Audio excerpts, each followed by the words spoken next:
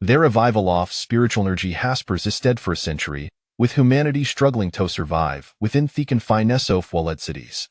Fierce beasts rampage, monstrous flora proliferate, spatial rifts occur frequently, and beings from other realms continually invade, challenging the very limits of human existence.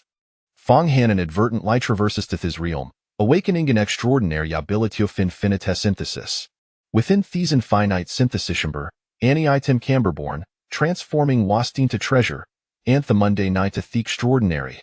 In Nanshan-Bay City, at 4:30 in the morning, Theska transitions from darkness to light, quietly approaches. In the secondary bedroom of Building 19, Room 602, in the Baihua community, Fong Han lies in his brow slightly furrowed, fingers gently pressing against his temples, striving to organize a flood of familiar memory asserted in his mind.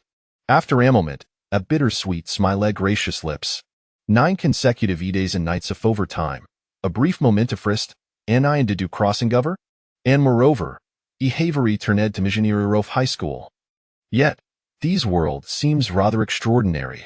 Fong Han immersed hilf, as his thoughts gradually crystallize with the emerging Goff memories. As in Triago, countless spatial rifts syrup the da cross the globe, unleashing torrents of other world lie spiritual energy. Countless powerful beings from other realms launched frenzied invasions, marking the dawn of failure from thought momentum. These otherworldly creatures wreak havoc, and the influx of spiritual energy causes Theflaron Fauneo first monstrous forms. Guns and ammunition apparent effectual against theoristanishing regenerative capability as sand, terrifying gulfully, while fighter jets and artillery emittedly fragilely in the face of these beings. Over 6 billion humans suffer immense casualties, and as the population dwindles to less than a billion, the genetic clock Sophie evolution seem to have a quiet line locked. The first warrior emerges. The absorbs spiritual energy, temper their physiques, and shatter the limits of thermal forms, the size what I means to be warrior. Power fuel warriors scanshit ter mountain sand severivers.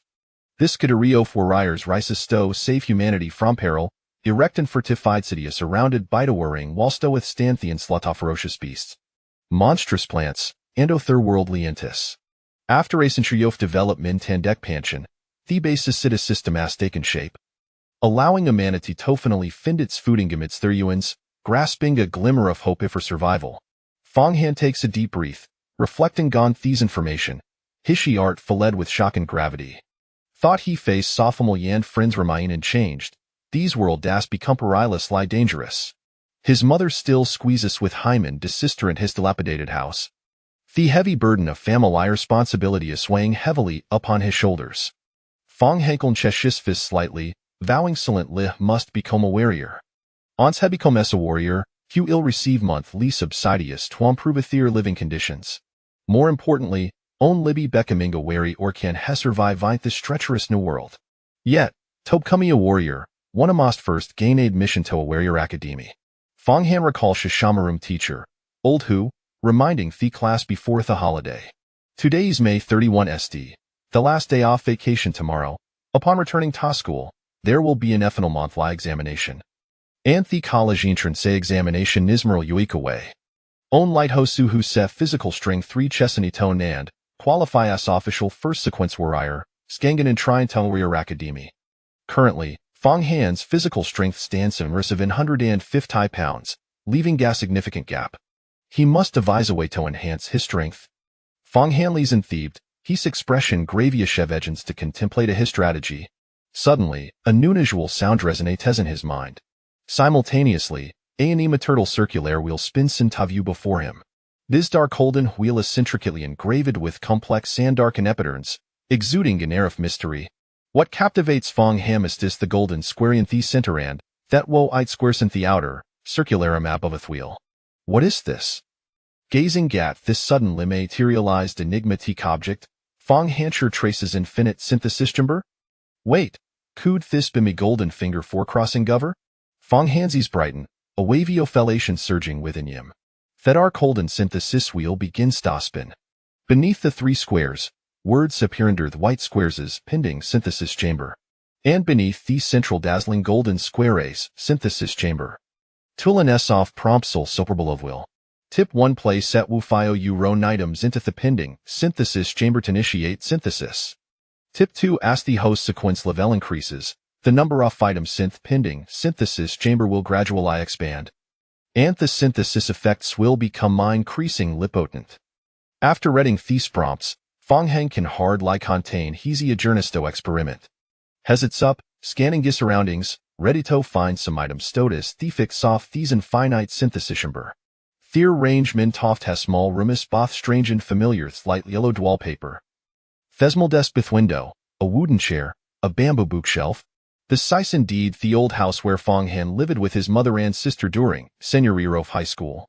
Theme mint tan furnishings, identical to his previous life, evoke a wave of nostalgia within him. After a moment, Fangheng risses and fills 2 cups with tap water, attempting to place them into the pending synthesis chamber. No sooner does she conceiveth this thought, than the water in the cups vanishes, and 2 translucent water orbs materially in the pending synthesis chamber. A prompt then appears below. Level 4 water treated in packaged water, classified as saferous, but not suitable for direct consumption. Simultaneously, a notification comes in Fangheng's mind. Synthesis sequence generation 9 progress. Level 4 water, level 4 water, level 3 water. Host, would Iowa like to proceed with the synthesis? Synthesize. Fangheng responds immediately. The golden synthesis chamber in the center of tweel radiates a soft golden glow. On noticeably more a translucent water orb appears within the synthesis chamber. Level 3 water, purified water suitable for daily consumption. Excitement gleams in Fangheng's eyes. Next, he fills another cup with tape water, intending to synthesize it with an newly created level 3 water. Only to discover that the golden synthesis chamber has turned edge ray, displaying the message synthesis impossible. Fangheng intuitively grasps the key the item stove synthesized must be of Hisamir, similar type and quality. He continues to explore the limitations and methods suffusing the infinite synthesis chamber, successfully synthesizing Ganather Cupoff level 3 water. He then attempt synthesis Marie. Level 3 water, level 3 water, level 2 water. Golden light flashes within the synthesis chamber, and success is achieved. Level 2 water, ordinary natural mineral water, meeting the standards for natural drinking water in Longwa. Let's continue synthesizing. Level 2 water, level 2 water, level 1 water. The synthesis chamber glows brilliantly. Level 1 water, water quality comparable town, polluted water sources from high altitude naturalise, no capped montane or premium resources, rich in various trace elements and minerals essential for the human body. Fangheng drinks the crystal clear level 1 water from the cup, relishing its refreshing taste with a hint of sweetness remarkably delicious. Asha gaze saw the dazzling golden synthesis chamber at the center of tweel. Fangheng's expression becomes animate and invigorated. Thine finite synthesis chamber that transforms swastin to treasure. How extraordinary! Hekanathel Butex claims softly.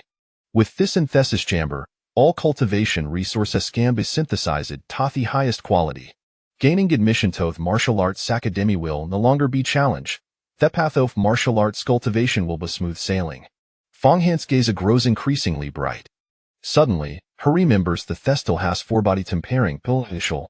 After rummaging through his wardrobe, he finds Sasmal Percy Lane bottle that is securely hidden, pouring out 4-body tempering pills from within. Thebian-sized pills, rapid in foil, emetophant medicinal fragrance and being gun-wrapped. With a thought, Fangheng possessed Wabadai tempering pills into the pending synthesis chamber. The dark brown body refining pill, upon entering the synthesis column, immediately revealed the corresponding item information. Low-level body refining pill, 40 sequence martial artist apprentices. It is a low-grade elixir used to temper the body. The effect. Depending on one's martial arts talent, it can enhance physical strength by approximately 50 to 100 pounds. Reminder. It cannot be taken continuously within 72 hours, otherwise, drug resistance will develop. After consuming 5 pills in succession, it will yield no effect. No wonder the homeroom teacher, Old Who, previously mentioned that the body refining pill should be taken with a 3-day interval. Those students from affluent backgrounds and martial arts families looked down upon the body refining pill. It turns out that this body refining pill is a low-grade elixir, and the drug resistance is quite potent, Fangheng murmured thoughtfully. Generating synthesis sequence. Low-level body refining pill. Low-level body refining pill. Intermediate Body Refining Pill, host. Would you like to proceed with the synthesis? Synthesize, Fong Han responded without hesitation. The dark golden synthesis wheel began to spin. The resplendent golden synthesis column emitted an even more intense golden glow than before. Once the synthesis was complete, a yellowish-brown intermediate body refining pill appeared in the box. Fong Han glanced at the information. The effects of the elixir had increased to enhance physical strength by approximately 200 to 300 pounds. The drug resistance had also significantly weakened. It could not be taken continuously within 48 hours. Excellent, let's continue synthesizing. Fong Han's spirits were lifted. He synthesized another intermediate body refining pill. Then, he used 2 intermediate body refining pills for the final synthesis. Suddenly, a crisp notification echoed in his mind. Congratulations, host, you have triggered a tier-up synthesis enhancement. Trigger probability 5. Fong Han was momentarily taken aback, then filled with joy. Goodness, today's luck is off the charts. I actually triggered a tier-up synthesis enhancement with only a 5% probability. He watched with excitement as the changes in the synthesis column unfolded. Readjusting synthesis sequence. Congratulations, host. You have successfully synthesized a top-tier body refining pill. A rich golden glow flashed by. Fong Han immediately saw a bright yellow elixir appear in the resplendent golden synthesis column. Top-tier body refining pill, a top-tier elixir for martial artist apprentices to temper their bodies. The effect. Depending on the level of martial arts talent, it can enhance physical strength by at least 700 pounds. It can also improve martial arts talent by 10. Reminder 1. It cannot be taken continuously within 12 hours. Otherwise, drug resistance will develop. After consuming 15 pills in succession, it will yield no effect. Reminder 2. The enhancement effect on martial arts talent is only effective upon first consumption. After reading all the information, Fong Han took a deep breath to calm his overwhelming excitement. Truly, this is a top-tier body refining pill, capable of enhancing physical strength by at least 700 pounds. More importantly, it can also improve martial arts talent by 10. It is worth noting that even after 100 years of development, only about 20% of people in this world possess martial arts talent.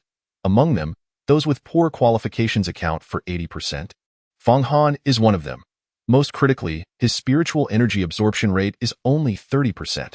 Other aspects, such as the efficiency of physical strength enhancement, are also subpar.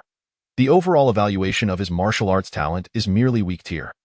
Treasures that can enhance martial arts talent are extremely rare and precious, worth at least hundreds of thousands, if not millions. Such a price is utterly beyond Fong Han's family circumstances. Yet now, this infinite synthesis column has unexpectedly produced a top-tier elixir capable of enhancing martial arts talent. The enhancement of physical strength is also 14 times stronger than that of the low-level body refining pill. This is an astonishing gain for Fong Han at the same time. His expression grew serious as he repeatedly reminded himself that the secret of this infinite synthesis column must not be revealed to anyone.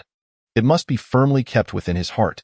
Having lived 2 lives, Fong Han possesses a clear understanding of the dangers of harboring precious secrets.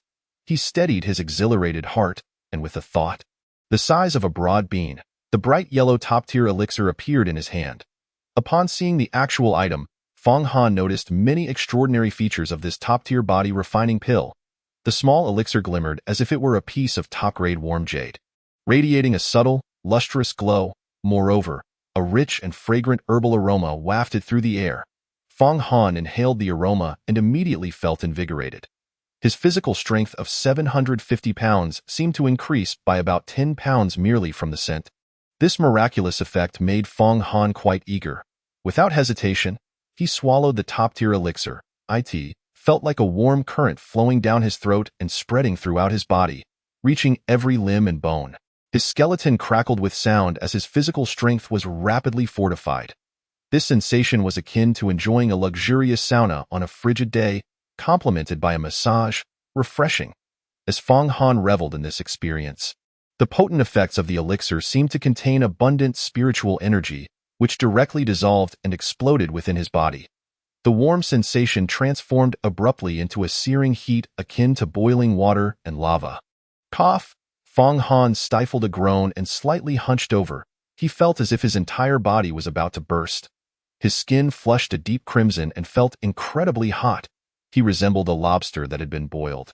Realizing that the potency of the elixir was overwhelming and his body's capacity had reached its limit, he cleared the space in the small room and immediately began practicing the basic body-refining fist technique taught at school. The air was filled with the sounds of punches and energy surging. This momentum, which had never been experienced before, fueled Fong Han's strength with every strike. After completing the body-refining fist technique multiple times, the effects of the elixir were rapidly digested. His body temperature dropped quickly, while his physical strength soared. 780 pounds, 800 pounds, 850 pounds, until his physical strength reached 1,450 pounds. Before finally leveling off, the heat within him gradually dissipated. However, Fong Han could distinctly sense that a portion of the elixir's potency remained undigested, quietly nourishing his body and enhancing his strength until the effects were fully absorbed. Fong Han ceased his practice of the body-refining fist technique and stood still, feeling his state with excitement in his eyes. This top-tier body-refining pill had effectively doubled his physical strength. Moreover, the residual effects were continuously at work within him. Most importantly, Fong Han sensed that his spiritual energy absorption rate had now reached 40%, meeting the standards for medium-tier martial arts talent. He smiled with satisfaction. Taking advantage of the day off, he planned to gather all his savings to buy more elixirs. Tomorrow marks the final monthly exam. According to Old Hu, as long as one ranks within the top 10 of the grade, there would be numerous rewards. He must achieve a good result then.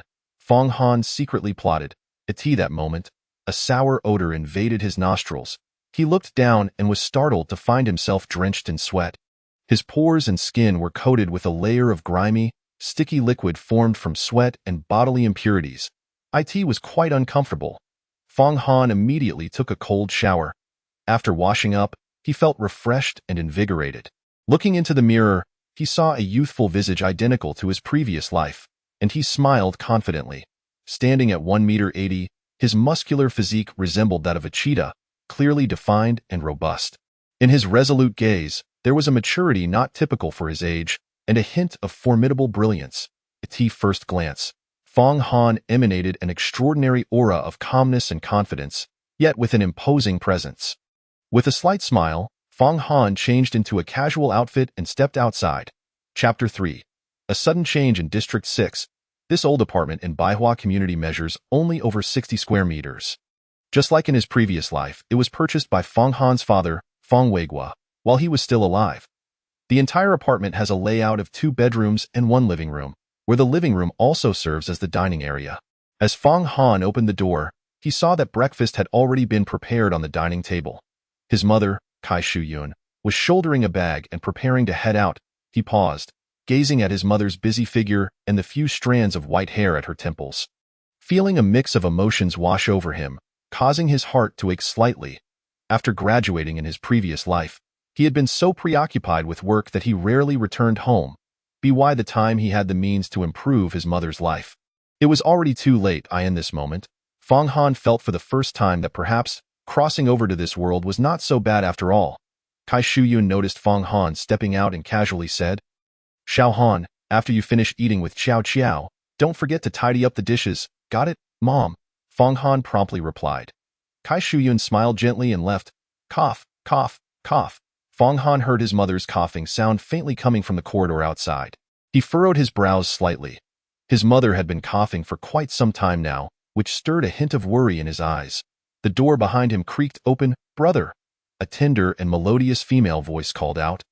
Fong Han turned around. At the tender age of 13, younger sister Fong Xiaoqiao emerged from her slumber, clad in a delightful pink Hello Kitty short-sleeved pajama set, rubbing her sleepy eyes as she greeted her brother Fong Han.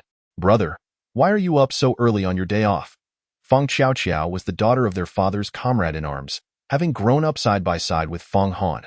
Following their father's heroic sacrifice during a mission, their mother, Kai Shuyun, had taken Xiaoqiao into their home. The bond between the siblings was truly closer than that of many biological brothers and sisters. Fong Han smiled gently, ruffling his sister's hair as he replied, "It's not early. The sun's already shining bright. You little lazy pig." "No way. It's only 6 o'clock. I'm quite diligent." "I'm not a lazy pig, humph." The playful teasing from Fong Han immediately dampened Fong Xiaoqiao's spirits. Her adorable face pouting in discontent, Fong Han chuckled softly, saying, "That's right, Our Chow Chow is the most obedient. Go wash up and change your clothes. After breakfast, I'll take you out to play. Since he needed to venture out to purchase elixirs, he planned to take Chow Chow along for a little outing. Upon hearing the prospect of an adventure, Fang Chow Chow's sleepiness and irritation vanished in an instant, and she tugged at Fang Han's hand, inquiring eagerly, "Brother, really?" Her large, dark eyes sparkled with delight. Fang Han gazed at her fondly, nodding earnestly. Ever since their father's demise, the family's income had significantly dwindled. Their mother, Kai Shuyun, worked tirelessly at a food processing factory in the fortress granary outside the base city, toiling from dawn till dusk without a single day off, earning only 3,000 to 4,000 a month. Coupled with the monthly stipend of 3,000 for martyrs' families, it was a struggle to support two children in an era of food scarcity and soaring prices. The family seldom ventured out for leisure. The little girl was remarkably understanding, never uttering a complaint. As Fang Han recalled their mother's recent cough, he couldn't help but clench his fists slightly, resolving to enhance his strength and become a warrior. With the monthly warrior allowance, their mother would no longer have to work so hard, and life at home could improve. Gaining warrior privileges would also provide their family with free annual health checkups and various rights and conveniences. Determined, Fang Han set out with his sister after finishing breakfast. As they exited the corridor, Fang Han caught sight of the towering wall not far ahead at it, loomed like a 20-story building, reaching an impressive 50 meters. Constructed from the sturdiest blue granite, engravings of numerous golden spiritual patterns adorned its surface, glimmering in the brilliant morning light, radiating a profound and heavy aura. Fang Han's gaze followed the wall, extending to its end, where he beheld the formidable 50-meter barrier encircling the entire Nanshan base city like the protective embrace of a giant's arm. Upon the wall, he could faintly see uniformed elite warriors from the Security Bureau patrolling tirelessly, their vigilant eyes scanning the surroundings, ready to respond to any sudden threats or attacks, safeguarding the safety of all citizens within the base city. Fang Han was thoroughly impressed by the sight. Nanshan Base City was merely a small third- or fourth-tier city. He had heard that some first-tier major base cities boasted towering walls reaching 100 to 200 meters in height. What a breathtaking scene that would be!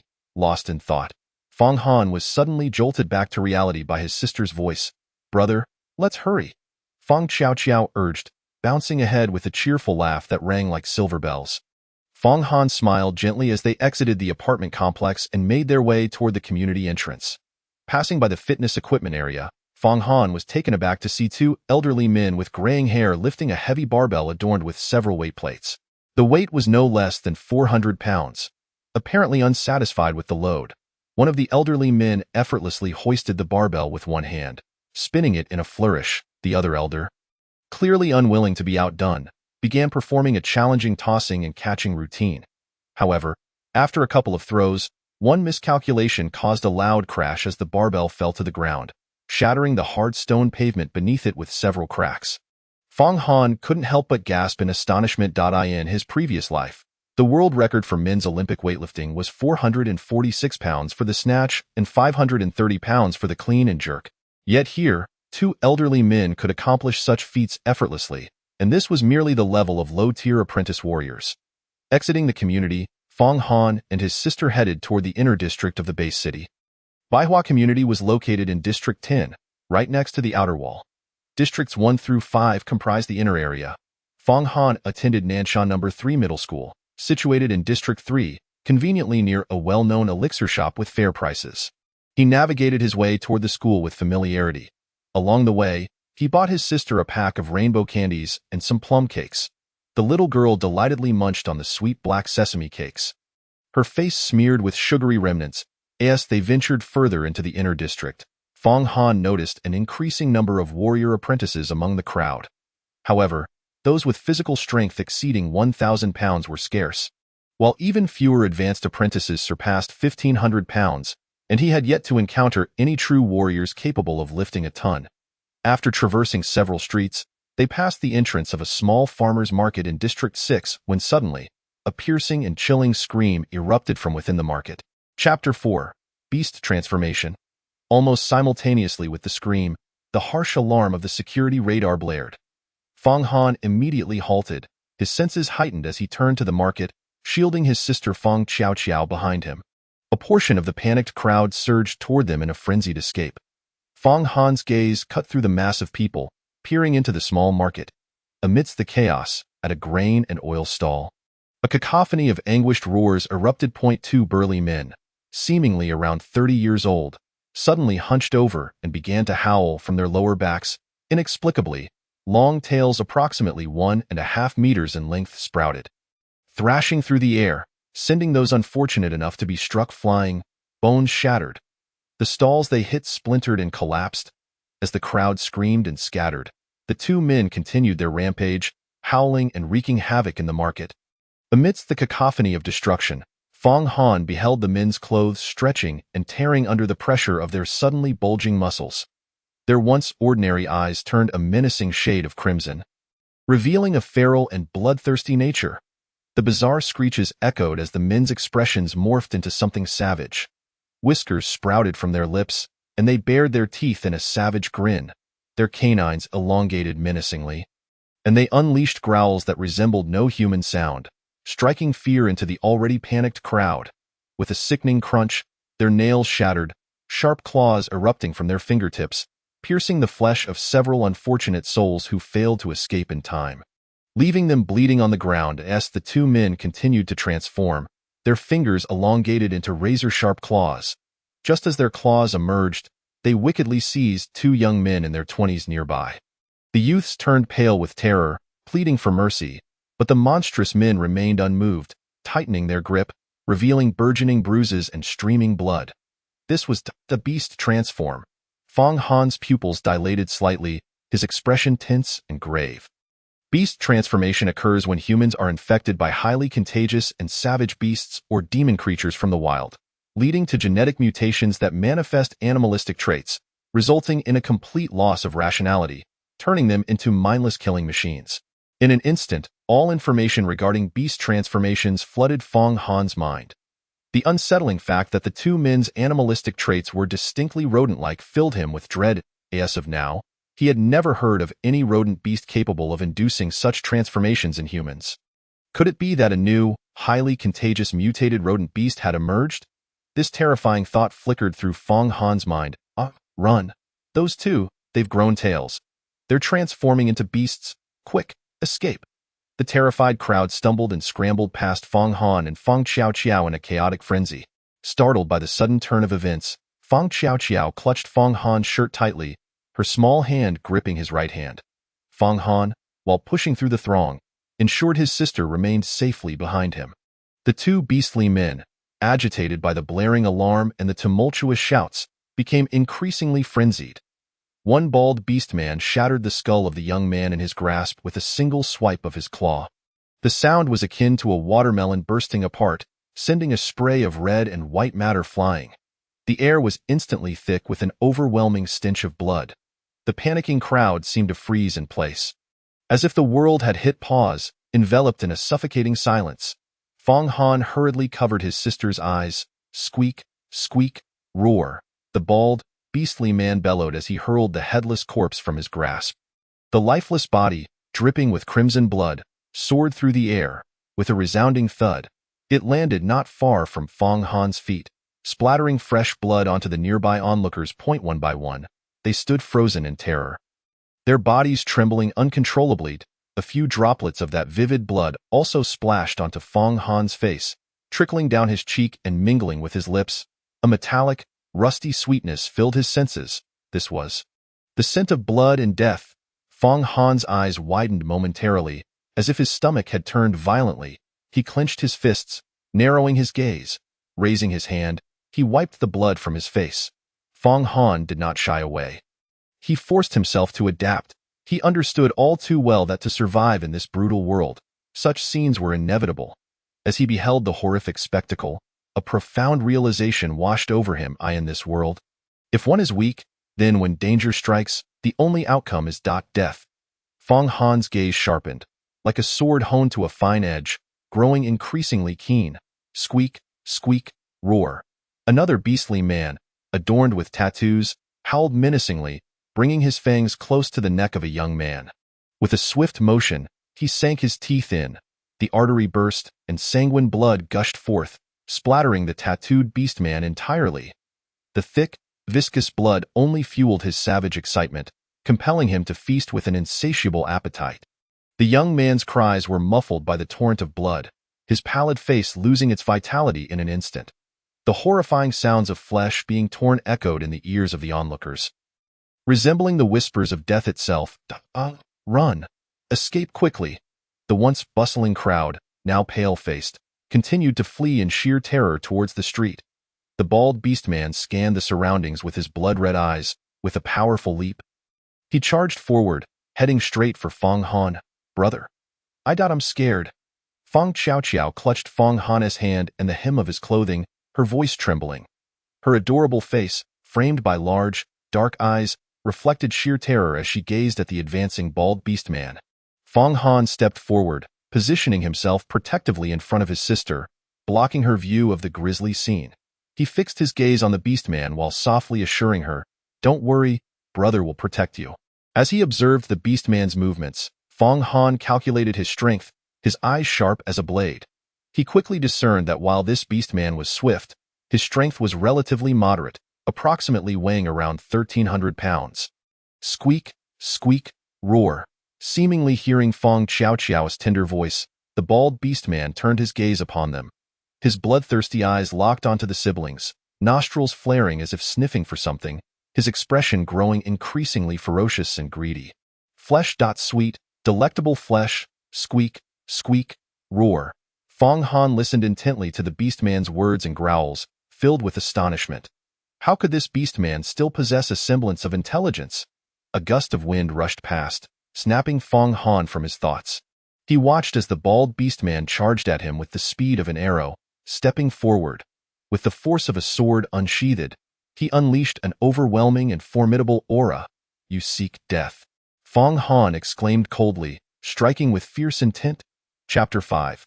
Total annihilation. The bald beastman leapt over several people, crashing forward. As he neared, sensing Fong Han's presence, a wave of alarm surged through him. Instinctively aware of the impending danger, he found himself unable to halt his descent. Squeak, squeak, roar. Fueled by madness, the bald beastman roared, unleashing his 10 razor-sharp claws, descending upon Fong Han to strike. The ferocious momentum seemed intent on tearing Fong Han asunder. The stench of blood filled the air. Fong Han narrowed his eyes, his gaze sharp. He felt his mental energy expanding, allowing him to perceive every movement of the bald beastman with clarity. The beastman was charging. "Child, quickly evade. Don't just stand there. Flee." The surrounding crowd, witnessing the bald beastman barreling towards Fong Han, erupted into frantic shouts of warning. Many girls, unable to bear the sight, screamed in horror, but in the next moment, everyone stood frozen, shock and disbelief etched on their faces as they turned to Fong Han. There, Fong Han's hands deftly evaded the descending claws, intertwining with the beastman's wrist in one swift motion. He twisted it sharply. The sickening crack of bones echoed in the air. The bald beastman let out a piercing scream. Thud. His falling body crashed heavily onto the hard ground, kneeling before Fong Han. In agony, he lifted his head, his whiskers trembling, his crimson eyes filled with hatred and malice. With a furious whoosh, he lashed out with his tail towards Fong Han. Fong Han glanced over, noticing that the tail, about 5 feet long, had a sharp, steel-like tip. Its purple hue hinted at a deadly poison. "Humph!" Fong Han scoffed coldly, releasing the severed claw. His right hand narrowly dodged the tail strike, grasping the base instead. With a powerful yank, the sound of tearing flesh echoed. The black, elongated tail, as thick as an adult's arm, was easily ripped off and discarded. The bald beastman writhed in agony on the ground, resembling a wounded rat. His cries filled with pain and terror. Fong Han looked down at him, and the moment their eyes met, the cold, murderous intent in Fong Han's gaze caused the beastman to shudder violently. Squeak, squeak, roar. The bald beastman whimpered in distress. Attempting to crawl away with all his might, blood dripped from the severed tail, creating a gruesome trail behind him. Fong Han stepped forward without mercy. His right leg shot out like lightning, delivering a powerful kick. All onlookers saw a dark shadow sweep across the bald beastman. Then came a resounding thud. The beast-man was sent flying, akin to a deflated ball. His chest caved in from the impact. He soared 7 to 8 meters before crashing into a wall. After cracking the wall with spiderweb-like fissures, the massive body slowly slid to the ground. Blood gushed from his orifices. After a few pitiful squeaks, he breathed his last. The crowd, wide-eyed and slack-jawed, gasped in astonishment. They finally comprehended the gravity of the situation. Shock and disbelief painted their faces as they stared at Fong Han. How remarkable! This youth managed to kill that beast-man with a single kick. Hiss, a warrior. This child is undoubtedly a warrior. A young warrior at that, truly extraordinary. What a prodigy! With a warrior present, these beast-men are doomed. How splendid! The crowd buzzed with excitement, their gazes towards Fong Han filled with awe and respect. Fong Han glanced at the lifeless body of the bald beast-man, feeling a slight sense of relief. He had a fairly good grasp of the capabilities of these rodent-like beast-men. Turning his attention to another tattooed beast-man not far off, his confidence and murderous intent intensified. Meanwhile, the tattooed beast-man, having been immersed in slaughter, abruptly turned upon hearing the anguished cries of his fallen comrade. His blood-red, feral eyes swept over the lifeless form of the bald beast-man. Crumpled against the wall, squeak, squeak, roar. Baring his fangs, he let out a furious roar. "You little rodent, come here to meet your end." Fong Han's cold, indifferent voice echoed throughout the small marketplace. The tattooed beast-man detected the mockery in Fong Han's words and roared in fury. He abandoned the terrified crowd, charging directly at Fong Han. Fong Han's eyes grew cold as he spoke softly to his sister behind him. "Qiao Qiao, wait here for a moment. Brother will be back soon."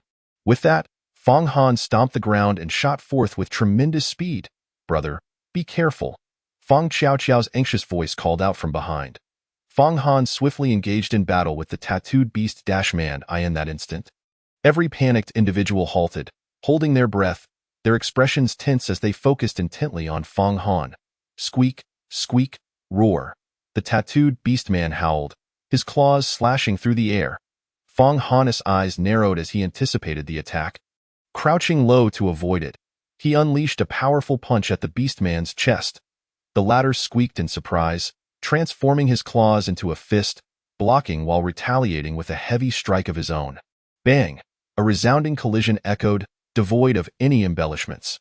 The two individuals retreated several steps, their movements echoing with a rhythmic thud.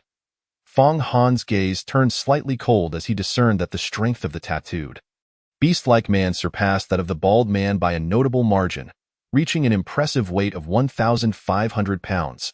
Simultaneously, he felt a tingling sensation surge through his body, remnants of the potent essence from the top-tier body-refining pills he had yet to fully digest now ignited by the chaos of battle. Nurturing his physique and further augmenting his strength. 1,460 pounds, 1,470 pounds, 1,480 pounds. Fong Han felt a comforting warmth within him as his power steadily and resolutely increased. His eyes brightened with determination as he charged forward. The tattooed beast-like man, with a flicker of apprehension in his crimson eyes, dared not delay and met Fong Han head-on. The clash of fists resonated like thunder. A cacophony reminiscent of firecrackers during the new year, echoing continuously. Onlookers were left utterly astonished. Fong Han grew increasingly exhilarated with each strike, his power magnifying with every blow. In stark contrast, the tattooed beast-like man found himself in a state of despair. His heart swelling with an indescribable dread, he sensed that the strength of this young man before him was rapidly escalating, soon becoming overwhelming. Ultimately, Fong Han felt the last vestiges of the pill's potency deplete within him. His physical strength surging to a terrifying 1,700 pounds. With a dispassionate glance at the tattooed beast-like man, he declared coldly, "Death." This proclamation reverberated through the air like a thunderclap. Fong Han stepped forward with decisive strides, positioning himself before the tattooed beast-like man, and unleashed a powerful strike with his right fist. The force of 1,700 pounds unleashed a tempestuous gale of fist wind. Imbued with a fierce intent to kill, the tattooed beast-like man's eyes widened in sheer terror as he beheld the impending blow. With a desperate cry, he raised his fists defensively. The sound of their bodies colliding was thunderous. followed by the sickening crack of bones splintering. A ghastly scream, more animalistic than human, erupted from him. To the astonishment of the crowd, Fong Han's punch shattered the tattooed, beast-like man's hands, clutching his contorted, mangled appendages. The man staggered back, racked with agony. Fong Han advanced once more. Another punch was launched. The tattooed, beast-like man, utterly defenseless, was sent hurtling backward, crashing against the same wall, leaving behind yet another spider-webbed crater. His state was even more pitiful now, with a deep imprint from Fong Han's fist indented into his chest, likely turning his internal organs to mush. Unable to emit even a cry of despair, he lay lifeless, beyond salvation. Fong Han glanced at the two beast-like corpses, feeling a sense of relief. That moment, he suddenly sensed an unusual gaze upon him. Turning his head, he spotted a young man standing at the mouth of an alley in the marketplace. His complexion slightly pale, observing Fong Han intently. Their eyes met, and the young man offered an awkward yet courteous smile. Fong Han paid him little mind and returned to his sister, Fong Xiaoqiao.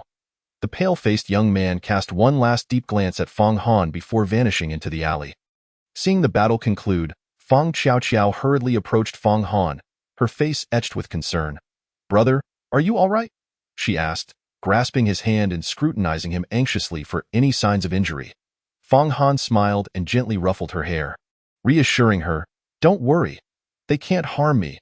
All around, spectators gazed at Fong Han with a mixture of awe and respect upon witnessing the two slain beast-like men. Suddenly, the air was pierced by the swift sound of footsteps. Someone was approaching. Fong Han's gaze sharpened as he turned towards the bodies of the beast-like men. 3 figures descended swiftly from the rooftops, landing gracefully before the corpses, clad in black windbreakers emblazoned with a golden shield on the back. They emanated an air of authority. Upon closer inspection, Fong Han noted that the shield was intricately woven with mystical patterns, pulsating with a faint aura of spiritual energy. This was the standard attire of the Nanshan Security Bureau's martial artists. The patrol team from the 6th District had arrived.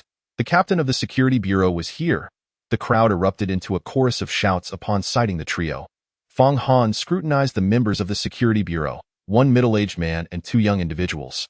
Their presence exuded an overwhelming gravity.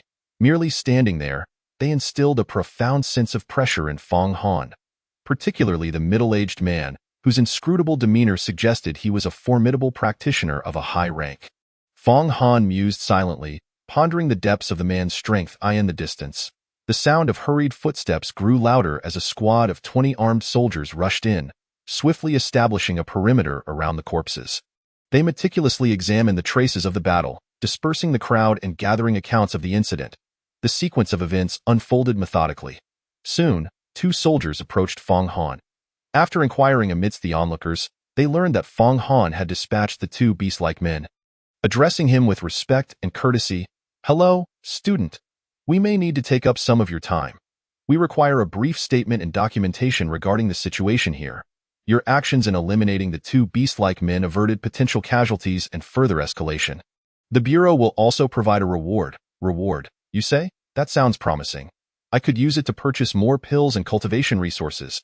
Fong Han nodded slightly, taking his sister's hand as he followed the 2 soldiers to stand before the trio of Security Bureau martial artists. The captain, the middle-aged man, regarded Fong Han with a serious expression, lost in thought. "Captain, this is the young man who eliminated the 2 beast-like men." The soldiers reported loudly with a salute. The middle-aged man looked up, and upon seeing Fong Han's youthful face, his eyes widened in surprise. He smiled warmly and extended his hand. "Greetings, young man. I am Zhang Guohao, the captain of the Nanshan Security Bureau's first team." Fong Han shook Zhang Guohao's hand, replying, "I am Fong Han from Class 1, Senior Year, Nanshan No. 3 High School. It is a pleasure to meet you, Captain." Zhang Guohao nodded slightly, just as he was about to speak. 2 young subordinates returned after examining the beast-like corpses and their causes of death. A slender young man reported to Zhang Guohao, "Captain, based on the bone density and the anomalous muscle strength of the bald beast-like man, his physical strength was likely just under 1,400 pounds.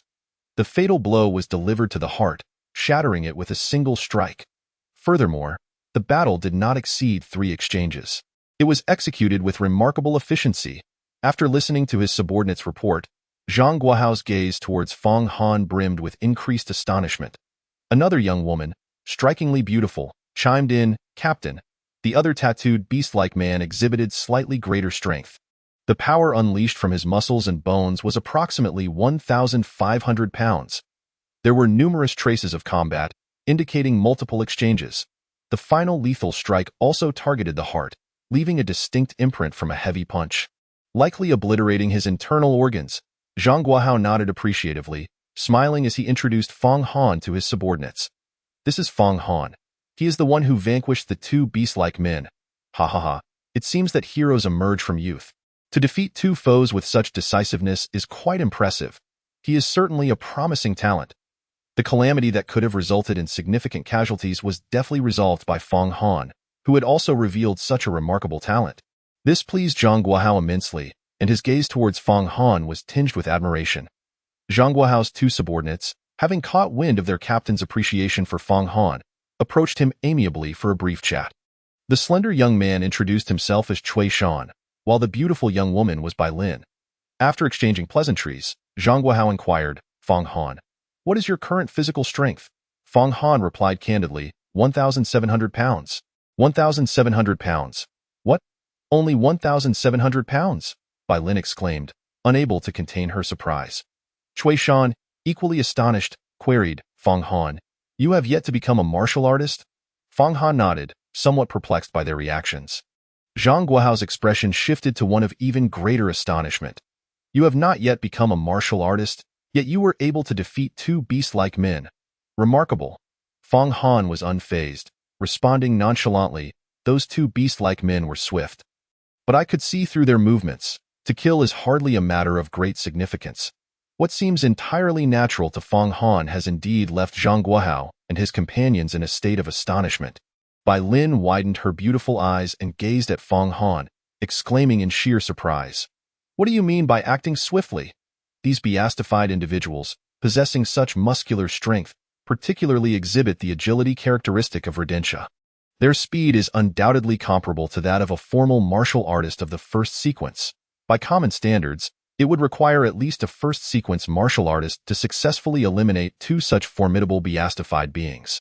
Upon hearing Bai Lin's words, Fang Han was momentarily taken aback. He turned to Zhang Guohao and Cui Shan, who nodded in agreement. Zhang Guohao scrutinized Fang Han from head to toe, realizing that not only had he slain these two beastified creatures, but he had also emerged unscathed. A startling hypothesis flickered through his mind. "Fang Han, could it be that you have awakened the spiritual perception possessed only by martial artists ahead of time?" Zhang Guohao inquired incredulously. Fang Han was momentarily stunned. He recalled the sensation of releasing his mental power during the earlier battle. Could it be spiritual perception? Fang Han attempted to harness it once more. It was not particularly challenging, and in fact, it felt rather intuitive to him.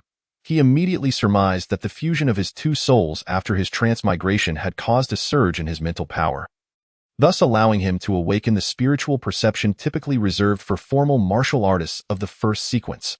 While channeling his spiritual perception, he inquired, "Is this external manifestation of mental power, this awareness of the surrounding environment, what you refer to as spiritual perception?"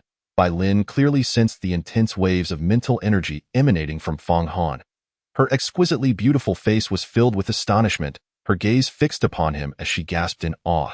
It turns out that there truly exists someone who can awaken and master spiritual perception at the apprentice level of a zero-sequence martial artist. Wait, your spiritual perception waves. Bai Lin hesitated, awestruck as Fang Han became increasingly adept at manipulating his spiritual perception. The intensity of his mental energy surged even further. This youth, his spiritual perception waves are astonishingly powerful. Remarkably, he has yet to become a formal martial artist of the first sequence. Yet, these waves of spiritual perception surpass even those of me, a high-level martial artist of the first sequence. It is utterly unbelievable. Bai Lin felt her understanding of cultivation shaken to its core. Cui Shan, with wide eyes, was rendered speechless. Zhang Guohao regarded Fang Han with a gaze full of shock and admiration.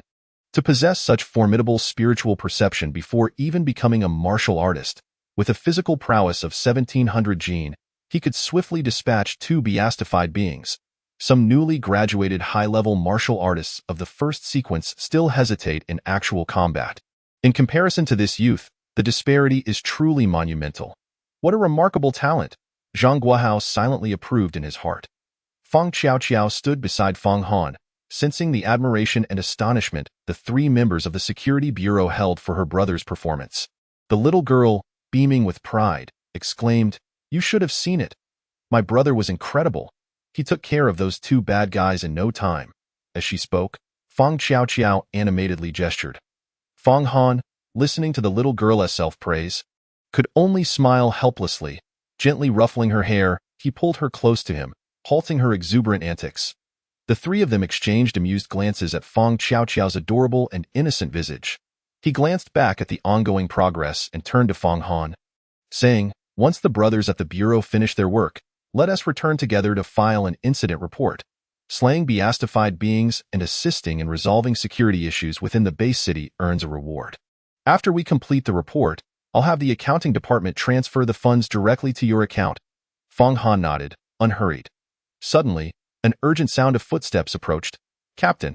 A forensic examiner clad in white medical gloves approached Zhang Guohao, his face betraying a hint of anxiety. Similarly, his expression was grave and perplexed as he reported, "The two beastified corpses exhibit some peculiarities." Everyone paused, taken aback. "What has occurred?" Zhang Guohao furrowed his brow as he inquired. Preparing to lead his two subordinates to investigate, as the three turned, their gazes fell upon the bodies by the wall, and their eyes widened in shock. Feng Han also turned his gaze in that direction. Narrowing his eyes, to his astonishment, he beheld the two beastified corpses dissolving at a visible pace. The flesh, bones, skin, and organs of their robust forms appeared to melt away, reminiscent of winter snow meeting the warmth of the sun. The chilling sound of their dissolution echoed ominously. Feng Han frowned slightly. A faintly pungent odor wafted towards him, emanating from the smoke rising from the dissolving bodies. He keenly observed that the liquid resulting from the dissolution seemed highly corrosive, immediately creating charred marks and various sized holes upon contact with the ground. The soldiers, initially gathered around the corpses, quickly covered their mouths and noses, retreating with grave expressions, unwilling to approach even slightly. Witnessing this scene, Zhang Guohao also refrained from advancing. With a serious demeanor, he fixed his piercing gaze upon the forensic examiner beside him, inquiring, "Lao Chun, after so many years as a forensic examiner, you must understand the significance of these two beastified corpses. Why, just a moment ago, were they perfectly intact, and now they are undergoing this bizarre transformation?" Chapter 8. The disintegration of genetic sequences. Zhang Guohao spoke with utmost seriousness. These two corpses represent crucial evidence and sampling specimens. The emergence of Rodentia beastified individuals strongly indicates the potential birth of a new, highly infectious beast. Through the study of these corpses, we may very well develop corresponding antidotes and vaccines, saving countless lives in the future. However, the inexplicable dissolution of these two corpses poses terrifying consequences and a chain reaction that made the forensic examiner break out in cold sweat. He spoke uneasily, filled with self-reproach. "I sincerely apologize." "Captain," then, with a tone laden with doubt, the forensic examiner continued, "In the past, beastified individuals have always reverted to a human corpse state upon death. Yet the cellular changes occurring in these two corpses are entirely unprecedented. I conducted various tests and samples using my portable instruments before the dissolution occurred. I discovered that the incubation period of the beastification virus in their bodies is longer than any previous cases. They were infected at least a month ago." The forensic examiner paused, glancing at the gathered crowd, then continued with a furrowed brow. "Moreover, I suspect that the reason for the dissolution of these two beastified individuals is likely due to a complete breakdown of their genetic sequences." The group fell silent for a moment upon hearing this. "Genetic sequences disintegrating?" Zhang Guohao repeated gravely. He fixed his gaze on Lao Chun, who was a highly skilled forensic examiner with a solid professional background. They had completed numerous missions together, and his character was trustworthy. Zhang Guohao felt confident that Lao Chun would not lie merely to evade responsibility. Lao Chun nodded seriously, affirming, "Yes, Captain. Based on the data collected thus far, I have an 80% confidence in my assessment. It is indeed the disintegration of the genetic sequences that has led to the dissolution of the corpses. Once we return, we shall conduct further verification with the Bureau's instruments. At that time, I will create a dynamic genetic analysis evolution chart, along with a detailed data report. After listening, Zhang Guohao fell into contemplation. Fang Han gazed at the corpses in the corner. During the conversation, the two beastified corpses had completely dissolved into two pools of reddish-brown viscous liquid, emitting faint white smoke as they sizzled and seeped through the cracks of the concrete floor. Zhang Guohao cast a deep glance at the ground and solemnly commanded Lao Chen, "Take your team to clean this up. All dissolved liquid tissue must be collected. Even those seeping into the stone slabs and soil, no matter how deep we must dig, ensure everything is gathered meticulously. Additionally, I require that genetic chart and data report within 24 hours. Yes, Captain." Lao Chen responded with utmost respect and promptly turned to commence his tasks. Fang Han, observing this dialogue, sensed the gravity of the situation. He stood quietly alongside his sister, awaiting developments. Shortly thereafter, Lao Chen returned with assistants and several soldiers, having completed their work. The blue biochemical protective bags filled 5 in total, each as tall as a person, carried by the soldiers back to the Bureau for sampling and research. Observing the scene before him, Fang Han's gaze momentarily sharpened. The corrosive effect was astonishingly potent. In such a brief span, it had seemingly penetrated 2 to 3 meters underground. A slight chill ran through his heart. Zhang Guohao issued the command to disband the team. Fang Han, accompanied by Fang Xiaoqiao, boarded an armored vehicle from the Security Bureau, returning to the Bureau located in Sector 1 of the Bay City. "Captain, should we take Fang Han to the interrogation room to draft the incident report?" Cui Shan inquired, holding a form detailing the incident. Upon hearing interrogation room, Fang Han's brow furrowed slightly. Zhang Guohao waved his hand dismissively. "Xiao Lin, please escort them to the meeting room." "Understood, Captain," Bai Lin replied. Leading Fang Han and Fang Xiaoqiao to the meeting room, As Bai Lin questioned and recorded their responses. Some time passed before Zhang Guohao entered. He glanced at the individuals seated at the table and handed a box of biscuits to the bored Fang Xiaoqiao.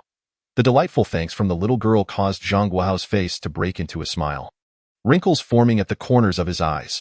Fang Han also smiled faintly at the scene. Sitting beside Bai Lin, Zhang Guohao perused the task report, noting that most of it was nearly complete. After Bai Lin finished her inquiries and filled out the form, he pondered for a moment before addressing Fang Han. "The college entrance examination is just a week away, isn't it?" Fang Han nodded slightly. "Yes, the cultural exam is on the 7th, followed by the martial arts exam on the 8th. Zhang Guohao continued, "Do you have a specific martial arts academy in mind?" Both Fang Xiaoqiao, who was munching on biscuits, and Bai Lin, who was finalizing her notes, paused to look at Fang Han. He smiled faintly. "Perhaps Magic City Academy or Imperial City Academy." His tone was light, yet his words radiated undeniable confidence and determination. To an untrained ear, it might have sounded as trivial as discussing meals. "What? You intend to apply to the nation's top 2 martial arts academies?" Bai Lin exclaimed, somewhat flustered. But the entrance requirements for these 2 academies stipulate that apart from being a formal martial artist of the first sequence, one must possess a physical strength of at least 2 tons to qualify. And there is only 1 week left. Bai Lin stammered, her disbelief palpable. It was evident to everyone that Fang Han, with his current strength of 1,700 pounds, was far from the 2-ton benchmark. However, Fang Han merely smiled faintly, choosing not to elaborate. Zhang Guohao regarded him intently and asked, "Fang Han, once you advance to become a formal martial artist, would you consider registering your qualification at Nanshan Security Bureau?" He added, "You need not worry about the subsidy standards. Whichever Bay City's martial arts academy you enroll in, Nanshan will provide you with the same subsidy." Fang Han contemplated the proposition. Each year, various security and military bureaus across the Bay Cities receive allocations of martial arts resources from Longhua and the provinces, proportionate to the strength of their martial artists. Many martial artists from smaller Bay Cities are afforded an opportunity to change their household registration and choose where to affiliate their martial artist qualifications after gaining admission to martial arts academies. They may either remain in their hometown or relocate to the Bay City housing the academy. Fang Han understood that Zhang Guohao's suggestion was aimed at ensuring Nanshan could secure more martial arts resources in the coming year. The more resources available, the greater the potential for nurturing talent. A more robust security bureau would equate to a safer Bay City environment. Fang Han was not one to forget his roots and recognized Zhang Guohao's commendable character.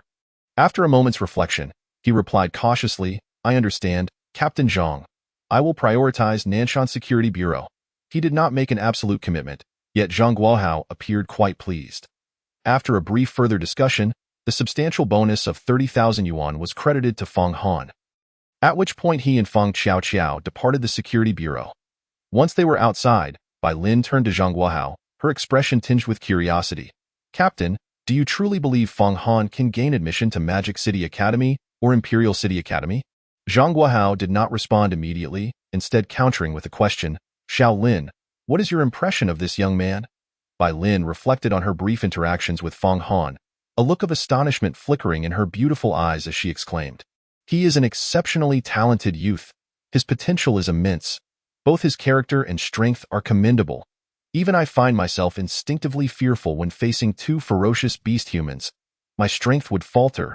Yet, he, with a mere 700 pounds of physical strength, managed to single-handedly vanquish those two rat-like beast humans. Truly impressive. Bai Lin responded with a hint of admiration. Zhang Guohao regarded her thoughtfully and nodded in agreement. Indeed. Regardless of whether he gains admission to the two elite martial arts academies, his potential is sufficient to warrant the Bureau's attention. That alone is enough. With that, Zhang Guohao picked up the incident report that Bai Lin had compiled and began to read through it. After scanning a few lines, his gaze suddenly froze. Bai Lin noticed Zhang Guohao's expression and directed her attention to where he was focused. That particular line indicated that the bald beast human had expressed a craving for flesh and blood. Having received a handsome bonus, Feng Han was in good spirits as he treated Feng Qiao to a lavish lunch. The little girl, seeing the table laden with delicacies, indulged her appetite until her belly was round and full before they exited the restaurant. Feng Han then bought Feng Qiao an entirely new outfit from head to toe. The little girl, already cute and endearing, appeared even more charming in her new clothes, flitting around Feng Han like a joyous butterfly. Brother, come quick and look at me. Am I pretty? Brother, who do you think is more beautiful, me or that big sister martial artist from the security bureau? Brother, do you think I will become more beautiful as I grow up? Feng Han listened to her barrage of innocent yet challenging questions with a mix of exasperation and amusement, gently ruffling her hair as he chuckled, Be good. My Qiao is the most beautiful. Feng Qiao giggled, and the siblings playfully bantered until they reached Knowledge Street outside Nanshan No. 3 High School. At the end of this road lay the school itself. As one of the only 3 higher secondary schools in Nanshan Bay City. It attracted not only numerous martial artists but also a wealth of training resources. The streets were lined with shops selling various martial arts resources and training programs. Qingyun Martial Arts Exam Tutoring Class. In this final week, we'll propel you to success on the exam. Second sequence martial artists one-on-one expert tutoring, the best choice for excelling in the college entrance exam. Newly arrived. Martial Artist Apprentice Body Refinement Treasure. Body Refinement Pill. 1 pill guarantees your admission to the Martial Arts Academy. Various banners and signs overwhelmed Feng Han's senses. After searching around, he found the store where he had worked during the winter and summer breaks, Old 100's Pill Shop. This shop primarily dealt in pills but also offered a selection of martial arts techniques. Tucked away at the entrance of an alley, the shop was somewhat difficult to locate, and its space was modest. Yet the prices were quite reasonable. Upon entering, Feng Han was greeted by a rich aroma of medicinal herbs. An elderly man with graying hair and a beard, in his 60s, sat atop a high stool, bent over the counter writing. This was the owner of the shop, Old Yang. Hearing the door open, Old Yang lifted his eyelids and glanced over. Oh, you little rascal actually thought to visit me, he said gruffly upon spotting Feng Han. Grandpa Yang, I've come to see you. Feng Qiao chimed in, standing beside Feng Han. Upon seeing the little girl, Old Yang's demeanor transformed completely, his face lighting up with a warm smile. Qiao, come here. Let Grandpa Yang have a look. Old Yang swung open the counter door, inviting Qiao to sit on another high stool, and reached into the cupboard to retrieve a bag of dried fruit, which he handed to her. Qiao's sweet words seemed to charm Old Yang, who laughed heartily at her chatter. Observing the delightful exchange between the two, Feng Han couldn't help but smile slightly. He placed a small bag of mung bean cakes, which he had bought earlier, on the counter and said, Old Yang, this is for you. Old Yang glanced at it, momentarily taken aback, but quickly unwrapped it without hesitation. Taking a piece and chewing leisurely as he savored the treat, he glanced at Feng Han and teased, Well, at least you've got some conscience, you little rascal. After a brief pause, Old Yang glanced at the calendar hanging on the wall and, with a serious tone, addressed Fong Han, only a week until the college entrance exam. Do you have enough pills? If you're facing any difficulties, just let me know. Although I'm alone, I can at least lend a helping hand. Fong Han shook his head gently. Thank you, but I can manage on my own. I came today to buy some pills. Old Yang was well aware of Fong Han's circumstances. He perceived the thoughtful youth was merely putting on a brave front, shouldering all the pressures and burying his troubles deep within. With a resigned sigh, Old Yang remarked, You stubborn child. How can you be so inflexible at such a young age? You must learn to be adaptable. If you don't speak up about your struggles, even if someone wishes to help, they won't have the chance. With that, Old Yang bent down and retrieved a small white porcelain vial he had prepared earlier. Placing it before Fong Han. Here, take it. I have prepared this for you long ago. Here are 2 body refinement pills and 2 body tempering pills.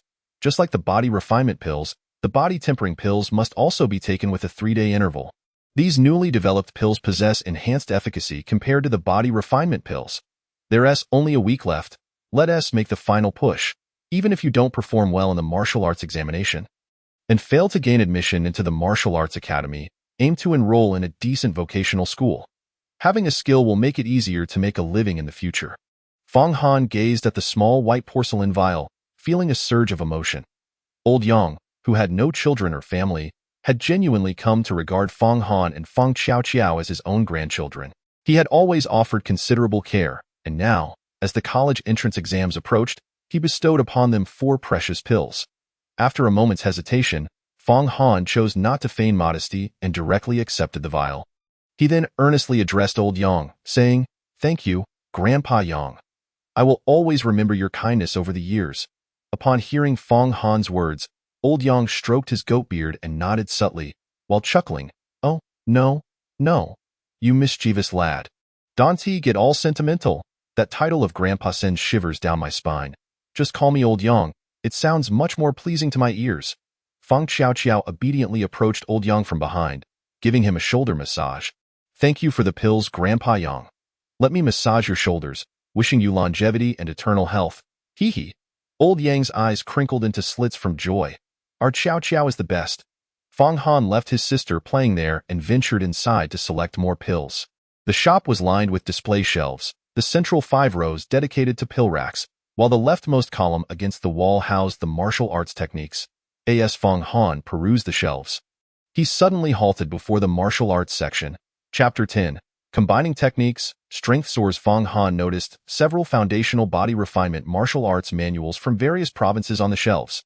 The full title taught in school was the 5th set of basic body refinement techniques of Nanjiang Province. Here, he found versions from Nansu Province, the imperial capital, and several others. Inspired by the characteristics of the infinite synthesis bar, he had a sudden epiphany to in his unique line of sight, only visible to him. The infinite synthesis roulette materialized. With a mental cue, a copy of the 5th set of basic body refinement techniques of the imperial capital appeared in the synthesis bar. Just as Fong Han was troubled about how to place the basic body refinement techniques he had learned into the synthesis bar, a flash of golden light occurred. Another item, the 5th set of basic body refinement techniques of Nanjiang Province, automatically coalesced in the synthesis bar. The golden-edged infinite synthesis bar shimmered with the light of possible synthesis. Detection of items not belonging to the host. Synthesis cannot be performed. Fong Han was not surprised by the system's notification. Instead, he felt a wave of exhilaration. He scoured the entire martial arts shelf, ultimately discovering 7 additional versions of the foundational body refinement techniques, AT-2000 each. Holding all 7 in his hands, he knew that synthesizing a more advanced body refinement technique to establish a solid martial arts foundation made the total expenditure of 14,000 worth every penny. He also acquired 6 body tempering pills for a total of 12,000.6 body refinement pills cost 6,000. His total expenditure amounted to 32,000. Previously, after spending 1,500 on meals and clothing for his sister, he was left with merely 500 from his bonus of 30,000 and 4,000 in savings. When Fong Han presented all his items to Old Yang for checkout, the latter was astonished, nearly believing Fong Han had just robbed a bank. Upon hearing that this was from a reward for slaying beast-like humans, Old Yang was even more shocked, his mouth agape. After a brief moment of daze, the old man, who was well aware of Fong Han's true capabilities, grasped the crux of the matter. Previously, your physical strength. Old Yang began but hesitated, quickly realizing the situation. With a serious expression, he cautioned Fong Han. Regardless of any fortunate encounters you may experience in the coming days, remember to keep it to yourself. The envy of others can be perilous. If you ever find yourself in an unsolvable predicament, just give me a call. Though I am old, I still have influence with certain individuals. Fong Han took Old Yang's words to heart, smiling softly. Rest assured, Old Yang, I haven't experienced any extraordinary encounters. I merely concealed my strength before. Old Yang was momentarily taken aback, then burst into hearty laughter. Fong Xiaoqiao sat nearby, her expression one of confusion. The siblings chatted with Old Yang for a while longer before departing. The old man sat on his high stool behind the counter, watching Fong Han's retreating figure, a smile of satisfaction gracing his face. Heaven has opened its eyes, he murmured softly. Then, Old Yang's gaze turned deep and contemplative. After a moment of silence, he slowly muttered, in due time. Once his strength has sufficiently grown, I shall pass it on to him. Upon returning home, Fong Han immediately entered his room and began synthesizing martial arts techniques and pills. Basic body refinement techniques of Nanjiang Province. Basic body refinement techniques of Nansu Province. Intermediate body refinement techniques. Basic body refinement techniques of the Imperial Capital. Basic body refinement techniques of Nanfuka Province. Intermediate body refinement techniques. Successfully synthesizing 4 volumes of intermediate techniques from 8 versions of foundational techniques, Fong Han's eyes lit up as he continued the synthesis. Intermediate body refinement techniques. Intermediate body refinement techniques. Advanced body refinement techniques. From the 4 volumes of intermediate techniques, he created 2 volumes of advanced body refinement techniques. Finally, with a burst of radiant golden light, a volume of top-level body refinement techniques emerged in the infinite synthesis bar. Detection of the host, synthesizing top-level body refinement techniques. Would you like to learn it? Fong Han immediately responded, learn. Buzz. A torrent of information surged into his mind, momentarily overwhelming him. His limbs, tendons, muscles, and bones. Fong Han's entire being trembled slightly, as if electrified. Simultaneously, a 3-dimensional diagram of the human body appeared in his mind. Every muscle, every tendon, every bone and organ. The training methods for all parts of the body were vividly etched in Fong Han's consciousness. After a while, he regained his composure, gently clenched his fist, a look of delight illuminating his face. He had mastered the top-level body refinement techniques in an instant. It felt as if he had practiced for decades. Forming muscle memory, Fong Han murmured with joy, feeling as though his body had transformed from a small wooden barrel into a vast river, its foundation deepening several-fold, allowing for even greater physical strength.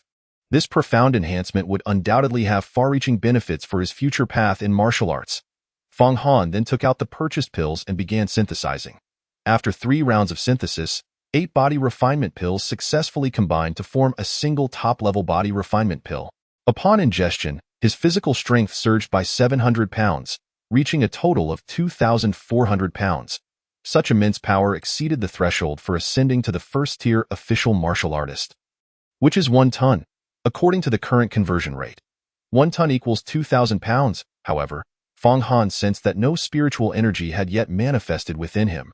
Moreover, he felt that the potential of his body was far from being fully realized. It could still yield even greater physical strength, such as the advantage of a solid foundation. He retrieved the body tempering pills and placed them in the synthesis bar. Low-level body tempering pill, designed for 0-tier martial artist apprentices. A low-level pill for body tempering. Effect. Enhances physical strength by approximately 80 to 120 pounds, depending on martial arts talent. Note. Cannot be taken consecutively within 72 hours to avoid drug resistance. Taking 6 consecutively will yield no effect. Upon reviewing all the information, Fong Han nodded subtly. The efficacy of the body tempering pill was indeed superior to that of the body refinement pill. With lower susceptibility to drug resistance, he initiated synthesis. After 3 flashes of golden light, a fragrant crimson top-level body tempering pill appeared in the infinite synthesis bar. Top-level body tempering pill, designed for 0-tier martial artist apprentices.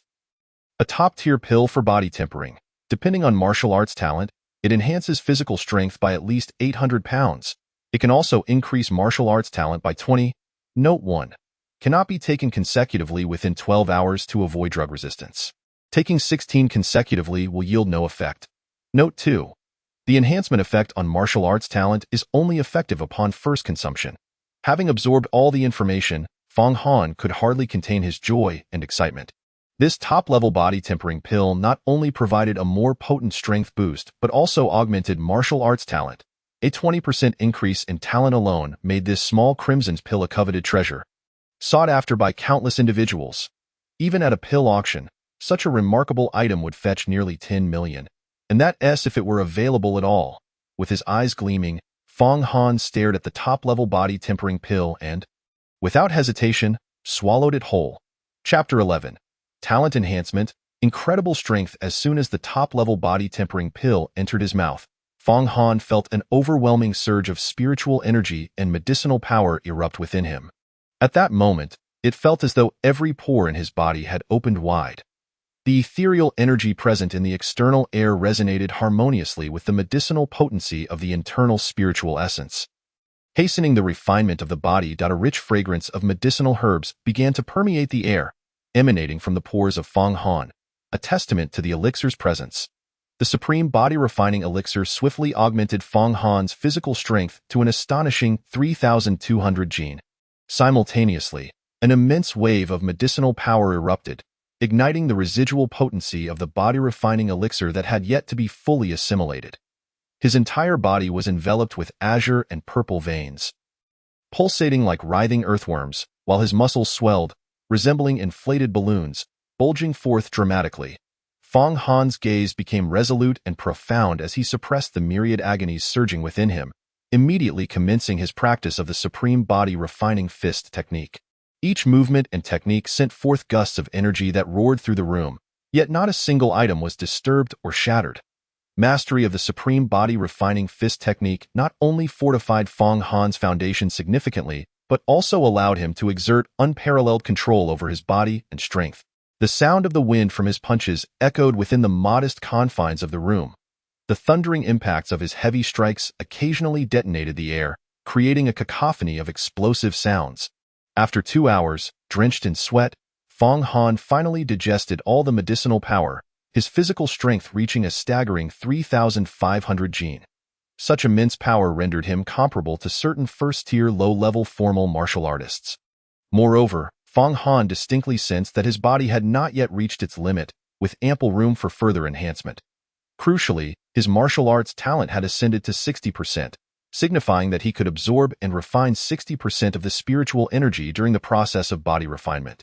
This placed him firmly within the realm of mid-tier top-tier talent, and with further improvement, he could soon step into the threshold of advanced talent. That evening, his mother, Kai Shuyun, returned home and, upon learning of the experiences shared by her children, felt a mixture of concern and relief. She continuously urged Fong Han to exercise caution in similar situations in the future. The night swiftly passed. The following morning, as the clock struck 5:30, Fong Han rose punctually. After breakfast and escorting his sister to school, he traversed several streets and entered the gates of Nanshan Third Middle School. The sound of the morning reading bell resonated throughout the campus. Fong Han quickened his pace, arriving precisely in class 3-1. A glance at the podium revealed that their homeroom teacher, Old Hu, was notably absent. Fong Han settled into the farthest row, at the leftmost seat by the window. Just as he set down his backpack, his deskmate, Zhou Wei, leaned over with a signature classic exclamation, "Wow, old Fong, today is the last monthly exam. Are you confident?" Zhou Wei's honest face bore a trace of nervousness. His physical strength was merely 1,600 gene, placing him in a precarious position. Many martial arts academies considered this final monthly exam alongside high school entrance exam scores during admissions. Thus, this assessment was crucial for all third-year students aspiring to enter martial arts academies. Fong Han patted Zhou Wei's shoulder, reassuring him, "Relax, old Zhou, you'll be just fine." With the comfort from his close friend, Zhou Wei's spirits gradually lifted. Fong Han organized his textbooks and sat down. Reflecting on the harrowing scenes of the beastly humanoid's rampage from the previous day, he turned to Zhou Wei and spoke earnestly. "Old Zhou, honestly, being an ordinary person isn't so bad. Engaging in small business ventures within the base city might allow one to live a stable and happy life.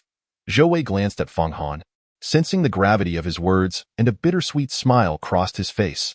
Old Feng, given the current situation, where can we find a stable life?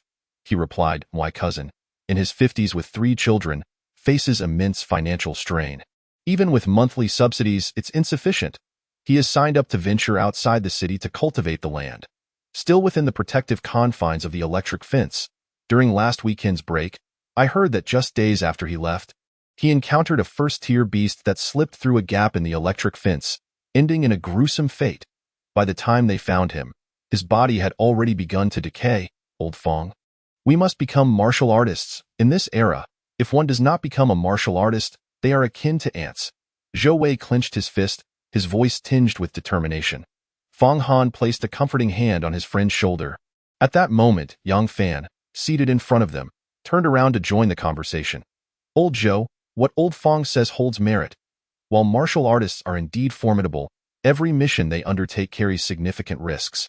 Each time, one must be prepared to put their life on the line. Those ferocious beasts, or terrifying otherworldly beings, are nothing short of horrific entities that devour humans whole. Yang Fan's father led a mercenary team, leveraging past connections and resources acquired during his tenure as a martial artist within the Nanshan Security Bureau. Feng Han and Zhou Wei had both visited, aware that Uncle Tian was one of the earliest members of the mercenary team. Approaching 40 years of age, he was a first-tier high-level martial artist, with a physical strength reaching 9 tons. Zhou Wei, eager and anxious, inquired, what happened to Uncle Tian? Yang Fan sighed, last night, during dinner. My father shared that Uncle Tian had led a team to the Security Bureau for a mission beyond the electric fence. The entire team he took out has yet to return. It was only yesterday that the search and rescue team from the Bureau discovered traces. The martial artists in the entire team were devoured by the beasts, leaving only bones behind. Feng Han's gaze hardened, an expression of solemnity crossing his features. Zhou Wei gasped, fear evident in his eyes. Yang Fan continued, moreover, yesterday at the agricultural market in District 6, 4 beastly humanoids appeared. It was said they were unprecedented rodent-type humanoids. Each possessed a physical strength of 2 tons. Had it not been for someone who eliminated them on the spot, the consequences would have been dire. Furthermore, my father heard that the martial artist who exterminated those 4 beastly humanoids was remarkably young, still a 3rd-year student. He single-handedly took on 4, dispatching them within mere moments, leaving the onlookers in utter disbelief. 4 beastly humanoids, each with 2 tons of strength. That sounds a bit exaggerated. Feng Han awkwardly rubbed his nose. Zhou Wei's honest visage reflected sheer amazement as he exclaimed, wow, that's incredible. A fellow 3rd-year martial arts apprentice managed to slay 4 beastly humanoids, each with 2 tons of strength. It's infuriating how incredible some people are. That student is truly exceptional. Yang Fan nodded in agreement. That youth is undoubtedly extraordinary. Who knows, he might even be a direct disciple of a grandmaster. Sighing, he added, in any case, I don't want to dwell on it too much. With my meager martial arts talent and a physical strength of 400 gene, I may as well resign myself to never becoming a martial artist.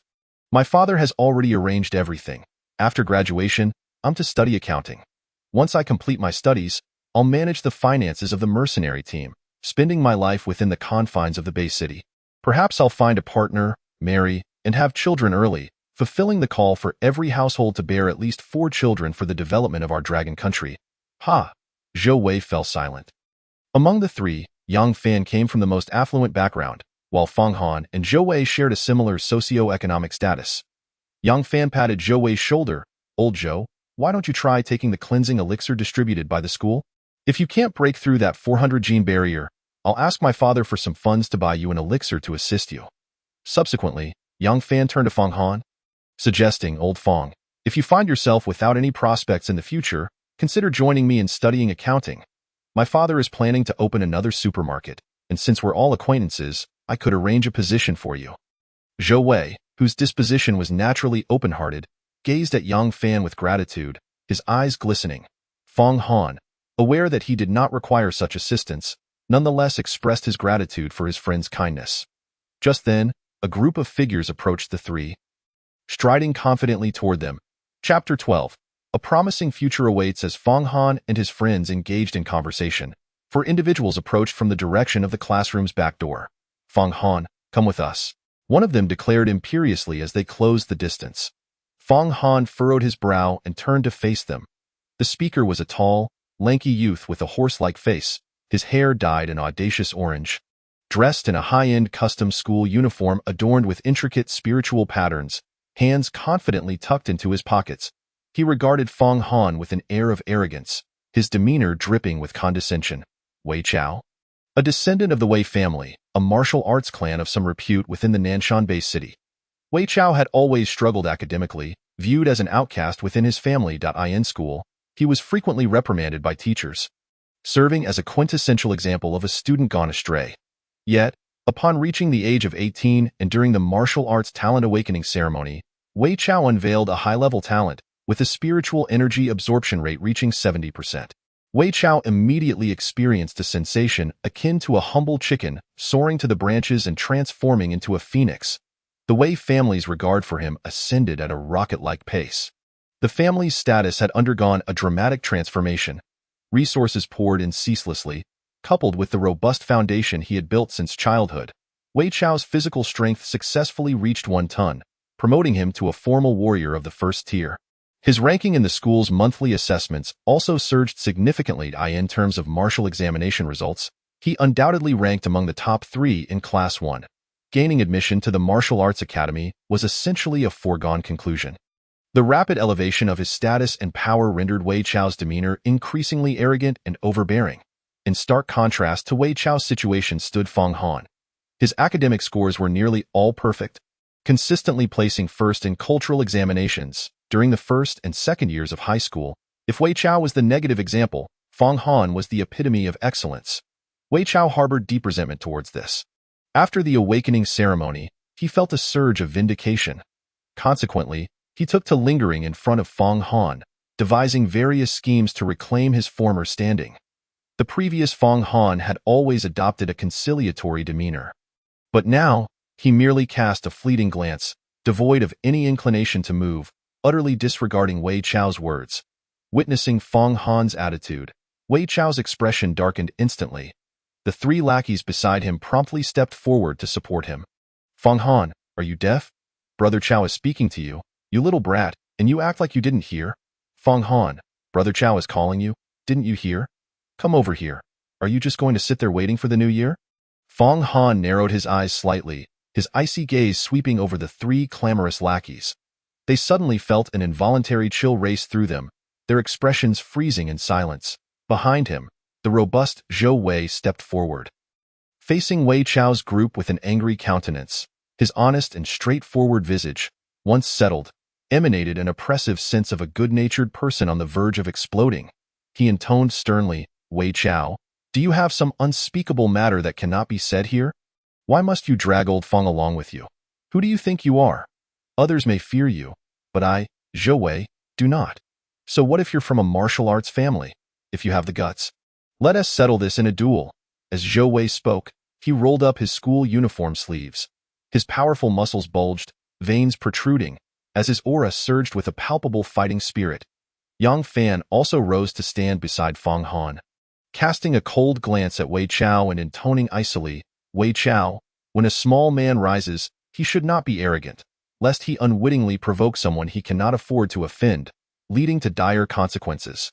Fong Han felt a warmth in his heart at the sight of his 2 friends' actions. In times of glory, one often encounters fair-weather friends. In times of adversity, one learns the warmth and coldness of human relationships.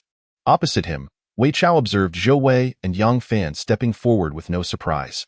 His expression darkened as he fixed his gaze on Fong Han, drawing closer and lowering his voice, saying, Fong Han, I am here to offer you a splendid opportunity. The college entrance examination is just a week away. I need a sparring partner. Why don't you be my sparring partner? Rest assured, I will pay you. How about $10 an hour? Furthermore, we are about to distribute cleansing elixirs. If you hand over your cleansing elixir to me, I can arrange a position for you at my home afterward. Oh, by the way, the family has recently allocated me a small villa, and I am in need of a security guard. Fong Han, after the college entrance examination, you can work as a security guard at my home. By the end, Wei Chao had his hands shoved into his pockets, exuding an air of arrogance. He did not believe Fong Han would refuse.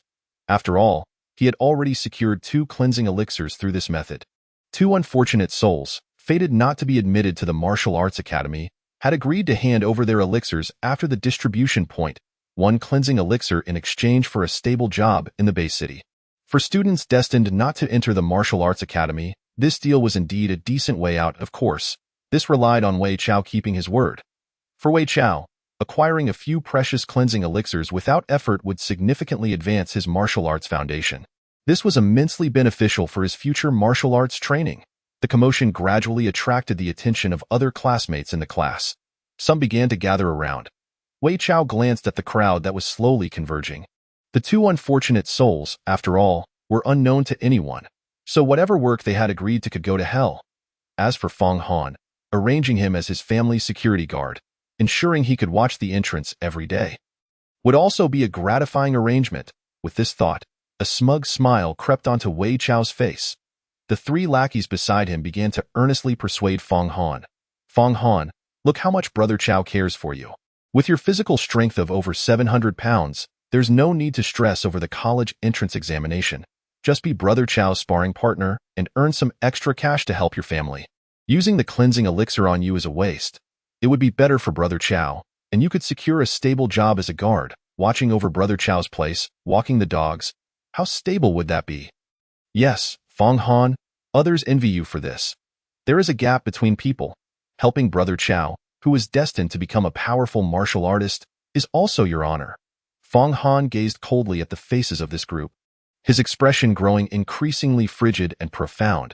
If he truly possessed a physical strength of over 700 pounds and was reduced to serving as a sparring partner for Wei Chao, who wielded a strength of 1 ton, that would indeed be a death wish. Even if Wei Chao did not strike hard enough to kill, he would certainly suffer considerable hardship.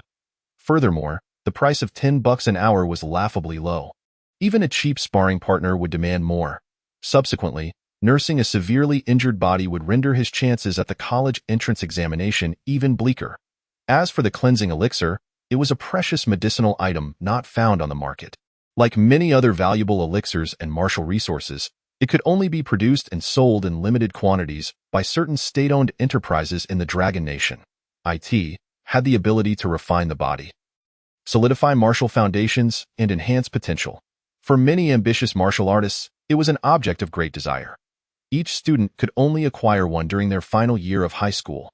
The optimal time for consumption was during the stages of a zero-sequence martial apprentice or a first-sequence formal martial artist. Wei Chao's actions not only aimed to sever Fong Han's path to the college entrance examination, but also sought to keep him close, a tool for venting his frustrations whenever he pleased. Wei Chao, you truly are asking for trouble. Zhou Wei erupted in anger. Yang Fan's fists were clenched tightly. Fong Han grasped Zhou Wei, who was about to roll up his sleeves and charge forward. His gaze fierce as he addressed Wei Chao and his entourage coldly. Thanks, old Zhou. Just a few wild dogs barking at me. I can handle this myself. Upon hearing this, Wei Chao could no longer contain his fury. Roaring, Fong Han, you are truly asking for trouble. The 3 lackeys surged forward without hesitation. Fong Han's eyes turned icy as he stepped forward decisively. Chapter 13. The siege. The classmates who had gathered around were astonished to see Fong Han not retreating, but instead proactively preparing to fight. They began to murmur in disbelief. Is the sun rising in the west today? Fong Han dares to retort against Wei Chao, which is unlike his usual demeanor. Oh no, it's about to get physical. Fong Han is stepping up. This is bad. Fong Han only has a physical strength of over 700 pounds, and even if Wei Chao refrains from attacking, each of his lackeys possesses no less than 1,500 pounds of strength. Indeed, it seems Fong Han is about to face a tough battle. At the back of the classroom, Zhou Wei and Yang Fan exchanged astonished glances, witnessing Fong Han boldly stepping forward. They both felt that their good friend seemed somewhat different from his usual self. Fong Han, you dare to offend Brother Chao. It seems you're itching for trouble. You little brat, today we'll loosen your muscles and bones. Just right for a warm-up before the monthly exam. Ha! Wei Chao's 3 lackeys cracked their knuckles and charged forward with determination. Old Fong, be careful. Zhou Wei urgently warned from behind. As everyone watched, the atmosphere brimming with tension. all eyes focused on the impending confrontation. The three lackeys of Wei Chao rushed forward. As they closed in on Fong Han, they unleashed a flurry of punches and kicks. The air crackled with the force of their blows, and none held back. They all sought to vent their frustrations for Wei Chao, hoping to earn some rewards afterward. Their faces were alight with confidence, seemingly envisioning the moment they would bring Fong Han down to the ground and unleash a flurry of strikes. However, in the next instant, their jubilant expressions froze abruptly. Their eyes widened in disbelief. The onlookers were equally stunned. Zhou Wei, who had intended to rush to aid, stood frozen in place. Fong Han lightly executed a kick, directly striking the calf of the sweeping leg. A resounding crack echoed throughout the classroom, piercing and chilling. Immediately following, a heart-wrenching scream reverberated through the surroundings. The youth, who aimed a powerful whip kick at Fong Han, immediately clutched his broken leg in agony, rolling on the ground in torment. Suddenly, two heavy fists came rushing forward. Fong Han narrowed his eyes, a glimmer of cold light flashing through the narrow slit of his eyelids. Nonchalantly, he extended both hands, intercepting the two whistling punches that struck toward him with remarkable speed. A couple of resounding thuds echoed. The fists exploded in Fong Han's palms, yet it felt as though they had collided with an unyielding wall.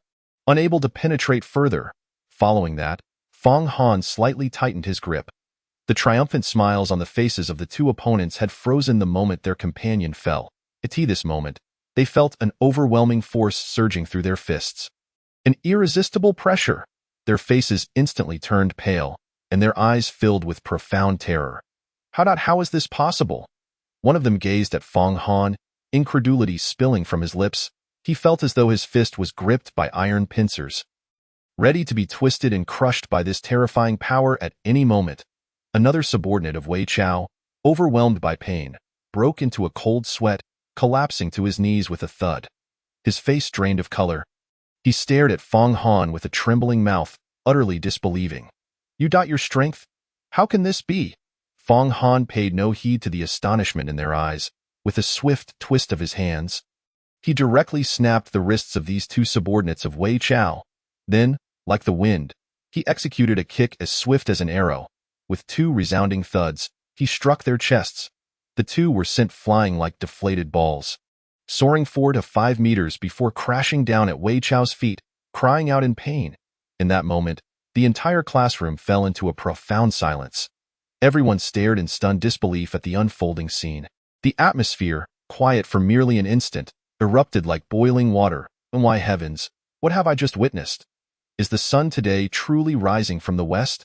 Just now, Fong Han effortlessly toppled those three subordinates of Wei Chao, who were all at least advanced martial artist apprentices. Wasn't Fong Han only at the level of a low-level martial artist apprentice? How could these three advanced martial artist apprentices fail to last even a single exchange against him? After this bout, he didn't even seem to be out of breath. It was evident he had not exerted himself fully. Not only were the surrounding classmates utterly astonished, but even Zhou Wei and Yang Fan's expressions turned to one of utter shock. "Lao Yang, is that Lao Fong's doing?" Zhou Wei, reflecting on the earlier scene, turned to confirm with the more composed Yang Fan. Yang Fan's eyes sparkled with excitement beyond mere astonishment. Who would have thought that Lao Fong had hidden his capabilities so deeply? 3 advanced martial artist apprentices were dispatched as effortlessly as swatting flies. "Lao Zhou, his strength must surpass yours by a considerable margin." Upon hearing his friend's words, Zhou Wei finally confirmed that he was not imagining things. The two continued to observe the scene unfolding. Wei Chao glanced at his 3 subordinates writhing in agony on the ground, his fists clenched tightly. The murmurs of the surrounding classmates and the cries of pain from his subordinates echoed in his ears. Wei Chao felt as though he had received 3 invisible slaps to the face from Fong Han, each one igniting a burning sensation. His already sullen gaze turned icy, as if it could freeze solid. Thud, thud, thud. 3 more of Wei Chao's subordinates rushed into the classroom. Upon seeing their comrades rolling on the ground in pain, their expressions shifted dramatically. When they looked up at Fong Han, disbelief mingled with a palpable wariness filled their eyes. One of them tentatively asked Wei Chao, "Brother Chao, what should we do?" Wei Chao, with his cold, icy stare fixed firmly on Fong Han, spoke in a chilling tone, "Attack." The 3 subordinates exchanged glances, their expressions grave as they moved to encircle Fong Han. The onlookers, witnessing the approach of 3 more of Wei Chao's subordinates, all brightened with anticipation, their eyes glued to the unfolding battle. Fong Han cast a detached gaze toward the encroaching trio. These 3 subordinates of Wei Chao, both in stature and aura, were evidently stronger than the previous 3. Moreover, Fong Han sensed a faintly familiar chill emanating from them. It soon dawned on him. These 3 exuded a murderous intent. Their every movement betrayed considerable combat experience. With purpose, the trio advanced, forming a tactical formation capable of both offense and defense, displaying impressive coordination. Quite intriguing. Fong Han scoffed coldly and initiated the attack. Chapter 14. Overwhelming power thud. Fong Han stomped his right foot down, causing the ground to erupt with a muffled roar. The entire Nanshan Third Middle School was constructed with spiritual patterned steel reinforcement, utilizing unique materials for the concrete. The academic building was exceptionally sturdy. Yet at this moment, Fong Han's stomp sent a tremor through the floor, startling the entire class. Such formidable strength left everyone in shock. The 3 Wei Chao subordinates, well versed in combat, sensed the subtle vibrations beneath their feet. Their faces shifting drastically, their estimation of Fong Han's physical prowess escalated significantly. Simultaneously, alarm bells rang in their minds. The instant Fong Han stomped, he surged forward like a leaping leopard. His figure moved with blinding speed, reaching the 3 Wei Chao subordinates in the blink of an eye. Fast, too fast. This singular thought resonated in everyone's minds. Then, whoosh, whoosh, whoosh, powerful fists, imbued with surging force, cut through the air with a deafening roar that filled the classroom. The 3 Wei Chao subordinates instinctively halted, raising their hands in a futile attempt to shield themselves, but it was utterly ineffective. The ferocity of the blows made them feel as though they had been struck head-on by a speeding vehicle. Bang, bang, bang. 3 dull, explosive sounds reverberated. Everyone watched as 3 figures were sent hurtling backward. Clatter, clatter. The trio barreled through a sea of desks and chairs, eliciting screams as everyone scrambled to evade the chaos. The sight of the 3, faces flushed and sprawled on the ground, struggling to rise on their robust arms, was disheartening. Yet even this minor effort proved insurmountable. They lay there, blood trickling from their lips.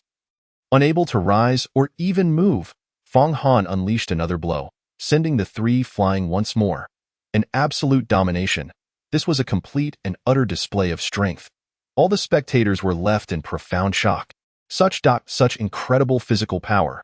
Each of these 6 individuals was an advanced martial artist apprentice, particularly those in the second wave. Their physical strength should have been around 1800 Jin. Despite their numerical advantage, they were unable to withstand a single strike from Fong Han. When did Fong Han become this formidable? Wasn't it previously stated that his physical strength only reached 700 Jin? He had clearly been hiding his true capabilities. Good heavens, to unleash such power just before the upcoming exams, he had concealed it so deeply.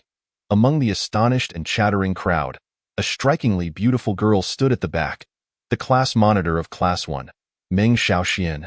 Her clear, enchanting eyes were also fixated on Fong Han.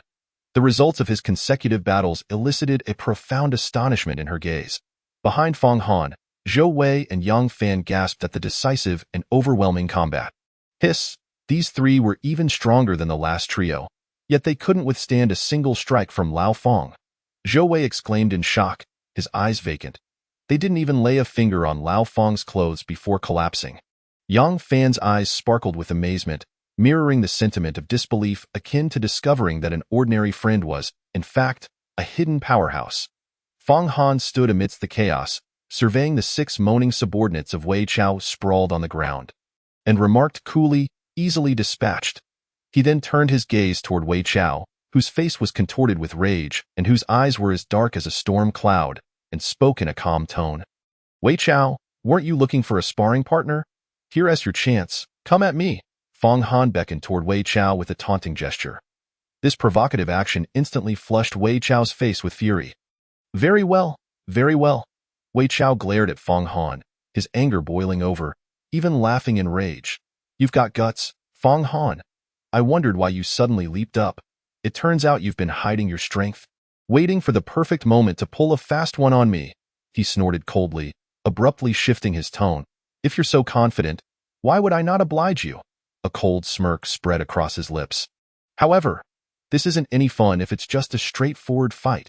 If you're so bold, how about wagering something? Wei Chao raised an eyebrow, his eyes narrowing as he fixed his gaze on Feng Han. Of course, if you're too afraid, then it's no trouble. Just come over, kneel before me, bow 3 times, and apologize, and give my 6 brothers a total of 100,000 yuan for medical expenses. Regarding this matter, I could consider letting it go just like that. What do you think? Wei Chao wore a chilling smile on his face as he fixed his gaze on Feng Han, resembling a cunning spider that had woven a web, patiently awaiting its prey. Wei Chao had already discerned Feng Han's true strength during the previous 2 battles, with a physical prowess of 2,200 pounds and this remarkable sensitivity to spiritual fluctuations. It turned out this little brat had officially become a first-tier warrior. No wonder he had managed to keep my 6 subordinates incapacitated. What a well-concealed secret.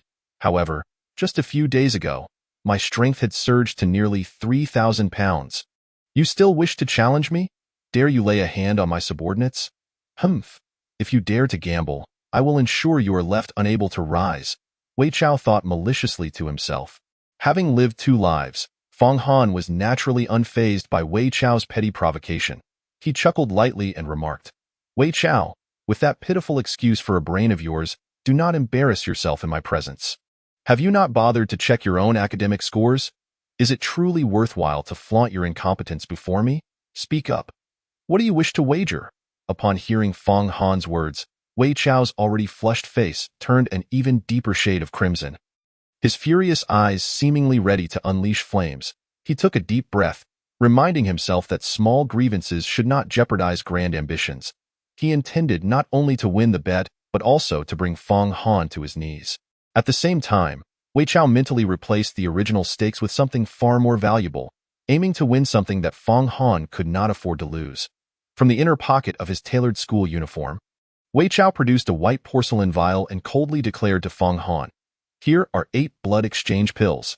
Let us wager on this. The surrounding crowd erupted into murmurs upon hearing the exchange between Feng Han and Wei Chao. What? Could Feng Han truly be contemplating a confrontation with Wei Chao? I initially thought he merely intended to retaliate and withdraw. It seems now that Feng Han is prepared to unleash his full potential and astonish everyone. Feng Han's earlier strength was approximately 2,200 pounds, indicating he had indeed ascended to the rank of a first-tier warrior. Those with keen eyes had already perceived Feng Han's true capabilities. Yet, Wei Chao had long since become an official warrior. Should Feng Han engage in a confrontation with him, he would likely suffer a disadvantage. What a joke. To be at a disadvantage is to overestimate oneself. Someone mocked. Immediately following, he lowered his voice to share insider information with a few classmates nearby. I heard that after Wei Chao ascended to official warrior status, he received considerable resources from his family, and now his physical strength is nearing 3,000 pounds. Good heavens, if Feng Han were to fight Wei Chao, would he not be akin to striking a rock with an egg? If Feng Han accepts this wager, he would be in serious trouble. As the crowd buzzed with discussions, all eyes turned to Feng Han. Chapter 15. Intermediate Spiritual Energy Guidance Technique. The onlookers continued to speculate while casting glances at Feng Han. At the back of the crowd, Meng Xiaoxian also regarded Feng Han with keen interest, curious about how he would choose to respond. Zhou Wei and Yang Fan hurriedly approached Feng Han's side. Zhou Wei shot a fierce glare at Wei Chao, then lowered his voice to advise Feng Han. Old Feng, that old sly fox Wei Chao is setting a trap for you. He has already ascended to the rank of a first-tier official warrior. Moreover, he has the resources of the Wei family backing him. His physical power is certainly formidable. Old Feng, you must not fall for this. You absolutely cannot fight Wei Chao. Yang Fan chimed in, urging Feng Han as well. Old Feng, Wei Chao is merely using provocation. A wise man does not suffer needless losses. You have already left Wei Chao's 6 subordinates searching for their teeth. You have effectively rubbed his face in the dirt. If he resorts to these tricks, it is merely an attempt to regain his dignity. Do not fall for his ploy. Feng Han offered a reassuring smile to his 2 friends, responding, Do not worry. I am confident, Wei Chao. Upon hearing the surrounding chatter and witnessing Feng Han's continued silence, feared that Fong Han might have discerned his true strength and immediately seized the moment to sneer and speak again. Fong Han, if you are afraid, just say so. Come over and knock your head 3 times, and pay me 100,000 in medical expenses, and we can consider this matter settled. Otherwise, before Wei Chao could finish his sentence, Fong Han interrupted him. Wei Chao. His gaze was deep and his smile light as he spoke. Not only will I accept your wager, but I shall raise the stakes. In addition to these 8 blood exchange pills, I want an additional 100,000. This opportunity presented itself, and I see no reason not to seize a bit more. Fong Han's tone was casual and nonchalant, yet his words struck like a boulder cast into the hearts of all present, instantly stirring up waves of astonishment. What? Fong Han actually wishes to add 100,000. 8 blood exchange pills are worth at least 20,000. Whoever wins this match will walk away with over 100,000. A substantial sum indeed. Has Fong Han lost his mind? This is utterly absurd. He is effectively betting on a near certain loss while wagering 100,000. Where does he find such confidence? I have heard that Fong Han's family background is quite modest. He resides in an old neighborhood, and his family's income relies solely on his mother's work at a food factory outside the city. My goodness, how could he afford such recklessness? To suddenly wager over 100,000. How could his family possibly manage that? Do not rush to conclusions. I have a feeling that this is not as simple as it appears. While the crowd continued to murmur, Wei Chao was momentarily taken aback by Fong Han's declaration. 100,000, plus 8 blood exchange pills. This sum, even with the support of the Wei family, was not insignificant. Wei Chao immediately sensed that Fong Han's reaction was rather unusual. He recalled the earlier 2 battles. The strength Fong Han exhibited upon striking was undoubtedly around 2,200 pounds. This strength merely indicated his recent ascent to first-tier official warrior status. Furthermore, Fong Han was already aware of Wei Chao's own advancement. So why would this brat choose to gamble against him? Moreover, he was wagering such a considerable sum. Could it be that Fong Han possesses some hidden advantage? Wei Chao could not help but ponder. Wait! Suddenly, he grasped the crux of the matter. This amount of money was nearly unbearable for me. Why does he mention it so easily? Is it possible that Fong Han is already regretting his decision, intentionally saying this to make me hesitate and withdraw from the wager? By heavens, if I back down, then this little brat will achieve a resounding victory today. Indeed, that must be his true objective. Humph!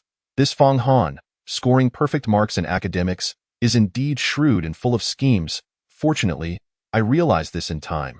Do I look like someone who can be fooled? Ha! What a joke! Wei Chao sneered inwardly.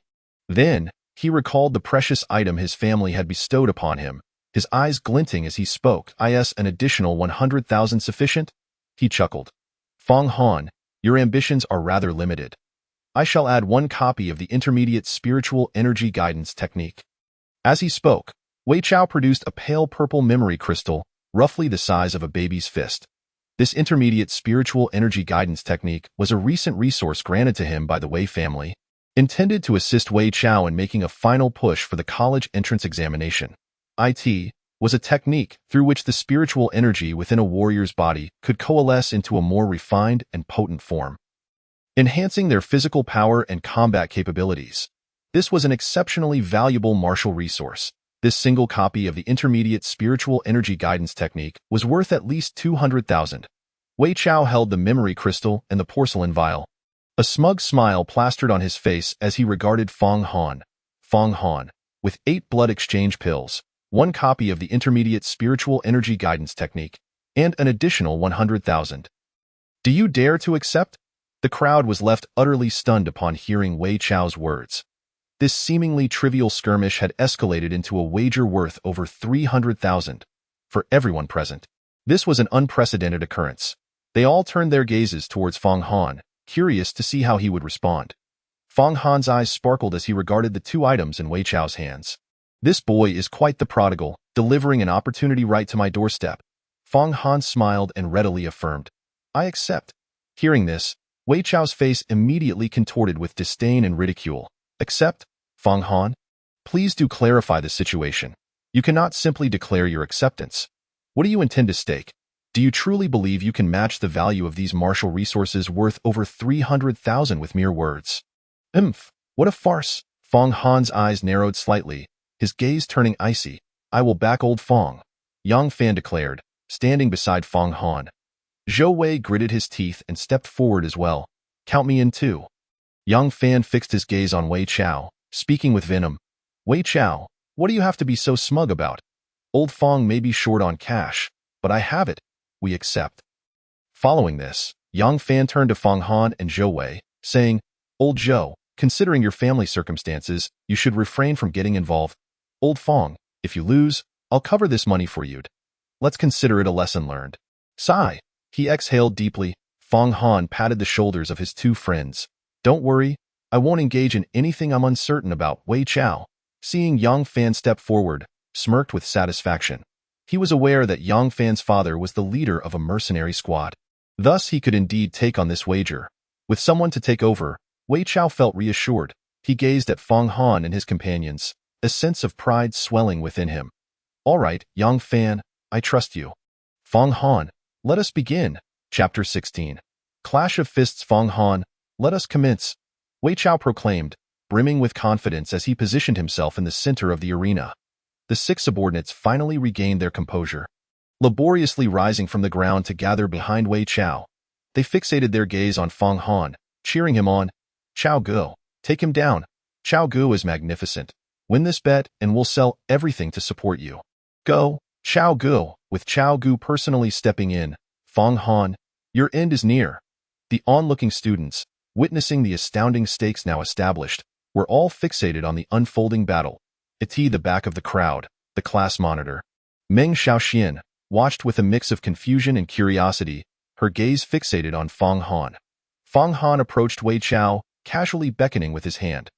Wei Chao, burning with fury, sneered coldly, "Fong Han, I will show you just how vast the chasm between us truly is. I, Wei Chao, am destined to become a formidable martial artist. As for you, Fong Han, you shall learn to cower before me." Ha ha ha. Wei Chao laughed boisterously.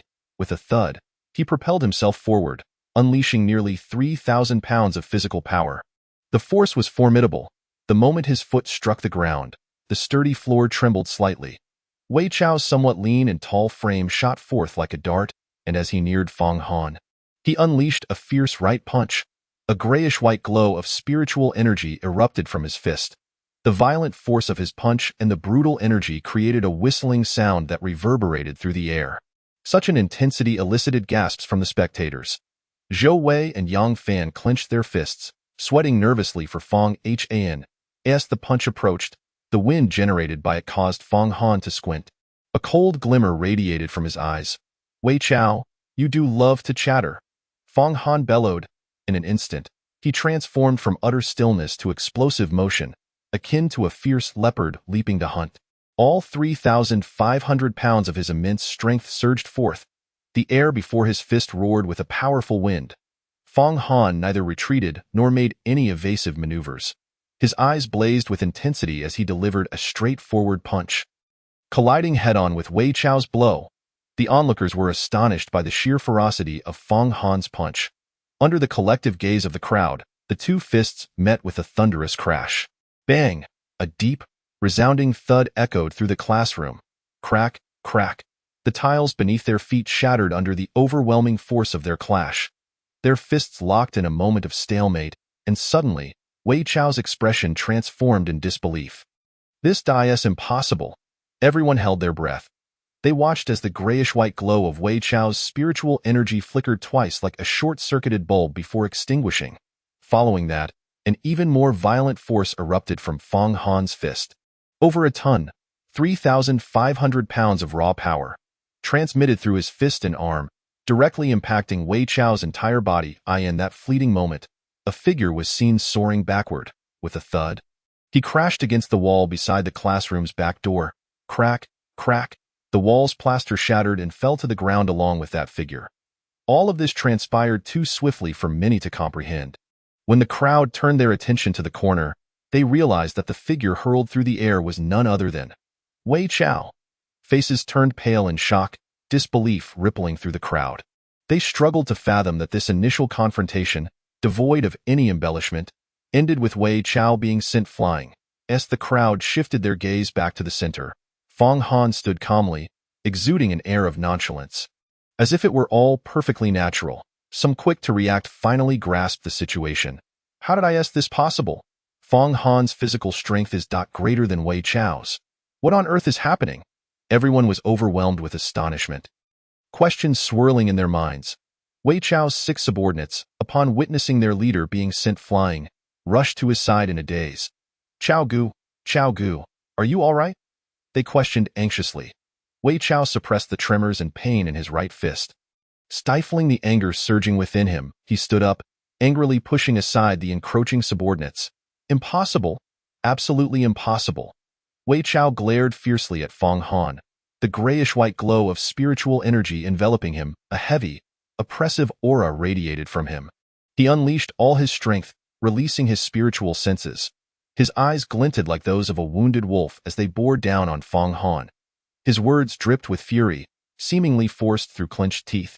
Fong Han, do not revel too soon. I was careless just now. Prepare to be brought to your knees, Wei Chao roared, his bravado masking the flicker of trepidation that had crept into his heart. He began to sense, albeit vaguely, that this wager of over 300,000 might very well end in defeat. As this thought surfaced, Wei Chao forcefully suppressed it. He erupted in rage.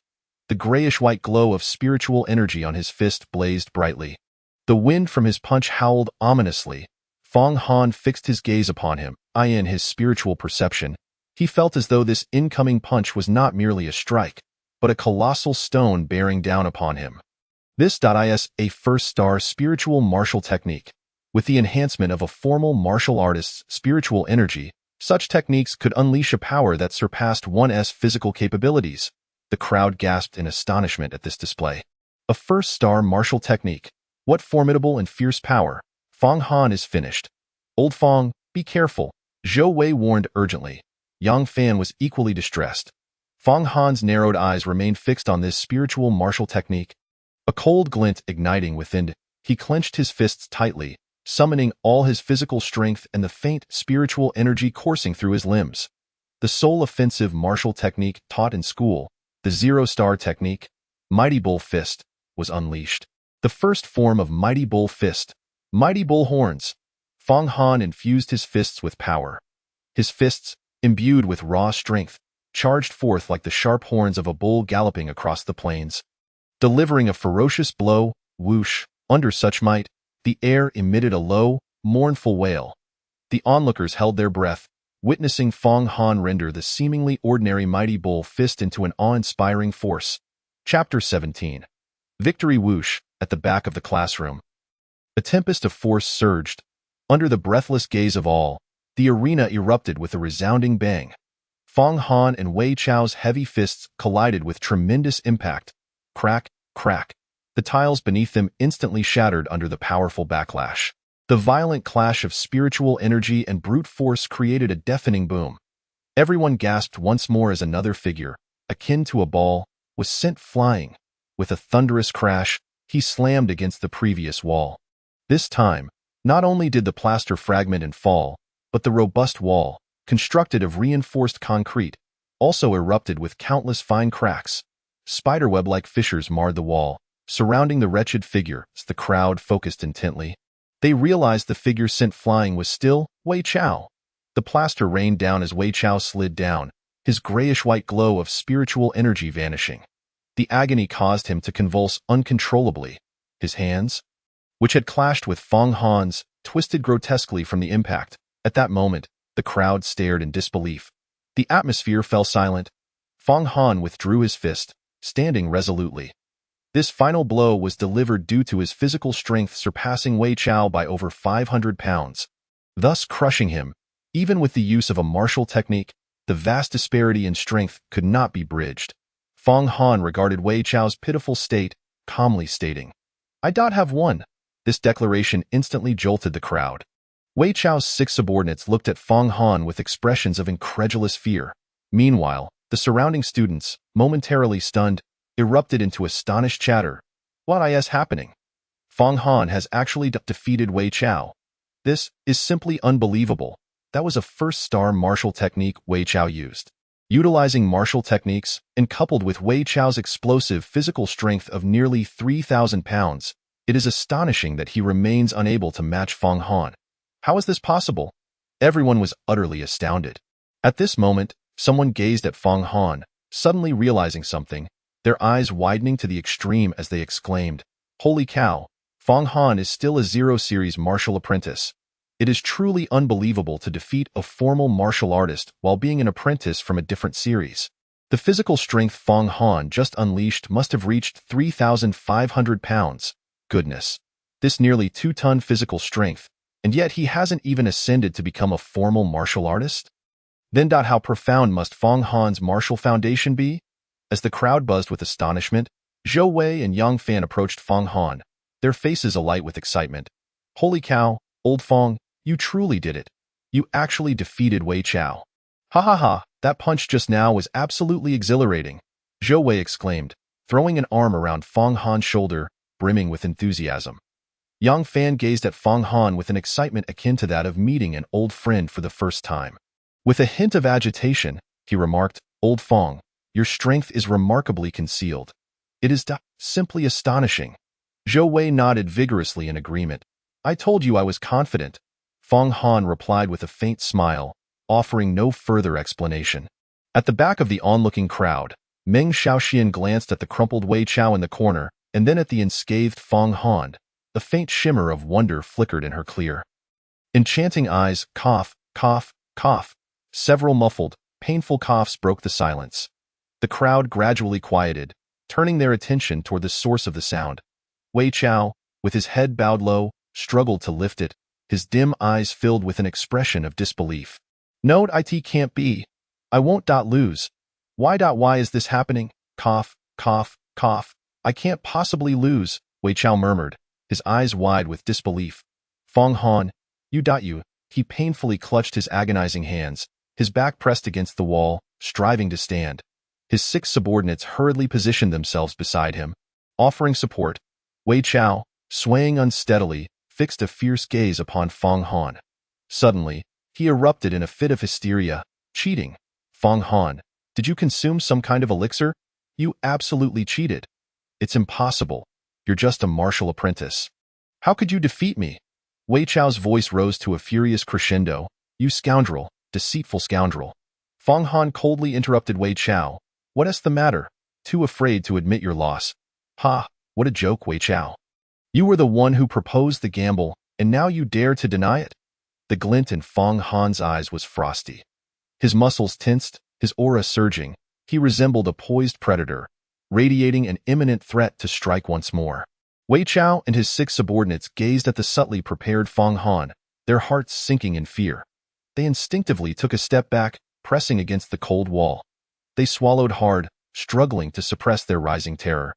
As Wei Chao beheld Feng Han's intimidating stance, then glanced at his 6 injured subordinates and his own broken hands, his gaze began to tremble violently.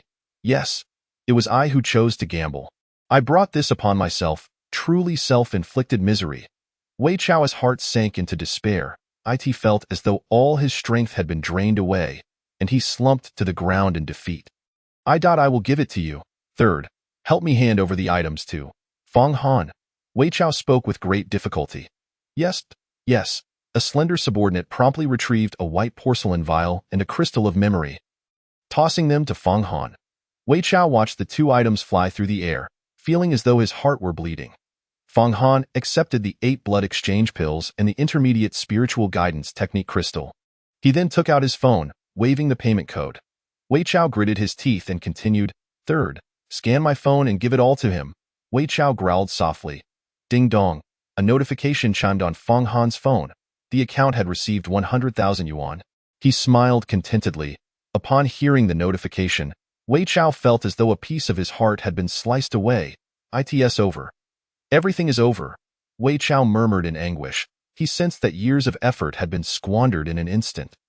The blood exchange pills intended for his high-stakes exam and the intermediate spiritual guidance technique were all handed over to Feng Han. Moreover, nearly all of his hard-earned savings had ended up in Feng Han's pocket, items worth over 300,000 yuan. As Wei Chao glanced at his fractured hands, he pondered how he could possibly participate in today's monthly martial exam. Although he could immediately seek treatment, it would still require at least 2 to 3 months of recuperation.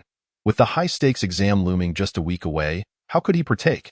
Wei Chao felt as though the once accessible martial academy had suddenly become an unattainable dream. If he failed to gain admission to the martial academy, his family's standing. Suddenly, Wei Chao felt darkness envelop him. The internal injuries sustained during the conflict surged forth, causing a violent wave of blood to rise. Choking his throat, ha, he collapsed into unconsciousness. His 6 subordinates rushed to support Wei Chao, and together they exited the classroom, heading to the hospital. He is coming. Old Hu is here. Someone at the classroom door shouted as they spotted the homeroom teacher arriving. Chapter 18. The monthly exam begins. Fang Han glanced at the departing Wei Chao and his entourage, stowing away the pills and memory crystal before returning to his seat alongside Zhou Wei and Yang Fan. The other students gradually retracted their astonished gazes, settling back into their seats. Tap, tap, tap. Soon, the familiar sound of leather shoes echoed at the front of the classroom. Fang Han turned to look. A middle-aged man dressed in an old suit, clutching a vintage black briefcase, strode into the classroom. It was none other than Hu Zhiqing, the homeroom teacher of Class 1, Year 3. Old Hu sported a slightly graying crew cut, though he was only in his 40s. He appeared as if he were nearing 60. His perpetually solemn expression bore numerous furrows, and his lips were pressed tightly together. His piercing gaze left every student he locked eyes with feeling a sense of unease. Old Hu immediately noticed the cracks in the wall and floor tiles at the back of the classroom. Frowning slightly, he unconsciously released his formidable spiritual perception. A weighty aura instantly enveloped the entire classroom. Fang Han and all others sat upright, not daring to display any signs of insubordination. Hu Zhiqing surveyed the students, his voice grave and resonant. What's going on?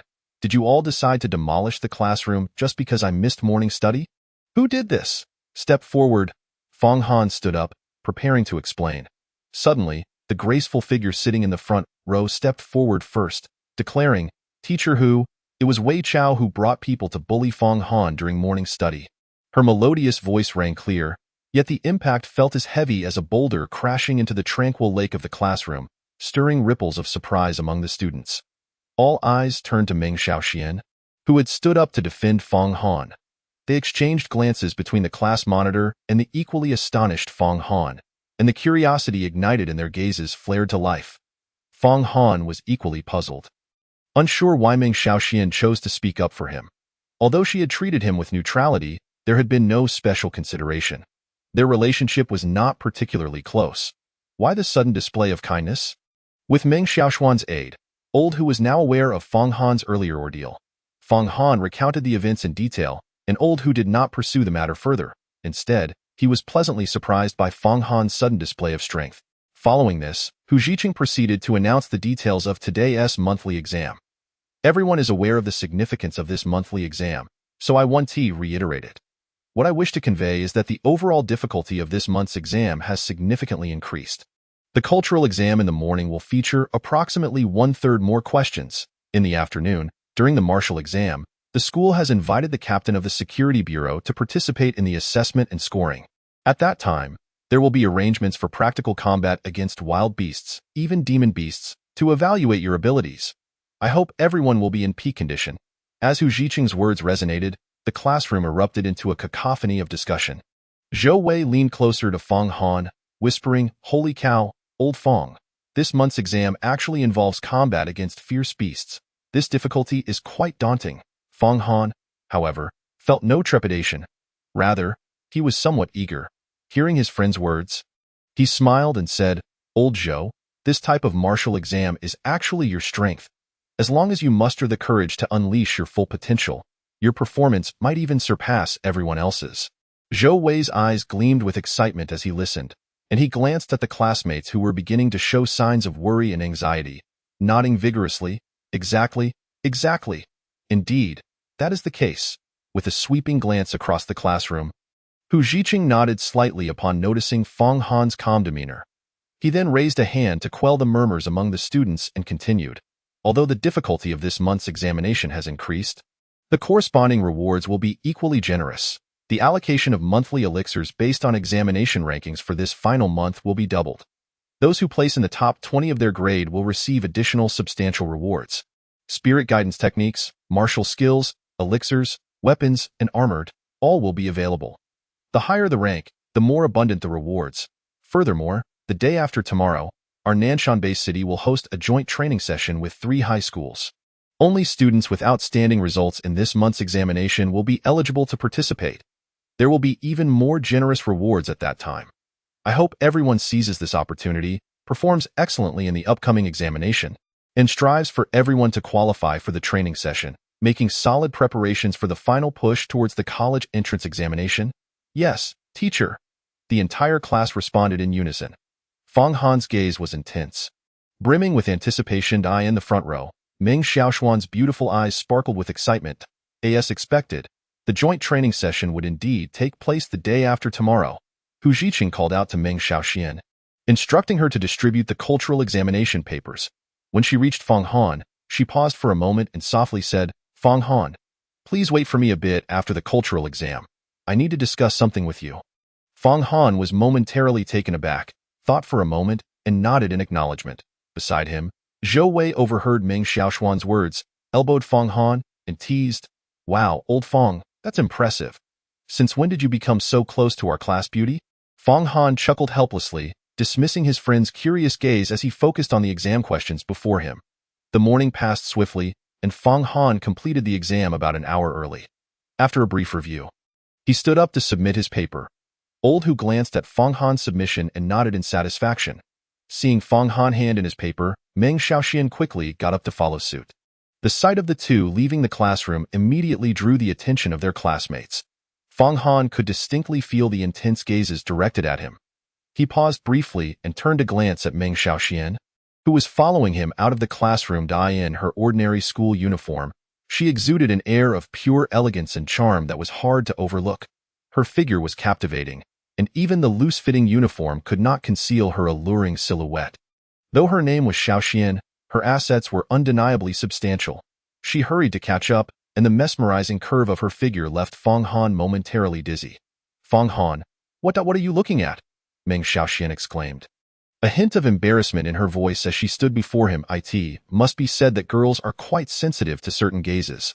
Clearing his throat to alleviate the awkwardness, Fang Han shifted the subject. "You mentioned wanting to find me for something. Is there an issue?" Upon broaching the subject, Meng Xiaoxian huffed softly and adjusted her hair. She looked up at Fang Han and said, "Fang Han, let's team up for the joint training session the day after tomorrow." "Team up together?" Fang Han raised an eyebrow at Meng Xiaoxuan's suggestion. "Old Hu hasn't even revealed what the training entails. Do you happen to know?" Meng Xiaoxian nodded slightly. "I do have some information." Fang Han recalled that while she typically dressed in school uniform and maintained a low profile, her lifestyle and access to various elixirs were quite impressive. It seemed her background was not ordinary. Fang Han fixed his gaze on Meng Xiaoxian and instinctively asked, "What information?" Seeing Fang Han's interest piqued, Meng Xiaoxian leaned in slightly, as though to share a secret. They stood close to the classroom, and many classmates could see them through the windows. Although they were still taking the exam, several heads turned to observe the scene unfolding. "Wow, what's going on between Fang Han and the class monitor? Hey, isn't that Meng Xiaoxian? Who's that guy? Oh my goodness, single men are taking a serious hit here." The fervent gazes shot toward them from all directions. Every boy watching wished to take Fang Han's place. If these stares could manifest as physical blows, Fang Han would likely be riddled with wounds by now. He cast a glance at the onlookers, but was unfazed, leaning closer to Meng Xiaoxian. The girl smiled mischievously. "Hee, you have to agree to team up with me before I can tell you. Even Old Hu doesn't know this information. Not even Old Hu knows." Fang Han was momentarily taken aback. Elevating his opinion of Meng Xiaoxuan's background, he pondered for a moment. Since she wished to team up, it was likely that the training would be practical in nature. Given her strength, seeking him out for a partnership suggested that the training would be even more challenging than the upcoming examination.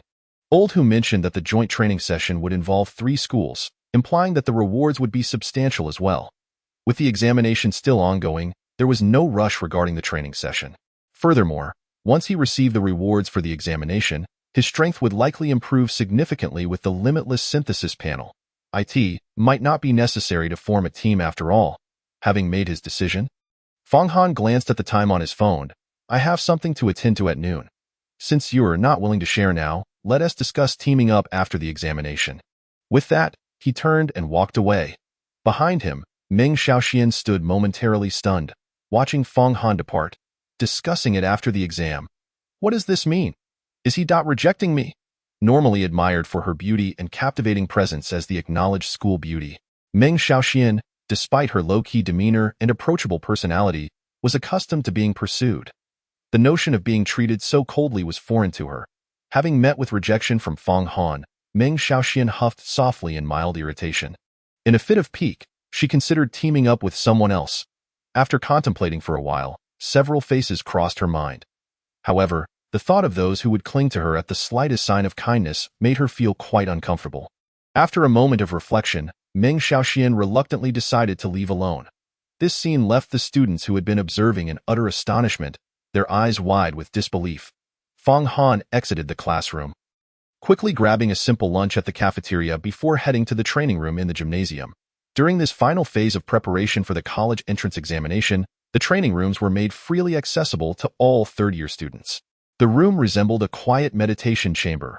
In the center of the floor lay an orange-yellow silk mat, and before it stood a low black table, atop which rested a small triangular bronze incense burner, with a long incense stick exuding a calming fragrance. Beside the burner lay a compact tablet designed for students who preferred meditative music or the sound of rain for their focus training. The walls were adorned with illustrations of human meridians and a few simple paintings, creating an atmosphere of tranquility. Fong Han closed the door behind him and settled onto the mat. After rummaging through his school uniform pocket, he retrieved a white porcelain vial containing blood-cleansing elixirs and a memory crystal. Releasing his spiritual perception, he briefly scanned the contents of the crystal featuring the intermediate spirit guidance technique. This was a 3-star intermediate technique capable of being cultivated to the 3rd sequence. However, the subsequent intricacies of condensing spiritual energy into spirit force for advancement to the 4th sequence were not recorded. This was expected. He skimmed over the section concerning formal warriors guiding spirit force through their meridians in a cyclical manner, focusing instead on the key techniques for refining the spirit energy into spirit force.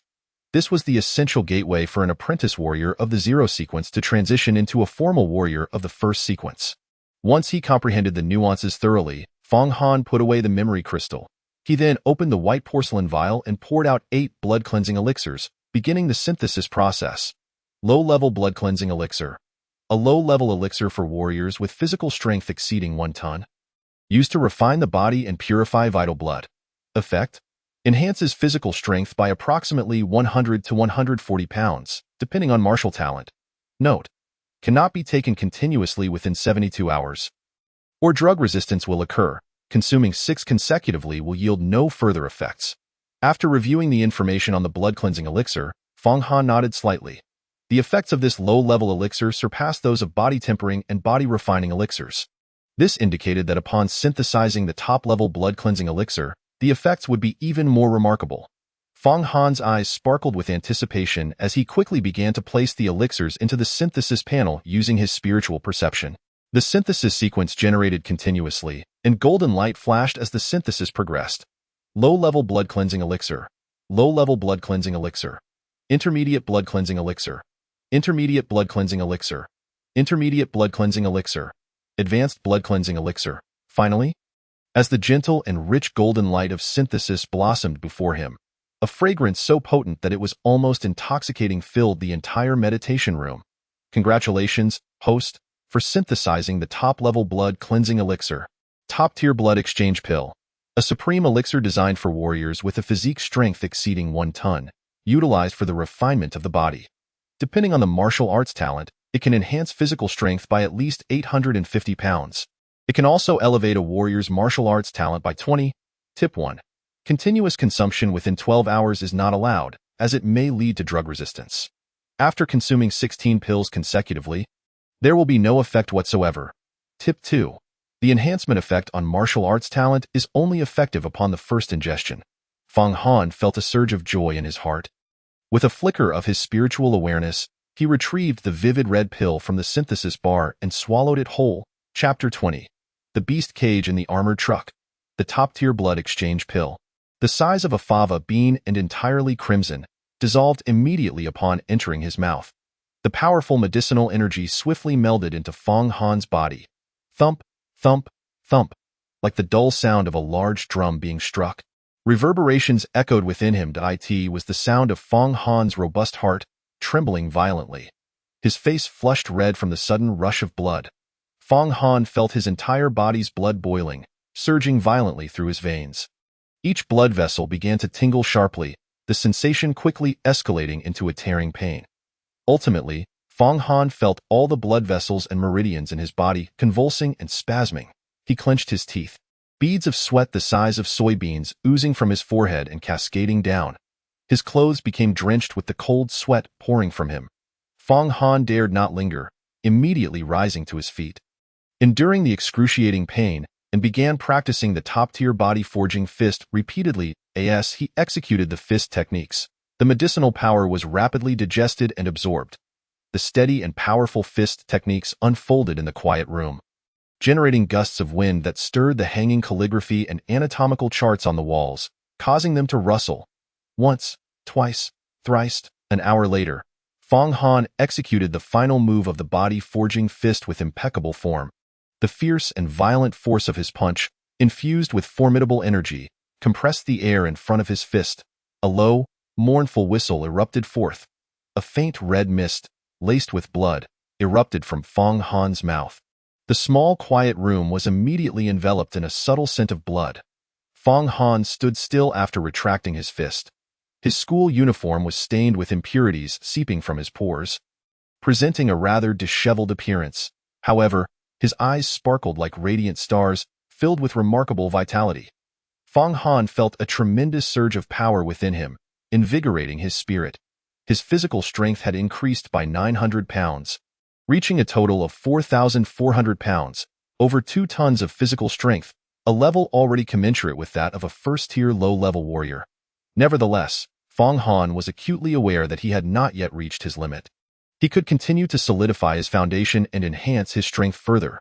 Most importantly, the level of spiritual energy absorption had increased by another 20%, now reaching 80%. This advancement elevated Fong Han's martial arts talent to a higher tier. With a slight release of his spiritual awareness, he could perceive the ambient spiritual energy in the air. With every breath he took, Fong Han sensed the spiritual energy flowing through his mouth and nose into his body, retaining around 80% to be stored within his flesh. With each practice of the body-forging fist, this spiritual energy gradually merged with his body, reinforcing his physical strength. This continuous and gradual enhancement was intoxicating for Fong Han. He glanced at the time. There was still half an hour until the afternoon martial arts examination assembly. Fong Han opened his door, headed to the gym's bathroom for a quick shower, changed into a sports shirt, and briskly made his way to the large field. At 1:30 in the afternoon, the schoolyard of Nanshan No. 3 Middle School. Students from all classes gathered here for the final monthly martial arts examination of their senior year. Fong Han arrived just in time, standing at the back of Class 1 alongside Zhou Wei and Yang Fan. He observed his surroundings, with each class arranged in formation for morning practice. The podium was set up with a microphone. Seeing that the time was nearly upon them, Principal Fu Wenbin ascended the stage. He was a kind-faced middle-aged man. After a brief encouraging speech, Fu Wenbin instructed each class's homeroom teacher to lead their students in warm-up exercises. Before completing a set of body-forging fist techniques, a sudden, heavy rumbling of truck engines erupted from the side entrance on the right of the field. Fong Han and everyone else halted their movements, turning their gazes toward the side entrance.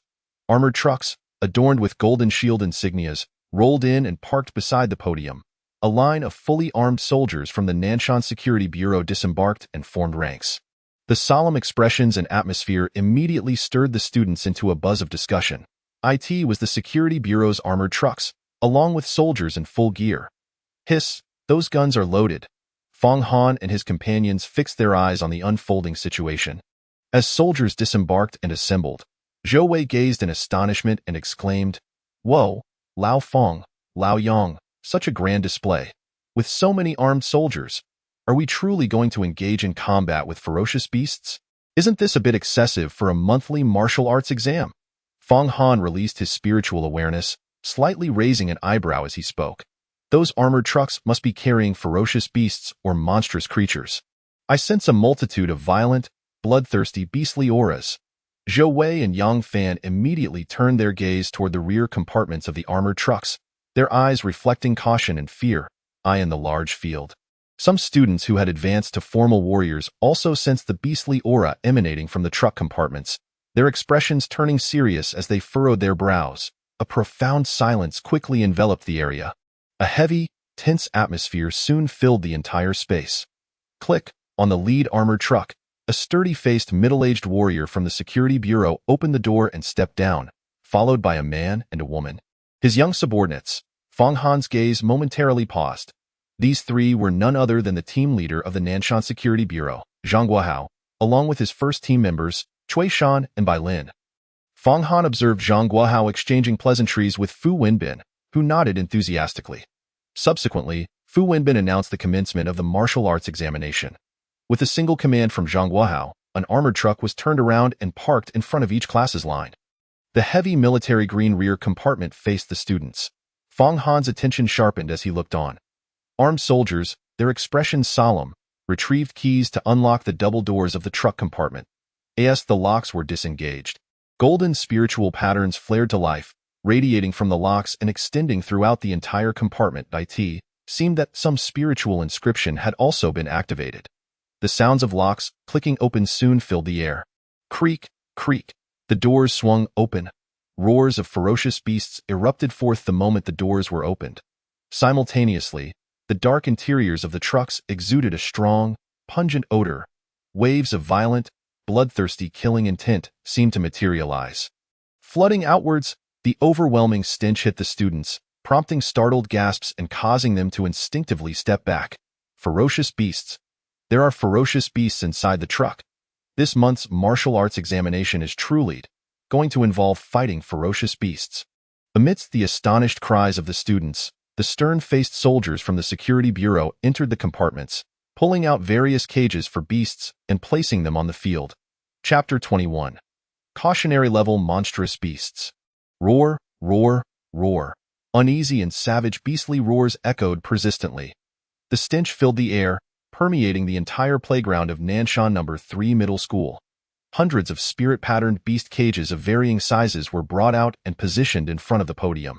Each cage was flanked by 5 armed and vigilant soldiers from the security bureau. These cages were arranged in 3 rows. Fang Han stood at the back, releasing his spiritual awareness to survey the scene. The first row, closest to the students, had the most cages but contained the weakest beasts: black-furred sharp-toothed mice, 3-clawed short-tailed chickens, spiked-billed cranes. Most of these were high-level ferocious beasts with a physical strength around 1,500 pounds. Classified as 0 tier. This row posed no threat to Fang Han. He merely glanced at it and moved on. Turning his attention to the second row, he found the beasts therein much more troublesome. Clawing cats, 3-tailed dogs, sickle-clawed ferrets. These were primarily beasts with a physical strength around 1,900 pounds, on the brink of breaking into the first tier of 0-tier peak-level ferocious beasts. In comparison, the second row of beasts appeared considerably quieter. The feral, bloodthirsty glint in their eyes intensified. Fang Han casually swept his gaze over this row as well. These beasts were all within his capability to kill with a single strike. His gaze fell upon the third row, closest to the podium.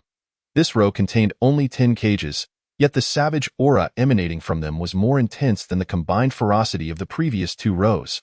Inside were all first-tier low-level monstrous beasts: needle-tailed jackals, sword-haired wild boars, blood shadow wolves. 10 distinct forms of monstrous beasts lay quietly in their cages. They neither roared nor bared their teeth. Yet within those pairs of ferocious, bloodthirsty crimson eyes, a chilling intent to kill occasionally emanated, causing every student who met their gaze to feel a shiver run down their spine. Their bodies trembling involuntarily. It could be asserted that these mere 10 beasts possessed the capacity to annihilate all the formidable creatures of the O sequence from the other 2 rows, as the threat they posed was of an entirely different magnitude. The primary distinction between these monsters and the ferocious beasts lay in the possession of their own unique supernatural abilities. For the O sequence beasts, the pathway to ascend to the first sequence of monsters required not only a physical body weight of at least 1 ton, but, crucially, the awakening of their innate abilities.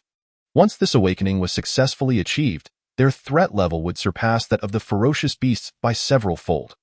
The first sequence of monsters has been classified by the Dragon Kingdom as a level of caution. A single one could slay a dozen armed soldiers, sufficient to alert the local garrison. A glimmer of intrigue sparkled in Fong Han's eyes. Although the physical strength of these monsters fell short compared to his own, he found himself particularly fascinated by their innate abilities. According to the knowledge imparted through textbooks in his memory, many of the initial martial techniques of humanity's first warriors were derived from the imitation and study of the innate skills of these monsters. Engaging in combat with these beasts or observing their supernatural abilities would greatly enhance one's martial skills. After discerning the authenticity and essence of the 3 rows of beast cages, his gaze inadvertently flickered toward the armored truck at the front, previously occupied by Zhang Guohao and his companions. The rear compartment of that truck had remained unopened, and under the influence of Fong Han's extraordinary spiritual perception, an overwhelming aura emanating from within suggested a primal essence far surpassing that of all the beasts present on the playground. Following the arrangement of the beast cages, all the students were similarly fixated on that direction, their gazes a tapestry of curiosity, dread, and eagerness, an intricate blend of emotions. The air buzzed with murmurs of astonishment. What? There are first sequence monsters. Are we really expected to confront first sequence monsters in this month's martial examination? Don't fret, let's see what the principal has to say. Not everyone is necessarily facing such terrifying beasts. On the dais, Fu Wenbin turned to Zhang Guohao, who nodded in affirmation, signaling that all was prepared. The principal then approached the microphone and solemnly announced, the martial examination for this month's assessment will employ a practical combat scoring system. All students will approach according to their classes, select a beast cage, and engage in combat within it. The 5 soldiers from the garrison beside you will serve both as your protectors and as judges. Scoring based on your performance in battle. I shall refrain from further elaboration. This martial examination is crucial. The rewards for the top 20 are substantial, and it is directly tied to the qualification for the upcoming joint training of the 3 schools. I hope all of you will strive diligently now. I declare the martial examination officially commenced. As Fu Wenbin's words fell, the entire playground erupted into a cacophony of discussion. What? We have to fight the ferocious beasts locked in cages. This martial examination is far too perilous. We are to become warriors who will eventually combat all manner of ferocious beasts and monsters. Yet now we cannot even muster the courage to confront the beasts confined within the cages. How can we possibly venture into the wild or onto the battlefield in the future? The crowd buzzed with debate and disputation, but ultimately, under the guidance of their respective homeroom teachers, they began the martial examination. At the back of Class 1, Fong Han glanced at his 2 friends beside him. After hearing the rules of the martial examination, Zhou Wei appeared increasingly eager, rising onto his toes with head held high as he surveyed the beast cages he would soon battle. Yang Fan, however, with his feeble physique, had long abandoned the notion of attending the martial arts academy, sighing as he prepared to withdraw from the examination. Fong Han offered him a few words of consolation when he suddenly felt a gaze from the dais directed at him. He looked up to find Zhang Guohao, standing beside Principal Fu Wenbin, nodding in mutual acknowledgement. On the dais, Fu Wenbin noticed Zhang Guohao's gaze and inquired, Captain Zhang, is that student someone you know? Zhang Guohao withdrew his gaze, shaking his head slightly, yet spoke with a hint of anticipation. I have only met him once before, but I sense that this youth possesses both commendable temperament and aptitude. I wonder how he will perform in this martial examination. Fu Wenbin cast a glance at Fong Han, recognizing him as the student who consistently ranked first in academic assessments, but whose martial examination results had been lackluster. This only deepened his curiosity. He voiced his thoughts, Captain Zhang. I am aware of that youth's situation. He consistently ranks first in academic courses, yet his martial examination results have been rather disappointing. If I recall correctly, his martial talent is only rated as weak. Captain Zhang appeared momentarily taken aback by this statement. That youth's name is Fong Han, right? Fu Wenbin affirmed, yes, that child is indeed Fong Han. Zhang Guohao smiled, then there is no mistake. The 2 beastified individuals that emerged at the agricultural market in District 6 yesterday were dealt with by this young man. He has indeed rendered me a significant service. Chapter 22. The final batch of tests. Upon hearing Zhang Guohao's words, Fu Wenbin was momentarily stunned. He glanced once more at Fong Han, positioned at the rear of Class 1. Then back at Zhang Guohao, his warm and gentle demeanor now tinged with incredulity.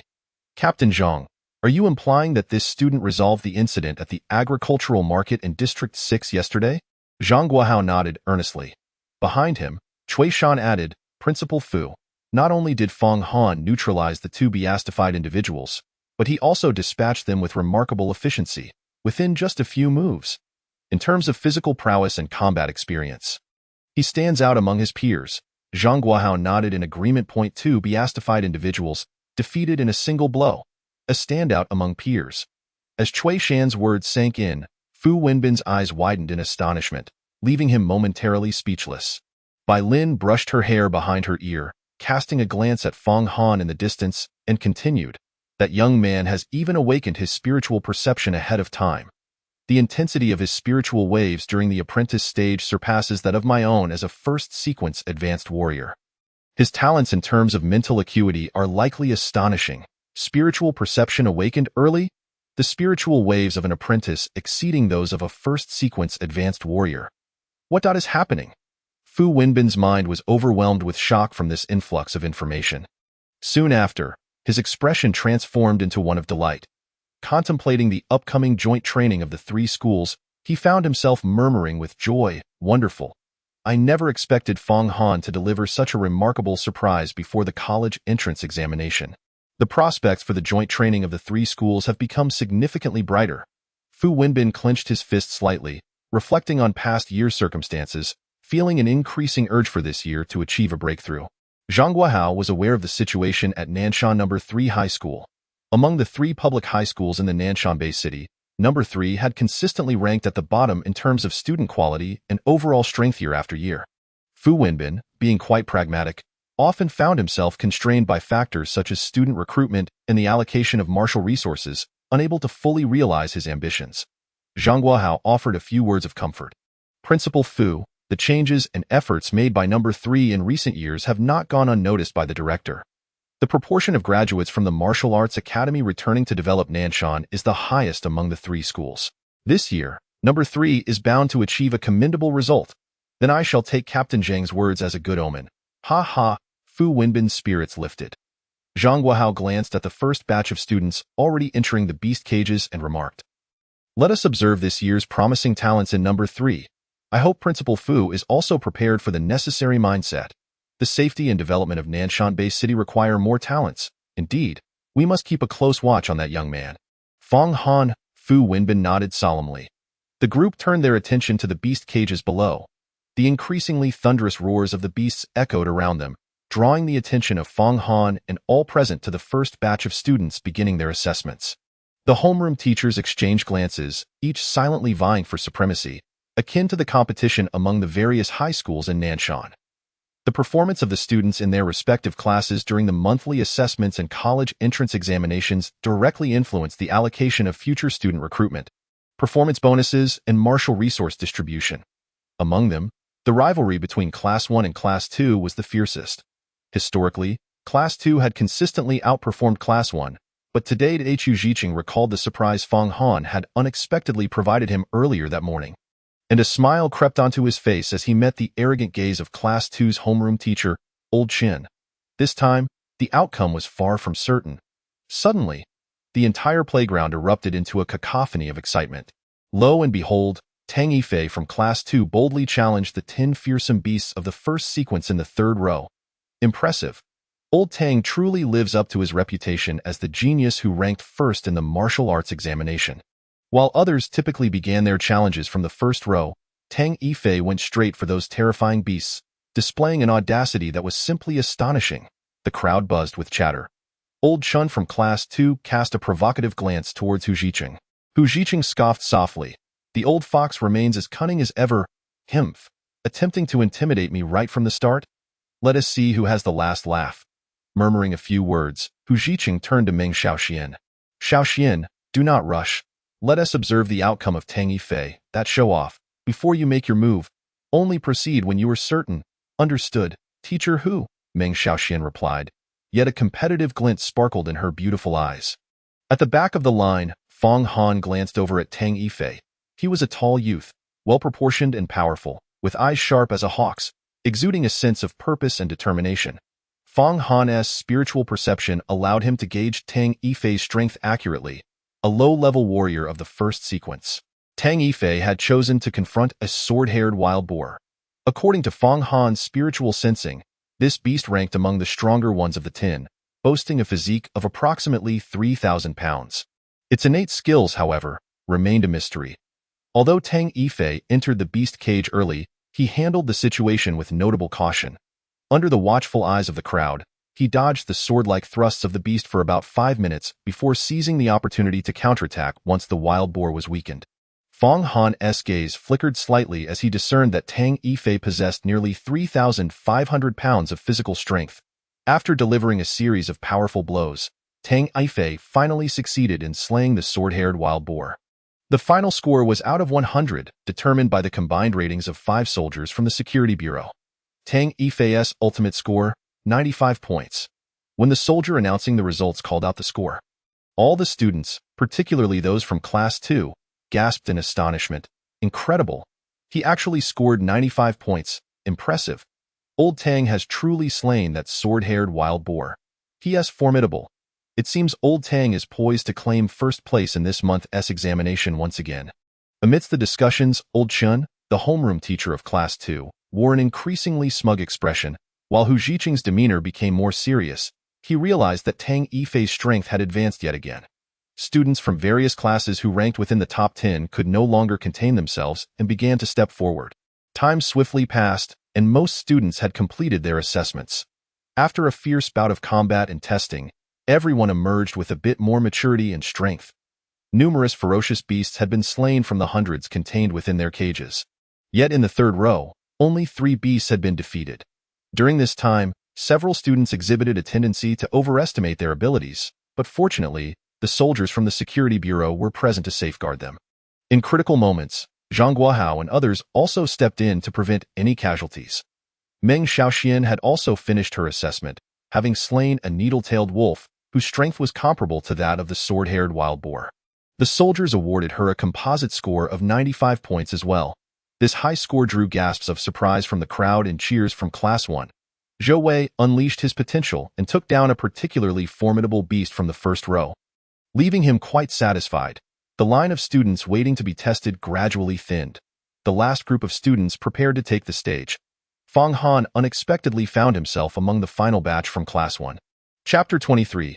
Fang Han takes the stage. Fang Han stood in line, waiting with an air of calm. 3 students from the previous group were still undergoing their assessments, and the last group could only proceed once they finished. This month's martial arts examination was nearing its conclusion, and everyone turned their attention to the final group of students being tested. Old Chin, the homeroom teacher of Class 2, glanced at the standings of various classes. Currently, Class 2 maintained the highest composite scores, significantly ahead of Class 1. Theo overtake them. At least one more first sequence beast from the third row needed to be slain to level the playing field. Old Chun calculated in his mind, glancing at the last batch of students from Class 1, feeling a slight sense of relief. There seemed to be no noteworthy students with potential. It appeared that today's martial arts examination results would not yield any further surprises or changes. Old Chun thought to himself, a growing sense of satisfaction etched across his lean, weathered face. With his hands clasped behind his back, he strolled leisurely to the queue of Class 1, feigning nonchalance as he spotted Hu Jiqing. "Oh, look who it is, old Hu. Your class has finally reached the last batch. Huh. Haha. It seems this month's examination will once again see our class claim first place. You'll have to concede this time." Old Chin couldn't suppress a chuckle of delight. Historically, Hu Jiqing and Old Chun had not harbored much animosity, but in recent years, the position of vice principal at their school had remained vacant, leading to an unspoken rivalry between them. Both had the most experience and were the most qualified to compete for the role. Their respective classes, Class 1 and Class 2, had consistently outperformed others in various respects. Initially, Hu Jiqing had not been particularly eager to contest, but Old Chun had subtly begun to employ underhanded tactics. Over time, the rivalry escalated into an open conflict. Under the leadership of both homeroom teachers, the competition between Class 1 and Class 2 became intensely fierce. With competition came motivation. Fu Wenbin was acutely aware of these dynamics. He desired a healthy competition that could be managed effectively. As old Chen's words reached Hu Zhiqing, his expression soured immediately. The students of Class 1 felt a wave of discontent wash over them.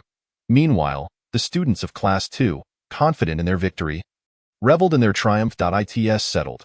This month's comprehensive results will undoubtedly see our class in the lead. Haha, that essay given. All thanks to Brother Fei. Brother Fei is magnificent, indeed. Old Tang is impressive. He is likely to secure the first place in this month's examination. Fang Han cast a tranquil glance at everyone from Class 2. The expressions of the other students grew increasingly despondent and bitter. Students from other classes observed the fierce competition between Class 1 and Class 2.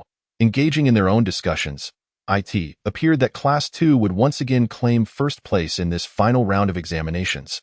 Yes, with the college entrance examination just days away, it's likely that the results will mirror this outcome. This year's top class will probably fall into Teacher Chen's hands. Just look at that old Chen, grinning like a blooming chrysanthemum. The graceful and beautiful Meng Xiaoxian, listening to the chatter from Class 2 and other classes, felt a surge of indignation.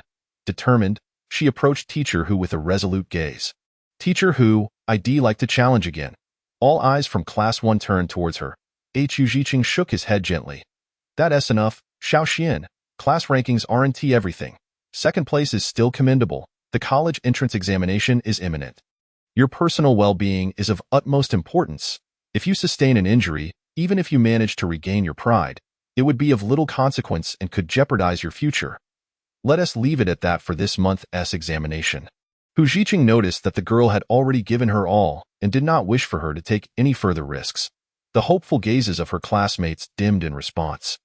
Teacher, I will help our class secure first place. A voice, seemingly casual yet powerful, suddenly resonated, startling everyone as if struck by a thunderclap. Hu Zhiqing, Meng Xiaoxian, and all the students from Class 1 turned towards the source of the voice, only to discover that it was Fang Han. The memory of Fang Han's display of strength when he defeated Wei Chao during morning self-study ignited a flicker of hope in their hearts. Meng Xiaoxian's eyes sparkled as she looked at Fang Han. However, Hu Zhiqing shook his head slightly. Fang Han, I appreciate your intentions. Please do not overreach. While you were able to defeat Wei Chao, which demonstrates your considerable strength, surpassing Class 2 will require you to take down at least one more first sequence beast from the third row. Did you see that fellow from Class 3? Wu San? His strength was not far from Wei Chao's, yet he foolishly challenged a first sequence beast from the third row and nearly met with a disastrous fate. Thankfully, the soldiers from the Security Bureau and Captain Zhang at the podium reacted swiftly. Otherwise, there would have undoubtedly been casualties today.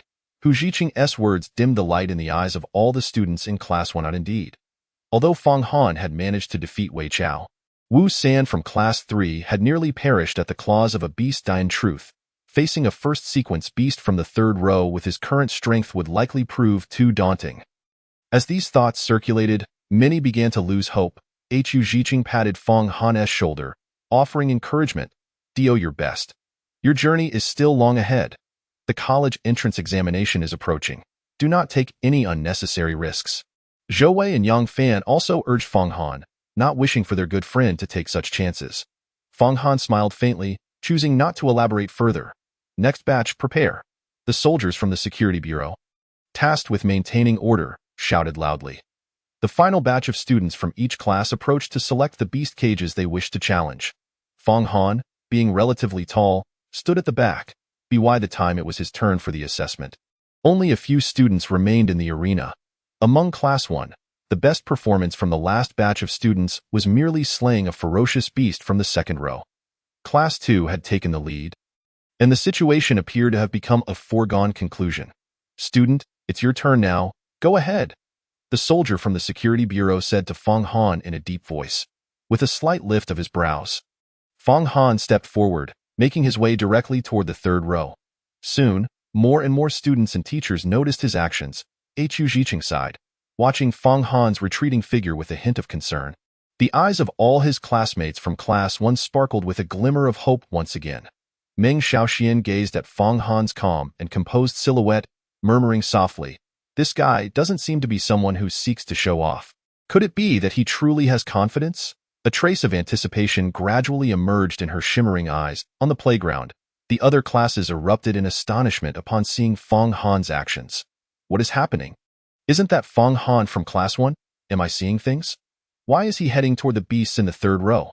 Fong Han consistently ranked first in academic assessments, yet his martial evaluations were always at the bottom. Why is he suddenly challenging the beasts in the third row? Isn't that a reckless gamble with his life?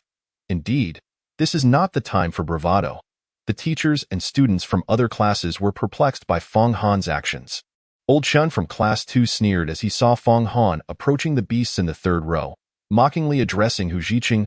Old Hu, you really know how to push your students to their doom just to secure first place. Impressive, truly impressive. Hu Zhiqing's face turned red from Old Chin's taunts. He retorted angrily, "You, silence." The soldiers from the security bureau shouted sternly, "As martial artists, one must accurately assess the strengths of both enemies and allies. If that student is indeed being reckless, then experiencing a setback today is better than facing danger in the future without preparation and rushing to their demise. Moreover, Captain Zhang is here. We will ensure this student's safety." The soldier from the security bureau spoke with firm conviction. Hu Zhiqing and Old Qian fell silent. Everyone turned their attention toward Fong Han on the podium. Zhang Guohao and Fu Wenbin, along with others, closely monitored Fong Han's movements. Under the watchful eyes of the crowd, Fong Han halted before the beast cage at the center of the third row. He lifted his gaze. Within the cage, adorned with intricate golden spiritual patterns, was a ferocious and cunning blood shadow wolf. The blood shadow wolf, with its eyes half closed, rested its head on its forelegs. Its robust and powerful body lay languidly on the ground. Between its clawed paws, sharp, elongated talons subtly revealed themselves. A gentle scrape against the ground would leave unmistakable, deep claw marks. The wolf, roughly the size of a water buffalo, was covered in resilient, smooth crimson fur. Its thick, powerful tail lazily swished back and forth, seemingly swatting away the surrounding flies. Yet, the gust of wind that accompanied its movements was truly alarming point. One could easily imagine the terrifying consequences of such a tail striking against a body, resulting in broken bones and torn muscles. As if sensing Fong Han's gaze, the blood shadow wolf slowly opened its eyes. A glimmer of mockery and disdain flickered in its azure-green gaze. Even the lowest-tier beasts of the first sequence possess a measure of intelligence. The cunning nature of the wolf-like beasts places them as the elite among their peers. It felt no threat emanating from Fong Han. The blood shadow wolf lazily closed its eyes once more. Fong Han smiled faintly and addressed the 5 security bureau soldiers beside the cage. "I'll choose this blood shadow wolf. Could you please open the cage for me?" Everyone on the playground heard Fong Han's words. His declaration sent shockwaves through the crowd. What? Fong Han not only intends to challenge a beast from the third row, but also the strongest one, the blood shadow wolf. This is madness, akin to the longevity god hanging himself. Tired of living, Fong Han, so intelligent, why would he act so foolishly in such a crucial moment? The crowd was in an uproar. Hu Zhiqing felt a pang of regret as he witnessed this scene. The students from Class 1 felt a heavy weight in their hearts upon seeing Fong Han's choice. Zhou Wei and Yang Fan clenched their fists, anxiously staring at Fong Han's situation. Meng Xiaoshuan's eyes brimmed with confusion. Yet curiosity and anticipation also filled her gaze. The more incomprehensible Fong Han's choice seemed to her, the more she felt he must possess some hidden strength. If pressed to articulate her reasoning, she would be at a loss. Perhaps it was simply a sixth sense that girls possess. With her delicate brows slightly furrowed, the beautiful class monitor fixed her attention on Fong Han's figure. On the podium, Fu Wenbin's expression tightened as he observed Fong Han's choice of the blood shadow wolf. He turned to Zhang Guohao next to him and said, "Captain Zhang, if I'm not mistaken, this blood shadow wolf should be the strongest beast in the third row, correct?" Zhang Guohao nodded slightly. "Indeed. It weighs around 3,500 pounds. The expression on the security bureau captain's face revealed a hint of doubt and gravity. Under normal circumstances, to defeat the blood shadow wolf alone, one would need a physique strength of at least 2 tons and considerable experience in battling beasts. Only a skilled practitioner among the first sequence's lower tier could achieve that. I never anticipated that Fong Han would directly choose the most challenging blood shadow wolf." Fu Wenbin expressed his concern. "Captain Zhang, if any emergencies arise, I'll need your assistance. Rest assured," Zhang Guohao replied resolutely. Behind them, Bai Lin and Cui Shan also fixated on Fong Han's situation. The soldier from the security bureau holding the key to the Blood Shadow Wolf's cage glanced at Fang Han, hesitating momentarily. He turned to Zhang Guohao, who nodded slightly. With the captain's approval, the soldier opened the gate of the Blood Shadow Wolf's cage. Click! The lock disengaged.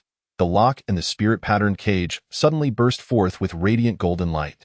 Following that, intricate spiritual patterns converged from all parts of the cage, rapidly crawling like ants, all entering the now unlocked lock.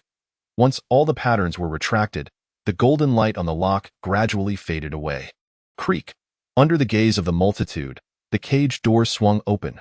Fang Han's calm gaze fell upon the languid Blood Shadow Wolf. He chuckled softly, and in his eyes, a sharp, cold glint suddenly erupted. Suddenly, a gentle breeze swept across the ground. At that moment, all martial artists above the first sequence felt a jolt in their hearts. They sensed an astonishing aura erupting from Fang Han, like a gem long covered in dust suddenly revealing its brilliance. He emanated a dazzling radiance that startled onlookers' eye in their spiritual perception. A potent, faint, blood-colored aura surged from Fang Han, completely coalescing into billowing clouds of blood-like vapor. The blood aura gathered like clouds. It was indeed blood aura like clouds. Well-versed in the extraordinary, Fu Wenbin gasped at the sight.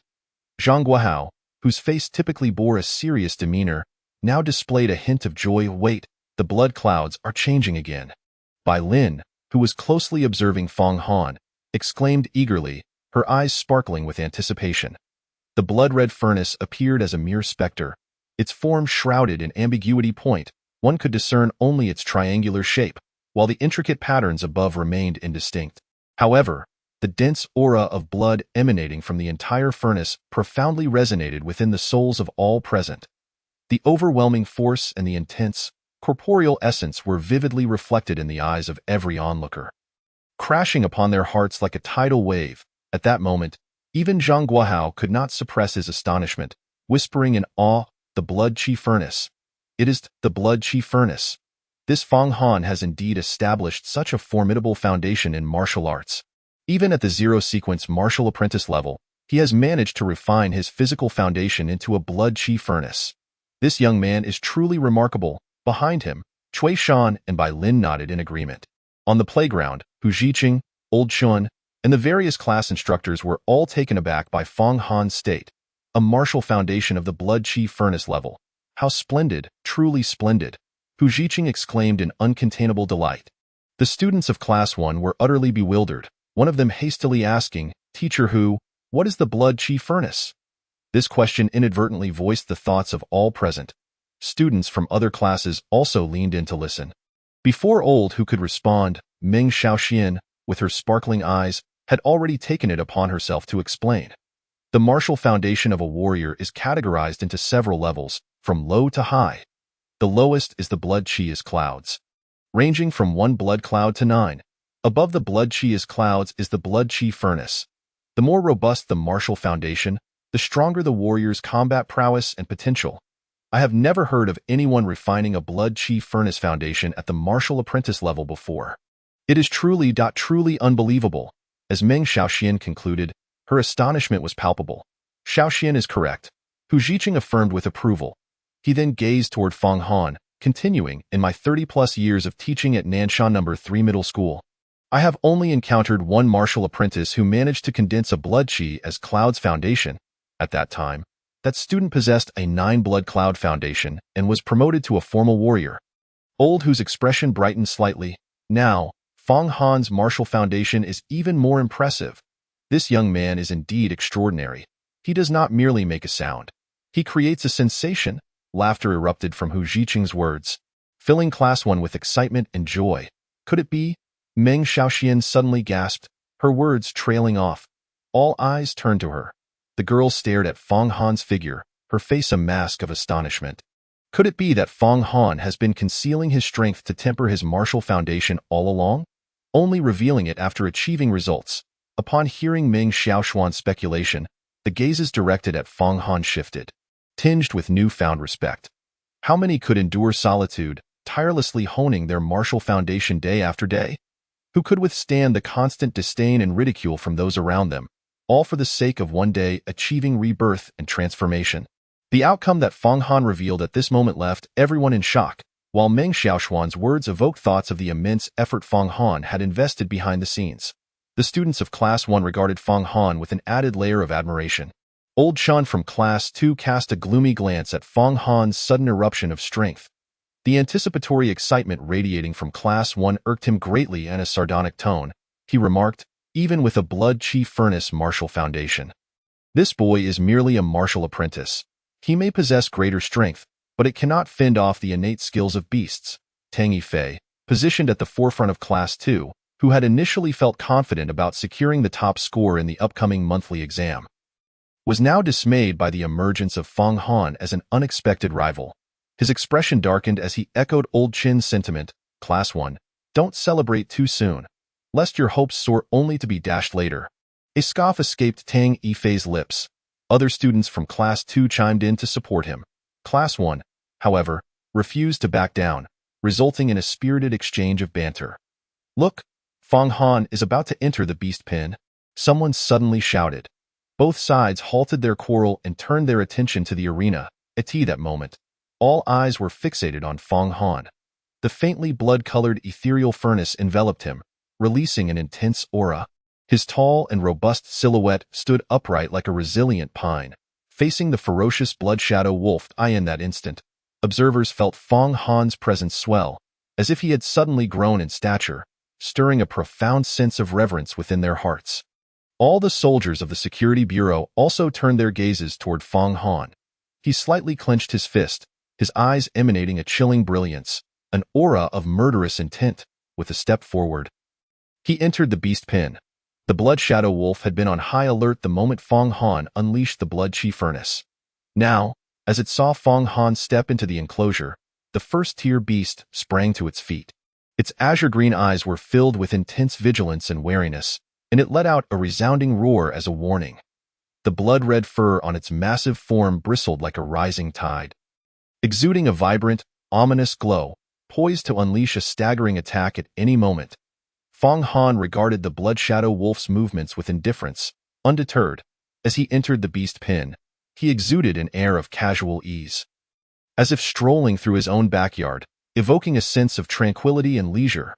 The blood shadow wolf, unable to contain its fury, unleashed a ferocious roar and charged forward. Chapter 26. Slaying the blood shadow wolf. The robust and menacing blood shadow wolf had its fur bristling and its limbs coiled like a spring. In a flash, it lunged at Feng Han like a streak of crimson lightning. Its azure-green eyes sparkled with savage intent and bloodlust, with a low growl emanating from its slightly parted jaws. It seemed to yearn for a feast of fresh blood and flesh. Its claws, extending about half a meter, glimmered ominously as they aimed directly for Feng Han's head, ready to tear him apart. The very air was torn asunder, producing a sharp, whistling gale. A few timid girls in the audience could not help but scream, unable to bear the sight of the impending bloodshed. The soldiers of the Security Bureau, armed and ready, swiftly readied their weapons, aiming at the blood shadow wolf, prepared to unleash a hail of bullets at a moment's notice. Zhang Guohao, Cui Shan, and Bai Lin were equally tense, their energies swirling within, poised to act at a critical moment. Just as the wolf's claws were about to descend upon Feng Han, everyone witnessed him suddenly move. He stomped the ground, advanced, and struck. The three actions flowed seamlessly together. A thunderous crash reverberated as Feng Han's foot struck the solid ground of the beast pen. Simultaneously, his fists shot forward like cannonballs. The ethereal image of the blood chi furnace surged and coalesced around his fists. A low, mournful wail filled the air as the atmosphere ahead of his fists trembled under the force of his overwhelming power. In the blink of an eye, Feng Han's fists collided violently with the blood shadow wolf's claws. The sound of their clash echoed, a forceful, repressive impact. A sickening crack resonated from the point of impact as bones shattered, followed by the blood shadow wolf's anguished howl. All held their breath, fixated on the scene. Blood burst forth at the point of contact, as Feng Han's fists brutally shattered the blood shadow wolf's claws. The ferocious force of his strike surged through the broken limbs, sending the first-tier beast flying through the air. With a resounding crash, the wolf's massive form collided heavily against the iron bars of the beast pen, which had been forged from alloy steel. Bending the bars into a remarkable arc, the Blood Shadow Wolf howled in agony. Slowly sliding down, crashing heavily to the ground, fresh, crimson blood gushed from its severed claws, pooling in small patches upon the ground of the beast pen. The wolf's fur, stained with its own blood, became a ghastly shade of scarlet. It curled into a corner of the enclosure, lowly whimpering while casting furtive glances at Fong Han, as if pleading for mercy in its helplessness. Fong Han stood his ground, observing the Blood Shadow Wolf with an air of calm detachment. His eyes, devoid of warmth, radiated an icy chill. An oppressive silence enveloped the playground. No one had anticipated that the clash between the two would unfold in such a manner. Fong Han had effortlessly shattered the Blood Shadow Wolf's claws with a single blow, sending it crashing to the ground. How formidable, terrifyingly so. This thought consumed the minds of all students at Nanshan No. 3 Middle School. On the podium, Fu Wenbin's expression relaxed slightly. He just revealed a hint of relief. But beside him, Zhang Guohao furrowed his brows, speaking gravely, "That beast is cunning." No sooner had the words left his lips than the situation within the beast cage underwent a dramatic transformation. Fong Han stepped forward once more. The Blood Shadow Wolf, which had been pleading for mercy just a moment ago, now had its azure-green eyes filled with a palpable cunning and a vivid crimson hue. Its mouth suddenly displayed a terrifying set of bloodied fangs. A howl, an enraged and vengeful wolf's roar, echoed fiercely through the air. The Blood Shadow Wolf leapt into action, its fangs sharp and numerous, resembling a mouth lined with hooked daggers, stretched wide open. Bloodlight flickered within its throat, and the stench of its breath surged toward Fong Han. Immediately after, a 2-meter-long crescent-shaped blade of blood surged forth from the wolf's maw, hurtling toward Fong Han with a piercing shriek that sliced through the air. Moreover, the Blood Shadow Wolf itself followed suit, leaping forward right behind its blood-red winged blade. With the blade clearing a path ahead and the beast pressing fiercely from behind, this dual assault carried a savage and ruthless intent to tear Fong Han apart on the spot. "Swift Wind Blood Blade," Bai Lin exclaimed from the podium, revealing the beastly talent skill of the first-ranked Blood Shadow Wolf. She sprang into action, ready to assist Fong Han. Yet, at that moment, another astonishing change erupted within the beast cage. Facing the onslaught of the foul-smelling wind, Fong Han raised his brow and slightly lifted his eyelids. His calm and serene demeanor seemed to indicate that, until this moment, he had not regarded the Blood Shadow Wolf with any seriousness. Stomp, advance, strike. He executed these 3 actions once again, but this time, the force of his punches and the intensity of his energy exploded with even greater ferocity. The whistling wind grew more urgent. "Tio, everyone watching." Fong Han's response left them utterly astonished. He was actually going to meet the wind blade, capable of slicing through steel, with nothing but his fists? Hu Zhiqing, watching from a distance, instinctively shouted, "Get out of the way." Bai Lin's aura flickered with energy as she gracefully descended from the podium. All the armed guards from the Security Bureau aimed their weapons at the Blood Shadow Wolf, fingers hovering over the triggers. Old Chen's lips curled into a faint smirk of satisfaction. What a naive young man. His combat experience was still rather shallow. To think he would use his fists to withstand the Blood Shadow Wolf's swift wind blade. And to do so without any protective energy at the level of a martial arts apprentice. It was truly a death wish. Old Chen's smug grin widened. He seemed to envision the glorious moment when his class would seize the title of the best class in the monthly assessment after Fong Han failed and was injured. But in the next instant, the smile on Old Chen's face froze. Not only him, but everyone present found their expressions and movements abruptly halted. All eyes were drawn to the beast cage, where, with a thunderous crash akin to shattering glass, Fong Han had actually shattered the 2-meter-long swift wind blade with his bare fists. Fragments of energy and blood splattered everywhere, reflecting the incredulity in the wolf's wide eyes as it lunged forward. Without pause, Fong Han charged ahead, his gaze icy and resolute, uttering a single word, "Die." As the word fell, his fists landed solidly on the wolf's head. Typically, wolf-like beasts possess copper heads and iron backs, making their skulls the hardest part of their bodies. Yet, in that moment, under the sheer force of Fong Han's wrathful blows, the Blood Shadow Wolf's head exploded with a dull thud, shattering like a ripe watermelon. Blood and viscera splattered across the ground, pooling everywhere. The headless carcass of the wolf crumpled to the earth. The entire arena fell into a profound silence. All eyes were fixed on Feng Han, who stood proudly amidst the gruesome scene, momentarily speechless, equally rendered silent. Chapter 27. The beastly aura from the rear of the vehicle as the crowd beheld Feng Han standing before the headless wolf. Their eyes widened in disbelief, rendering them speechless. 90% of those present had never anticipated that Feng Han could defeat the Blood Shadow Wolf. Moreover, none had imagined he would do so in such a forceful and dominating manner.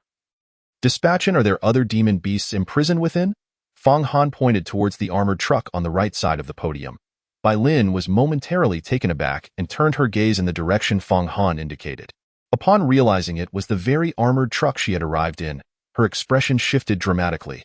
Bai Lin turned her head, and with her keen intuition, she discerned the eagerness embedded in Feng Han's words. With a hint of gravity, she spoke, "Feng Han, that demon beast was captured just this morning. With your current strength, you still..." Bai Lin. Before the girl could finish her sentence, Zhang Guohao, seated on the podium, interjected abruptly. Both Feng Han and Bai Lin turned their attention towards him.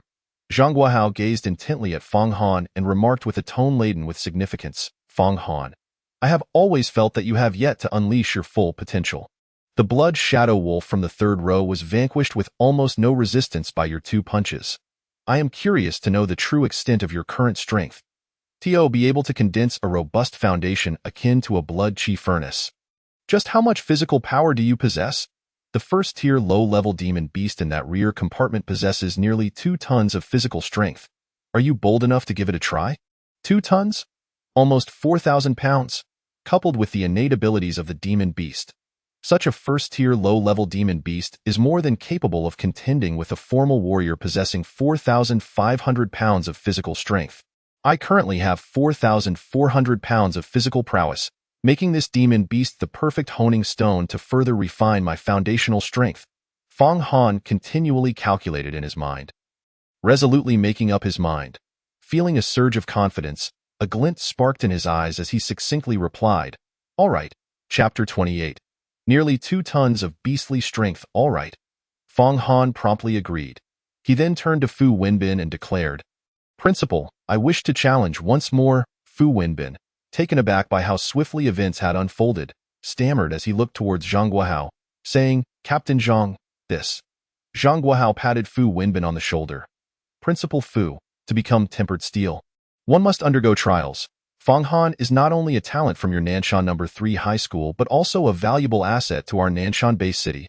Rest assured, I will ensure everything is arranged properly." Fu Wenbin glanced at Zhang Guohao and then at Feng Han, ultimately giving a wry smile and nodding in agreement.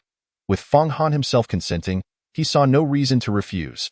Zhang Guohao continued to organize.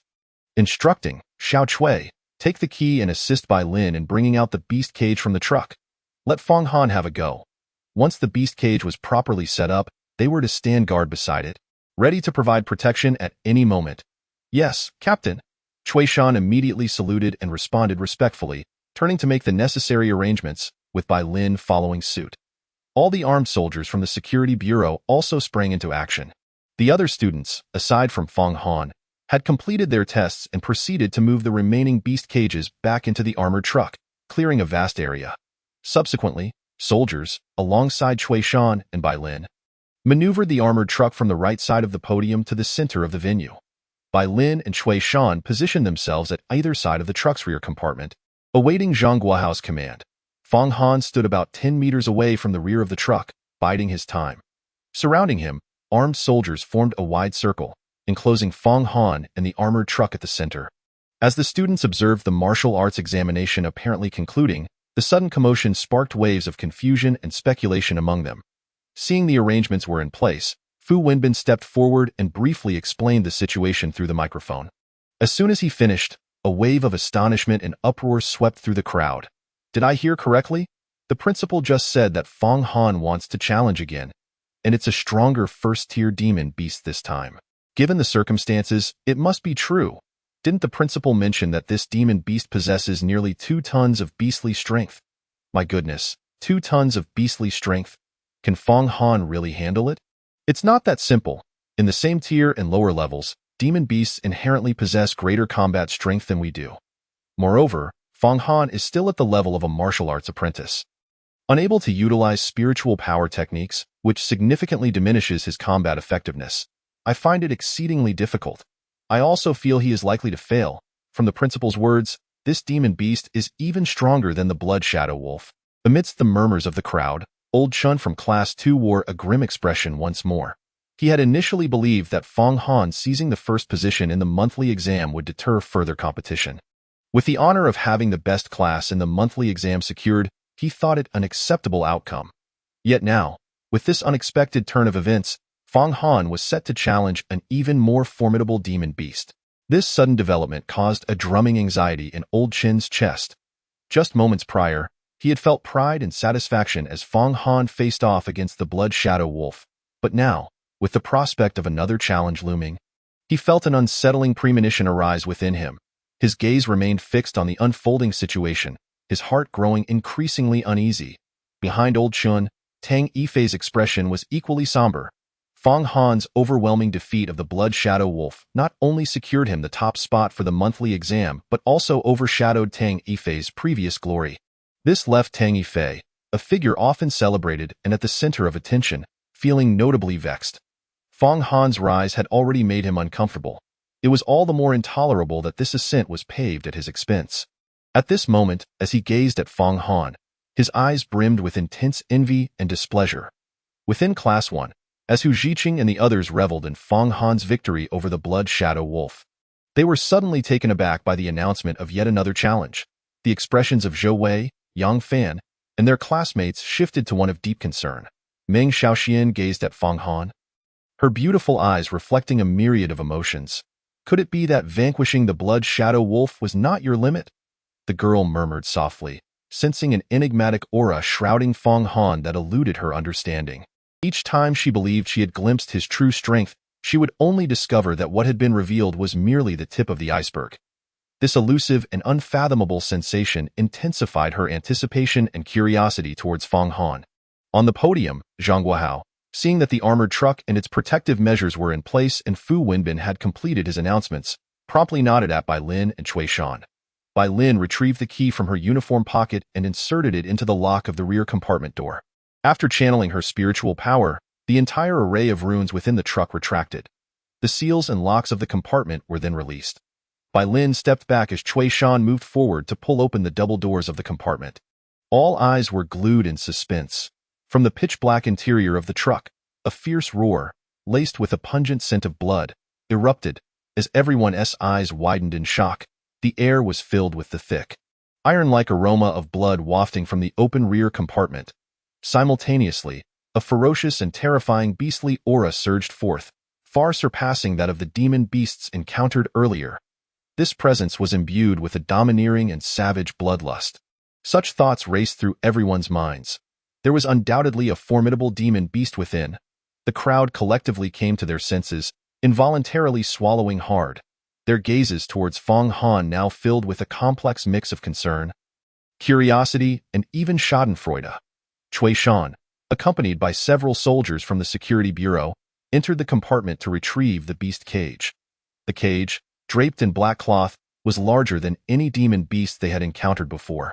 Dominating the entire rear compartment, as the black cloth-covered beast cage was pulled from the truck, the crowd could hear the heavy, bloodthirsty breaths of the demon beast within. The mingling scent of blood and the acrid odor of flesh was nauseating. Fang Han and the others remained fixated on the cage, anticipation hanging in the air. With a heavy thud, the massive cage was placed 3 meters in front of Fang Han. With a swift motion, the black cloth was pulled away. A furious and bloodthirsty roar resonated across the entire playground. Fang Han narrowed his eyes slightly, while all the students present gasped in fear, their eyes wide with terror. Chapter 29. The deceitful Old Chun. Fang Han and all present were astonished to find that within the enormous cage was a black-brown, black-furred bear demon, with a body length of around 4 meters. Its robust frame was covered in coarse, black-brown fur. Once impervious to blades and swords, the bear's body now bore several long, deep gashes, with crimson blood oozing from them, staining the surrounding area a dark red.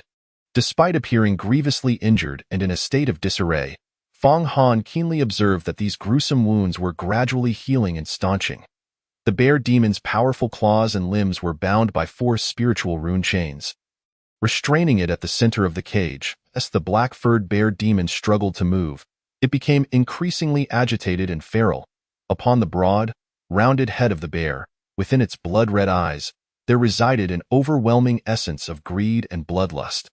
The beast's gaze scanned the surroundings, ultimately settling upon Shui Shan and Bai Lin beside the beast cage.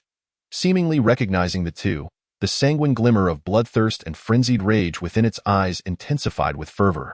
With an uncontrollable roar, it erupted in a ferocious bear growl. In the center of the arena, facing the bear demon, Fong Han remained utterly unperturbed by the creature's furious roar and overwhelming presence. He meticulously scrutinized the injured black-furred bear demon, fully aware that a wounded beast could be even more savage and pose a greater threat. On the playground, everyone gazed at the blood-soaked, roaring black bear with astonishment. Incredible! It's the Tremor Black Bear. This Tremor Black Bear, among the lower-tier demonic beasts of the first sequence, was undoubtedly a dominant force. Even though its combat prowess had diminished due to injury, it would undoubtedly be more ferocious. Could Fong Han possibly contend with it? It seemed overwhelmingly difficult. The disparity felt insurmountable. After all, Fong Han was merely a martial arts apprentice. Although he had slain the Blood Shadow Wolf, this Tremor Black Bear was far superior. Indeed, without any mastery of spiritual power techniques, Fong Han might very well be crushed under the bear's innate skills when unleashed. It was undeniably a daunting challenge. Within Class 2's ranks, Old Chun was momentarily taken aback upon seeing the Tremor Black Bear. Then erupted into a triumphant laugh. He shot a contemptuous glance at Hu Jiqingdo who, what a fate! The Tremor Black Bear again. Last year's college entrance training saw your class suffer injuries due to this very beast. Goodness, and now, in this month's martial arts examination, it seems Fong Han has encountered the Tremor Black Bear once more. He ought to surrender gracefully. I concede this young man has potential, having slain the Blood Shadow Wolf. But the strength of the Tremor Black Bear is simply incomparable. Even injured, its physical might reaches at least 2.5 tons. Only a first-sequence martial artist with adept mastery of spiritual techniques could stand against it. Fong Han, despite his formidable martial foundation, is merely a zero-sequence apprentice. Wouldn't he just be walking to his doom? If he doesn't withdraw, defeat is inevitable. The more Old Chun spoke, the more satisfaction surged in his heart, releasing the pent-up frustration and indignation he had felt earlier. He also contemplated the rewards that would accompany his class winning the best performance of the month, causing his smile to bloom like a radiant chrysanthemum. In Class 1's ranks, although Hu Jiqing was reluctant to engage with Old Chun, his concern for Fong Han grew as he observed the unfolding scene. He recognized that Old Chun's words bore truth. The Tremor Black Bear was indeed far stronger than the Blood Shadow Wolf. Even a wounded Tremor Black Bear posed a significant danger to Fong Han. Behind him, Meng Xiaoxian furrowed her brows upon hearing Old Chun's remarks. Having previously ignored the petty squabbles of Class 2, she spoke with a cold, frosty demeanor. Teacher Chun, who was it that said Fong Han was merely walking to his demise against the Blood Shadow Wolf? Who claimed he was just a bit stronger? Teacher Chun, while aging isn't your fault, your constant reliance on age to belittle others for your own selfish gains is indeed a fault. I wonder. Are you so confident in your judgment? What will you do if Fong Han wins? The girl's delicate and beautiful visage was marred by frost and indignation. Old Chun, taken aback by Meng Xiaoxuan's retort, felt his face flush with humiliation and anger. He glanced around, pointing at the wooden placard held by a student from Class 2. With a reddened face, he exclaimed, "If Fong Han manages to slay this Tremor Black Bear, then I doubt I will eat our class's placard." His words left Meng Xiaoxian momentarily speechless, and the students from both classes around them were equally stunned. Goodness, is Old Chun truly that reckless? He would even eat his own class's placard. What a fierce individual! Unfazed by the incredulous gazes of the crowd, Old Chun held his head high and met Meng Xiaoxuan's gaze with apparent resolve. Yet, beneath that facade lay an inner trepidation. As he began to regret his impulsive declaration, if Fong Han truly won, would he really have to eat the placard? The thought coursed through Old Chun's mind, igniting an unsettling doubt about his previously unwavering confidence and martial expertise. As soon as he uttered those words, regret washed over him for allowing such a ridiculous sentiment to escape his lips. However, he maintained a stern exterior. Well, it's done now. Once the arrow is loosed, it cannot be retrieved. I cannot back down now. Decades of reputation are at stake. No, I absolutely cannot waver. Fong Han is merely a martial arts apprentice. There is no way he can win. Old Chun continued to reinforce his own convictions. Meng Xiaoxian cast a pointed look at Old Chen before glancing at the placard of Class 2, her voice unwaveringly cold.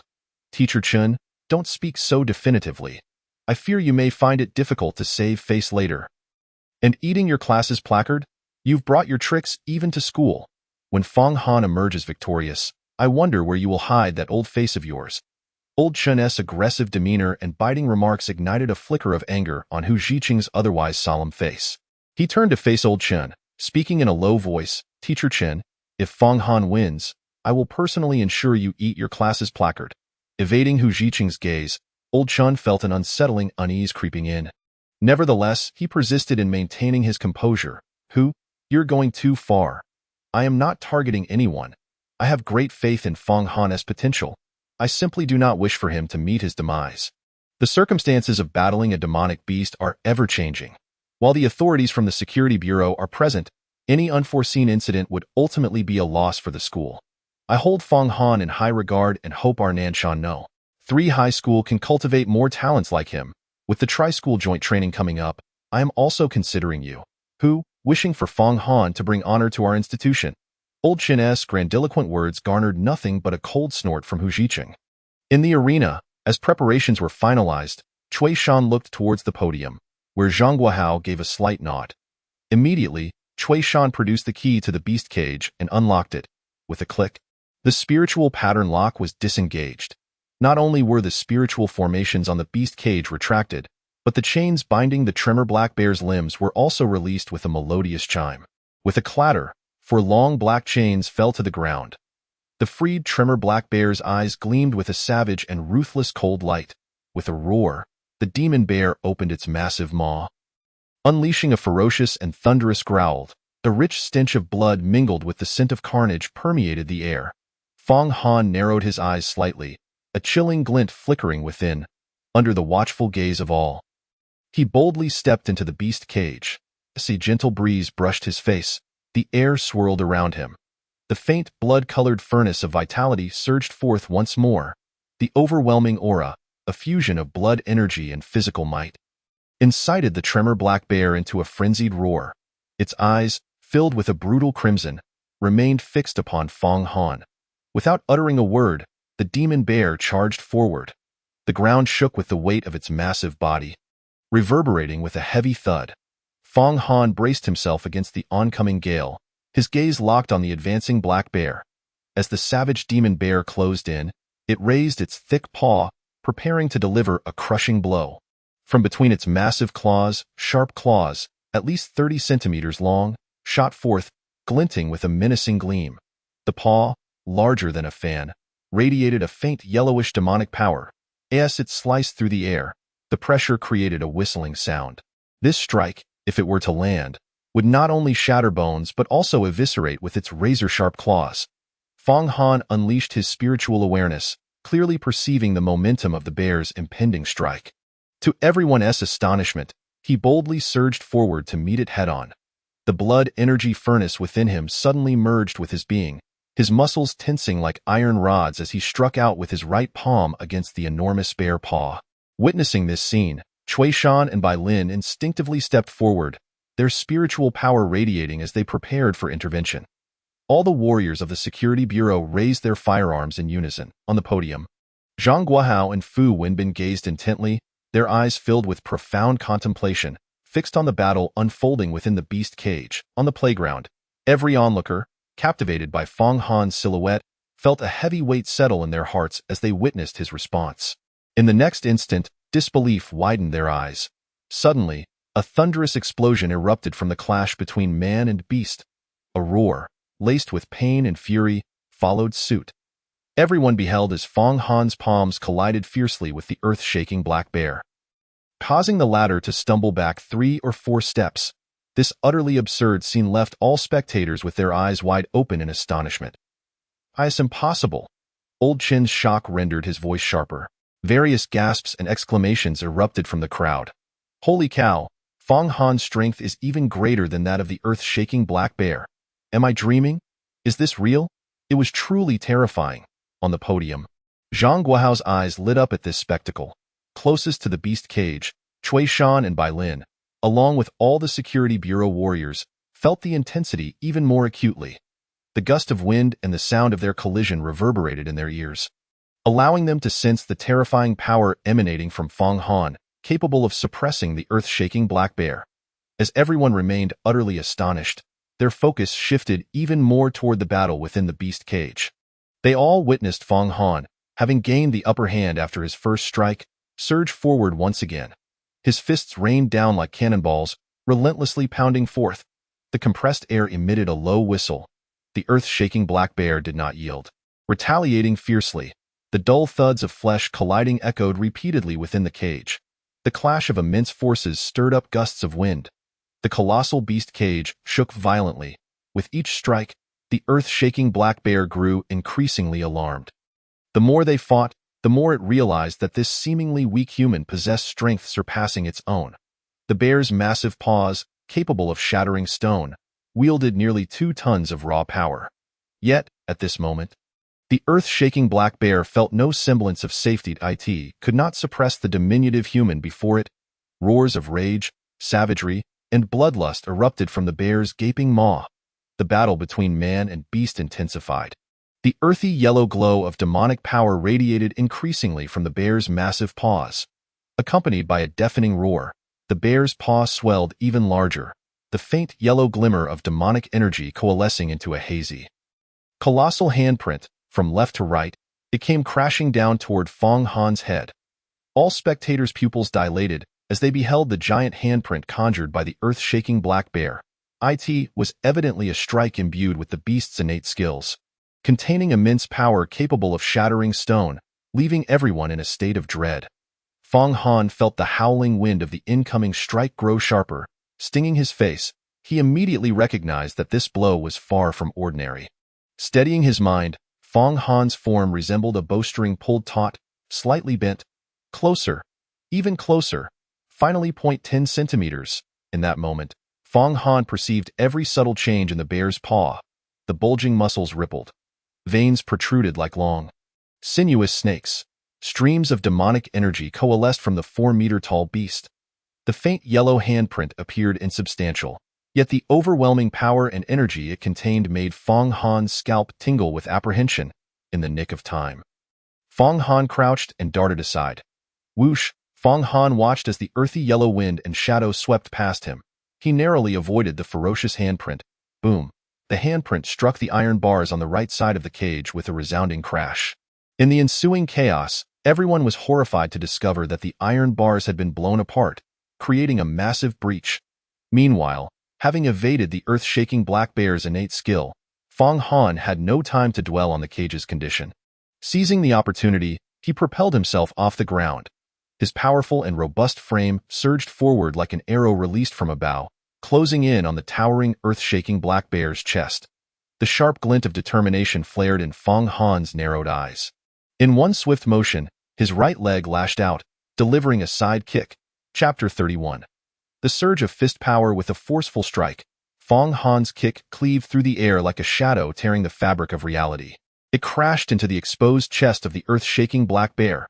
In that moment, Fong Han's calm demeanor was unnervingly chilling. The sudden counterattack was remarkably sharp. Boom! The darkened silhouette of his leg struck the bear with tremendous force in the blink of an eye.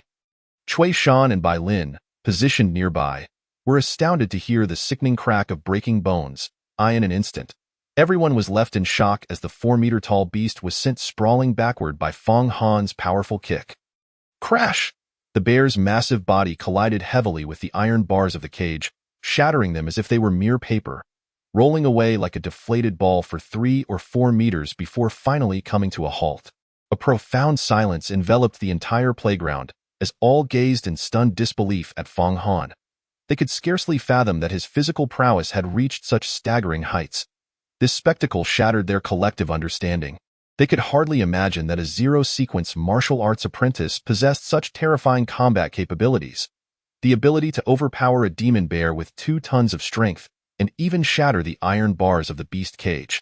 All soldiers immediately moved to protect the students, ushering them to the edges of the playground. Zhang Guohao on the podium quickly regained his composure and issued orders. The cage had been destroyed. Now, the battlefield between Fang Han and the earth-shaking black bear had expanded to encompass the entire playground. Yes, the soldiers of the Security Bureau responded in unison. They worked swiftly, guiding all teachers and students from their respective classes to the perimeter of the playground. Ready to evacuate at a moment's notice, in the center of the playground, Fang Han strode forth from the shattered beast cage.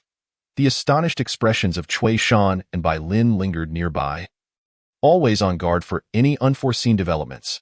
All the students and teachers of Nanshan No. 3 Middle School gazed at Fang Han's figure.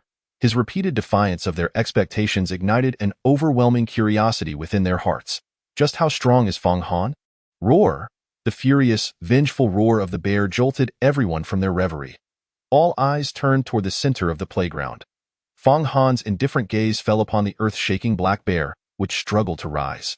The once slowly healing wounds on its majestic frame now burst open anew under the impact of Fang Han's devastating kick. Blood gushed forth, and several ribs were fractured, leaving its chest grotesquely uneven. A sharp broken rib even protruded from its body, revealing a 10-centimeter-long, blood-soaked shard of bone. The fiery rage burning in the bear's eyes seemed ready to erupt into a conflagration, fixed upon Fang Han. With a furious roar, blood streamed from the bear's mouth and nostrils, a consequence of its shattered ribs piercing internal organs. Fang Han regarded the bloodied and staggering beast with chilling indifference, declaring, "All your roars are merely the futile cries of a dying creature." As a first-sequence demon beast, the earth-shaking black bear possessed considerable intelligence. Upon hearing Fang Han's words, its eyes widened in fury, and it charged forward with reckless abandon. Its colossal paws swung in a dual assault, descending upon Fang Han like grinding millstones from the heavens, the stench of blood mingling with the gusts of wind. The intensity escalated, yet Fang Han astutely noted that the power within the bear's paws was waning. He met the attack head-on, extending his fists without flinching. Boom, boom, boom. The forceful impacts of his punches met the bear's paws, forcing the earth-shaking black bear to retreat step by step. Amidst this chaotic battle, Fang Han's physical strength surged ever greater. The various top-tier medicinal pills he had consumed and the ultimate body refinement fist technique had fortified his foundation immensely, sculpting a terrifying potential for martial prowess. In that moment, through fierce combat and struggle, his robust foundation and formidable potential were unleashed. 4,400 pounds, 4,450 pounds, 4,500 pounds. With each punch Fang Han unleashed, his ferocity intensified. Each collision with the bear's massive paws further enhanced his physical power, making him feel as though he were a steel ingot being hammered into perfection. The earth-shaking black bear, at this juncture, was utterly at its wits' end. He gazed at Fang Han, suddenly perceiving the latter as if he were a monstrous beast. The terrifying physical prowess was, astonishingly, even more formidable than that of himself. The earth-shaking black bear, known for its strength, this was utterly devoid of natural justice. Thud, thud, thud. The fists of man and beast collided incessantly. The battle intent and murderous aura in Fang Han's eyes burned ever more fervently. The ferocious power of his punches finally surged past the threshold of 5,000 pounds. Fang Han gathered his strength for a single strike and unleashed it with ferocity. Roar. A heart-rending bear's roar echoed. Piercing through the air, Fang Han's escalating might had finally overwhelmed the earth-shaking black bear. Crackle, crackle. The chilling sound of shattered bones began to resonate. After another barrage of 3 punches, each weighing 5,000 pounds, Fang Han forcefully tore apart the flesh of the bear's right paw.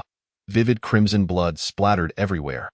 The once mighty paw had contorted into a grotesque arc. The flesh was ruptured and rolled back, revealing the shattered, blood-stained bones within. The earth-shaking black bear's mouth bled profusely as it clutched its mangled right paw in excruciating pain.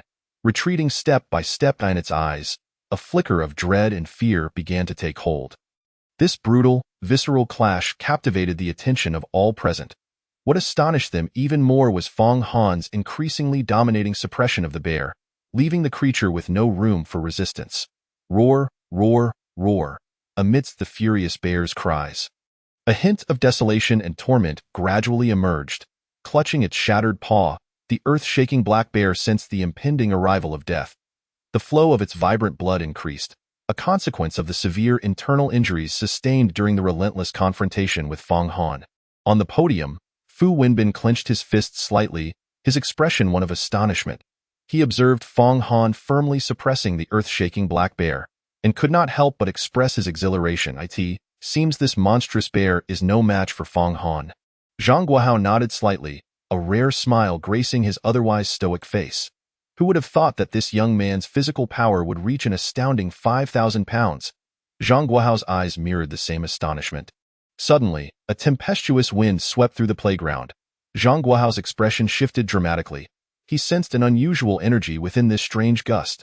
Chapter 32. A forceful kill. As Zhang Guohao's expression changed, his powerful spiritual awareness immediately extended outward. Damn it, this earth-shaking black bear has managed to break through in the heat of battle. Zhang Guohao cursed under his breath, his gaze on the bear now laden with gravity. The swirling air coalesced into a pale white tornado, converging upon the injured, earth-shaking black bear. Thick, ethereal energy was drawn into the creature's body along with the wind. Fong Han, facing the bear, could acutely sense the drastic changes occurring within it. His eyes narrowed, seeing clearly that the bear's injuries were healing at an observable rate.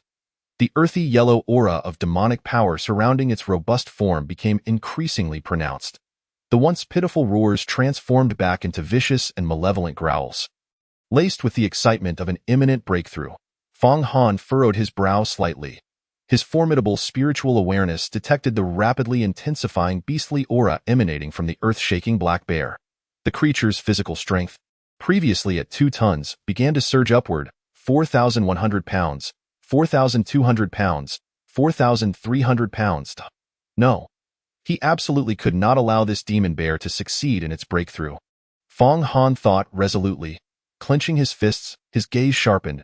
At this moment, not only Fong Han, but everyone present could distinctly sense the burgeoning, rich aura of demonic energy and beastly strength. Click, click. All the soldiers of the Security Bureau chambered their demon-slaying rifles, their faces etched with vigilance as they shielded all students and teachers of Nanshan No. 3 Middle School behind them. The students gazed at the increasingly ferocious demon bear, their faces paling. Hu Jicheng, Meng Xiaoxian, and their classmates, who had previously appeared elated, now wore expressions of frozen shock. Standing not far from Fong Han, Cui Shan and Bai Lin unleashed their spiritual awareness, their auras radiating with palpable intent to kill. Their eyes were locked on the earth-shaking black bear, filled with a chilling resolve. They looked towards Zhang Guohao on the podium. With a single command from their captain, they would charge forth to slay the beast. Fu Wenbin, witnessing this scene, felt a twinge of anxiety. He turned to Zhang Guohao. Captain Zhang, call off the challenge. Zhang Guohao nodded slightly. In light of the circumstances, there was no other choice. If they allowed the demon bear to complete its breakthrough, Fong Han could find himself in dire straits. These thoughts flashed through Zhang Guohao's mind as he issued the command. Cui Shan, Bai Lin, you too. Before Zhang Guohao could finish his sentence, suddenly, under the horrified gazes of all, Fong Han charged directly at the earth-shaking black bear mid-breakthrough. Zhang Guohao's usually composed demeanor shifted dramatically. Fong Han, what are you doing? Stop, Fong Han. Retreat immediately. This is madness, utter madness. Zhang Guohao darted off the podium, with Fu Wenbin closely following. As a formidable warrior of the third sequence, Zhang Guohao reached the scene in mere moments. He was prepared to eliminate the bear during its breakthrough when he suddenly realized the situation on the field had drastically changed. Wait! Zhang Guohao quickly called out to halt Cui Shan and Bai Lin, who were ready to charge in. The 4 of them froze, observing the fierce battle between Fong Han and the earth-shaking black bear. They saw a vividly clear blood aura furnace manifest around Fong Han. Merely gazing upon this blood aura furnace conveyed a sense of abundant and robust vitality. The blood aura furnace materializing from Fong Han took the form of a 3-legged cauldron.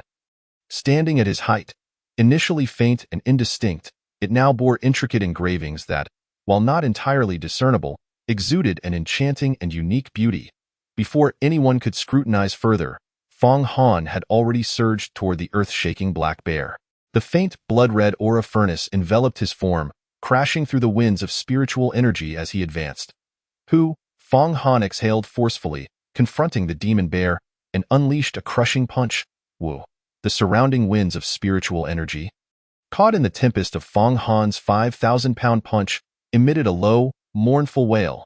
The earth-shaking black bear, just recovering from its injuries and in the midst of a surge in strength, saw Fong Han charging in and felt an intense rage ignite within. It revealed its gaping maw, brimming with malice, and raised its paws, channeling its demonic power to meet Fong Han's devastating blow. Boom! A resounding explosion, akin to a huge drum being struck, erupted from their collision. The violent force shattered the air, momentarily stalling the winds of spiritual energy. Shortly thereafter, whoosh, a massive figure was sent flying. It was the earth-shaking black bear, propelled back by Fong Han's punch. The winds of spiritual energy enveloping the bear were also shattered. Boom, boom. The 4-meter-tall bear tumbled across the ground, leaving behind several craters. Swish! Fong Han charged forward, the blood aura furnace swirling around him, his fists vibrating the air with a resonant hum, like a torrential downpour. His punches relentlessly battered the bear's body. Thud, thud, thud. The sound of their bodies colliding reverberated continually. The demon bear fought desperately to withstand the onslaught. It had not anticipated that, even at the brink of its breakthrough, it would still be crushed by this seemingly insignificant human. The earth-shaking black bear's frustration and fury intensified. The winds of spiritual energy surged again, but most of it was consumed in healing the injuries inflicted by Fong Han once more. The growth of the bear's strength became sluggish. Its defiant and enraged roars echoed throughout the arena. Fong Han's eyes gleamed with a chilling intent to kill, showing no signs of restraint. Every punch was delivered with full force. Aimed to kill, he sensed the bear's strength had risen to over 2 tons, around 4,500 pounds, and it continued to grow. Fong Han gritted his teeth, his fists like cannonballs. He had to finish this quickly. Otherwise, if the demon bear successfully broke through, dire consequences would surely follow. He thought resolutely. Roar. A thunderous bear's roar erupted nearby, filled with unrestrained fury. The earth-shaking black bear, which had been relentlessly suppressed, suddenly unleashed a surge of formidable earthy yellow demonic power. Its strength had inexplicably soared to 4,800 pounds. The bear's paws spread apart slightly, resembling 2 heavy doors of earthy yellow. The seething hatred and rage in its eyes seemed poised to engulf Fong Han. It swung its paws down upon him with tremendous force. Fong Han inhaled deeply, channeling all his might into his hands. The blood-red aura furnace around him thrummed with energy, stabilizing his presence at that moment. The swirling winds of spiritual energy drawn by the earth-shaking black bear's breakthrough split into 2 currents. One of those currents was irresistibly drawn to the resonating blood aura furnace on Fong Han. Connecting directly to him, a wisp of pale spiritual energy swirled and flowed into Fong Han's body through the mouth of the blood energy furnace, merging with his physical strength and enhancing his powerful blow. Fong Han felt a refreshing stream of spiritual energy cascading from above, invigorating his already formidable fist. With the might of a rampaging bull, a ferocious bellow echoed across the entire playground. Under the combined influence of the blood energy furnace and the ethereal wind, Fong Han unleashed the full force of his physical prowess, manifesting a spectral, blood-colored bull with astonishing clarity. The bull, fierce and magnificent, roared, enveloping Fong Han entirely as he launched a devastating attack that collided violently with the earth-shaking black bear. The impact erupted with a resounding boom, capturing the attention of all present, their eyes wide with disbelief. They witnessed the horrifying sound of bones shattering as the black bear's powerful fists crumbled under the assault. Flesh contorting and blood gushing forth amidst the chaos. Fong Han's bull-like punch, having shattered the bear's forelimbs, continued its relentless trajectory, striking directly at the bear's chest. A muffled thud reverberated as the black bear's imposing form was sent hurtling several meters away. Its chest brutally pierced, revealing ghastly holes. The internal organs had been reduced to a gruesome pulp, and the massive beast collapsed to the ground, a pool of thick, crimson blood pooling beneath it. undeniably lifeless. Chapter 33. It turns out the clown was me all along. Everyone stood in stunned silence, unable to fathom that Fong Han had slain the earth-shaking black bear, which was on the verge of a breakthrough. As this surreal event unfolded before their eyes, a profound silence enveloped the crowd, shock rendering them speechless. In that moment, no student from Nanshan Third Middle School dared to question Fong Han's strength. The disparity was so immense that even jealousy seemed an impossibility. Fong Han from Class 3-1 achieved a perfect score of 100, with an additional 100 points awarded. Zhang Guohao gazed at the lifeless black bear. His eyes filled with astonished delight as he reported Fong Han's comprehensive score. The playground erupted into a frenzy of excitement, and why heavens! Fong Han's score in the martial arts examination is equivalent to 200 points. This is hardly surprising, given that Fong Han could vanquish the earth-shaking black bear. Bestowing him 200 points is entirely justified. This formidable beast, capable of reigning supreme among low-level beasts in the first sequence, had been decisively defeated by Fong Han. It was utterly unbelievable. Wait, isn't this caliber of beast typically the domain of at least a mid-level warrior from the first sequence? Has the world gone mad? Or am I still dreaming? Furthermore, let us not forget a crucial point. Fong Han is merely a zero-sequence martial artist apprentice, yet to ascend to the ranks of formal warriors in the first sequence. If he possesses such strength now, how formidable will he become upon promotion? Terrifying, inconceivable. He truly is a prodigy, soaring to great heights. Everyone gazed at Fong Han in awe, their voices tinged with shock and reverence. Fu Wenbin sighed in relief, approaching Fong Han with a warm smile of encouragement. Cui Shan and Bai Lin were equally astounded by Fong Han's impressive display of prowess. They silently compared their own performance during their third-year studies, inwardly muttering, "What a genius!" Zhang Guohao was undoubtedly thrilled by Fong Han's remarkable strength. Having met him for the second time, Fong Han had left an indelible impression on him. The captain of the security bureau exchanged a few friendly words with Fong Han before departing with his team. Armored trucks began to roll out of the campus in succession. Fu Wenbin surveyed the now-bare playground, feeling quite pleased. After arranging for the teachers to grade the cultural exams, he waved for all classes to leave. Fong Han returned to his class, greeted by cheers and applause, reminiscent of a hero's homecoming. Zhou Wei and Yang Fan rushed over, brimming with excitement. Zhou Wei, grinning broadly, embraced Fong Han and exclaimed, "Wow, Fong! I had no idea you were this incredible. We were worried for nothing. With your strength, the college entrance examination is a certainty. You can choose any martial arts academy you desire. Killing a 2-ton earth-shaking black bear means you could easily gain admission to Magic City Academy or Imperial City Academy." Yang Fan chimed in, genuinely happy for his good friend. "Right, Fong? Aunt Fong will be so proud to see you succeed." Hu Zhiqing approached, patting Fong Han on the shoulder. "Fong Han, you've worked hard, thanks to you. Our class secured the best performance in the monthly exam. It was my duty, Teacher Hu," Fong Han humbly replied. Even when Fong Han's martial arts talent was deemed weak, Hu Zhiqing had shown him considerable kindness. Unlike some classes that concentrated resources solely on the top students, who had ensured Fong Han received his fair share of martial arts resources every month, he often invited Fong Han to his office for additional guidance. Fong Han felt immense gratitude for these gestures. After offering a few encouraging words, Hu Zhiqing's expression grew serious as he earnestly warned Fong Han, with less than a week until the college entrance examination. "Do not let success go to your head. I noticed some impulsiveness in your approach when facing the beasts. During the martial arts examination, it was manageable since the warriors from the security bureau were nearby for protection. However, when you face beasts in the wild, you must exercise caution and never act recklessly." "Understood, Teacher Hu," Fong Han replied sincerely, recognizing the good intentions behind Hu's advice. Hu Zhiqing turned to address the entire class, explaining, "Today was a first encounter with beasts for most of you.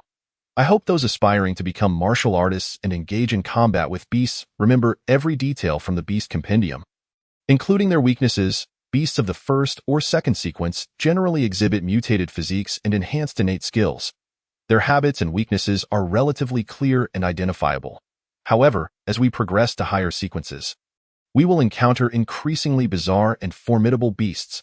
These creatures can be terrifying, some possessing high intelligence. A moment of carelessness or impulsiveness could lead to dire consequences. Underestimating or acting rashly can result in fatal outcomes. All students respectfully acknowledge teacher whose guidance.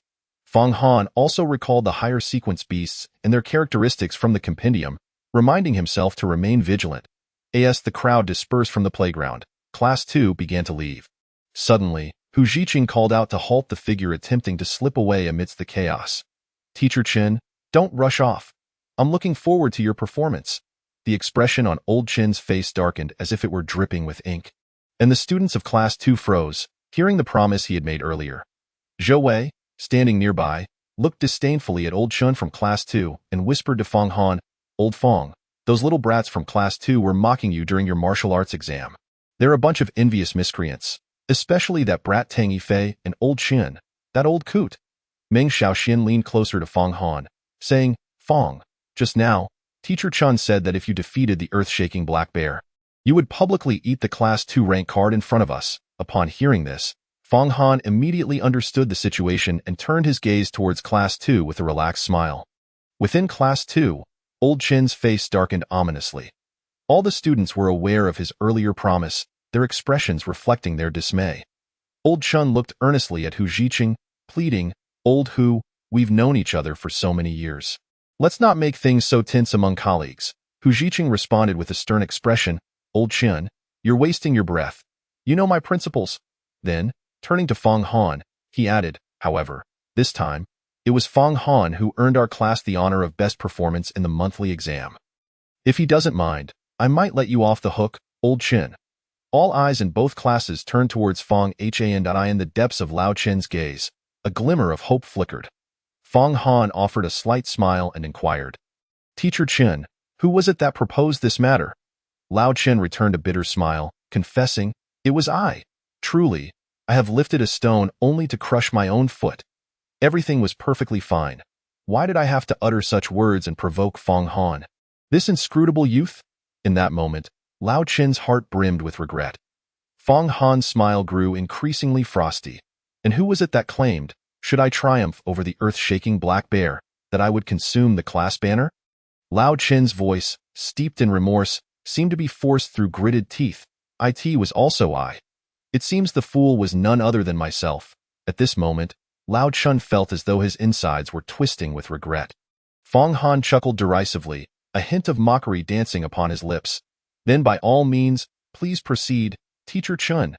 Chapter 34. "It is not hope that compels one to persevere, please, Teacher Chin." Fong Han gestured toward the class banner of the second class.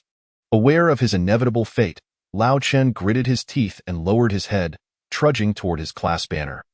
The student holding the banner, upon noticing the approach of their homeroom teacher, instantly wore an expression of awkward tension.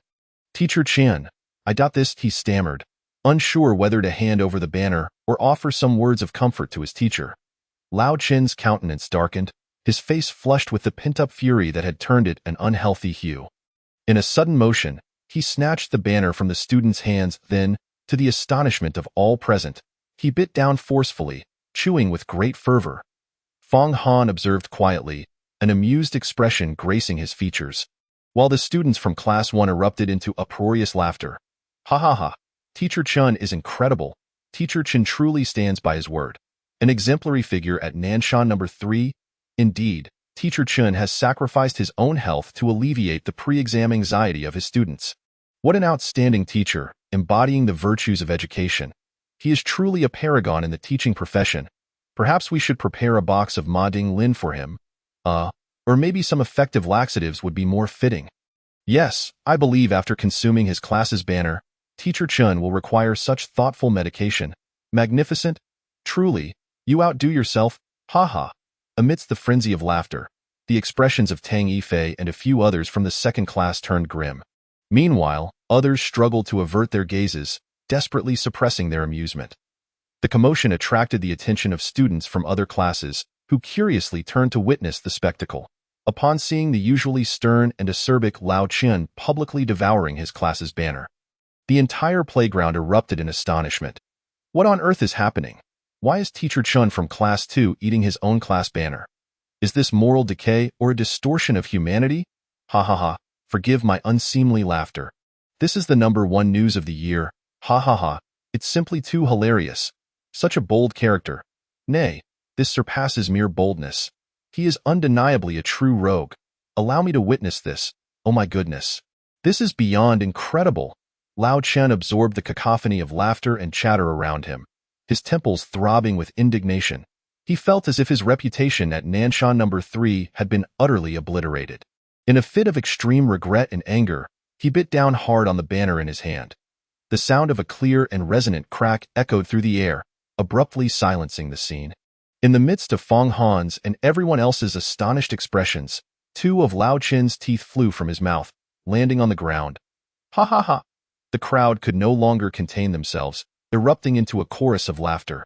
Thus, the farcical drama concluded amidst the roaring laughter that echoed across the playground.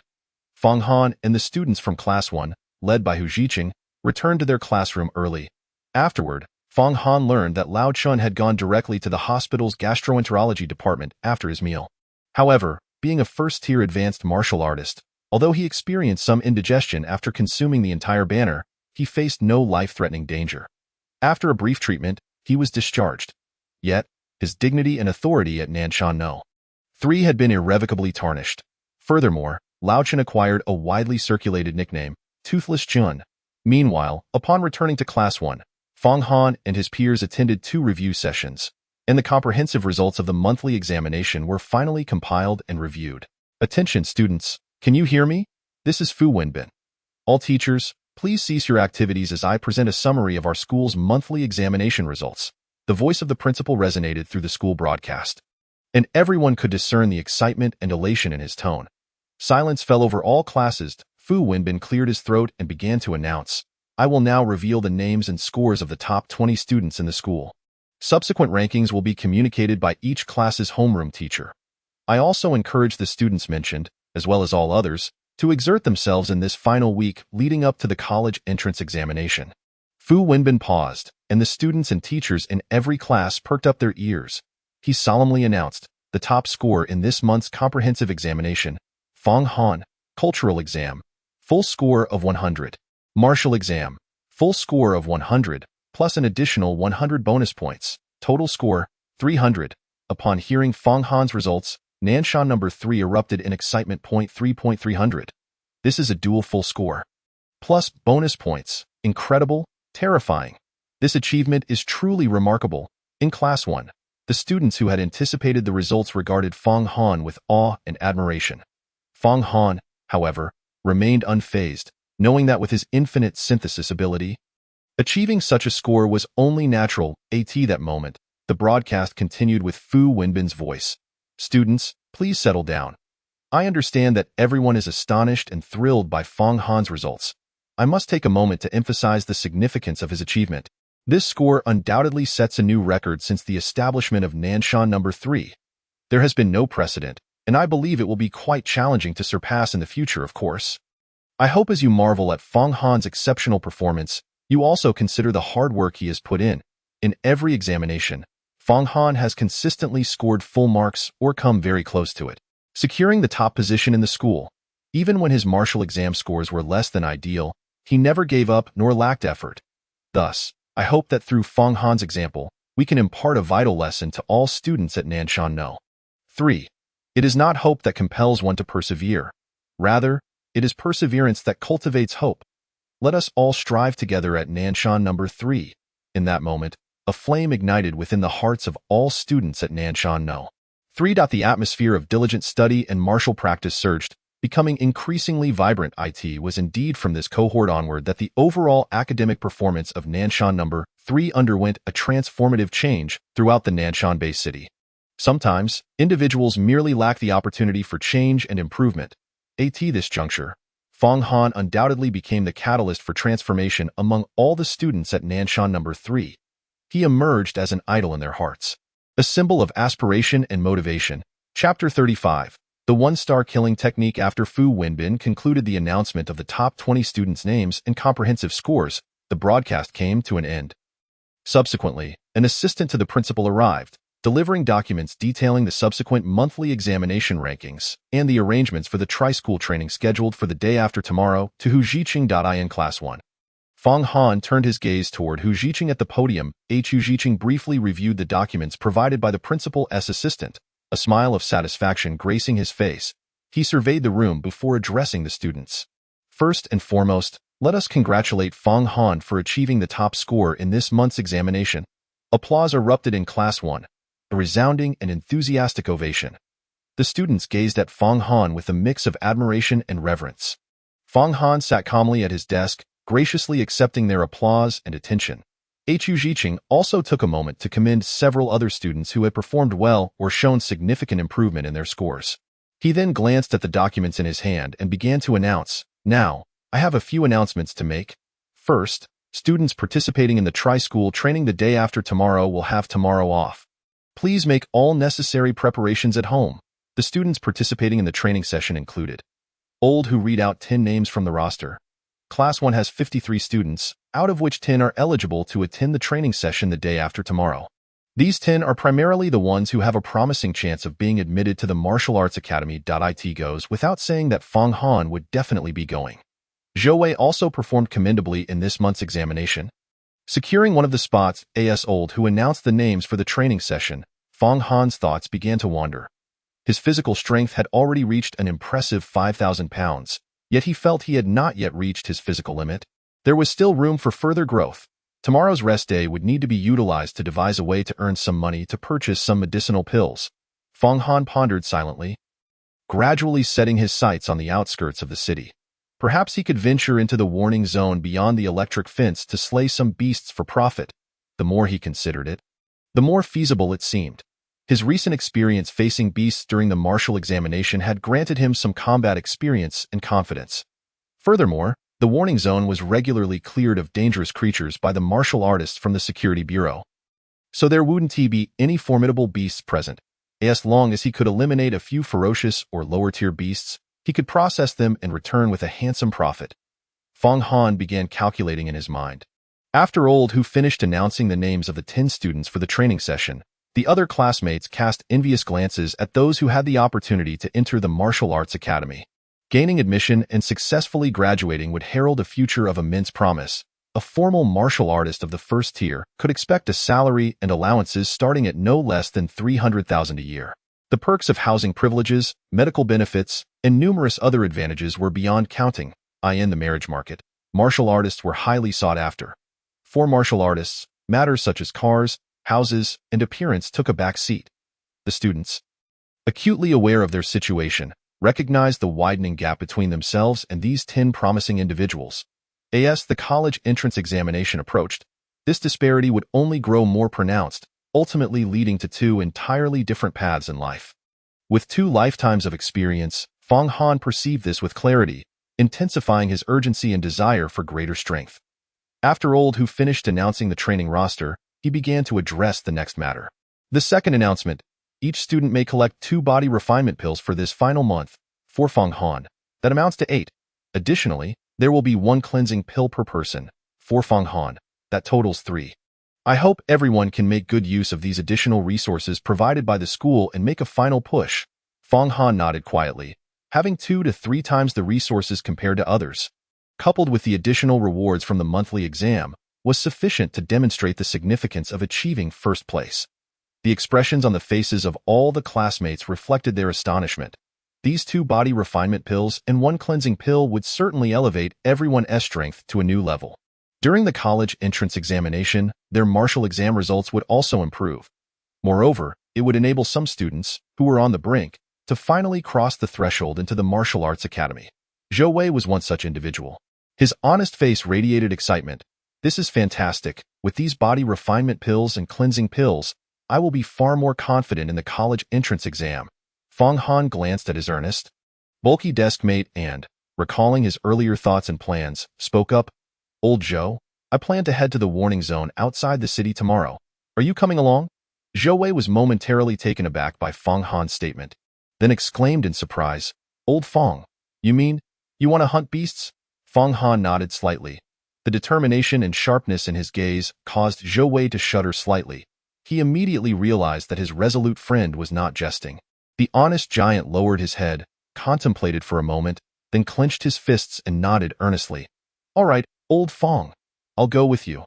What is the worst that could happen? I have this worthless life. I might as well take a gamble with you, just as long as you don't mind me being a burden. By the end, Zhou Wei's face was flushed with excitement. Fang Han smiled faintly and patted his friend's shoulder, silently acknowledging his support. Zhou Wei's family circumstances were similar to his OW and Tio changed their fate.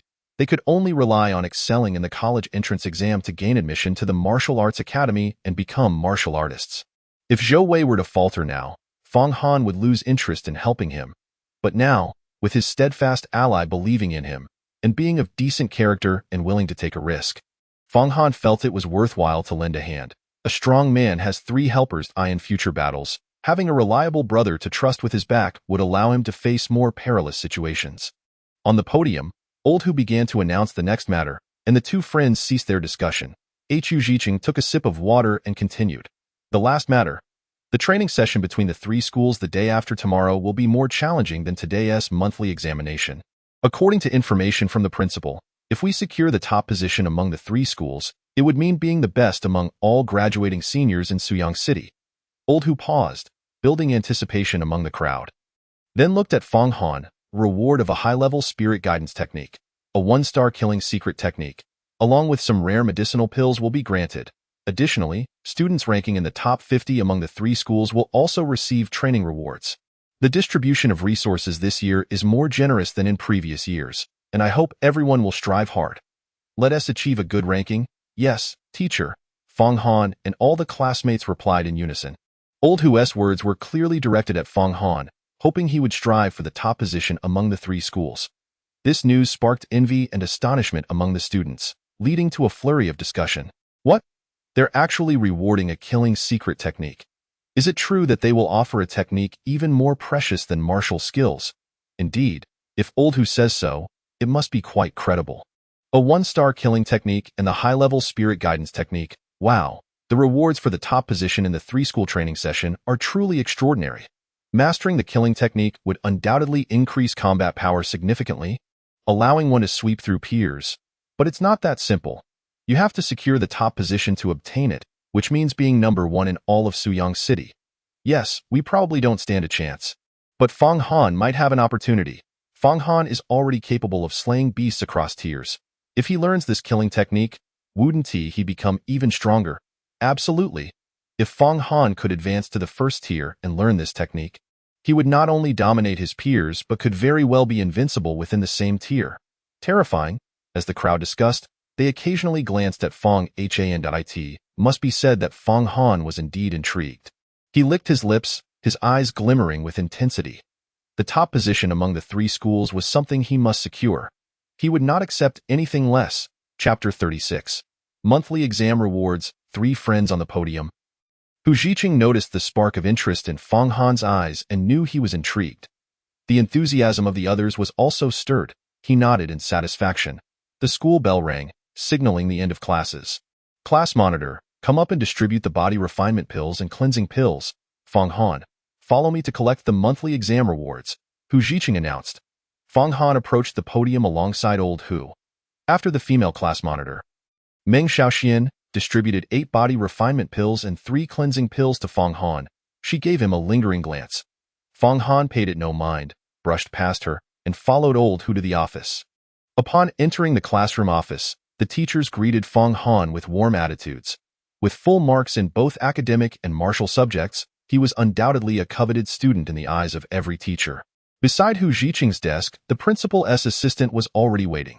Old Hu took a tablet from the assistant and handed it to Fang Han. Fang Han, this is a selection of martial arts resources that the school has reserved. You may choose from resources below 1 star. If they are all 1-star low tier, you can select 4 items. If they are all 1-star mid-tier, you may choose 2. If they are 1-star high tier, you can select 1. Furthermore, as the first in the monthly exam, you will receive a scholarship of 50,000, which will be directly transferred to your account by the school's finance department. Please keep an eye out for it. Fang Han nodded slightly, took the tablet, and began to browse through the list of resources. He had already considered that, with his unlimited synthesis panel, he should choose items of lower star levels but in greater quantities. With enough quantity, he could use the synthesis panel to upgrade their star levels later. Medicinal pills were undoubtedly the most suitable choice. As for weapons and equipment, Fang Han planned to purchase them online later to avoid drawing attention. After a brief review, Fang Han selected 4 bottles of 1-star low-tier medicinal pills, 1 bottle of 1-star low-tier cleansing pills, 8 pieces, 1 bottle of 1-star low-tier strengthening pills, 8 pieces, 1 bottle of 1-star low-tier bone refinement pills, 8 pieces, and 1 bottle of 1-star low-tier muscle strengthening pills, 8 pieces. After selecting the 4 items, Fang Han handed the tablet back to Old Hu. "Teacher Hu, I would like to choose these 4 medicinal pills." Old Hu glanced at the selections and nodded in agreement. "Your physical strength is sufficient to endure the refining of 1-star medicinal pills. As the Gaokao approaches, it is indeed prudent to exchange some elixirs to enhance one's physical prowess. This is an undeniable truth. When consuming them, do not forget to manage your resistance." "Very well, Teacher Hu," Fang Han acquiesced. The assistant principal retrieved the tablet and directly procured 4 vials of elixir, handing them to Fang Han. After receiving the reward for the monthly exam and returning to the classroom, most of the students had already departed. Fang Han noticed that besides Zhou Wei and Yang Fan, Meng Xiaoxian was also leaning against the window with her backpack, waiting for him. He approached his seat. Yang Fan, with a furrowed brow, approached and inquired, "Old Fang, are you and Zhou Wei heading out of the city to the quarantine zone tomorrow?" "She knows too." Fang Han cast a glance at Meng Xiaoxian, who was gracefully leaning by the window. Zhou Wei scratched his head and said, "Sorry, Old Fang. I was borrowing money from Old Yang just now, and the class monitor overheard. She asked several times, and I had no choice but to tell her." Fang Han nodded slightly, realizing that Meng Xiaoxuan's presence here was clearly a tactic to extract information from Zhou Wei. Yang Fan, with a serious expression, continued, "Old Fang, the class monitor borrowed 10,000 from Zhou Wei and me. Even so, I feel that it's still too dangerous for you guys to venture outside the city. After all, none of us have been to the quarantine zone, and we are unaware of the circumstances. Engaging in a one-on-one battle with demon beasts in a cage is entirely different from hunting them outside the city. Sigh, Old Fang, please reconsider." Fang Han patted Yang Fan's shoulder, reassuring him, "Don't worry, I'll be back the same day with Old Zhou. We won't venture too deep." Yang Fan could only nod in agreement. Zhou Wei's honest face depicted a certain eagerness as he asked, "Old Fang, do you think we should make any preparations?" Fang Han pondered for a moment before responding. "Old Zhou, if you trust me with this 20,000, go purchase some weaponry and detoxification elixirs. Additionally, buy some elixirs you need for physical refinement." "All right, I'll follow your lead, Old Fang." Zhou Wei nodded in agreement without hesitation. Seeing that the 3 had concluded their discussion, Meng Xiaoxian approached, biting her lip, and said to Fang Han, "Fang Han, I want to join you guys outside the city tomorrow." "No way." Fang Han firmly rejected her. Frowning slightly as he gazed at Meng Xiaoxian and said in a deep voice, "We are going to slay demon beasts for profit, not for a leisurely outing." Given the girl's demeanor, Fang Han doubted she lacked funds. Moreover, if any unforeseen circumstances arose, considering her seemingly complicated family background, it would undoubtedly lead to significant trouble. Thus, it was better to refuse outright from the start. Upon hearing Fang Han's resolute denial, Meng Xiaoxuan's delicate face flushed with anger. "You?" The girl's poised figure quivered with rapid breaths, a stark contrast to the pampering she had always received both at school and at home. She had never encountered such unrelenting treatment. Meng Xiaoxian took a deep breath, managing to suppress her frustration. Reflecting on their previous conversations, her head drooped in dejection. Fang Han stole a glance at her. Her eyes began to glisten with unshed tears, stirring his heart. Sighing softly, Fang Han spoke. "Class monitor, why must you insist? You have no need for elixirs and live a life of comfort. Why risk yourself with us? We are venturing out to gamble with our lives for money. If you accompany us and something unexpected occurs, I would have to look after you." And then, Fang Han's words trailed off, but Meng Xiaoxian sensed a hint of concession in his tone, as if he was genuinely concerned for her. This realization brought a flicker of joy to her eyes. She lifted her head, indignantly retorting, "Humph, I don't need your protection. Am I not stronger than this big oaf?" Meng Xiaoxian pointed at Zhou Wei. "He can go. Why can't I? Besides, I have been practicing archery and marksmanship since childhood. My archery skills are exceptional. Hitting a target at 100 paces is a breeze. I have even obtained a firearm license. And my shooting skills are formidable. Moreover, I have already advanced to a low-level martial artist in the first sequence, and my physical strength has reached 3,000 pounds. I have also begun to grasp some of the intricacies of wind elements. During the monthly examination martial arts test, had the battleground not been in the beast cage, but rather on a stage where movement is possible, I might even outperform you in combat prowess. Humph, what is so impressive about that? Meng Xiaoxian glared at Fang Han, her face brimming with defiance, and angrily slung her backpack over her shoulder, ready to leave. Yet her steps were noticeably slower than a leisurely stroll.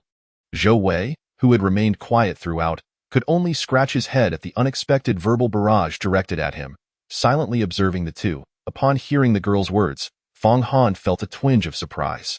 Meng Xiaoxian had begun to comprehend wind elements. Moreover, from her tone, it seemed she had grasped some of its subtleties. With such impressive archery and marksmanship skills, she would indeed contribute significantly as a ranged combatant outside the city. Fang Han mused to himself, "Old Fang, how about we take the class monitor along?" Zhou Wei tentatively suggested. Yang Fan nodded in agreement, adding, "The class monitor's performance in the archery competitions during the first and second years was indeed commendable." Fang Han feigned nonchalance as he cleared his throat and called out to the girl who had yet to reach the classroom door. "All right then. Tomorrow morning at 6, we'll gather at the southern gate. Bring all necessary equipment." Meng Xiaoxian, thrilled at Fang Han's consent, joyfully clenched her fist. "Yay! As long as we go outside the city together tomorrow, we can team up for training the day after. Hee hee. After searching for so long, I must secure that elixir." Turning around, the girl's expression softened, her eyes sparkling with happiness as she replied, "Got it." Subsequently, Meng Xiaoxian skipped out the door, her spirits high. Chapter 37. Triggering the mutation synthesis. Fang Han observed Meng Xiaoxuan's triumphant departure with a sense of helplessness. Suddenly, a notification pinged on his phone regarding a transaction. Upon checking, he discovered that the 50,000 yuan scholarship for ranking first in the monthly exam had been deposited, with a balance of 150,500 yuan. Fang Han felt his mood brighten considerably. The three friends exited the campus together. Upon reaching the alley where Old Yang's elixir shop was located, they each went their separate ways. Fang Han entered the commoner's elixir shop, while Yang Fan took Zhou Wei to procure some supplies needed for the following day.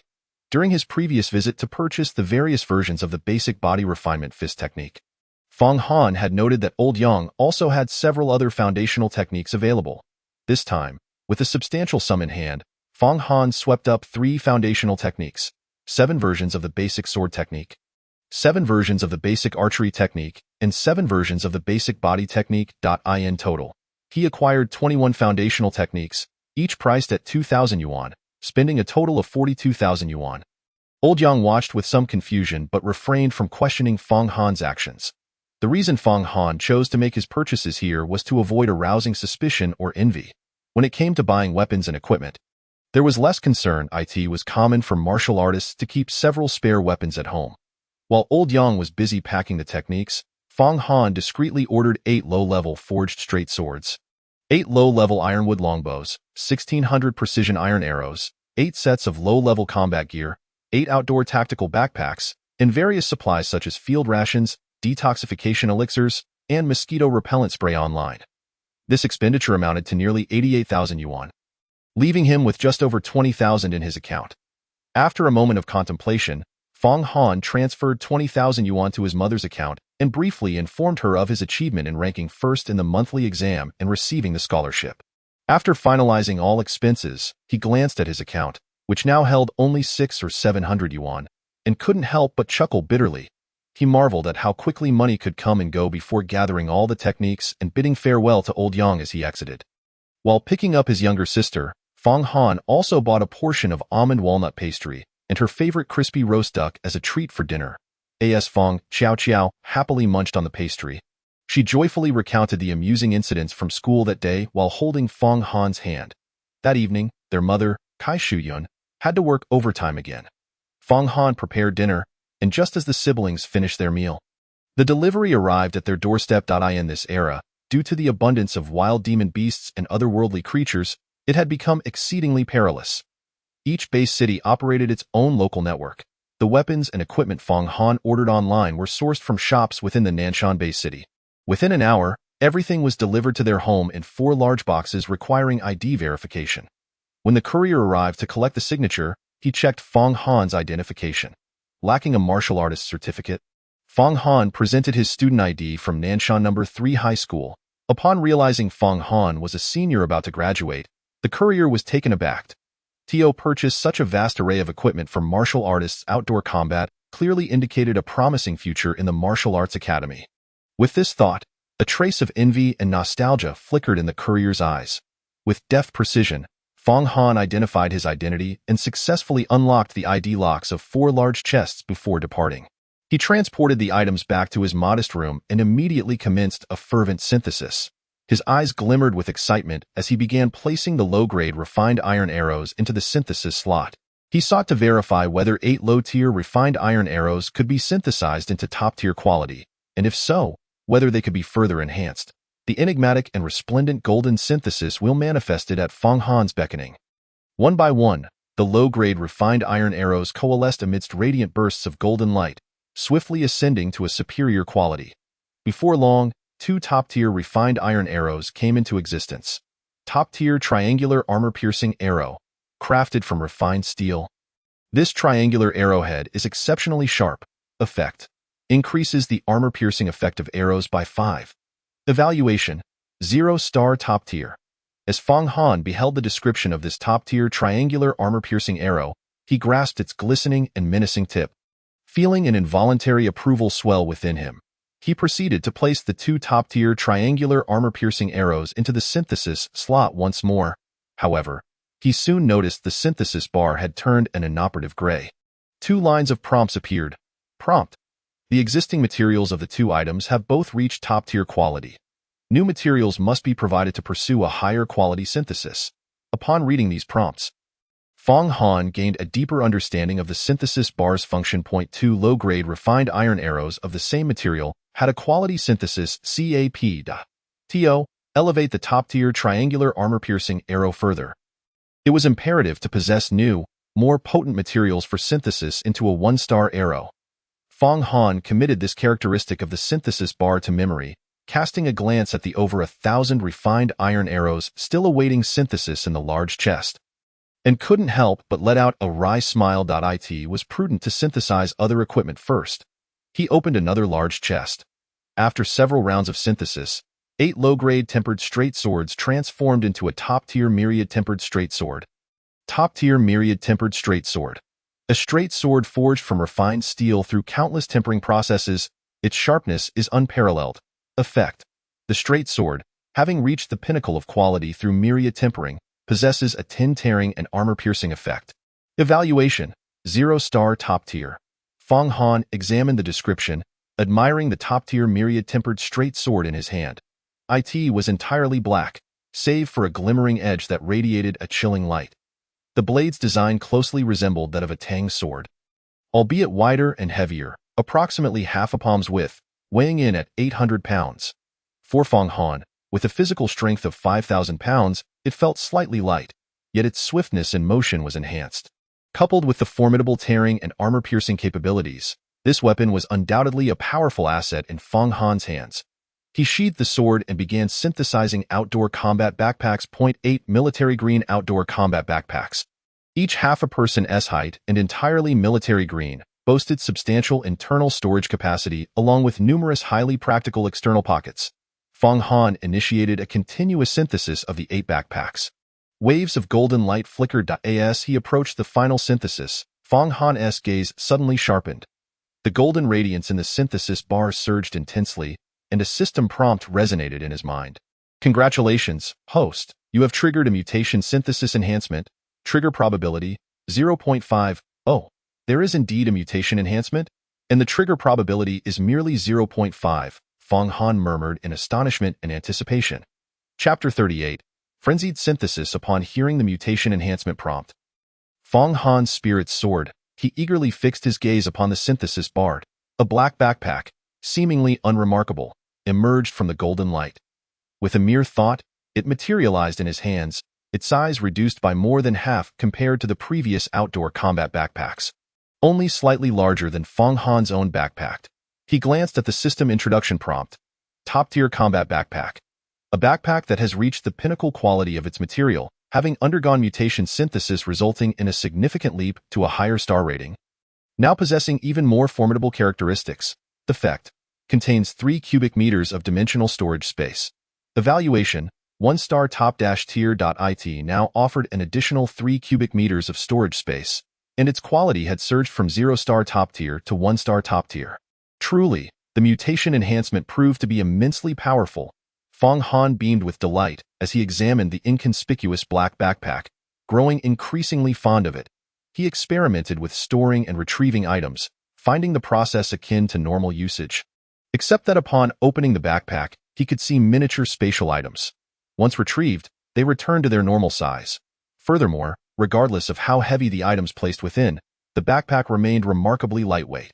Such space storage items did exist in this world, but they were crafted from precious spatial stones unique to other realms, each worth a fortune, often exceeding tens of thousands of currency. Yet now, Fong Han had transformed a commonplace outdoor combat backpack into one with such formidable spatial characteristics through mutation synthesis. This undoubtedly brought him immense joy. Fong Han hastily stored various sundries, such as outdoor rations, detoxifying pills, and mosquito-repellent spray, into the backpack. Then, he turned his attention to the remaining over 1,000 low-grade refined iron arrows. His eyes lighting up with excitement. After synthesizing so many refined iron arrows, he was bound to trigger a few mutation syntheses. He wondered what characteristics these refined iron arrows would exhibit post-mutation. With eager anticipation, Fong Han began synthesizing refined iron arrows one by one. After spending over an hour, he completed the synthesis of all the refined iron arrows, ultimately obtaining 194 top-tier triangular armor-piercing arrows. Having triggered 6 instances of mutation synthesis, Fong Han gazed at the 6 oddly shaped refined steel arrows in his grip.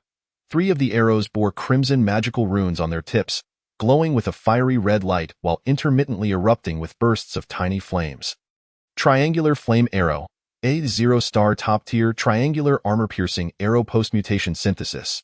Effect: upon striking a target, it triggers the magical rune, igniting flames that scorch the target.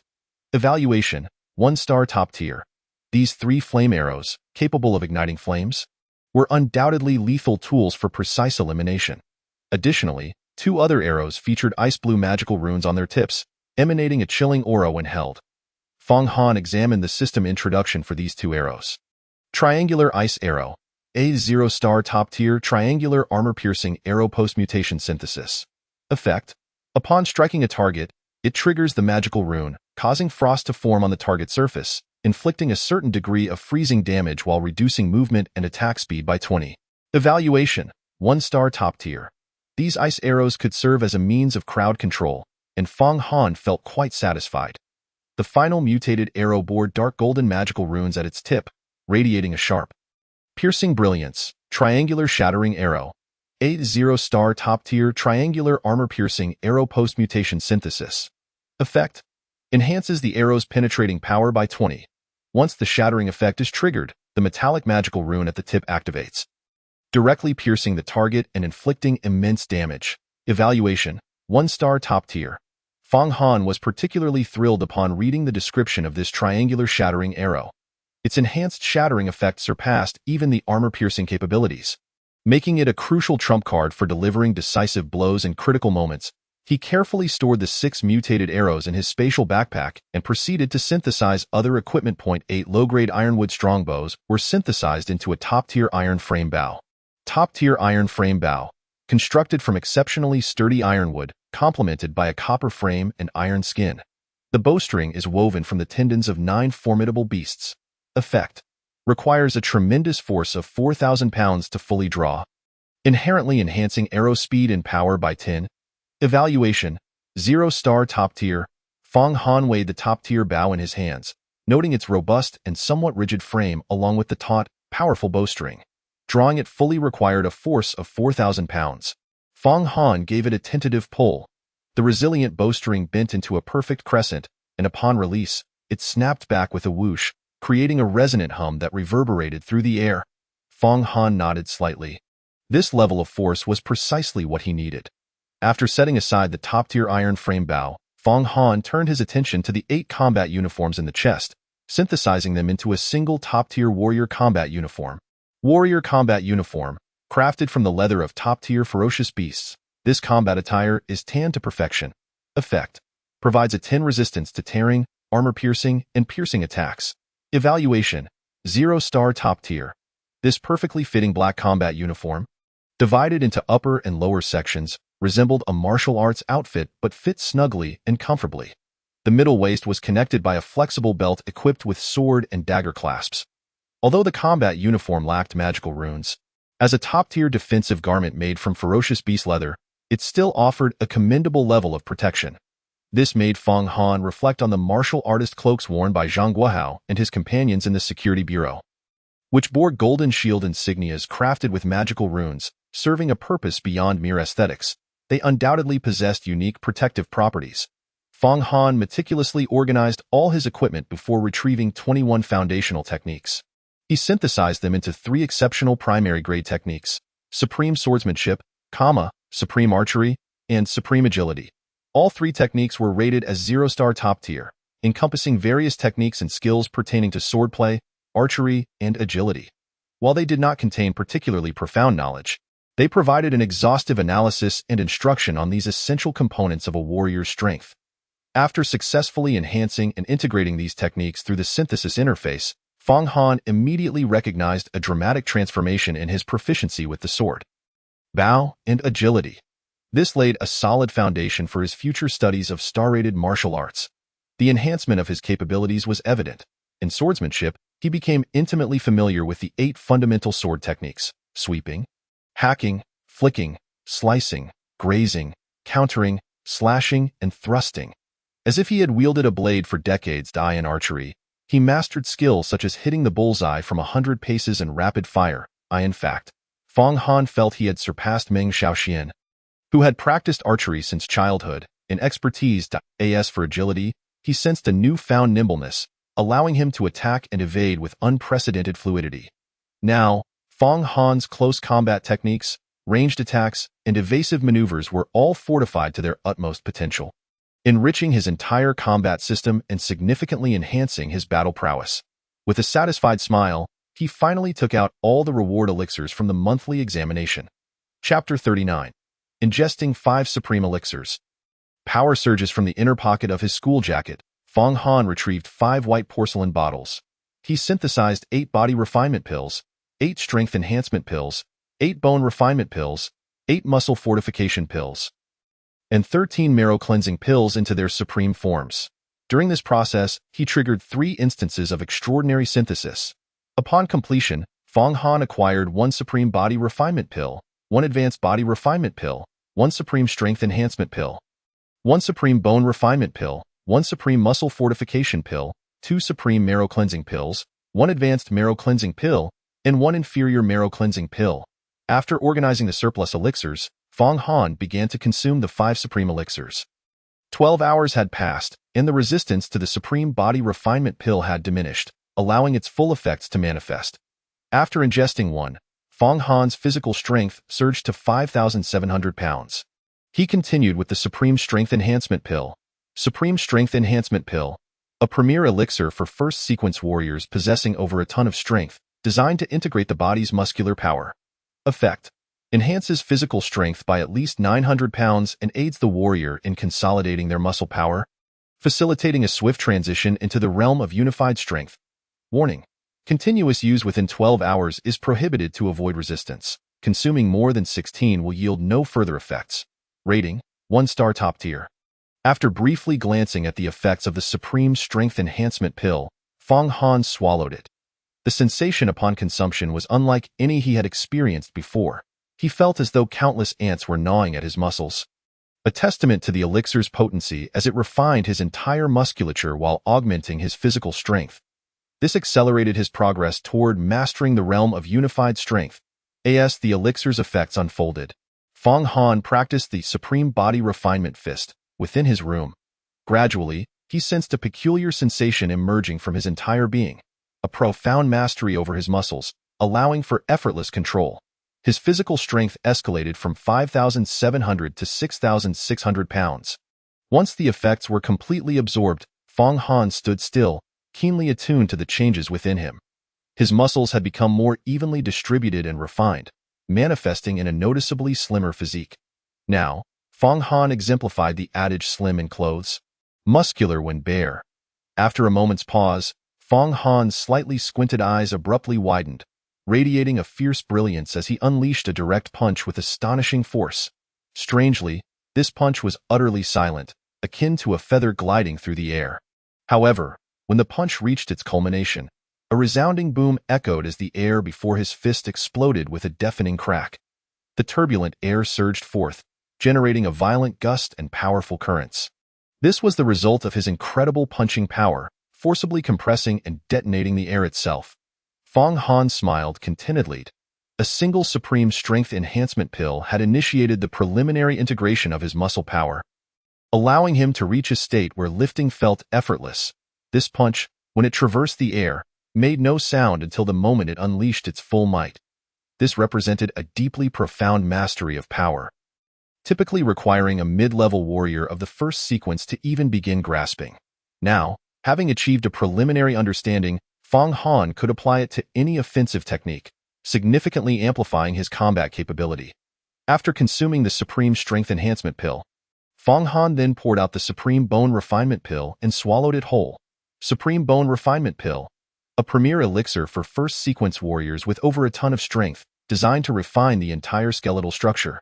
Effect: enhances physical strength by at least 900 pounds and assists the warrior in tempering their 206 bones, hastening entry into the realm of bones as resilient as steel. Warning: continuous use within 12 hours is prohibited to avoid resistance. Consuming more than 16 will yield no further effects. Rating: 1-star top tier. The moment the elixir entered his system, Fong Han felt an icy chill coursing through his body, causing him to shudder involuntarily. Almost immediately, the powerful effects of the elixir swept through all 206 of his bones. Fong Han gasped as he felt as though his bones had plunged into an icy abyss. This piercing cold sensation lasted only for a fleeting moment before he was overwhelmed by a wave of soreness and prickling pain that enveloped every inch of his skeletal structure. As if each bone was being meticulously refined, the sounds of cracking and grinding echoed within him as the elixir worked its magic. He repeatedly executed the Supreme Body Refinement Fist. Once the effects were fully absorbed, Fong Han keenly sensed that the strength of his bones had increased several-fold, marking his initial entry into the realm of bones as resilient as steel. His physical strength surged to 7,500 pounds, sufficient to shatter solid stone slabs. Moreover, Fong Han realized that once he fully mastered the realm of bones as resilient as steel, his fists would become as formidable as steel spears, his legs as unyielding as iron rods, and his fingers as sharp as swords, all effortlessly attainable. This prospect filled Fong Han with immense anticipation. Taking a deep breath, he released his spirit, mastering his entire being, and began to consume the Supreme Muscle Fortification Pill. Supreme Muscle Fortification Pill, a premier elixir for first sequence warriors with over a ton of physical strength, designed to refine the body's sinews. Effect: enhances physical strength by at least 900 pounds and aids the warrior in fortifying their sinews, hastening entry into the realm of sinews as taut as bowstrings. Warning: continuous use within 12 hours is prohibited to avoid resistance. Consuming more than 16 will yield no further effects. Rating: 1-star top tier. The moment the Supreme Muscle Fortification Pill activated within Fong Han, he contorted painfully, resembling a shrimp as his body arched in agony. Cramps, spasms. Every sinew and blood vessel in his body trembled violently as they underwent a dramatic transformation. If anyone were to witness Fong Han in this state, they would surely be taken aback. Dark purple sinews erupted from beneath his skin, writhing as if alive. Within 3 to 4 breaths, not only the sinews but also various blood vessels and capillaries expanded and swelled. The surface of Fong Han's body flushed crimson, resembling a web of veins covering him. The excruciating pain persisted for a considerable time before gradually subsiding. Fong Han successfully achieved the preliminary stage of sinews as taut as bowstrings. His sinews and blood vessels had become several times tougher than before, and the meridians through which he would later circulate his spiritual energy had also widened and strengthened significantly. This would undoubtedly benefit Fong Han greatly in the future. With a mere movement of his body, his sinews would immediately tighten, akin to a drawn bowstring, delivering blows akin to arrows.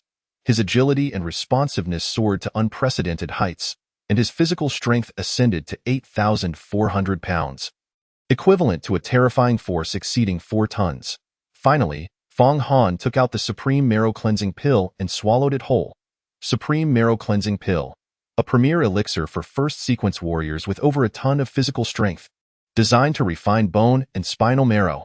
Effect: enhances physical strength by at least 900 pounds and assists warriors in purging their marrow. Warning: continuous use within 12 hours is prohibited to avoid resistance. Consuming more than 16 will yield no further effects. Rating: 1-star top tier. Upon ingesting the Supreme Marrow Cleansing Pill, Fong Han felt his entire body stiffen abruptly. In the next moment, it felt as if searing magma had penetrated deep into the very marrow of his bones and spine. The dragon-like ridge along his back and the marrow within each bone transformed into an unbearable heat, akin to being scorched by fire. In his hands, the supremely refined Supreme Body Forging Fist technique faltered slightly during its execution. Hindered by the excruciating pain, with a hiss, he exhaled a breath that resembled white mist.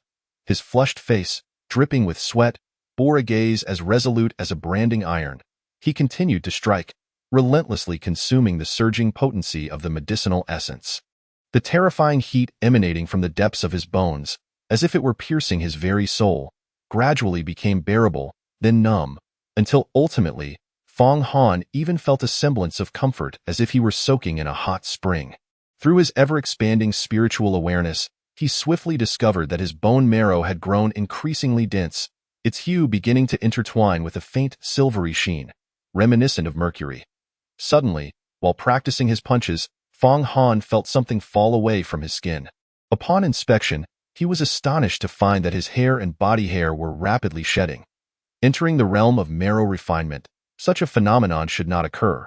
Would he have to step out tomorrow sporting a bald head? Fong Han murmured to himself, unable to suppress a wry smile. Yet, he persisted in his punches, gradually digesting the medicinal power. A sound akin to the ceaseless flow of the Yangtze River suddenly resonated in his ears. Upon sensing it with his spiritual awareness, he realized that the sound emanated from the blood coursing through his veins, surging with vigor. With the enhancement of his bone marrow, the blood that had emerged was even more vibrant and forceful. Fong Han felt an itch upon his now bald head. When he touched it, he found that hair was rapidly sprouting back, returning to a crew cut. The sound of rushing rivers gradually faded from his ears. Replaced by a sense of clarity throughout his body, Fong Han's physical strength surged to a terrifying 9,300 pounds, equivalent to over 4.5 tons of force. For an ordinary martial artist, the physical strength of a first-sequence low-level official martial artist ranges from 1 to 3 tons, while that of a mid-level first-sequence ranges from 3 to 6 tons, and high-level first-sequence from 6 to 10 tons. However, for Fong Han, merely a peak zero-sequence martial apprentice yet to ascend to an official martial artist, he already possessed a fearsome strength rivaling that of a mid-level first-sequence martial artist. Should others discover this, it would undoubtedly upend their worldviews. Moreover, the various realms of physical refinement he had entered were typically comprehensible only to mid-level first-sequence martial artists. Yet here he was, as a martial apprentice, already grasping the fundamentals. After fully digesting the rewards from this month's assessment, Fong Han felt content and decided to cleanse himself. Upon returning, invigorated and refreshed, he clenched his fist. The palpable strength within him instilled an immense sense of reassurance. He vaguely sensed the limit of his burgeoning martial foundation, 10,000 pounds. Once his physical strength reached this threshold, he could begin his ascension to an official first-sequence martial artist. This realization ignited a spark of clarity within Fong Han. As his spirits soared, the abundant vitality contained within his 9,300 pounds of strength erupted involuntarily, enveloping him in a misty aura of sanguine energy, in the small secondary chamber.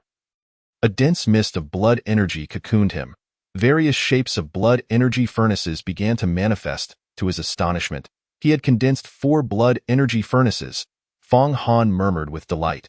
His formidable 9,300 pounds of physical strength coalesced into 4 furnace-like structures. Rising and falling within the sanguine haze, exuding an overwhelming and fearsome aura. The first was the previously formed Tripodal Cauldron. Now, he could clearly discern the intricate patterns upon its surface, beautiful mountains and rivers intricately woven into its design. One mountain stood out, exuding an air of elegance reminiscent of the revered Wudong Mountain. Moreover, the features depicted on the cauldron seemed to echo the landscapes of his former life in the Xiang and Yi regions. This cauldron bore a striking resemblance to the Jingzhou Cauldron. Fang Han mused thoughtfully. He then turned his gaze to the second blood energy furnace, a quadrupedal cauldron. The landscapes depicted upon it, under the rich blood energy, were equally discernible, intersecting rivers and undulating hills. One long, winding river bore a striking resemblance to the Yangtze. The topography on the cauldron evoked memories of the Jianghuai region from his past life. This quadrupedal cauldron, Fang Han felt, likely corresponded to the Yangzhou Cauldron. Next, he observed the third furnace, also a quadrupedal cauldron. Towering mountains and expansive basins were vividly portrayed. The unmistakable Sichuan Basin and the majestic Mount Taihua, likened to a sword piercing the heavens, assured Fang Han that the landscapes etched upon this cauldron depicted the stunning beauty of the Sichuan and Shaanxi regions. This was undoubtedly the Yangzhou Cauldron. Finally, his gaze settled upon the fourth furnace.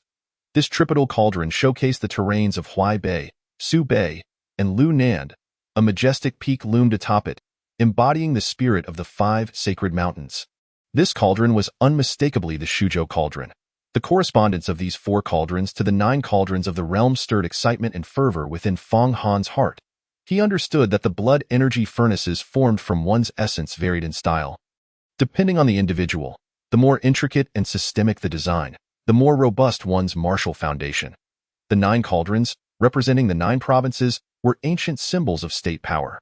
This signified that his current martial foundation was unparalleled in its depth and strength. With that thought, Fang Han couldn't help but feel elated. Having already condensed 4 furnaces, he sensed that the 5th blood energy furnace was on the verge of manifesting. He estimated that with a slight increase in strength, he would be able to bring it forth. The terrifying and awe-inspiring power coursing through him elevated his aura steadily. He couldn't help but envision the moment when all 9 blood energy cauldrons would coalesce. Pondering how extraordinarily powerful his martial foundation and abilities would be, Fang Han meticulously savored and familiarized himself with every increment of his newfound strength, striving to master it in the shortest time possible. Achieving effortless control, he felt that if he were to confront the earth-shaking black bear from last month's martial assessment now, a single punch would suffice to annihilate it. Even if the beast were to break through, it would take at most 2 punches. Now, Fang Han's combat prowess had undoubtedly increased by 4 to 5 times compared to before. He began to practice his punches slowly, each movement exuding an air of tranquility. Reminiscent of an elderly person performing Tai Chi with each strike, it felt as though he were submerged in water, creating a howling commotion in the surrounding air. Fang Han unleashed his techniques, and his sinews and bones began to resonate in unison, emitting sounds akin to the roar of a tiger or the growl of a leopard, gradually evolving into the thunderous resonance of a storm. Tiger and leopard roars, bones in harmony.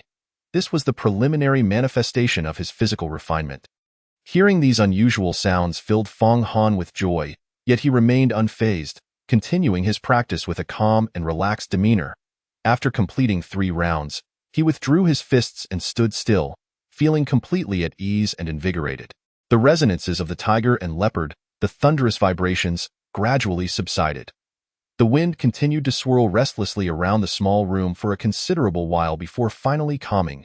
At that moment, Fang Han had fully mastered the nearly doubled physical strength he had gained. After a long day of exertion, he lay down on his bed at a click. He heard the sound of a key unlocking the door. Glancing at the time, he noted it was 10 o'clock in the evening. His mother must have returned from her overtime work. Coughing intermittently, Kai Shuyun's voice echoed softly as the microwave hummed. Fang Han had prepared a meal for her. The clinking of dishes followed. After she finished eating and cleaned up, the sound of a door closing resonated from the master bedroom across from him. Fang Han listened quietly, contemplating how, in this perilous world, he needed to grow stronger to ensure a better life for his mother and sister. He clenched his fist slightly, resolute in his determination. After a moment, he composed himself and opened his phone. a nightly ritual of browsing the news before sleep that he had maintained across both lives. The focal news updates were from the official information platform of the South Mountain-based city's Security Bureau, summarizing recent significant events occurring both domestically and internationally. Fong Han perused each headline, finding that most were related to martial artists. Shockingly, a giant beast had appeared along the coast of the Fusang Nation, causing the land to sink in an instant. Clicking on the headline, he saw the news anchor introducing the situation. The video began to play, and the screen turned dark. Fong Han noted the timestamp, indicating that the event had occurred the previous night. The footage appeared to be taken from a high vantage point, likely by an amateur with a smartphone, as evidenced by the pixel quality and shakiness of the video. In the background, sounds of Japanese voices could be heard, as the person filmed the myriad lights of the base city below. The base city should be located by the seaside, with the gentle sound of waves lapping at the shore. Suddenly, the sound intensifies. Crash, crash, rumble, rumble. The roar of the ocean grows louder and louder, drowning out the voices of the people in the footage. It becomes a thunderous cacophony. The video shakes as it turns towards the source of the tremendous noise. Fong Han, who is watching the video, raises his eyebrows slightly. He is astonished to see a broad white streak emerging on the coastal waters of the video. This streak, slicing through the deep sea with the force of split waves, rushes towards the shore with the swiftness of an arrow. As it passes, the waves it generates erupt into a cacophony of roaring sound, amplifying the chaos. When the white streak approaches within 100 meters of the coastline, suddenly, Fong Han's eyes widen slightly. He sees in the video a terrifying shadow, reminiscent of a skyscraper. It seems to possess a peculiar demonic power that obscures the immense size of this beast. Fong Han can only gauge its colossal and fearsome form from the torrents of water cascading off its massive body. The frothy water sprays down from its towering figure. The video not only ceases to shake, but also falls into a profound silence. As if everyone witnessing this scene has frozen in their tracks, their eyes glued to the unfolding spectacle. Roar. The beast emits a deafening roar. Fong Han watches as a torrent of white water cascades from the creature's head, suddenly revealing a gaping, dark maw. As the beast bellows, the very air is violently shattered. All glass in the base city of the Land of the Rising Sun shatters with a thunderous crash. Witnessing this scene, Fong Han is overwhelmed with dread, his expression grave. The people in the video, jolted awake by the roar of the beast and the sound of shattering windows, are engulfed in a frenzy of screams and exclamations. Horrifying! What is that? A monster. A monster has appeared. Run quickly, escape. As these cries echo, Fong Han observes the video shaking violently. It appears that the person recording the video is fleeing along with the panicking crowd.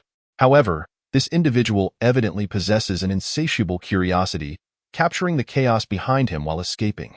Fong Han, suppressing the shakes of the footage, continues to focus intently on the screen. The terrifying beast, after its thunderous roar, opens its massive mouth, which seems to transform into a black hole filled with insa. Zhang Guohao sat at his desk, his brows slightly furrowed as he stared intently at the computer screen. Bai Lin, the last to finish her tasks, glanced around the now empty office, realizing she was left alone with her captain. She called out, "Captain." There was no response. "Captain," she shouted again. What puzzled Bai Lin was that Zhang Guohao seemed lost in thought, completely oblivious to her calls. Feeling a sense of curiosity, she stood up and approached his desk. "Captain." Zhang Guohao appeared to awaken from a dreamlike state, momentarily startled, and finally responded, "Oh, it's Xiaolin. Is there something you need to report?" He casually closed the interface of his office computer and raised his head to inquire. Although Bai Lin found his response somewhat strange, she brushed it off and said, "Captain, today's reports and documents have all been sent to your email. If there's nothing else, we can call it a day." Zhang Guohao glanced at his inbox and nodded slightly. "Thank you for your hard work. It's getting late. Hurry back and rest." "Yes, Captain." Bai Lin saluted and took her leave. Zhang Guohao surveyed the now empty office, his expression again lost in thought as he sat down and reopened his computer. The screen prominently displayed the household registration inquiry system for Nanshan Bay City. The name in the search bar was Fong Han. The household registration system at the Security Bureau was highly powerful and comprehensive. On the main interface, all the registration information for Fong Han, Fong Qiao Qiao, and Kai Shuyun was clearly displayed. What left Zhang Guohao in a state of bewilderment and deep confusion was the fact that the entry for Feng Han's father was blank. He meticulously checked everything again. The entry for Kai Shuyun's spouse was also empty. Naturally, Zhang Guohao did not overlook Feng Qiaoqiao's information either, but only the adoption details were available, with no other useful information found. This led Zhang Guohao to initially suspect a system error, thinking that Feng Han's household registration file had not been fully entered. However, when he navigated back to the household type interface, it clearly stated that Feng Han's family was the family of a martyr. Each month, there were also details regarding the distribution of allowances for martyr families. After confirming there were no errors, Zhang Guohao's mind began to fill with speculations. He stared at the screen for an extended period, then abruptly stood up and walked towards the director's office at the end of the corridor. He knocked on the door. "Come in," a deep, resonant voice of a middle-aged man replied from within. Zhang Guohao pushed the door open. Behind the desk sat a middle-aged man, appearing to be in his 40s or 50s, frowning slightly as he reviewed documents. This man was none other than Song Weimin, the director of the Security Bureau in Nanshan Bay City. Upon hearing the door open, Song Weimin looked up and, upon seeing Zhang Guohao, a smile broke through his stern demeanor. Guohao, what brings you here at such a late hour?" Zhang Guohao and Song Weimin were old comrades, and he wasted no time in taking a seat at the chair in front of the desk. With a serious gaze, he asked, "Old Song, can there be errors in household registration information?" Song Weimin paused for a moment before replying, "We just conducted a census last year. It should be accurate, especially for certain special groups." He sensed that Zhang Guohao's words carried deeper implications and added that last remark. Zhang Guohao nodded. "It's the family of a martyr." Song Weimin set down his pen. "Then it's even more unlikely. Families of martyrs receive monthly allowances, and the review process is incredibly strict. No one would dare be careless in such matters. What exactly is going on? Please explain in detail." Song Weimin's curiosity was piqued, and his expression grew serious. Zhang Guohao organized his thoughts and recounted in detail the two encounters he had with Feng Han. He is a senior student from Nanshan No. 3 High School, named Feng Han. The first time we met was during the incident involving the beastly rat humanoids in District SIX.IT. Was Feng Han who eliminated those two beastly creatures. Thankfully, this young man prevented any significant casualties. Upon hearing this, Song Weimin's eyes glimmered with approval. "Is he the one you reported to me about, the one whose genetic samples were sent to the research institute?" "Yes," Zhang Guohao continued, providing an update on the aftermath of the incident. The details regarding the two beastly humanoids had already been reported to the Provincial Combat Readiness Bureau. Our research institute lacks the advanced equipment necessary for analysis and research. So we requested assistance from the Provincial Bureau. The Provincial Research Institute's response should be arriving soon. Song Weimin pondered for a moment, recalling such an event. Yes, they did approve it. Once the Provincial Bureau finalizes their travel plans, have Old Shun take you all to Modu. Yes, Director. Zhang Guohao stood up straight and saluted. When it came to official matters, he was always serious and meticulous. Song Weimin chuckled. "All right, no need to be so formal. Sit down and continue telling me about this young man named Feng Han. What is his situation?" Zhang Guohao resumed his seat and began to elaborate. That young man was still a martial arts apprentice when he killed the beastly humanoids.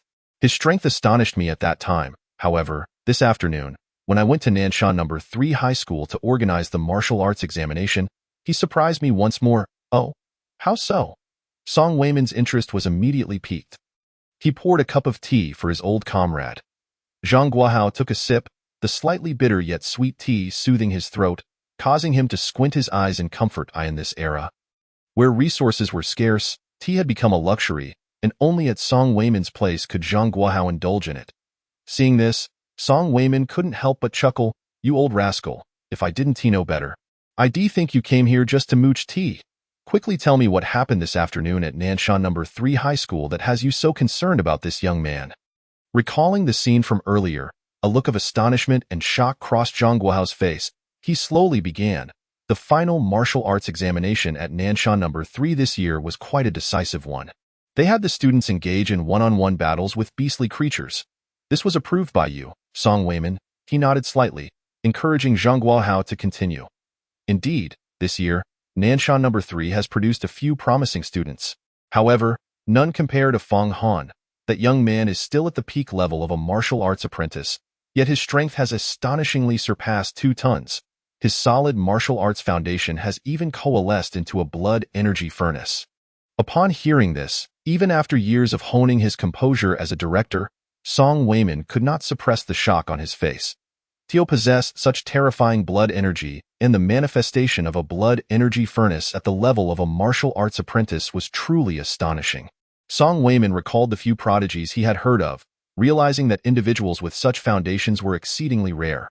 Once they grew, they would undoubtedly become formidable warriors, safeguarding the populace. The thought that someone like this could emerge from his own base city ignited a fervent excitement in Song Wayman's eyes.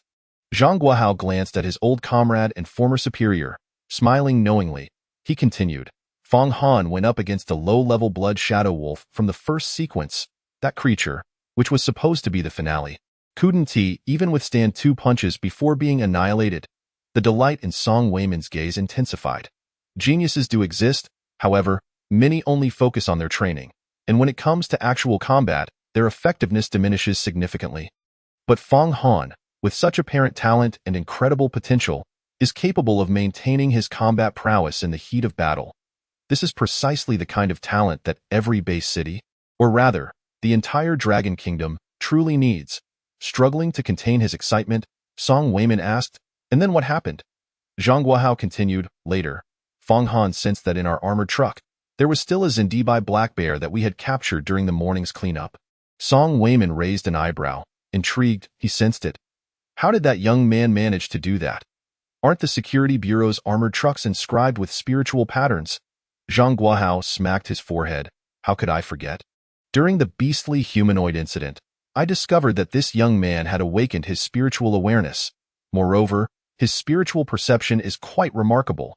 During the afternoon martial arts examination, he must have intuitively sensed the primal aura emanating from the rear compartment. Upon hearing this, Song Wayman's expression transformed into a vivid tapestry of surprise, astonishment, and shock. Zhang Guohao took a sip of tea and, waiting for his former superior to digest the information, continued, when Fong Han was engaged in combat with that ground-shaking black bear. The beast unexpectedly achieved a breakthrough in the midst of battle. However, Fong Han did not allow it to succeed, and during the process, he decisively annihilated the formidable creature. Song Wayman nodded, clearly in agreement with Fong Han's combat approach. Zhang Guohao proceeded, subsequently, I learned that this young man's family background and resources are rather lacking. I consulted with Fu Wenbin regarding the specifics, contemplating whether we could apply for some support and assistance from the Bureau's resources if possible. Later on, Zhang Guohao paused slightly. From Fu Wenbin, I discovered that Fong Han is actually a martyr's relative. The school's records are incomplete, so I returned to check the household registration documents registered with the Bureau. To my surprise, his registration file was quite peculiar. His mother appears to be ordinary, yet the section for his father is entirely blank. His only sister is also adopted. The biological father of that sister was indeed a fallen martial artist from the Armament Bureau. However, I could find no information regarding Fong Han's biological father. After listening, Song Wayman immediately opened his computer. Utilizing his ID privileges, he accessed the household registration system of the Security Bureau and searched for Fong Han. Upon closer inspection, everything indeed matched Zhang Guohao's account perfectly. He scrolled to the bottom and suddenly froze in place. Zhang Guohao, attuned to Song Wayman's unusual demeanor, cautiously inquired, Lao Song, did you discover something? Song Wayman glanced at him and turned the computer screen around. As Zhang Guohao focused on it, he noticed that at the very end of Fong Han's registration file, in a section visible only to Song Wayman's authority, was marked with a conspicuous .x, Chapter 42. Ruins. Zhang Guohao stared in disbelief at the imposing X displayed on the computer screen. His eyes filled with incredulity. He stood in shock for several seconds before slowly regaining his composure. Swallowing hard, he struggled to suppress his astonishment and turned to Song Wayman for confirmation. Lao Song? This is .anx file? The file of Fong Han's father is, in fact, a .x file. An X file signifies that this is a document of an unknown top-secret level that neither of us can access. Song Wayman's expression mirrored a complex blend of emotions. Upon hearing Zhang Guohao's words, he turned the computer screen back, staring intently at the enigmatic X, nodding gravely. It must be true. Given the circumstances, perhaps even this young man himself is unaware. I never imagined that such a significant figure could be present in our base city. Zhang Guohao pondered for a moment before asking Song Wayman, Lao Song, Can you not access this X file with your level of clearance? Song Weimin shook his head slightly. Your clearance cannot even view this X. As for mine, I can at most see this X. The confidentiality level of this document must be at least above S class. Zhang Guohao inhaled sharply upon hearing this. He recalled the young man who consistently astonished him, his gaze filled with disbelief. The office fell into a sudden silence.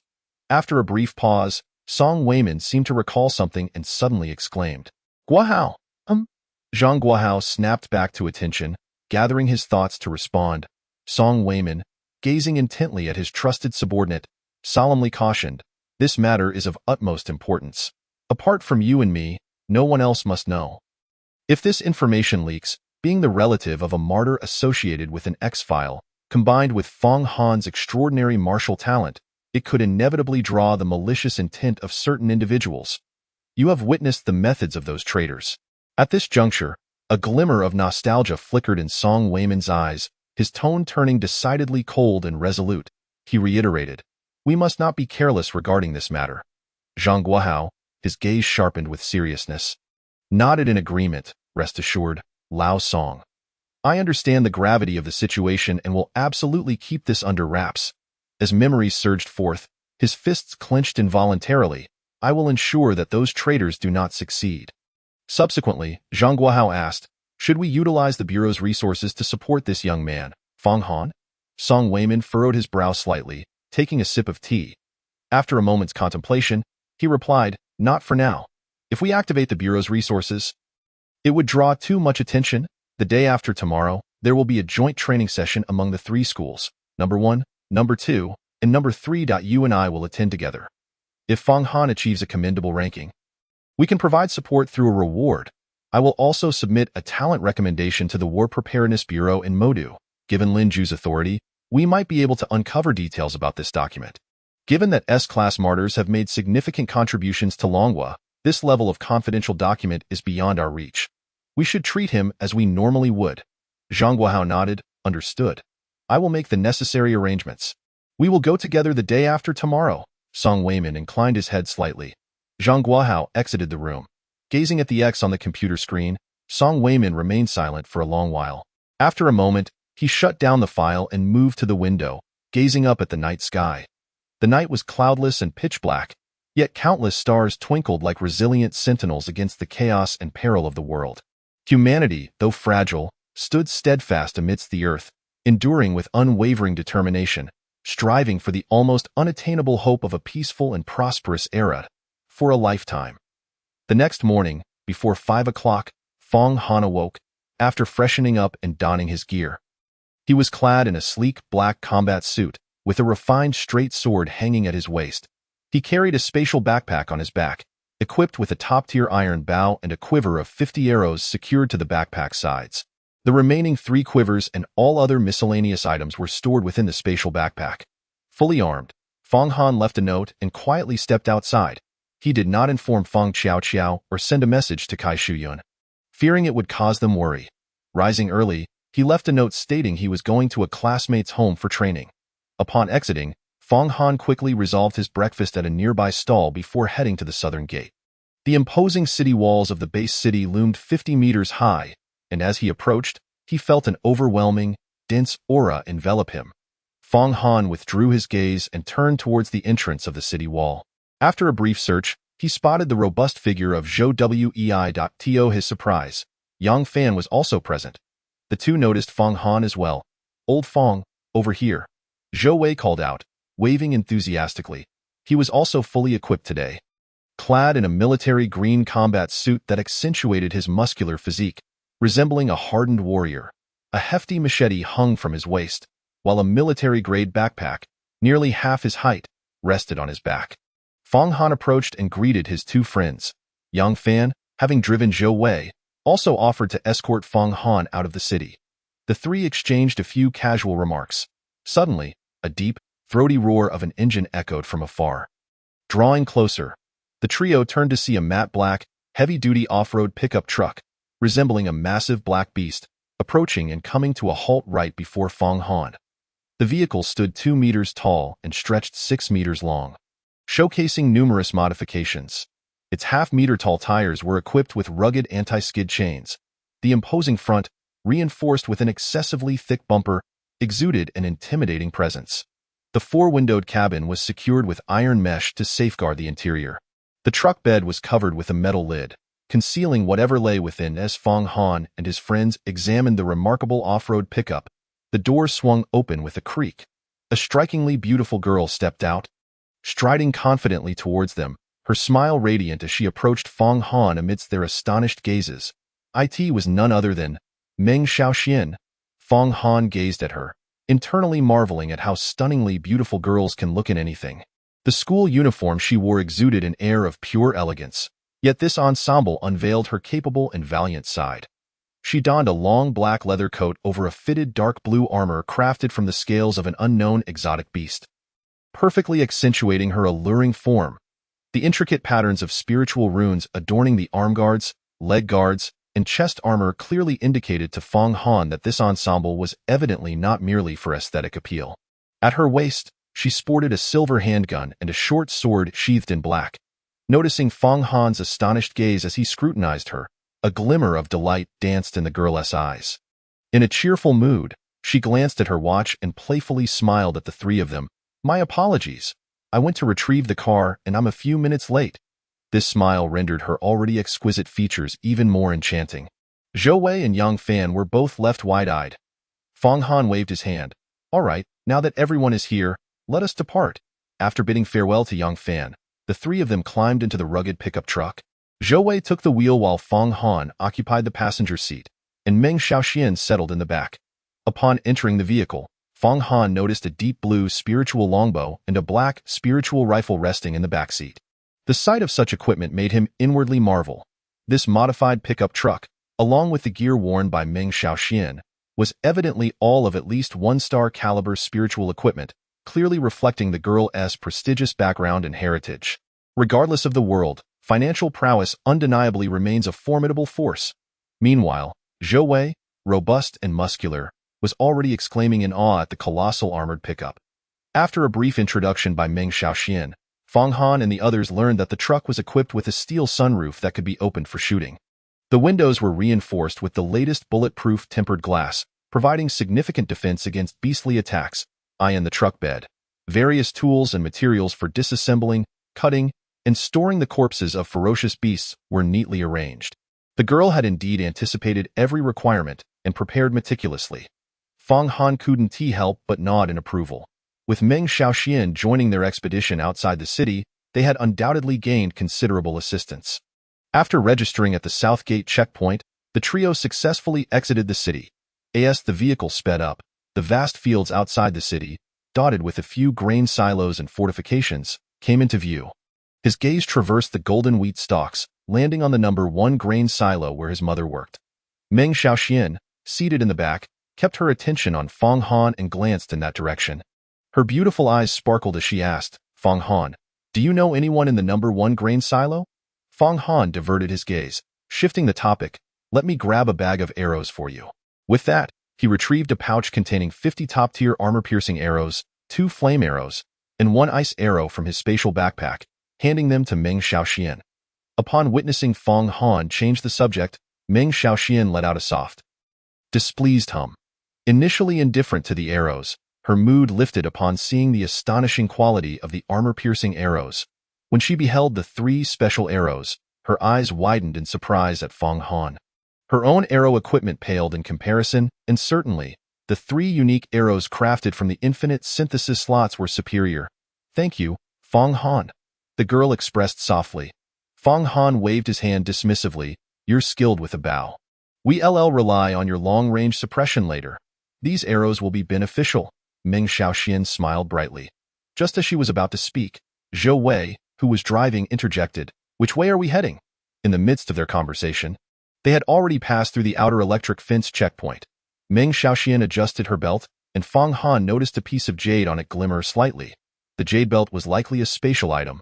Suddenly, a navigation device, about the size of a brick, appeared in the girl's hand, clearly displaying the location of the off-road truck and a detailed map of the surrounding alert zones. "This is a custom navigation device from the Nanshan Security Bureau, linked to the Bureau's database," Meng Xiaoxian explained with a charming smile, her expression reflecting a desire for praise. Zhou Wei, perceptive as ever, played along. Fang Han took the navigation device, quickly scanning it before locking onto a specific area, an urban ruin located in the second outer ring. He recalled seeing on the evening news that the first ring of alert zones had been cleared, prompting him to set his sights on the second ring. The rugged pickup truck sped steadily, traversing the wilderness and hills of the first ring for about an hour before finally arriving at the urban ruins. The trio parked the vehicle beside a nearby forest to avoid startling any beasts within the ruins. Fully armed, they strode purposefully towards the dilapidated remnants at the end of the road point. 10 minutes later, the entirety of the ruins laid bare before Fang Han. Towering skyscrapers from a bygone era stood in ruins, some having crumbled entirely. Fang Han gazed at the cross-sections with a slight furrow in his brow, struggling to fathom the terrifying force that could snap such towering buildings, over 100 meters in height, in half. He knew that this city had been laid waste by a fearsome beast, a creature of sheer horror. Lush vines and climbing plants spiraled up the walls of the structures. If the skyscrapers were akin to titanic giants, then these vines functioned as thick green chains binding them to the desolate ruins.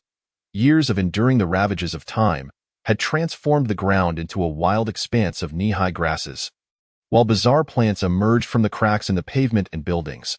Some tree trunks were thick enough for 4 or 5 people to embrace, their branches slender like delicate swords thrusting in every direction, and their leaves resembled green pine needles.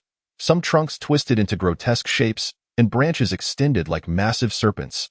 There were also mutant sunflowers with leaves resembling saw blades and vibrant, rainbow-like, kelp-like grasses towering a meter high. A variety of peculiar plants mingled among the ruins, cloaking the entire desolate city in a thick layer of greenery. The morning sunlight bathed the scene, imbuing it with a semblance of life amidst decay. Instilling a sense of beauty and hope, however, Fang Han was not deceived by these outward appearances. The breeze carried a lingering stench of blood and decay. Shadows flitted between the crumbling edifices, and the occasional glare of murderous eyes that fell upon the trio served as a stark reminder that this was indeed a perilous wasteland. Standing at the edge of the urban ruins, Fang Han's expression was one of utmost vigilance. This city was once the seat of government for Nanshan City in the old era. Following the opening of spatial rifts and the resurgence of spiritual energy, it had been ravaged by a high-tier monstrous beast. Just that one beast had reduced the entire city to ruins. Moreover, after its departure, the residual aura and viruses had caused many corpses and animals within the ruins to mutate. Among them were soulless beings resembling zombies, various beast-like humans, and numerous formidable mutated creatures and beasts. After decades of relentless extermination, the danger level of these urban ruins had only been reduced to the first-tier alert zone. Nevertheless, the first-tier creatures and beasts that remained were not to be underestimated. For Fang Han and his companions, it was an ideal hunting ground. Additionally, slaying the beasts within and bringing them back to the base city would yield substantial rewards. The flesh of ferocious beasts and monsters was a highly sought-after delicacy, and any unregistered beast-human genes obtained would fetch a handsome price. Furthermore, if some monsters fortuitously formed a core, it could be sold for a good sum. For Fang Han and his companions, these urban ruins were undoubtedly a place where danger and opportunity coexisted. Various thoughts flitted through his mind. Taking a deep breath, Fang Han activated his embedded wireless earpiece and spoke firmly. "Is there any static? Can you all hear me?" Being the strongest among them, Fang Han naturally took on the responsibility of commanding. "Loud and clear." Received. Meng Xiaoxian and Zhou Wei responded in unison, with the wireless earpiece echoing their replies. After the test was complete, Fang Han's gaze turned steely. "Let us go. We're entering the ruins. Old Zhou, lead the way with your shield. Xiaoxian, stay in the middle. I'll cover the rear. If we encounter any situations, Xiaoxian, avoid using the spiritual rifle to prevent drawing more mutated creatures and beasts. Use your bow and arrows for suppression and elimination. Old Zhou, your task is to ensure Xiaoshuan's safety. I'll handle the rest." With the brief instructions concluded, Zhou Wei and Meng Xiaoxian both responded affirmatively. 3 individuals cautiously stepped into the desolate ruins of the city. Fang Han and Meng Xiaoxian unleashed their spiritual senses. As they gradually traversed the dilapidated urban streets, the rustling sounds emanating from the surrounding overgrown grass and crumbling buildings. approximately 30 to 40 meters away, became increasingly apparent. Within Fong Han's spiritual perception, these sounds were attributed to a host of bloodthirsty and gluttonous O-sequence beasts lurking in the shadows, observing Fong Han and his companions like patient hunters assessing whether the creatures before them constituted their meal for the day. Meng Xiaoxian refrained from making a rash attack, awaiting Fong Han's command. Fong Han, positioned at the rear, noticed the shield-bearing Zhou Wei's white-knuckled grip on his weapon, a testament to his anxiety. The incessant rolling of his Adam's apple and his restless gaze revealed an inner turmoil of unease and tension.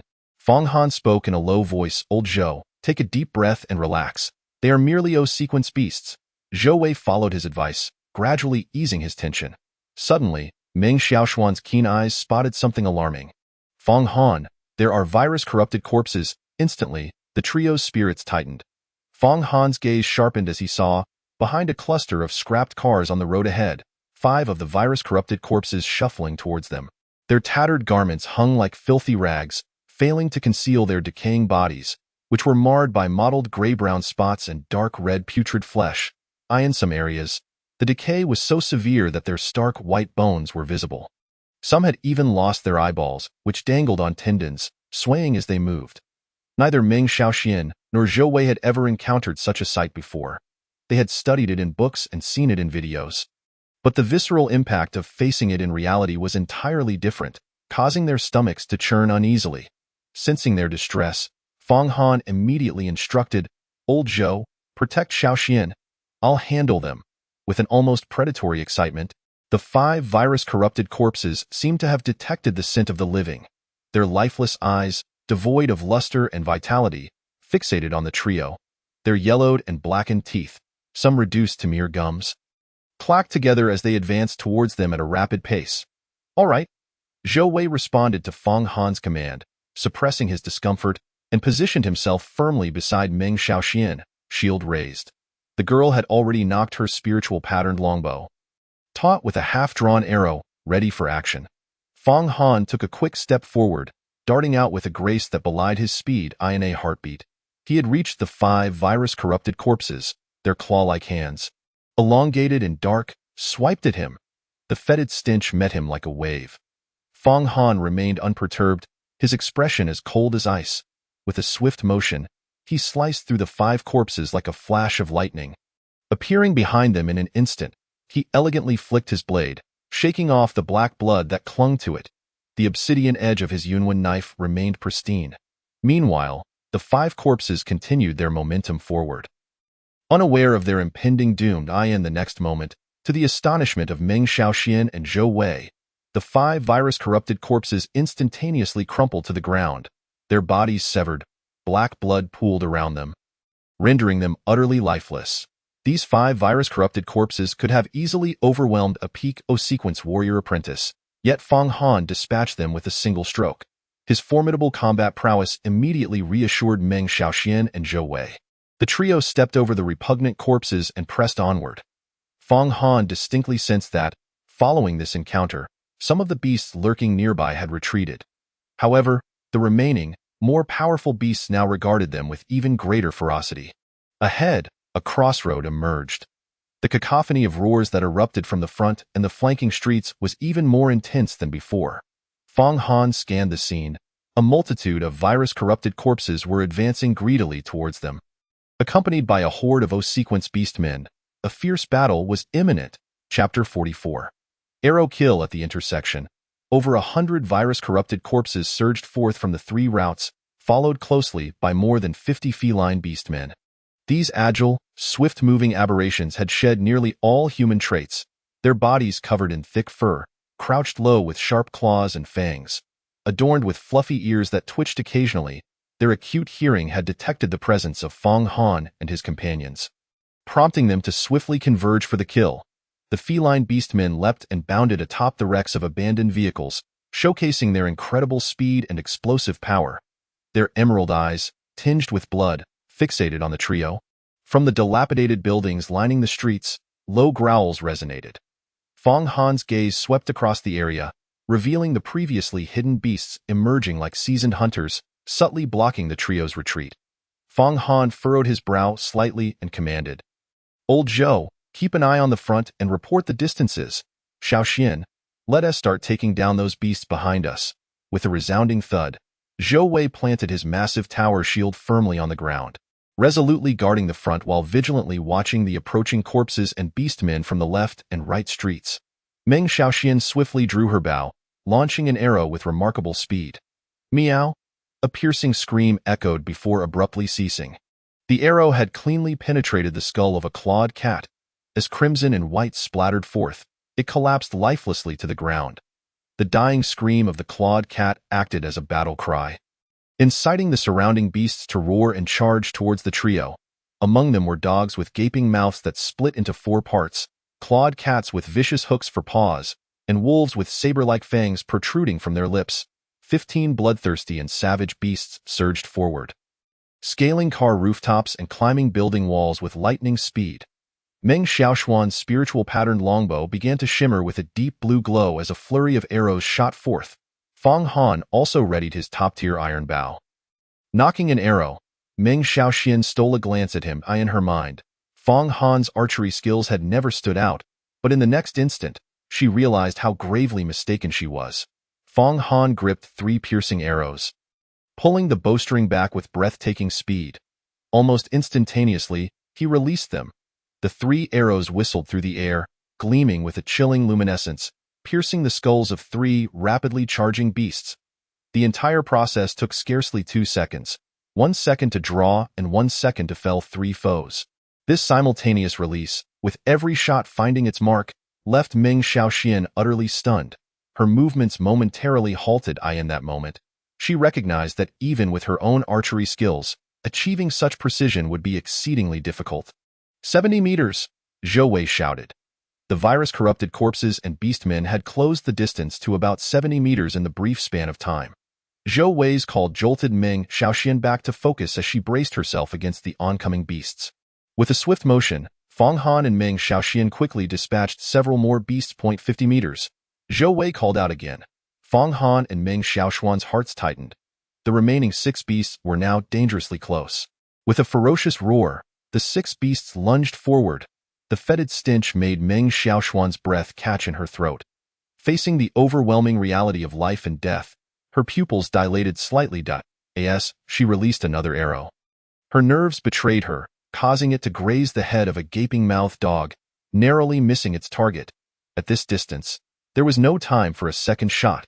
A sense of dread filled Meng Xiaoxuan's heart, her beautiful eyes widening in terror.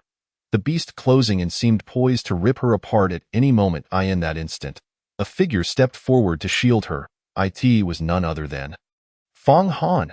He cast aside his iron bow and, gripping his black, intricately designed blade, took a decisive step forward to protect the girl. The razor-sharp edge of his blade sliced through the air, creating a deadly ballet of steel. Behind Fang Han, Meng Xiaoxuan's eyes widened in shock as she witnessed the 4 beasts that had charged forward being shredded into pieces in an instant. Following this, Fang Han sheathed his knife and propelled himself off the ground, executing a powerful whip kick that thundered through the air. With 2 resounding crashes, he struck the oncoming saber-toothed wolf and clawed cat with tremendous force. These 2 beasts, capable of slaughtering dozens, were sent flying like cannonballs. Their bones shattered mid-air as they spewed blood, crashing into the wrecked vehicles and creating 2 deep dents in the metal, upon the battered and mangled body of the beast, pierced by fragments of shattered bone within. Blood flowed profusely, ceaselessly trickling down. The fanged wolf and the clawed cat, having merely endured a single whip kick from Fang Han, were already gasping for breath, their lives hanging by a thread. Meng Xiaoxian, witnessing Fang Han eliminate 6 ferocious beasts in the blink of an eye, was filled with astonishment. He has grown stronger. The girl keenly sensed the increasingly terrifying power emanating from Fang Han. During battle, do not lose focus. After sweeping out with his whip kick, Fang Han, confident of the demise of the 2 beasts, couldn't be bothered to look back. Instead, he turned to Meng Xiaoxian and cautioned her. Oh, understood. The girl, snapping back to reality, responded with a slight blush adorning her delicate and beautiful face. 20 meters. Zhou Wei shouted boisterously, his voice resonating with authority. He braced himself behind a heavy tower shield. Gazing at the horde of decaying corpses and beastmen, converging approximately 20 meters ahead. The pounding of his heart and the pressure before the impending clash caused his right hand, gripping the hefty blade, to tremble slightly. Fang Han leaped over Meng Xiaoxian, deftly retrieving the iron bow from the ground, bending it and knocking an arrow. 3 piercing arrows flew forth. Whoosh, whoosh, whoosh. 3 powerful steel arrows, each one penetrating the skulls of 3 or 4 infected corpses. Zhou Wei, who had been fixated on the front, recognized immediately that Fang Han and Meng Xiaoxian had resolved their battle behind them, and he breathed a sigh of relief. Meng Xiaoxian swiftly followed suit. Gradually acclimating to the rhythm of slaughter, the girl unleashed her full strength as a first-tier martial artist.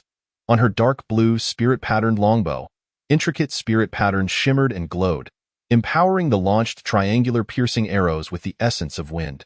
The arrows imbued with wind elements and the effect of piercing the air displayed destructive power that rivaled that of Fang Han.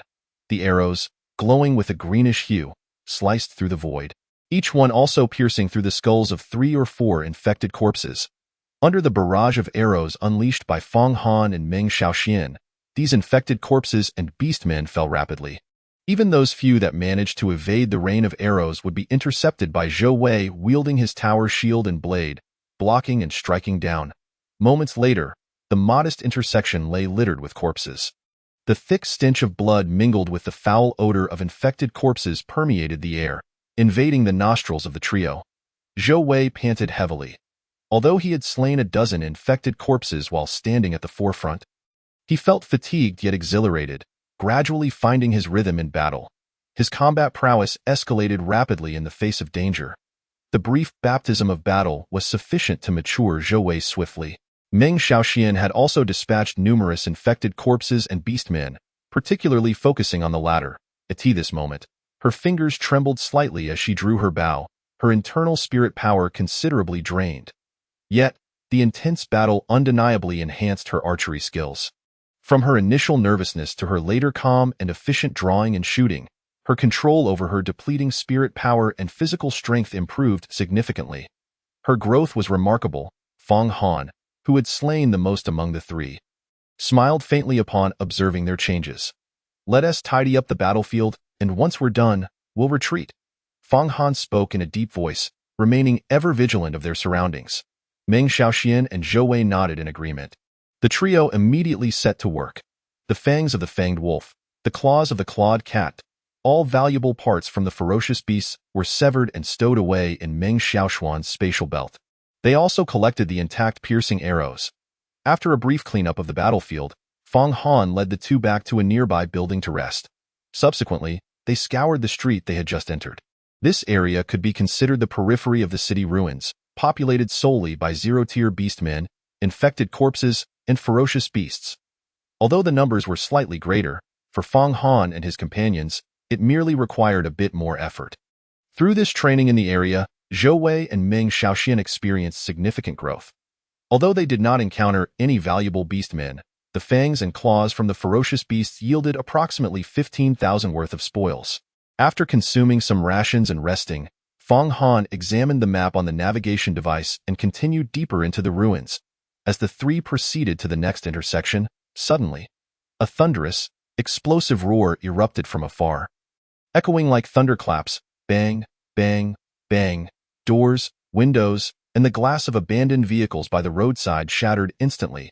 Fang Han's trio stiffened, instantly realizing they had trespassed into the territory of a demon beast. Moreover, it was undoubtedly a formidable one. A first-tier demon beast. Chapter 45. Meng Xiaoxian in bewilderment as the ferocious roar of the demon beast reverberated. Fang Han and his companions immediately heard the cacophony of savage growls erupting from all corners of the neighborhood. Fang Han looked up at his surroundings. Shadows flickered atop the abandoned skyscrapers, amidst the decaying structures, and deep within the distant alleyways. Everywhere, the essence of ferocious beasts was manifesting. Low growls emanated from the end of the street ahead and the adjoining alleys, accompanied by the pungent stench of infected corpses wafting through the air. "Stay alert. Old Zhou, let us use the abandoned cars to create a protective wall," Fang Han commanded in a low voice. He realized that the earlier roar had been the demon beast lord of this territory, summoning its minions to ambush the outsiders. Taking refuge in the nearby abandoned building was not an option either. Who knew if it harbored numerous infected corpses or ferocious beasts? It was better to construct a makeshift protective wall first and assess the situation. Fang Han quickly joined Zhou Wei in moving the abandoned vehicles from the street to form a simple defensive barrier around them. Meng Xiaoxian, armed with her spirit-patterned longbow, stood at the center, while her spirit-patterned rifle was placed within easy reach. The safety was already disengaged. Should the situation turn dire, she would not hesitate to fire. Regardless of attracting the attention of the beasts, Zhou Wei stood beside Meng Xiaoxian, firmly remembering Fang Han's directive to protect her. Fang Han, standing atop a car, scanned the surroundings. Soon, they observed a swarm of infected corpses converging from every direction. Like rivers flowing into the sea, they amassed along the main road, relentlessly advancing toward Fang Han and his companions. The terrifying sight of the main road, wide enough for 4 vehicles to pass side by side, now completely filled with infected corpses, sent chills down their spines. Meng Xiaoxian and Zhou Wei stared in horror, their eyes wide with disbelief. The sheer number of infected corpses surpassed 1,000. Even a first-tier martial artist would be overwhelmed and buried alive in this sea of corpses. Along the crumbling buildings flanking the street, ferocious beasts and beastmen clambered up the walls, swiftly approaching. Xiaoxian, open fire and keep a close watch on the ferocious beasts and beastmen on the buildings. Zhou Wei, protect her. I'll handle the rest, Fang Han commanded without hesitation. All right, understood. Meng Xiaoxian and Zhou Wei responded in unison. Bang, bang, bang. On the black spirit-patterned rifle, the spirit patterns glowed, the flames at the muzzle shimmering in a dark blue hue. Bullets, trailing faint blue light, were instantly unleashed. They penetrated the walls of the dilapidated buildings and the rushing ferocious beasts alike. Amidst the heart-wrenching wails of dying screams, shattered debris mingled with the bodies of the ferocious beasts and beastmen. Cascading to the ground, Fang Han, witnessing the rifle's power, nodded approvingly. The spirit patterns seemed to amplify both the power and velocity of the bullets, coupled with special bullets capable of bearing spirit energy. They could effectively slay ferocious beasts. Each shot was akin to spending money lavishly. Only a girl of Meng Xiaoxuan's affluent background could afford to wield such a spirit-patterned gun. The infected corpses ahead had already surged to within approximately 50 meters. Fang Han smiled indifferently. He leaped down from the car roof. Then, to the astonishment of Meng Xiaoxian and Zhou Wei, Fang Han astonishingly embraced the front of a dilapidated sedan with both hands. With a surge of strength, creak, creak, the metal groaned under the strain. The front of the car, gripped by Fang Han, crumpled under his immense power. Lift. Subsequently, Fang Han effortlessly hoisted the vehicle aloft. This scene left Meng Xiaoxian and Zhou Wei spellbound. As if immobilized, a typical sedan weighs around 1.5 tons. Yet, Fang Han's current physical strength exceeded 4.5 tons. Although lifting the car appeared unwieldy, it was undoubtedly effortless for him. Without hesitation, Fang Han strode forth toward the tide of over 1,000 infected corpses. The throngs of decaying corpses, with their dim, blood-red eyes, were wholly consumed by greed and the instinct for slaughter. Spotting a living human charging toward them, they surged forward, akin to a cooked duck flying straight into their mouths. A sumptuous feast lay before them. A multitude of decaying corpses, with their yellowed and rotting mouths, suddenly began to drool forth a nauseating stream of putrid saliva. The pace of their steps quickened, driven by an uncontainable urge. Unbeknownst to them, approaching them was none other than a deadly harbinger of death. Against the front line of these viral cadavers, Fang Han raised the battered vehicle in his hands and brought it crashing down with tremendous force. The terrifying power transformed the car into a massive battering ram. Unleashing a furious gale, with a resounding crash, it collided forcefully with the rotting bodies of the first row of viral corpses. One by one. The corpses were flattened, akin to overripe tomatoes, propelled into the air by this overwhelming force. They shattered into multiple segments, akin to cannonballs, ricocheting into the throngs of undead behind them, creating an even more horrifying cascade of destruction. The sheer might of this strike left Zhou Wei and Meng Xiaoxian utterly speechless. Fang Han's direct assault obliterated over 20 corpses, and the subsequent devastation from the shattered remains felled another dozen viral cadavers. He wielded the dilapidated automobile like a war god, striking left and right, forging upstream against the tide. Viewed from above, it would be evident that Fong Han, at that moment, seemed to wield an eraser, methodically erasing the existence of all viral corpses in his path.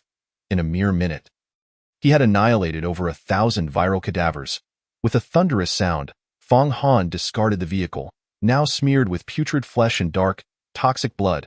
He glanced back to see Meng Xiaoxian, her spirit-patterned rifle blazing with fire, swiftly dispatching the monstrous beasts and beastified humans. The few that managed to draw near were deftly blocked by Zhou Wei's tower shield.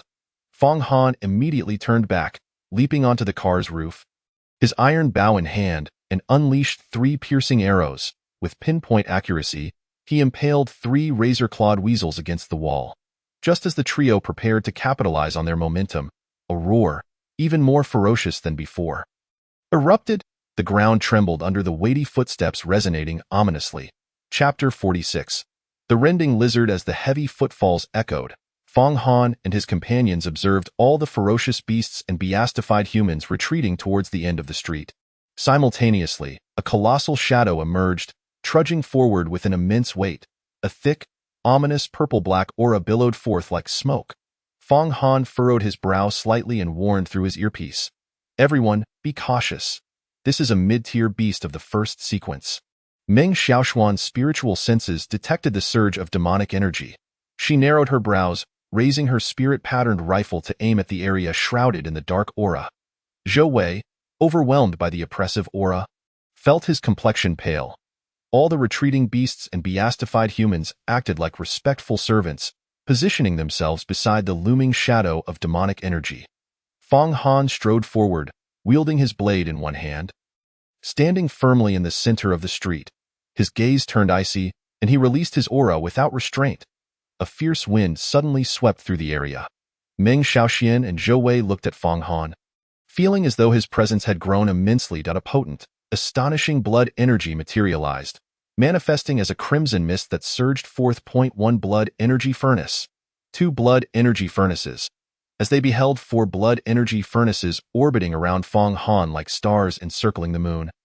Both Meng Xiaoxian and Zhou Wei were filled with awe. During the previous battle, they had sensed Fong Han's strength seemingly augmenting. Yet, they had not imagined that within just one night, he could manifest 4 blood energy furnaces.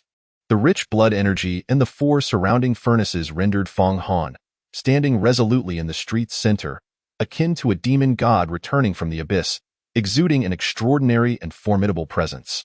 He radiated an air of invincibility, as if no one could stand against him.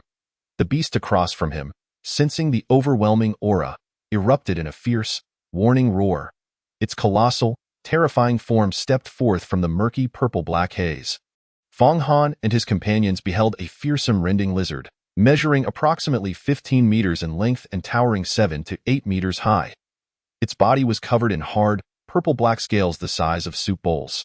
Each heavy step it took reverberated with a deep, thunderous sound. The wrecked cars and streetlights before it were effortlessly crushed underfoot. Its enormous, sinister head, resembling that of a lizard, grotesquely split into 4 parts. As it breathed and roared, its jaws gaped wide, revealing densely packed, hook-like teeth. There was no doubt that a single bite could tear apart a chunk of flesh weighing hundreds of pounds. Its thick, powerful tail thrashed about, producing a mournful wail as it sliced through the air. The aura surrounding it was overwhelmingly dense. Coupled with its terrifying and ferocious form, it truly inspired dread. Zhou Wei's face turned white as he swallowed hard. It was a mid-tier rending lizard of the first sequence. What tremendous demonic energy! Meng Xiaoxian recognized the vile creature as well. The bloodthirsty gaze of the rending lizard fixated on Fong Han, for it sensed that only he posed a threat. Its lantern-sized eyes gleamed with a savage and bloodthirsty glint. With a roar, it charged forward without hesitation, its massive form thundering towards him. The ground trembled beneath its weight. The foul, rancid wind assaulted Fong Han's face.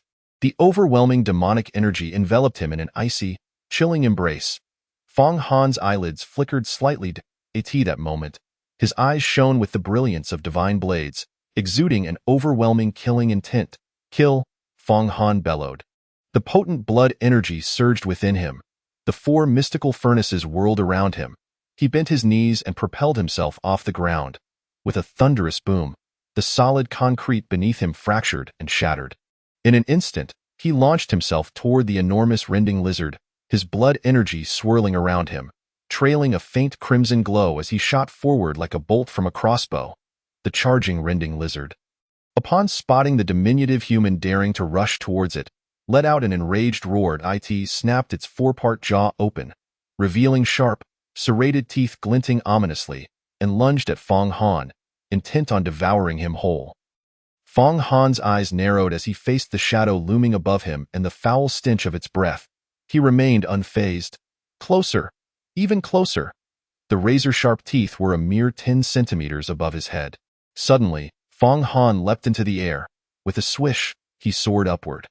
The rending lizard, caught off guard, found itself snapping at nothing but air. The tremendous force of its bite crashed onto the ground below. A concrete slab measuring 3 to 4 meters in diameter shattered upon impact. In midair, Fong Han's gaze hardened. Seizing the momentum of his descent, he gripped his blade tightly and struck downwards. With a sickening squelch, the steel blade penetrated flesh, blood splattering forth. One of the lizard's massive jaws was severed, sending it soaring into the air. With a roar of pain, rage, and brutality, the rending lizard unleashed a furious cry. It whipped its head back up, its long tail slicing through the air, creating a dark, foreboding shadow as it lashed out at Fong Han. Fong Han, sensing the impending assault through his heightened awareness, nimbly dodged and leapt to the side. The massive tail crashed into the adjacent dilapidated building, shattering a gaping hole measuring 7 to 8 meters long. Debris and rubble rained down as dust filled the air. Fong Han landed smoothly, fixing his gaze on the rending lizard. He flicked the blade to shake off the beast's blood, inhaled deeply to steady his breathing, and prepared to charge once more when... Suddenly, the rending lizard's blood-red, furious eyes locked onto Fong Han, and its demonic energy surged violently. The dense purple-black aura coalesced into its gaping maw, pooling with blood from its previous victims.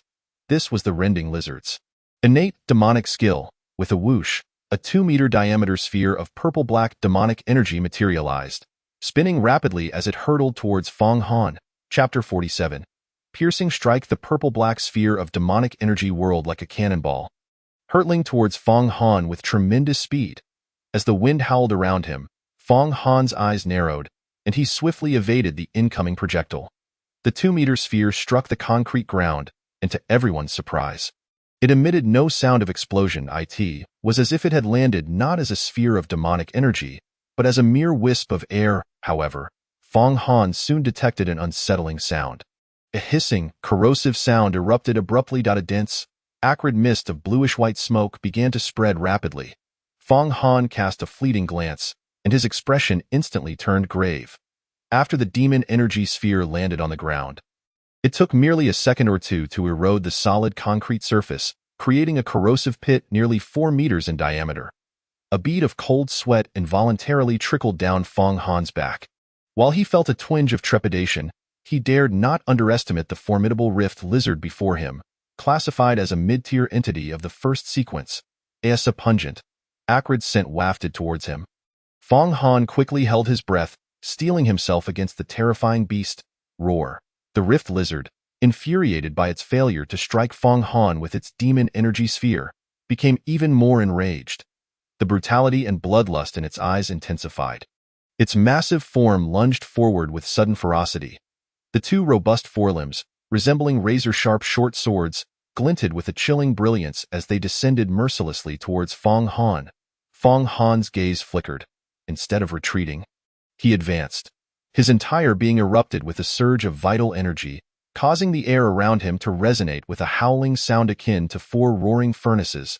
In an instant, he transformed into a crimson shadow, dashing forward approximately 10 meters. Boom. The rift lizard's sharp claws shattered the concrete beneath.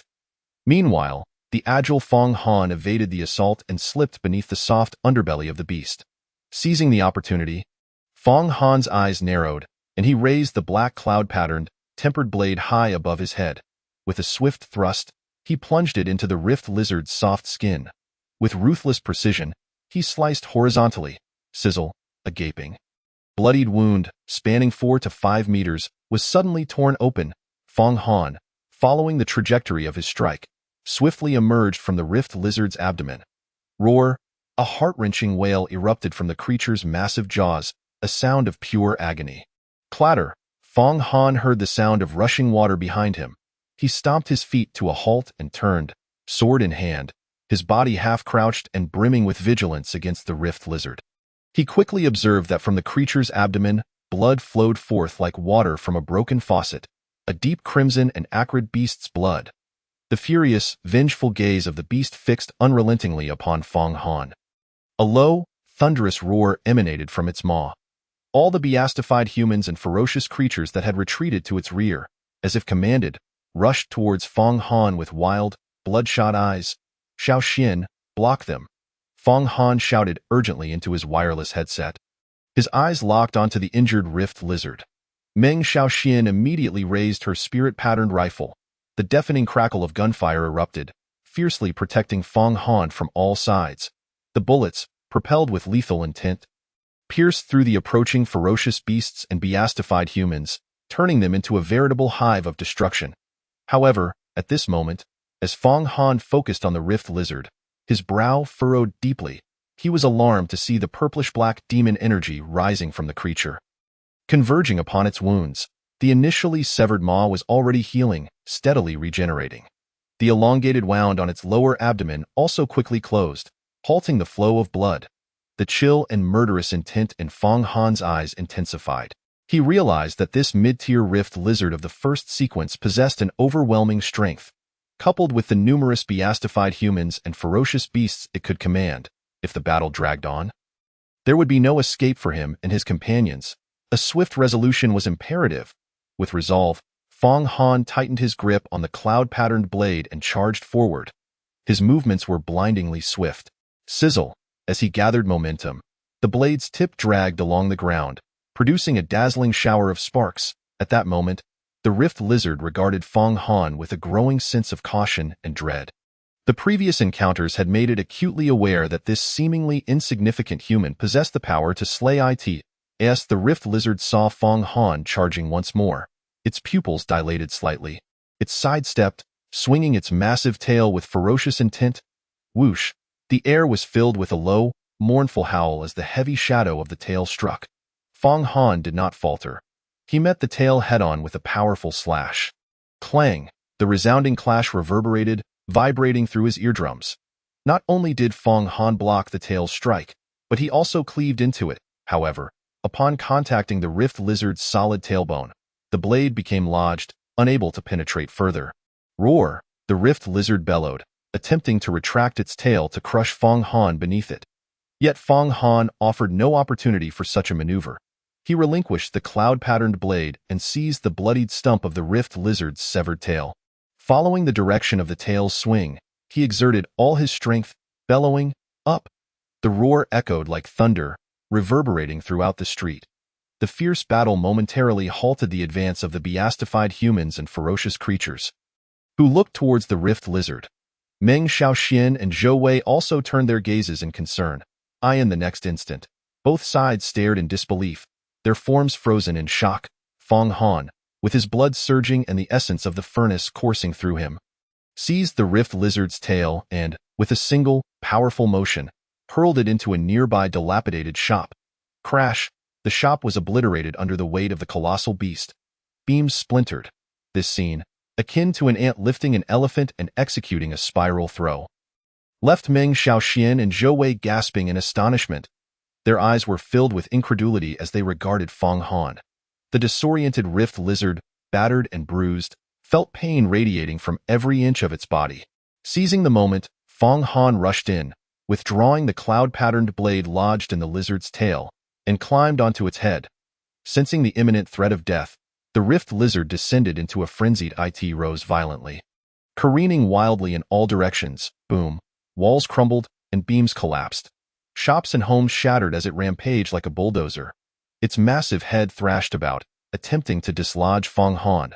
But Fong Han would not allow it to succeed. Gripping the scales atop the beast's head, he relentlessly hacked at it with the tempered blade. Clang! The scales on the head and back of the rift lizard were its most resilient defenses. Even with the peak-level cloud-patterned blade, he could only create sparks that failed to penetrate. After considerable effort, he managed to inflict only a few superficial wounds. Once the Rift Lizard regained its composure and concentrated its demon energy, those wounds would surely heal without a trace. Moreover, the edge of Fong Han's blade had begun to dull. Standing firm atop the thrashing Rift Lizard, he scanned his surroundings until his gaze fell upon the creature's blood-red eyes. With a surge of murderous intent, he leaped forward, positioning himself between its two beastly eyes. Gripping the blade tightly, he thrust downward towards the lantern-sized eye swoosh. Even the eye membrane of a mid-tier beast of the first sequence could not withstand the onslaught of the cloud-patterned blade. The viscous liquid within the eye burst forth, mingling with the thick, crimson blood. Roar. The excruciating pain from the shattered eye drove the Rift Lizard into a frenzied rage. It flailed and whipped its tail, yet could not grasp Fong Han atop its head. Boom. It crashed through the shop wall, returning to the street. Witnessing the Rift Lizard's wild rampage, all beastified humans and ferocious creatures froze in terror. Meng Xiaoxian and Zhou Wei anxiously watched Fong Han atop the creature's head, the girl aiming her spirit-patterned rifle, hesitating repeatedly, fearful of accidentally harming him. Under the scrutiny of both sides, the battle suddenly took a dramatic turn. Driven to desperation, the Rift Lizard resolved to smash its head against the ground, intending to crush Fong Han beneath it. Fong Han, feeling the rapid descent, quickly deduced the creature's intent. His gaze sharpened. Die for me. With a roar brimming with murderous intent, Fong Han unleashed all his strength, driving the dulled cloud-patterned blade deep into the beast's skull, piercing through its eye. This strike sapped the Rift Lizard of its remaining strength. Its massive body stiffened momentarily. With a thunderous crash, the colossal form collapsed to the ground. Fong Han withdrew his bloodied hand from the lifeless head of the Rift Lizard, standing triumphantly upon its corpse. Surveying the surroundings with an air of dominance. Chapter 48. Uninvited guests. The ferocious beasts and beastified humans clinging to walls, car roofs, and streetlights were thrown into a panic as they witnessed Fong Han slay their leader. The Rift Lizard, scattering in disarray. Within moments, the area was deserted. Meng Xiaoxian lowered her spirit-patterned rifle, her face a mask of shock and disbelief as she gazed at Fong Han's figure. The Rift Lizard was actually slain by Fong Han alone? Is this a dream? The girl murmured in disbelief, her eyes wide with incredulity. A single strike capable of obliterating dozens. A mid-tier beast of the first sequence. The Rift Lizard had fallen to a mere martial arts apprentice. Had she not witnessed it unfold before her very eyes, she would have deemed it an inconceivable tale. Beside her, Zhou Wei, with a slightly pale countenance, finally relaxed his previously tense expression, exhaling a long breath. At long last, survival has been achieved. Zhou Wei, upon hearing Meng Xiaoxuan's murmurs, cast an awestruck glance towards Fong Han, exclaiming his admiration. Regardless of the past or present, my respect for old Fong remains unwavering. After plummeting from the exalted heights of adulation, he did not exhibit an ounce of despondency. No matter the incessant gossip or the daily jeers surrounding him, Old Fong consistently claimed the top position in every literary examination. Heaven rewards those who strive. Now, akin to a phoenix rising from the ashes, he has finally unveiled his full prowess, astonishing everyone in an instant. Old Fong is formidable, exceedingly so, perhaps even more than we could have ever imagined. He is truly a genius. Meng Xiaoxian nodded in wholehearted agreement. Upon the corpse of the Fong Han shook off the beast's blood from his hands. He felt a peculiar resistance when he pierced the giant lizard's brain moments ago. It seemed as if something lay deep within the creature's head. Intrigued, Fong Han probed his hand into the wound. Guided by his earlier sensation, he soon grasped an irregular object the size of an infant's fist. Extracting it, he focused intently to reveal a translucent crystal core of a purplish-black hue, wisps of cloud-like vapor swirling within, drifting to and fro. Could this be? Fong Han's eyes sparkled with realization. A demon core, its appearance reminiscent of a crystal core, yet imbued with the essence of demon energy, akin to mist and cloud. Indeed, this is undeniably a demon core. This has condensed a mid-level demon core. Recalling the knowledge gleaned from his textbooks, Fong Han murmured in delightful astonishment. Each demon beast of the first sequence and above possesses a certain probability of crystallizing a demon core. These cores encapsulate the essence of the demon beast's energy, making them indispensable materials for crafting various spiritual patterns and items. Each core commands a handsome price, and the carcass of a demon beast capable of yielding such a core is also of significant value. Gazing at the demon core in his hand and then at this corpse beneath him, Fong Han's mind began to calculate. A mid-level first sequence demon core is worth just over 100,000. If the entire were to be brought back, it could fetch around 150,000. Just from this alone, a remarkable sum of 250,000 could be gained in that moment. Fong Han's spirits soared. Simultaneously, he found himself secretly astonished. No wonder everyone in this world aspires to be a warrior. It's not merely due to the elevated status and protection they offer to the base city. It's also because only warriors can slay demon beasts, acquiring wealth in an instant that would take an ordinary person a lifetime to amass. Clutching the demon core tightly, Fong Han's eyes sparkled with excitement. He leaped down from this corpse, where Meng Xiaoxian and Zhou Wei approached. With a slight smile, he revealed the demon core. Today, fortune smiles upon us. This has indeed condensed a demon core. Meng Xiaoxian and Zhou Wei momentarily froze upon seeing the demon core in Fong Han's hand. But their faces quickly transformed into expressions of delight. Oh, it truly is a demon core. Incredible. What a bountiful harvest we have this time. Ha ha. However, their moment of joy was abruptly interrupted. Suddenly, a voice emerged from a nearby alley. Ah, another. Brother Jiang, you were right. Following the gunshots has indeed led us to a reward. Hee hee, it seems our luck is quite favorable today. Fong Han, Zhou Wei, and Meng Xiaoxian froze in surprise, their faces instantly shifting to one of wariness as they turned to face the source of the voice. For fully armed warriors strode forth from the alley. The first on the left was a small, wiry figure clad in gray combat attire, deftly twirling two short, sharp daggers between his fingers. He carried a crossbow and a backpack on his back. Exuding the energy of a low-level first-sequence warrior, his face adorned with a sinister grin. The words just spoken had come from his lips.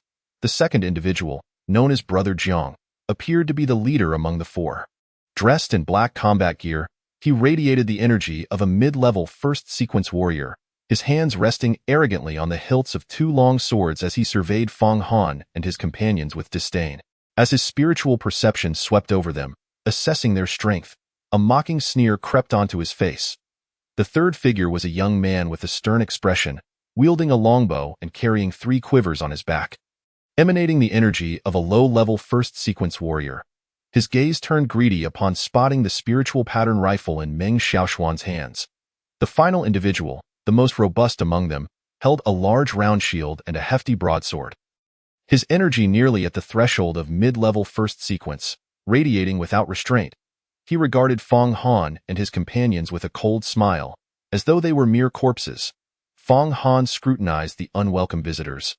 A sense of foreboding creeping over him, he lowered his voice, cautioning, Zhou, Xiaoxian, be careful. These individuals do not come with good intentions. At that moment, the small, wiry man's eyes suddenly gleamed with excitement as he exclaimed to the others. Brother Jiang, Old 2, Old 3, look, that kid has a demon core. This is that has condensed a demon core. The other 3 froze in shock, their eyes revealing uncontainable greed. A chilling intent to kill quickly surfacing. Fong Han's expression turned icy as he tucked the demon core into his pocket, his fists clenching slightly as he stared at the 4 before him. Meng Xiaoxian raised her rifle, her demeanor resolute, while Zhou Wei planted his shield firmly on the ground, gripping his broadsword tightly. The atmosphere grew tense, the air charged with impending confrontation. The dual sword-wielding man surveyed the scene, his eyes darting as he cleared his throat to ease the tension and draw everyone's attention. Fong Han's gaze remained icy as he focused on the dual sword man. The latter's eyes subtly scanned the attire and equipment of Fong Han and his companions, finally lingering on the spiritual pattern rifle in Meng Xiaoxuan's grasp. A glimmer of wariness flickered in his expression as he softened his tone, smiling as he spoke. Students, no need to be alarmed, hee. You appear to be young, likely students from the Nanshan base city. Out here honing your skills, am I right? Fong Han did not respond immediately. He accepted the iron bow Zhou Wei handed him, drawing an arrow and forming a semicircle with it.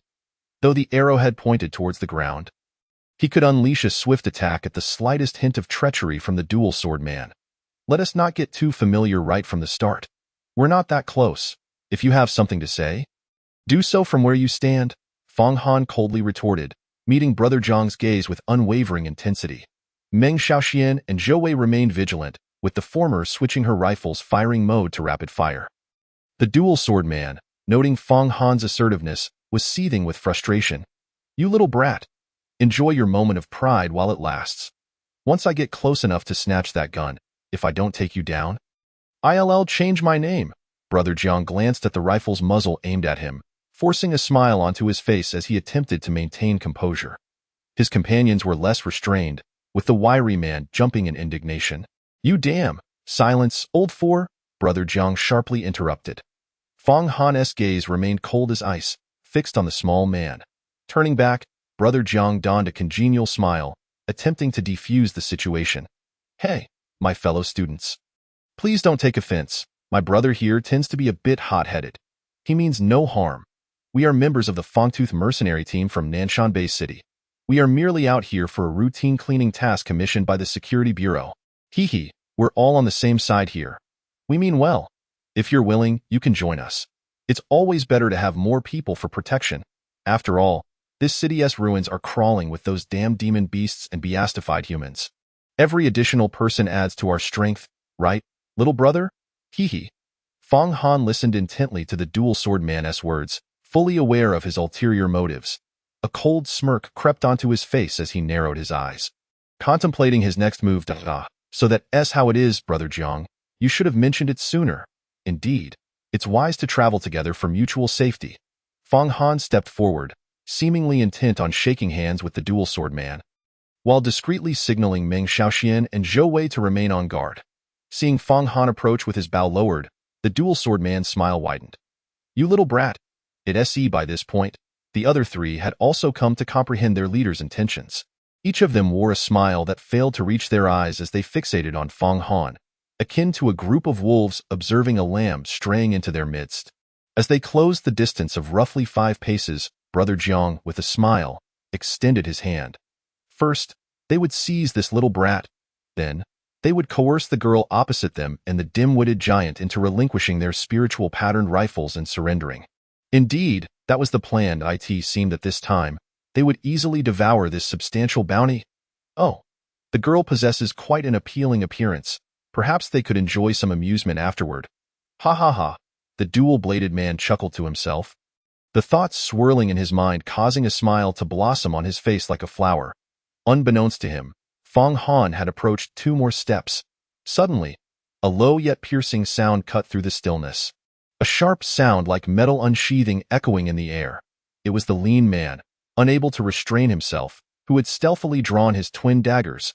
Jiang Gu no longer concealed his intentions, loudly proclaiming the inevitable revelation. Kill! Fang Han roared, his eyes glinting with cold fury. Bang, bang, bang. The spiritual patterned rifles erupted with gunfire, heralding death.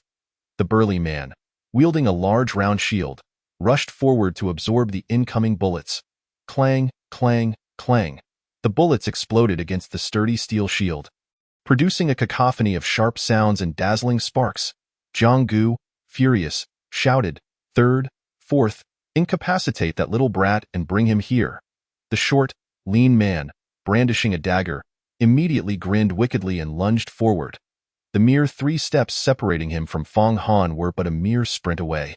In the blink of an eye, his lean frame darted in front of Fang Han, licking his lips with a sinister grin. The sharp, matte dagger was gripped tightly in his hand, akin to a venomous snake leaping from its den, poised to strike at Fang Han's waist. Meanwhile, the cold-faced warrior with the longbow unleashed a flurry of 3 arrows aimed directly at Fang Han. Whoosh, whoosh, whoosh. The sharp sound of arrows slicing through the air resonated in his ears. The 3 arrows effectively blocked all avenues for Fang Han to evade or retreat. In that instant, the third and fourth exhibited an impressive synergy in their coordinated assault, aiming to inflict grave injury upon Fang Han in a single encounter. At this critical juncture, Fang Han wore an expression of utter calmness. His formidable spiritual awareness unfurled, capturing all incoming threats within his sight. With the agility of an elite adept, he advanced rather than retreated. Gliding past the 3 arrows with effortless grace, Fong Han looked down with a faint smile at the short, lean man, whose expression had suddenly frozen in shock. He extended his hands in a swift motion. He seized the man's wrist, where the dagger was held in a reverse grip. With a swift twist and a slight force, the sound of cracking bones echoed sharply. A piercing scream erupted. Reverberating through the air, everyone's movements froze in shock. The gunfire ceased. They turned towards the source of the wail, only to behold the fourth, who wielded the twin daggers, now pale and drenched in cold sweat, collapsing before Fong Han. His daggers had long since clattered to the ground. Both wrists were twisted. Confronted directly by Jiang Gu, Fong Han felt an icy chill creeping up his back. Note, this is impossible. How could this be happening? You are merely a martial arts apprentice. How could you possibly evade my attacks? Why is this occurring? Die. Jiang Ji's eyes blazed crimson as he let out a frenzied roar. The spiritual energy within him depleting rapidly. The twin swords in his hands sliced through the air, creating a flurry of sword shadows that grew increasingly swift and intricate. Yet, this seemingly impenetrable curtain of death, woven with lethal intent, was rife with flaws under Fong Han's formidable spiritual perception and unparalleled agility. It appeared he had grown weary of prolonging the confrontation. With a surge of blood energy, a multitude of blood chi furnaces materialized around Fong Han. Jiang Gu and the shield-bearing man widened their eyes in shock. 1, 2, the fourth, the fifth. After numerous fierce battles, Fong Han's physique had undergone considerable refinement, his strength skyrocketing to an astonishing 9999 gene, a staggering 699 gene increase. The sheer might of 5 tons, coupled with his solid martial foundation, enabled Fong Han to instantly coalesce 5 blood chi furnaces. As these 5 blood cauldrons fused with his body, they infused his next strike with unparalleled power. A resounding bellow erupted, reminiscent of a ferocious bull, as a blood chi bull lunged forth from Fong Han's fist. Propelled by his devastating punch towards Jiang Gu, in a split second, the swordsman, caught off guard, crossed his blades defensively. The clash resounded, clang, clang, as the overwhelming force of Fong Han's punch shattered the twin swords, sending fragments scattering across the ground. The unstoppable force surged like a tidal wave, crashing into Jiang Ji's chest. A sickening crack echoed as his ribcage collapsed, leaving 2 deep impressions from Fong Han's fists. His internal organs were obliterated in that instant. Like a deflated balloon, Jiang Gu was sent flying 4 or 5 meters into the air, spewing a torrent of blood from his mouth and nose. His lifeless body crashed against a wall in the alley, crumbling it to dust before collapsing in a heap. Coughing and gasping, Jiang Gu, with blood streaming from his orifices, emitted a gurgling sound from his throat. Utterly speechless, he struggled to lift his head, casting a despairing gaze at Fong Han. This marked the first time Jiang Gu, a mid-level warrior of the first sequence, had engaged Fong Han in a direct confrontation. Yet, in this singular clash, he had found his insides shattered. Frustration, regret, despair, and a sense of hopelessness washed over him, culminating in an unyielding obsession with death as he succumbed to his injuries. The leader of the Fangtooth mercenary team had been unceremoniously felled by a single blow from Fong Han.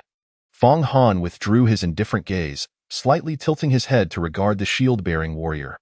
The latter, locking eyes with Fong Han's icy stare, involuntarily shivered. Without uttering a word, he turned and fled into the depths of the alley. Fong Han picked up the iron bow and knocked a gleaming triangular armor-piercing arrow. Whoosh! The arrow sliced through the air. Hearing the piercing sound of the arrow slicing through the atmosphere, the shield-bearer quickly turned to raise his shield in defense. Bang! The armor-piercing arrow, glowing brilliantly, penetrated the steel shield with ease. The arrowhead embedded itself deep into the warrior's forehead, creating a gruesome exit wound. A single-shot execution, thud.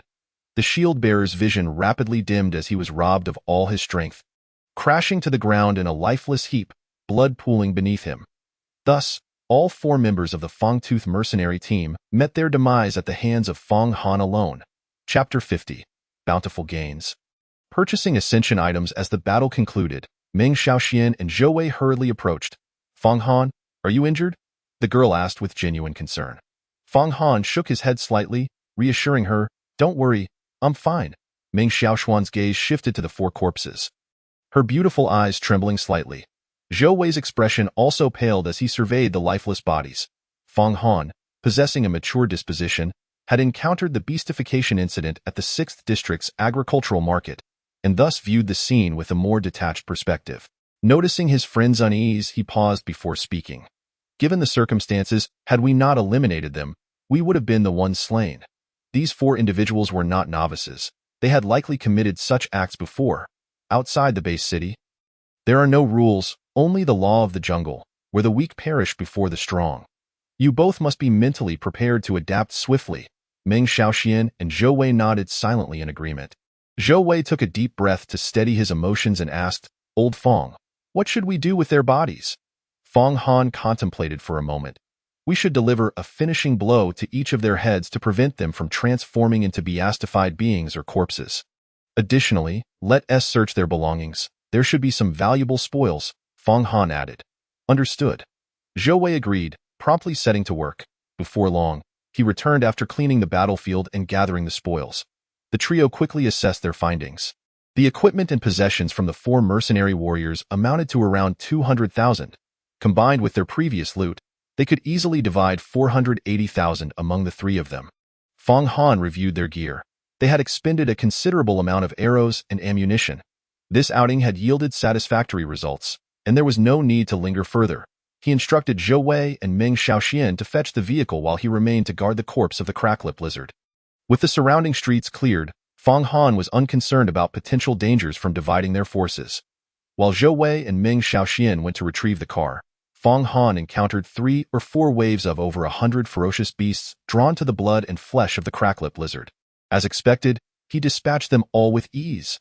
The fangs, pelts, and other spoils from these beasts contributed an additional 20,000 to Fang Han's collection.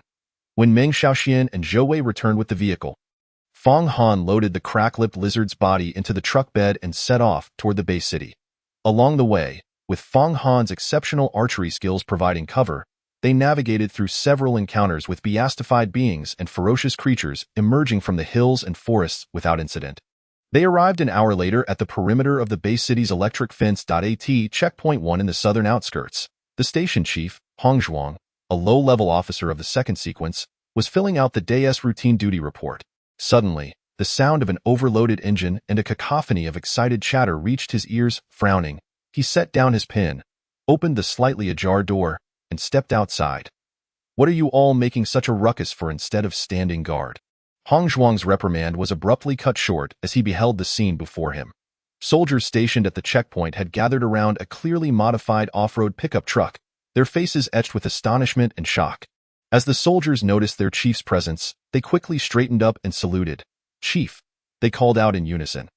Hong Zhuang's gaze swept over the crowd and fell upon the conspicuously large off-road truck. This modified vehicle was several times larger than a standard pickup and bore the immense carcass of a beast that dwarfed the vehicle itself. The terrifying weight had flattened the modified tires considerably, leaving deep impressions in the ground. Hong Zhuang quickly recognized it as a mid-level crack-lipped lizard from the 1st sequence. His spiritual sense enveloped the corpse, and the residual aura of the beast revealed that it had been slain less than half a day ago. The massive mouth displayed signs of regeneration, while a deep, bloody hole in its eye socket testified to the fatal blow that had shattered its skull. In a mere glance, Hong Zhuang had pieced together the timeline and circumstances surrounding the lizard's demise. Silently commending the skill involved, he turned to a nearby soldier and inquired, "Who did this?" The soldiers pointed toward Fang Han, who was busy registering their return in the crowd. Hong Zhuang, surprised by Fang Han's youth, quickly recognized Zhou Wei and Meng Xiaoxian seated in the truck.is at U3. Upon recognizing Zhou Wei, who had filled out the exit registration that morning, Hong Zhuang's eyes widened. After Fang Han completed the registration form, he saluted Hong Zhuang. The soldiers handed over the form for Hong Zhuang to review. After a quick glance, he expressed his astonishment. "You ventured into the 2nd circle of the city ruins during the return registration process." They were required to provide a brief account of their journey. If any new information was included that the Security Bureau had not yet gathered, the reporting warriors would receive monetary rewards. This was one of the methods the Security Bureau used to collect information about the outside world. Fang Han detailed the encounter with the Fangtooth mercenary team and other relevant events. He nodded slightly, Yes, sir. We did not delve too deeply. After slaying the crack-lipped lizard in the second district, we returned. Hong Zhuang nodded with appreciation, then gently reminded, recently, the ferocious beasts and demon beasts outside the city have grown increasingly aggressive. Despite the organization's multiple campaigns to subdue them, the overall environment remains somewhat unstable. When you venture out, be well prepared. Do not stray too far. The first ring of the alert zone is manageable. But as you enter the second ring of the security zone, you will encounter many unpredictable dangers. You are still young, endowed with such talent and potential. The road ahead is long, Fong Han nodded earnestly. After listening to the station master's words, he couldn't help but recall the videos he had seen in last night's news. After a brief moment of distraction, Fong Han expressed his gratitude for Hong Zhuang's guidance and departed in his vehicle. The soldiers at the checkpoint gathered around, gazing at the form Hong Zhuang held with astonishment.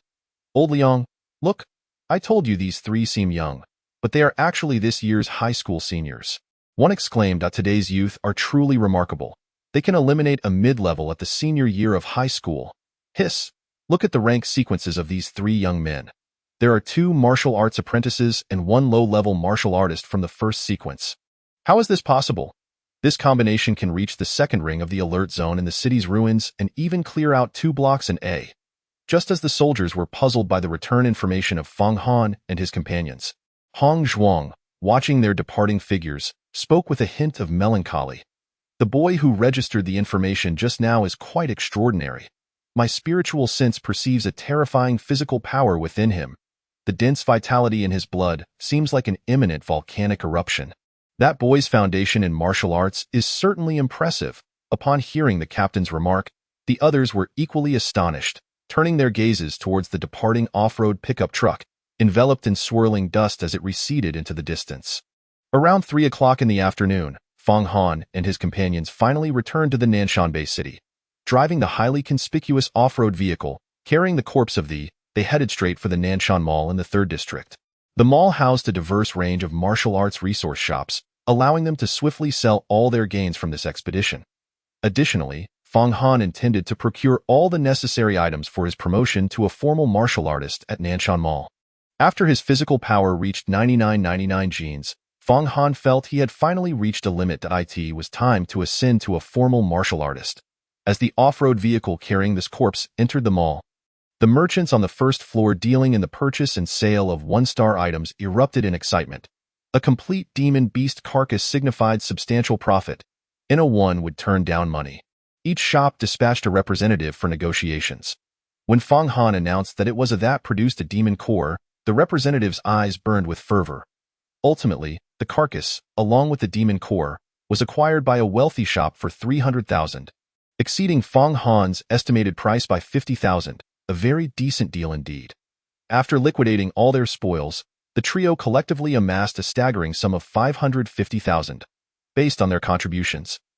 Fong Han received 250,000, Meng Xiaoxian got 150,000, and Zhou Wei received 100,000. They parted ways, with Meng Xiaoxian happily purchasing spiritual pattern bullets, while Zhou Wei headed towards the pill shop, equally in need of his promotion to a formal martial artist. Fong Han, on the other hand, ventured into a shop selling spiritual pattern tools, preparing to gather the necessary items for his advancement. Including a gathering spirit mat and calming incense, he entered the largest spiritual pattern tool store, and upon pushing the door open, Fong Han was taken aback by a familiar figure. His eyes narrowed slightly as he recognized the young man standing at the sales counter, conversing with the store manager. This young man was the same individual he had encountered at the alleyway during the beastly transformation incident at the 6th District's agricultural market, dressed in a tailored suit identical to that day. His tall, slender frame suggested a well-off background. The young man's complexion appeared even paler than when Fong Han last saw him, lacking any hint of color, and his lips seemed slightly dehydrated. The man held a rolled-up spiritual pattern array diagram. With a slight sweep of his spiritual sense, Fong Han sensed the rich aura emanating from the diagram, indicating its substantial value. He also discerned that this young man was, in fact, an ordinary person devoid of any martial arts cultivation. Suddenly, Fong Han's brow furrowed slightly as he noticed a tattoo peeking out from the back of the man's neck, obscured and peculiar. His powerful spiritual sense detected a faint aura emanating from the tattoo. which was enigmatic. It resembled both the vitality of flesh and spiritual energy, yet the aura carried a sense of brutality akin to demonic energy. When Fong Han attempted to release his full spiritual sense for a thorough investigation, the aura vanished without a trace. To his astonishment, even the strange tattoo on the young man's neck had completely disappeared.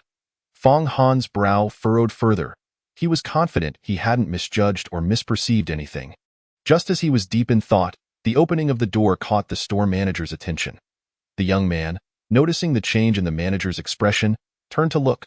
Upon seeing Fong Han, a fleeting look of recognition crossed his eyes.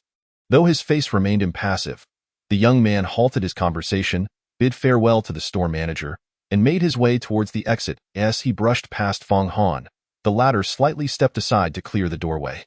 For a moment, Fong Han caught a glimpse of a barely perceptible cold smirk on the young man's face.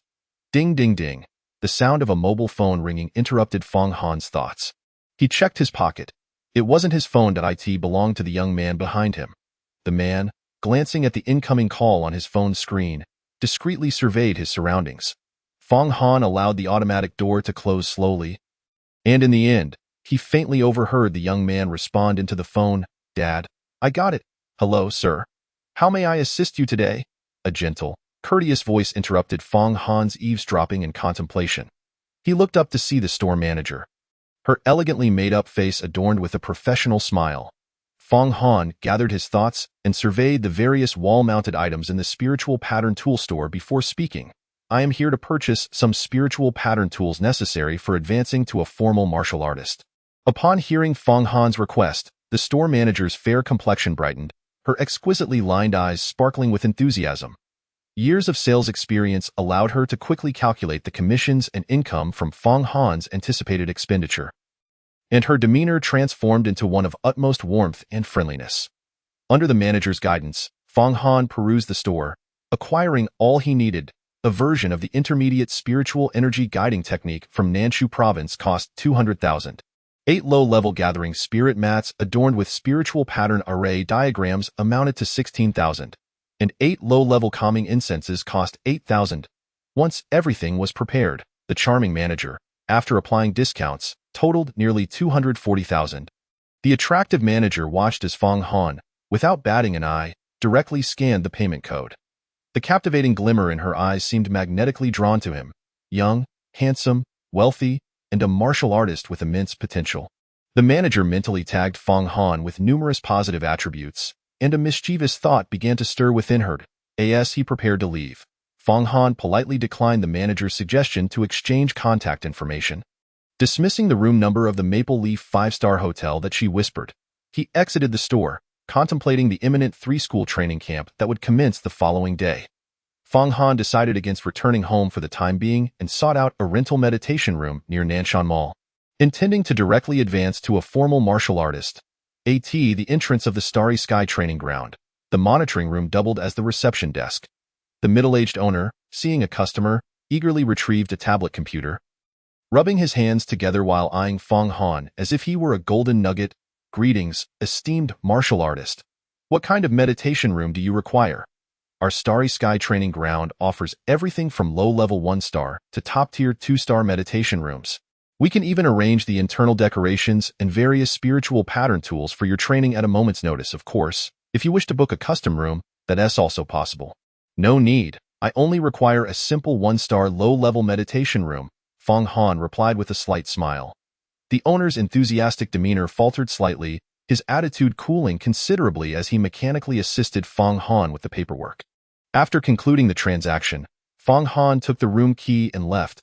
Behind him, the owner muttered in disappointment, "What bad luck. Finally a customer, and it's just a low-level room. What a pitiful wretch, with no money to his name. He dares to seek solace in the quiet chamber for cultivation. What dignity can such a young lad possibly uphold?" "Humph."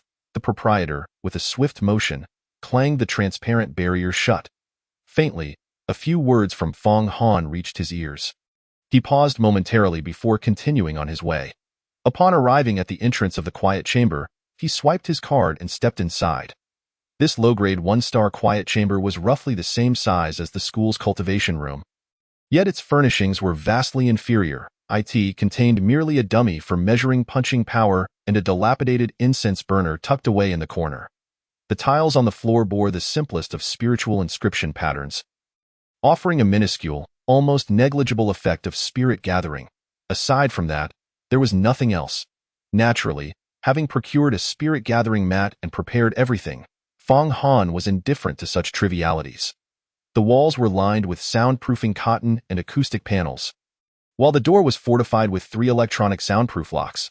The environment was relatively safe and tranquil. Fong Han retrieved 8 one-star low-grade spirit-gathering mats from his spatial backpack and began the synthesis process using the Infinite Synthesis panel.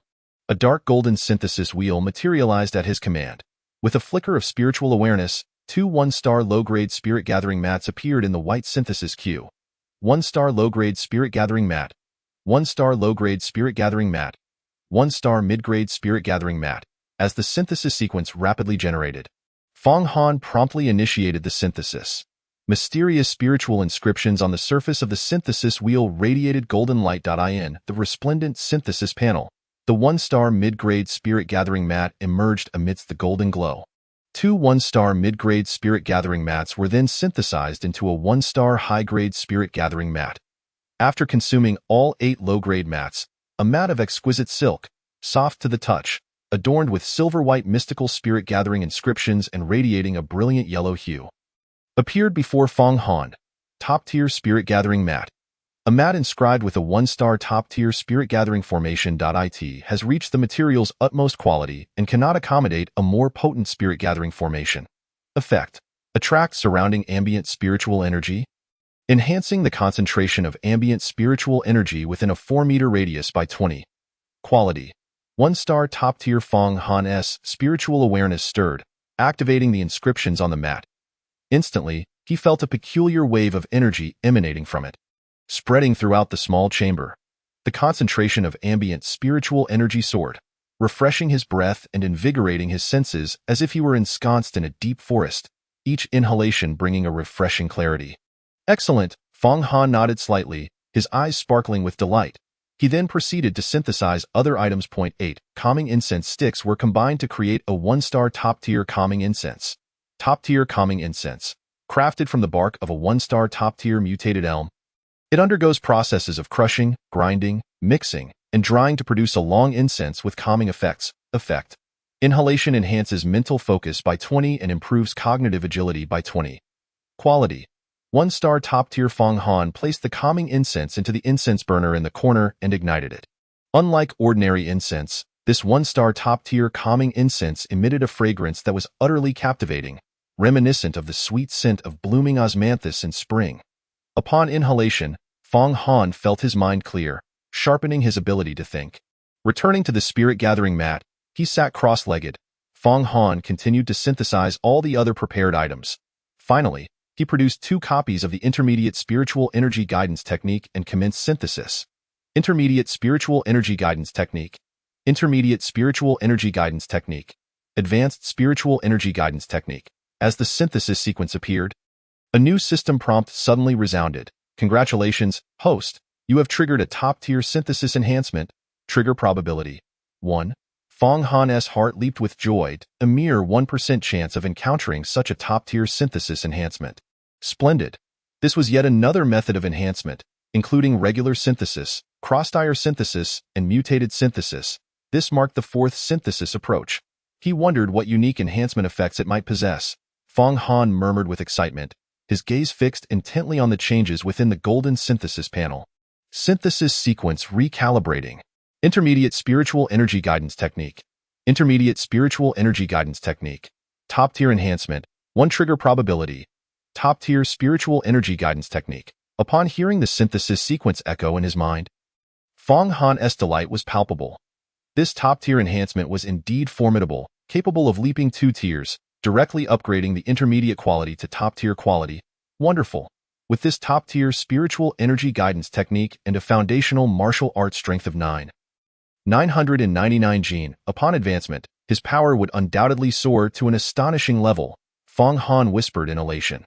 Within the golden synthesis panel, the top-tier spiritual energy guidance technique had been successfully synthesized. Congratulations, host. You have successfully synthesized a 3-star top-tier spiritual energy guidance technique. Would you like to learn it? Yes, Fong Han responded without hesitation. The next moment, a torrent of information surged into his mind, pouring in an instant. Various cultivation knowledge and diagrams illustrating the flow of meridians became vividly clear in his consciousness. Sitting cross-legged on the mat, Fong Han unknowingly closed his eyes, his eyelids fluttering erratically.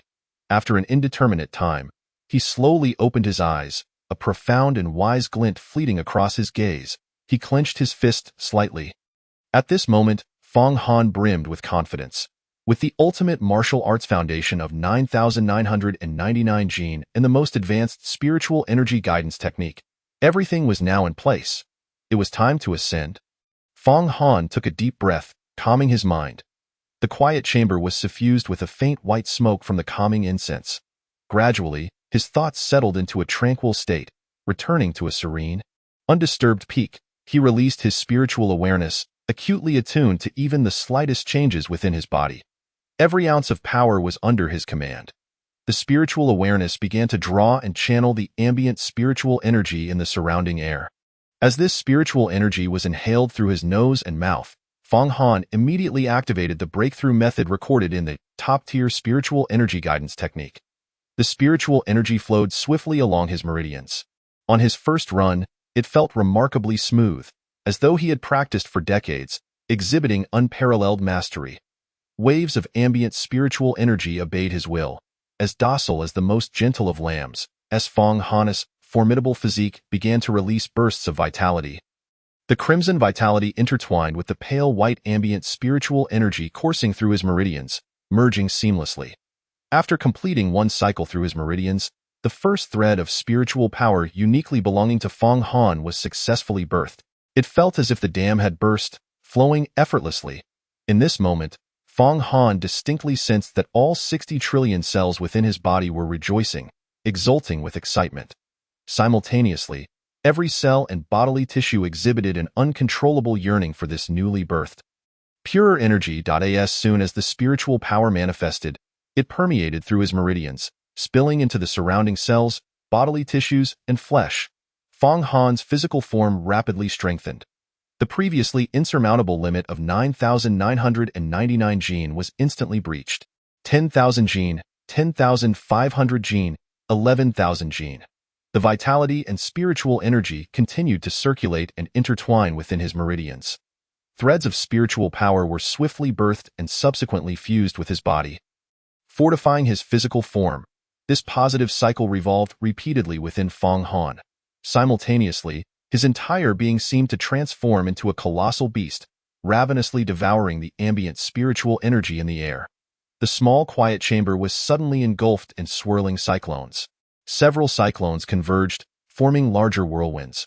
Ultimately, these whirlwinds expanded into a pale white tornado of spiritual energy, connecting the ceiling and floor of the quiet chamber, centered around Fong Han's seated form. The roaring winds morphed into a low, mournful wail of the tornado, and the commotion grew ever louder.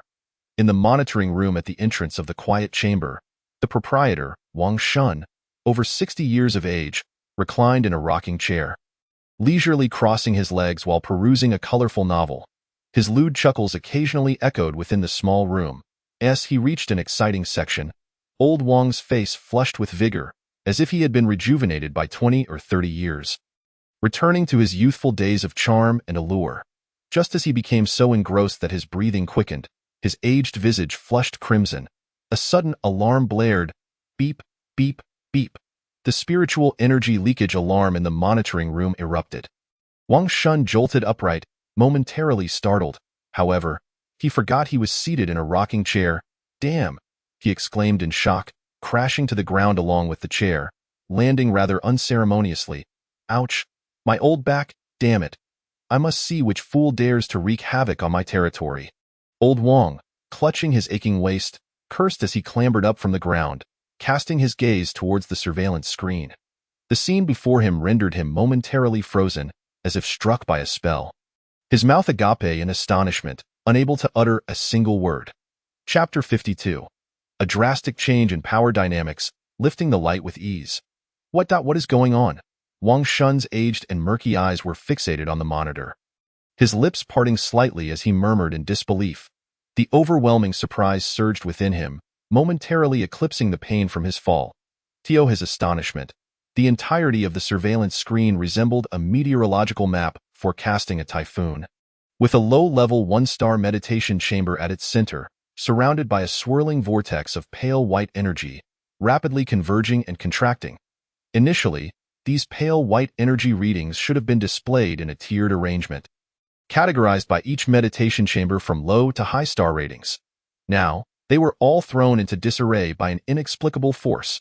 Wang Shun next glanced at the energy concentration indicators in the upper right corner of each meditation chamber. What in the world is happening? Old Wang cursed under his breath, his eyes widening in disbelief.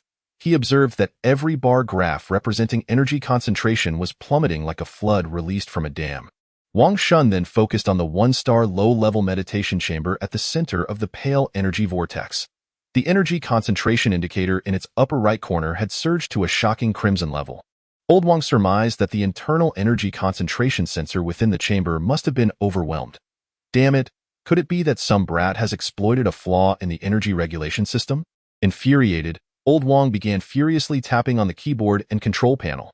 Suddenly, the images on the surveillance screen shifted. An image of the energy regulation system appeared, resembling a complex diagram of underground pipes in a city, sprawling with interwoven pipelines. These were the energy conduits buried beneath the meditation rental shop. Wang Shun scrutinized the scene before him. His aged, murky eyes once again became fixated. All the regulating valves beneath the meditation chambers showed no abnormalities. Only at the intersections of several pipes were there signs of overflow and overload. The cause of all this chaos was still that peculiar one-star low-level meditation chamber.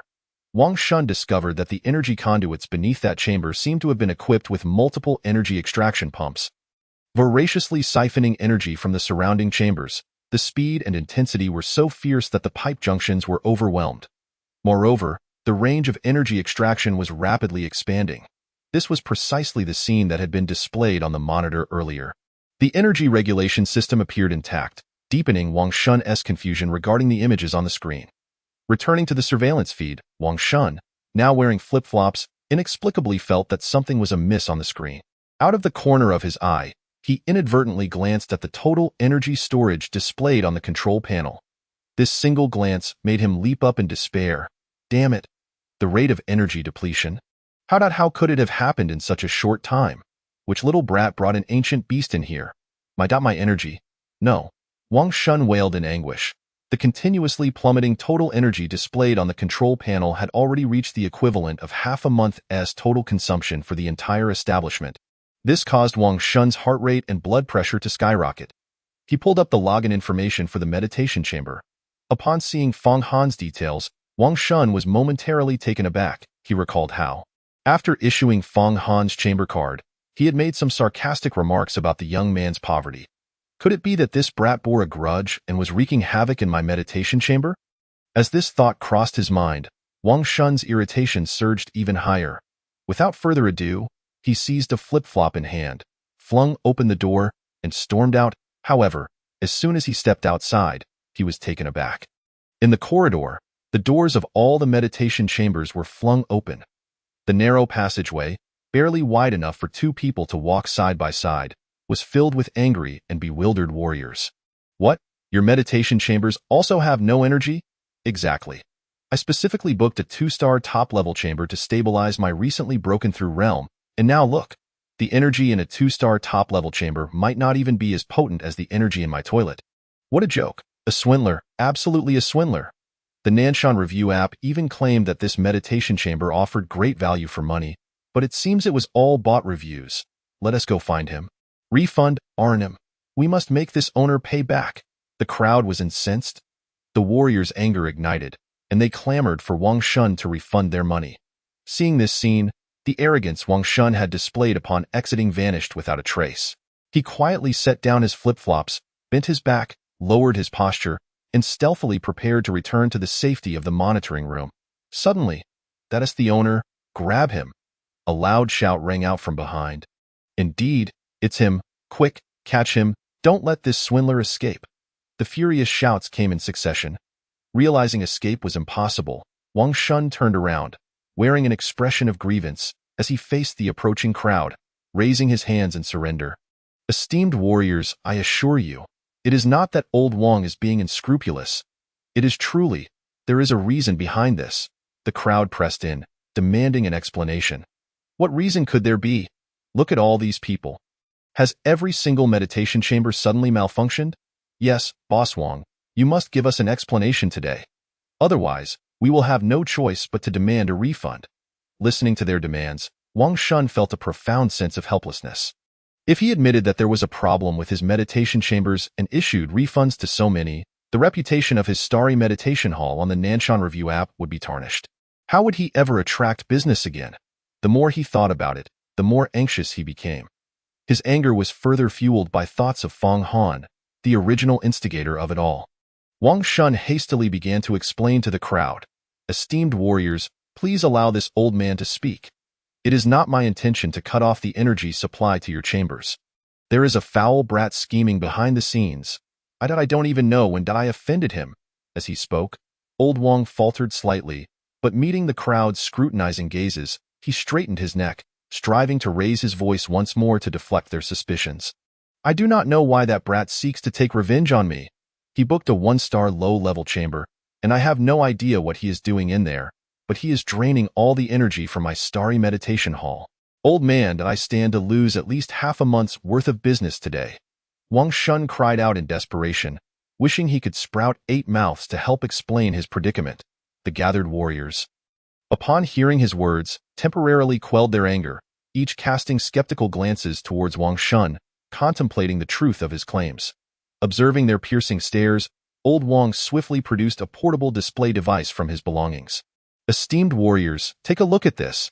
Observe the energy concentration image displayed here. You can see for yourselves that old Wang is certainly not lying." The crowd gathered around, peering at the portable energy concentration display in old Wang's hands. The expansive pale white energy vortex enveloping the entire starry meditation hall caused everyone's eyes to widen in disbelief. Before they could express their shock or engage in conversation, they suddenly heard a series of astonished shouts emanating from the direction of the low-level meditation chambers. What is happening? What kind of person is in that meditation chamber?" Wang Shun and the crowd were momentarily taken aback by the outburst. Old Wang immediately removed a flip-flop from his foot, brandishing it in his hand, and shouted towards the assembled warriors. "Esteemed warriors, it must be that others have also noticed the irregularities in that brat's meditation chamber. I implore you all to follow me, Old Wang, for I will provide you with an explanation. If it truly is that brat causing the destruction, I hope everyone can stand by me." The crowd exchanged glances, and someone called out, "Let us go see what is going on. If someone is intentionally causing trouble and harming our interests, we cannot simply let it slide. Right? Let us all go move." The crowd found the reasoning sound and echoed in agreement. Witnessing this, Wang Shun felt a renewed sense of confidence. Gripping a pair of flip-flops and barefoot, they strode purposefully towards a low-grade meditation room. As the group rounded the corner and beheld the scene in the corridor, they were taken aback by a profound shock. Outside, the spiritual energy was as barren as a desert, yet within the corridor, a misty, ethereal white energy seeped from the floor tiles, converging towards the center of the corridor where the meditation room lay. The stark contrast between the two locales was akin to the heavens and the earth. At that moment, a throng had gathered outside the meditation room. Upon witnessing this spectacle, Old Wang immediately grasped the situation. The spiritual energy conduits beneath the tiles were evidently overloaded, causing a significant leak. This was all money. Old Wang felt his heart bleed. In a fit of indignation, he led everyone to crowd around the entrance of Feng Han's meditation room. The closer they drew to the room, the more they sensed a refreshing and invigorating spiritual energy filling the AI art. It was evident that the concentration of energy here was extraordinary. As Old Wang pushed through the throng. The moment they reached Feng Han's door, their expressions froze in astonishment. At that instant, everyone heard a series of peculiar sounds. The sound of rushing water echoed in their ears, reminiscent of the tumultuous Yangtze River. Additionally, there were deep, resonant thuds reverberating through the air. Experienced martial artists could not suppress their gasps of astonishment upon recognizing the source of the sound. Hiss! This is the sound of blood flowing through veins. And the heartbeat. Indeed, this sound is utterly terrifying. The expressions of Wang Shun and the others mirrored sheer shock upon hearing the martial artist's exclamation. Suddenly, roar erupted from within, a fierce and proud bellow akin to that of a tiger or leopard reverberating through the mountains. Each roar sent a tremor through the crowd. The booming sounds echoed like summer thunder, resonating from within the room. That moment, as everyone listened to these strange and alarming sounds, they realized the sheer volume of the blood flow was extraordinary. How powerful must the martial artist inside be? And the heartbeat, we could hear it so clearly even through the soundproof door of the meditation room. This was simply terrifying. Suddenly, another martial artist exclaimed, "Right? I remember now. The sound is the roar of tigers and leopards." This person must have refined their physical body to attain the roar of tigers and leopards. Who exactly is in there? Are they cultivating or breaking through a realm? Given the density of the gathered spiritual energy, it was highly likely they were on the verge of a breakthrough. As the crowd deduced that Fang Han was breaking through, they immediately became tense. "Everyone, be quiet. The martial artist inside is breaking through. Do you want to be punished by the security bureau, or do you want the martial artist inside to come out and deal with you personally?" Silence. The Dragon Kingdom had long enacted strict laws. Any external disturbance during a martial artist's breakthrough would result in severe penalties. Realizing Fang Han was in the midst of a breakthrough, everyone ceased their chatter, and silence enveloped the scene. Each individual gazed at Fang Han's meditation room with profound reverence. Wang Shun stood by, like a wooden statue, listening to the crowd's conversation. He felt his heart sink rapidly. The flip-flops he had raised high in his hand were now lowered submissively. His weathered face was etched with bitterness, filled with deep regret for having previously mocked Fang Han. Slap, in a fit of remorse. Wang Shun slapped himself twice. The crowd turned to him, and some sharp-minded individuals connected the dots, quickly realizing the implications. One martial artist patted old Wang on the shoulder. "Boss, if you offended the martial artist inside, all I can say is good luck to you." Others cast sympathetic glances at Wang Shun. Upon hearing this, his already worn face seemed to age a decade in an instant. Just as the crowd stood in awe outside, Fang Han within the meditation room approached a critical moment in his breakthrough. The spiraling currents of spiritual energy connecting the ceiling and floor absorbed a vast amount of energy, which Fang Han inhaled through his mouth and nose. The blood energy surged and fused with him.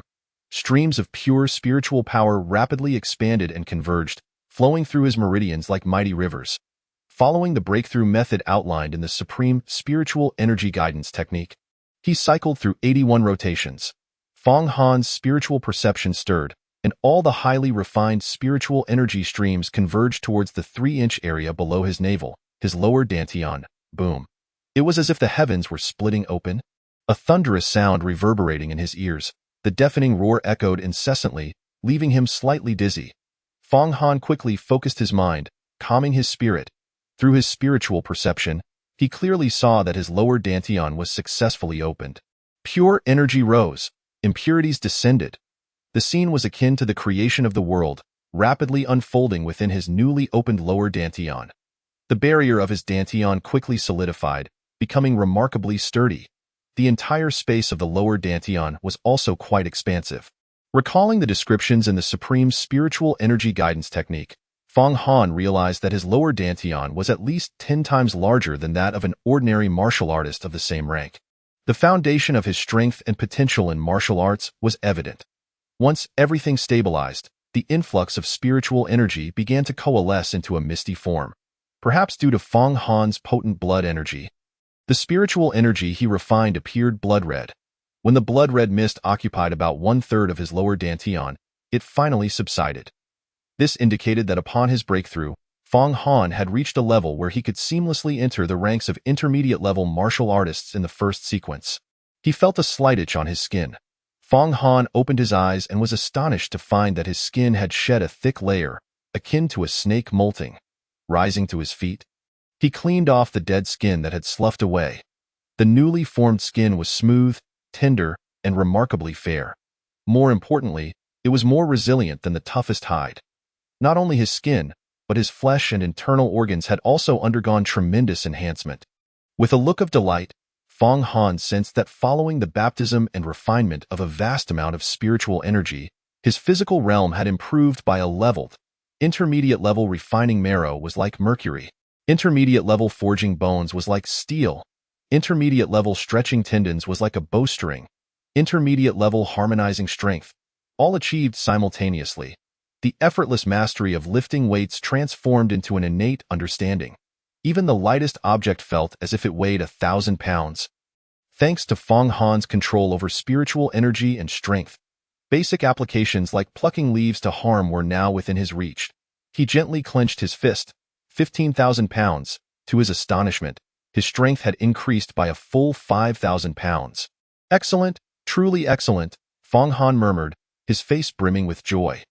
With a physique strength of 7.5 tons, combined with his spiritual energy enhancement, Fong Han was now capable of rivaling ordinary high-level martial artists in the first sequence. The transformation in his strength since his breakthrough was nothing short of astonishing. At that moment, he suddenly heard a series of system notifications resounding in his mind. Chapter 53. Unlocking the fifth synthesis method, detection. Host has ascended to a formal martial artist in the first sequence. Detection. Host has successfully unlocked 4 synthesis methods: normal synthesis, overlevel synthesis, top-tier synthesis, anomalous synthesis. The 2 conditions for unlocking the third synthesis category have been fully met. Beginning to unlock the third synthesis category. Unlocking.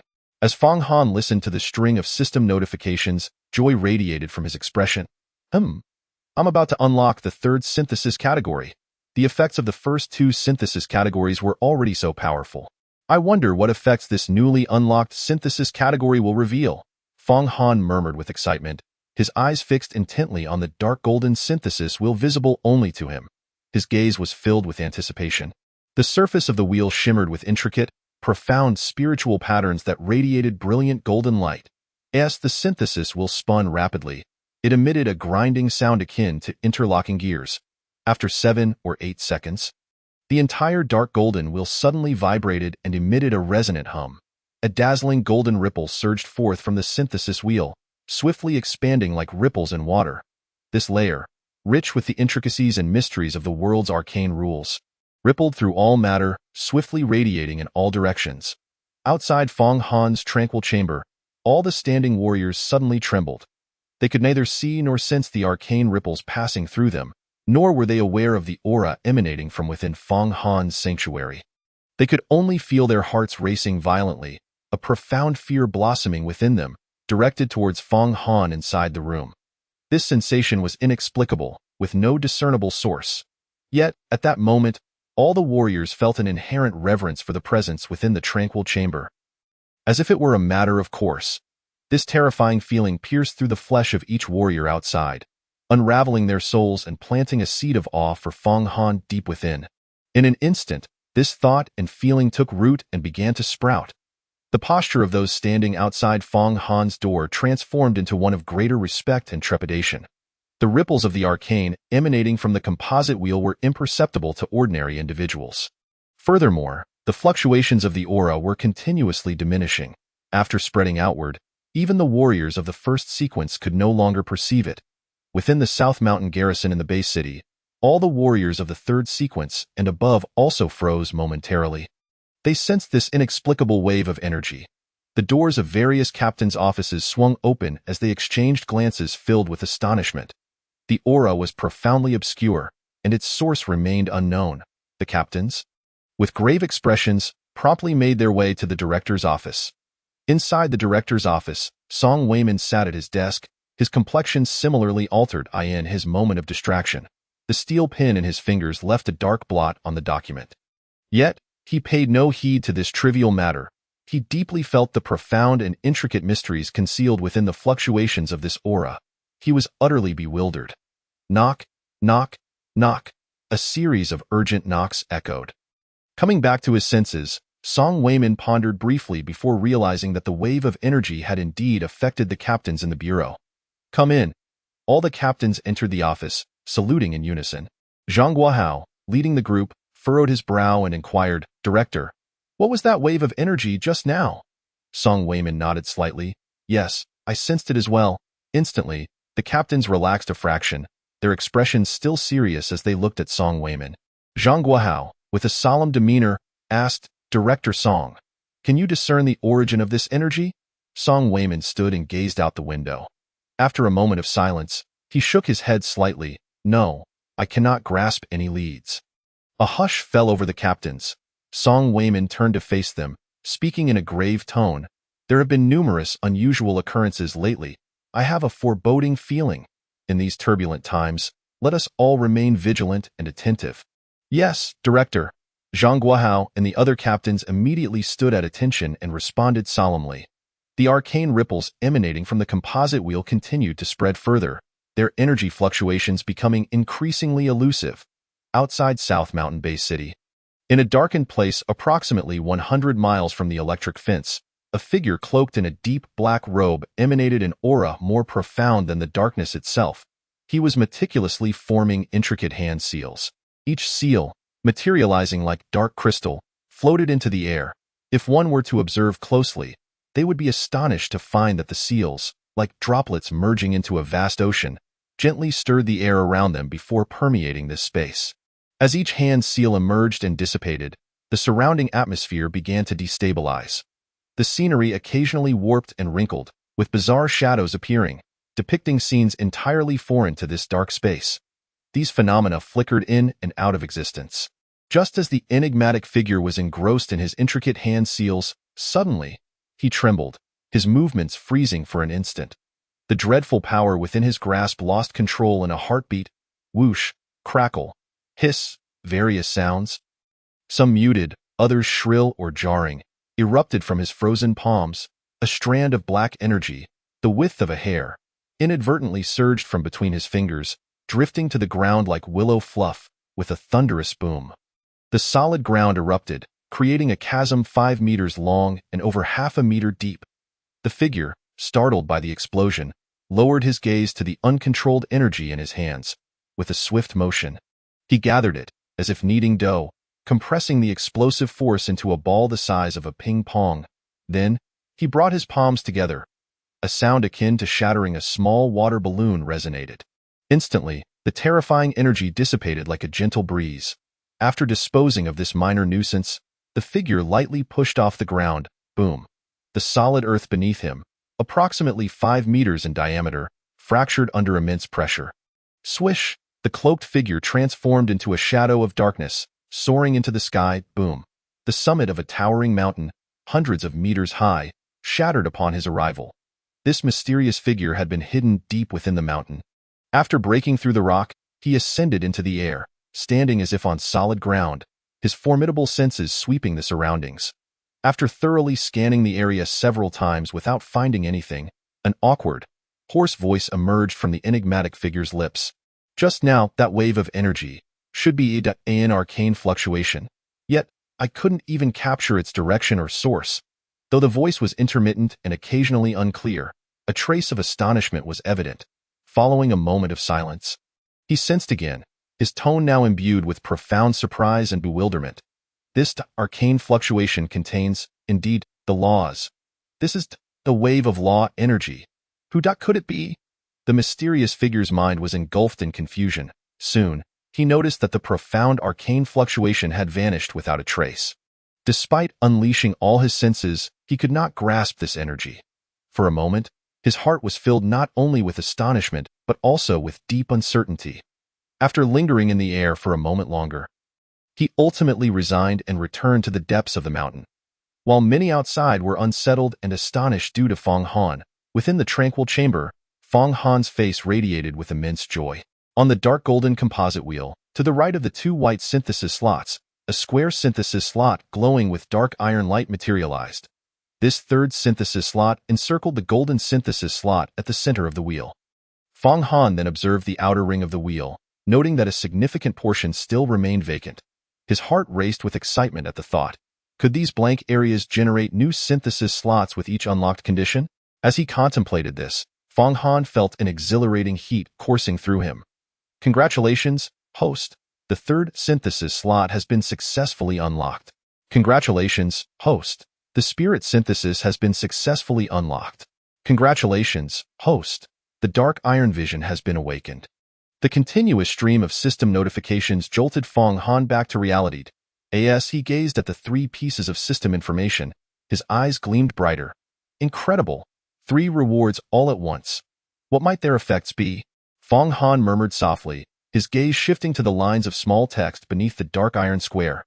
Hint: the dark iron synthesis slot can perform additional effect synthesis based on the 2 white synthesis slots. The synthesized items are those recognized by the dark iron vision. Dark iron vision. In the host's field of vision, items eligible for additional effect synthesis using the dark iron synthesis slot will emanate a black glow. Additional effect synthesis. An extra enhancement of item attributes during synthesis based on the 2 white synthesis slots. Upon reading these hints, Fong Han's face lit up with sheer delight. What a treasure! This is equivalent to adding new item attributes during the synthesis process. But where could he find dark iron items? Fong Han felt a twinge of confusion. He scanned his surroundings. The fist strength doll, incense burner, spirit gathering mat. None of the items glimmered with a black light. Fong Han once again opened his spatial backpack and cast a glance inside. There were various items: elixirs, Mitsubishi armor-piercing arrows, instant rations.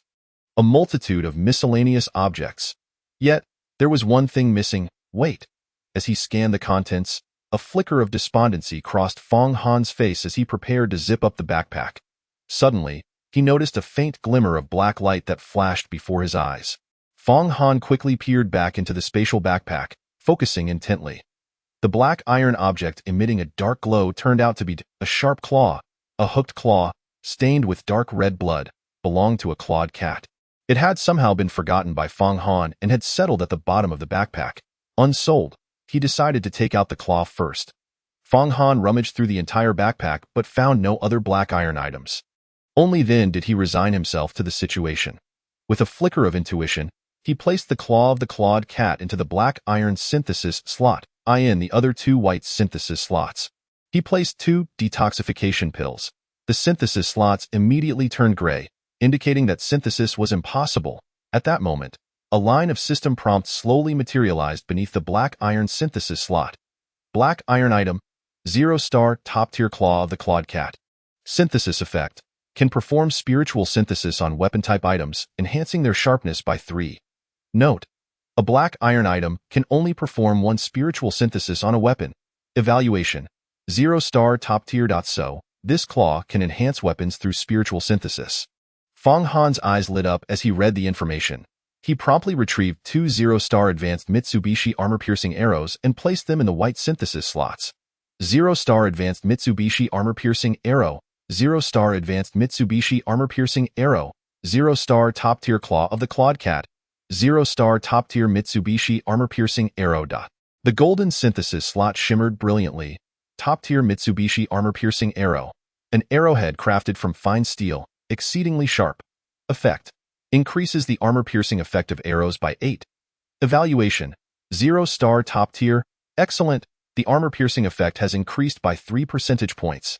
Originally, the top-tier armor-piercing arrow had a 5 effect. Now, after the spiritual synthesis, it has astonishingly risen to 8. Fong Han immediately grasped the significance of this. According to the prompt, the claw of the clawed cat could no longer perform spiritual synthesis on this top-tier armor-piercing arrow. However, there were other black iron items available. This meant that if he had enough different types of black iron items, even a piece of scrap weaponry could evolve into a top-tier artifact through spiritual synthesis in the black iron synthesis slot. Fong Han's eyes sparkled with excitement as he murmured to himself in delight. After a series of experiments, he finally understood the immense potential of the black iron synthesis slot. Taking a deep breath to calm his mind, Fong Han packed everything away. The gains from this breakthrough were truly bountiful. With a beaming expression, he stood up. Just as he was about to step outside, he suddenly spotted the strength-testing dummy standing nearby. A thought crossed his mind. It was the perfect opportunity to test the power of his newly enhanced punches. Fong Han approached the dummy and assumed his stance. His gaze hardened. He inhaled slightly, releasing his spiritual sense to sense and control the full strength of his muscles and spiritual energy. At that moment, Fong Han suddenly sensed something unusual, and a look of surprise and joy crossed his face. Chapter 54. The Mysterious Power Within Spiritual Energy Transaction. Fong Han unexpectedly discovered that the spiritual energy he had condensed seemed to possess some extraordinary qualities. It contained a faint thread of unique power. With a slight probe of his spiritual sense, he could perceive the formidable aggression and potency embedded within this mysterious power. While executing the top-tier spiritual energy guidance technique, the blood and energy of his physical body merged with the external spiritual energy, coursing through his meridians, condensing into waves of spiritual energy, and from this faint thread of mysterious power, it naturally emerged. As the condensed spiritual energy flowed into his dantian, he could effortlessly wield it with a mere thought. The blood-colored spiritual energy, now infused with this mysterious power, gathered on his right fist. In an instant, Fong Han's entire right fist shimmered with a blood-red glow. His gaze hardened. His blood energy surged and erupted. With a powerful push from the ground, he lunged forward. His right fist, akin to a drawn bow releasing an arrow, struck fiercely against the chest of the strength-testing dummy. With a resounding boom, the impact reverberated through the quiet room. The dummy shattered as if it contained high explosive charges, exploding into a million fragments. The shards, glimmering with blood-red spiritual energy, scattered everywhere. Upon hitting the ground, they transformed into mere dust. Fong Han watched this scene unfold, his deep-set eyes widening involuntarily. Such power was truly astonishing. This strength-testing dummy was capable of withstanding 5 tons of force. Yet, Fong Han had merely utilized 5 tons of strength. Under normal circumstances, the dummy would have crumbled into a pile of rubble. But now, it had disintegrated into dust. What was this mysterious power that could wield such destructive force? How could he amplify it further? A multitude of questions surged in Fong Han's mind. After a moment of contemplation, feeling utterly baffled, he set the matter aside for now. Tidying up all his belongings, Fong Han unlocked the 3 electronic locks of the quiet room. Click, click, click. The electronic lock disengaged. Outside the quiet room, Wang Shun and the others trembled at the sound. The door swung open. As all the martial artists beheld Fong Han's youthful visage, their faces filled with profound astonishment. This astonishment quickly morphed into deeper reverence. Noticing the crowd surrounding the door, Fong Han, somewhat puzzled, inquired, "What is going on here?" Before anyone could respond, Lao Wang pushed his way through the throng, standing before Fong Han with genuine sincerity and a humble demeanor. "My lord Fong Han, when you entered earlier, I dot. Lao Wang stammered, his lips trembling with nervousness. Upon hearing Wang Shun's words, Fong Han immediately recalled the incident from earlier. He remained silent, fixing a calm gaze upon Lao Wang. The atmosphere grew tense and silent. All eyes turned to Lao Wang and Fong Han. Wang Shun's body began to tremble slightly. He felt that Fong Han's silence was far more terrifying than any words. The weight of the gazes upon him felt like 2 mountains pressing down on him. A heavy psychological burden surged within him. Sweat began to bead on his forehead. Slap, slap, slap, without a word. Wang Shun slapped himself several times. "Why, Lord Fong Han, it's all my fault for speaking out of turn. I sincerely apologize." At that moment, Lao Wang suddenly recalled something. Shaking hands, he retrieved a portable device. Oh, and as for your expenses during this retreat in the quiet room, it's all free. I will refund you immediately. I truly apologize. It's all my fault for not recognizing the greatness. Ding dong. A notification rang on Fong Han's phone, signaling the refund had been processed. He glanced at the substantial amount of spiritual energy consumption displayed on Lao Wang's portable device, somewhat taken aback. He hadn't anticipated that this breakthrough would consume such a vast amount of spiritual energy. Fong Han muttered in surprise. Wang Shun shivered, hurriedly responding, No worries. This amount of spiritual energy is nothing. As long as you're willing to come, not only can I provide you with 3 months' worth of spiritual energy supply from this starry training ground, but even half a year's or a year's worth, I would gladly extend it to you." Lao Wang's heart ached, filled with bitterness, yet he still forced a smile. Fong Han cast a casual glance at him. Offering a faint smile, he tilted his head slightly toward the quiet room, stating, "Apologies, boss. I accidentally broke the strength-testing dummy inside." Wang Shun and all the martial artists immediately turned their gazes toward the quiet room. Upon seeing the remnants of the dummy reduced to a pile of dust, their eyes widened in disbelief. Hissing sounds of gasps filled the air, creating a chorus of astonishment. Their throats bobbed as they swallowed nervously. Accidentally? A dummy capable of withstanding 5 tons of force could be shattered into powder so easily. This implied that this remarkably young youth could effortlessly annihilate a mid-tier martial artist with a physical strength of 5 tons? Even though everyone had mentally prepared themselves, witnessing Fong Han's destructive power firsthand left them utterly awestruck. They instinctively began to ponder what would happen if they were on the receiving end of such a punch. The more they contemplated, the paler their faces became. Among all present, no one possessed the confidence to withstand a single strike from Fong Han. Physical strength between 1 to 3 tons classified as low-tier martial artists of the first sequence. 4 to 6 tons categorized as mid-tier martial artists. 7 to 9 tons represented high-tier martial artists, while 10 tons denoted peak martial artists of the first sequence. What level of existence could annihilate mid-tier martial artists with such ease? Was he a high-tier martial artist of the first sequence? Or perhaps a peak martial artist of the first sequence? Various speculations surged in the minds of Wang Shun and every onlooker. Additionally, based on the extent of destruction to the strength-testing dummy, it was evident that this young man's control over strength was truly awe-inspiring. Shattering the punching strength doll was one thing, but witnessing it reduced to mere stone dust was a sight the onlookers had never encountered before. This scene left everyone profoundly shaken. As they turned their gazes towards Fong Han, their expressions were not only filled with astonishment, but also a deep-seated fear. Such power was truly terrifying. Wang Shun, as if jolted by an electric shock, hastily averted his gaze. He too was a martial artist, albeit a lowly one, merely scraping by as a first-sequence low-level practitioner, running a training facility and collecting subsidies. The hope of ever breaking through felt utterly unattainable in this lifetime. Upon seeing the punching strength doll, old Wang immediately understood. Forget about Fong Han's full punch. He wouldn't even be able to withstand half of it. Wang Shun quickly responded, "My lord Fong Han, what you say is too modest. It's merely a small punching strength doll.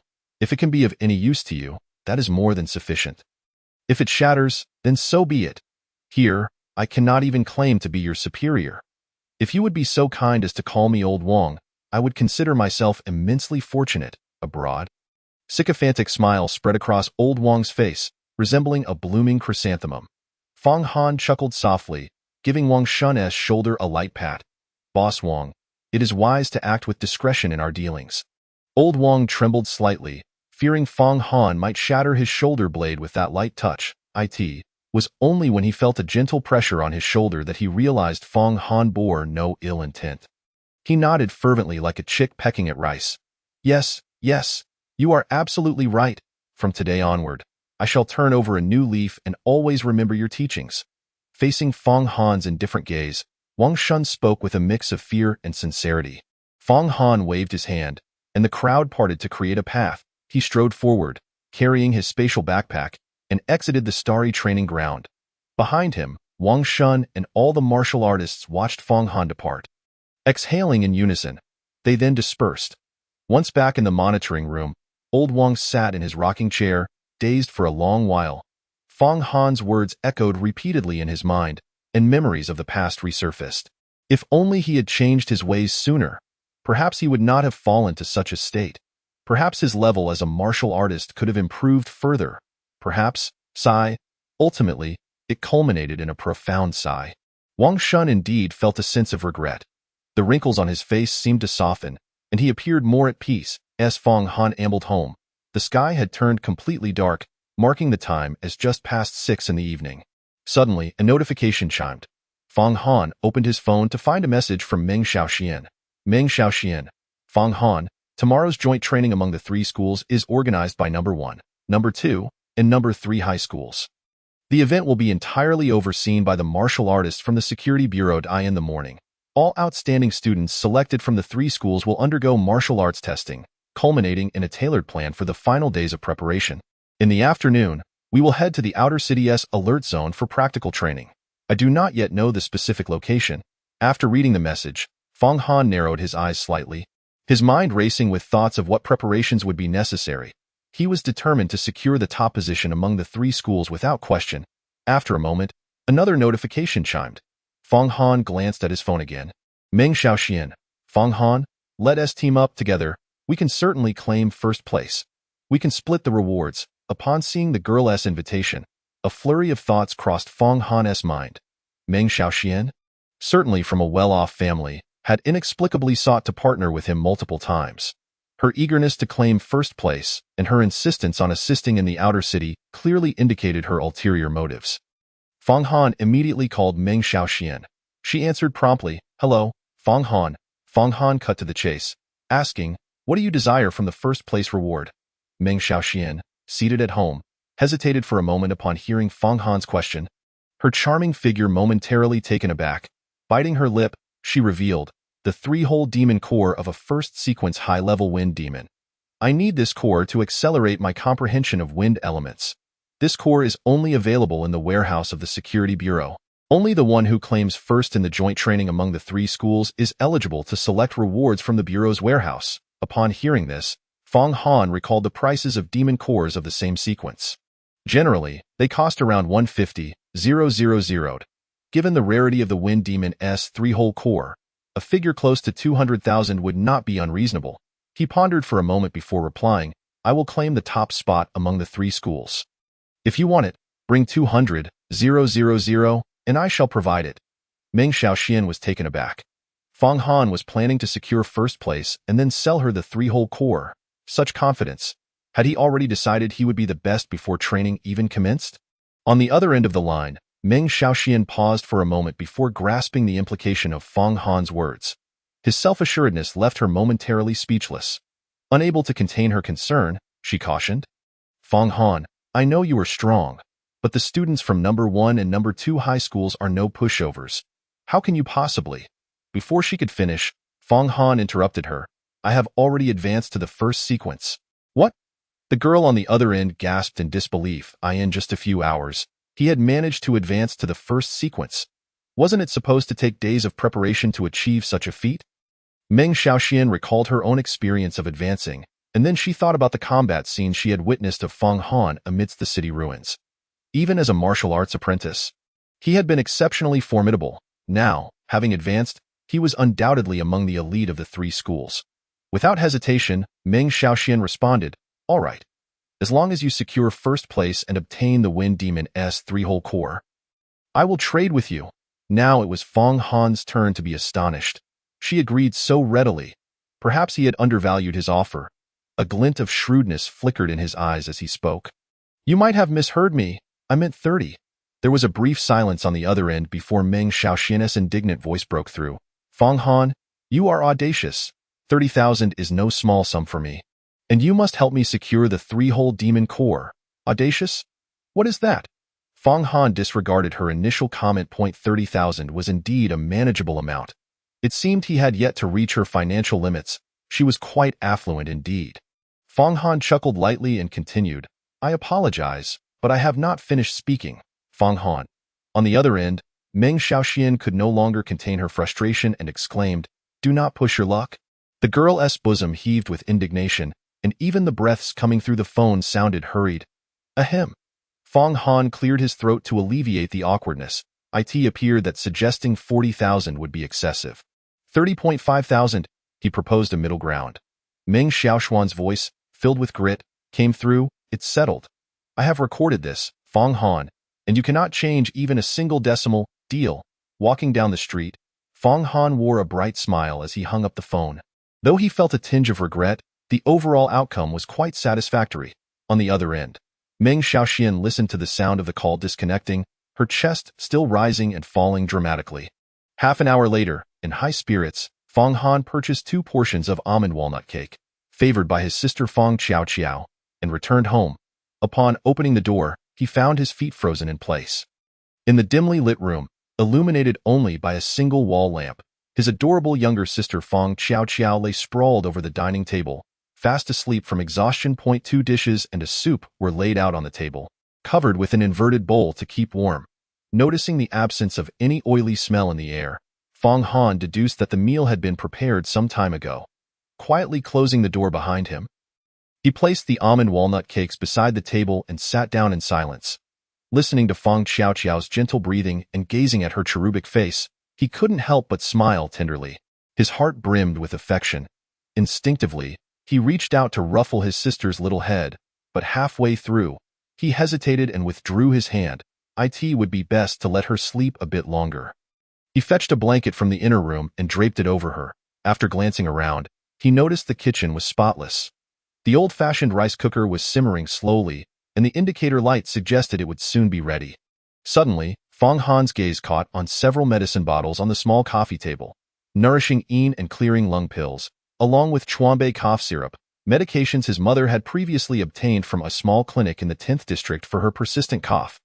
Fong Han furrowed his brow, contemplating his mother's lingering illness and the lack of improvement over such a long period. Wait a moment. The infinite synthesis column, capable of concocting the elixirs for martial artist cultivation, should likewise facilitate the creation of these cough remedies. The medicinal concoctions intended for martial artists are unsuitable for ordinary individuals, as their bodies cannot withstand them. However, utilizing these pills for synthesis may yield a remedy to alleviate my mother's cough. A spark ignited in Fong Han's mind as he promptly gathered several bottles of cough syrup from the small tea table. Lifting the lids, he focused his spiritual awareness, and 2 nourishing and lung-clearing pills materialized in the white synthesis column. Specific information about the pills appeared below. Low-level nourishing and lung-clearing pill, a traditional Chinese medicine suitable for ordinary individuals. Ingredients include Rehmannia, mint, licorice, and others, with honey as an excipient.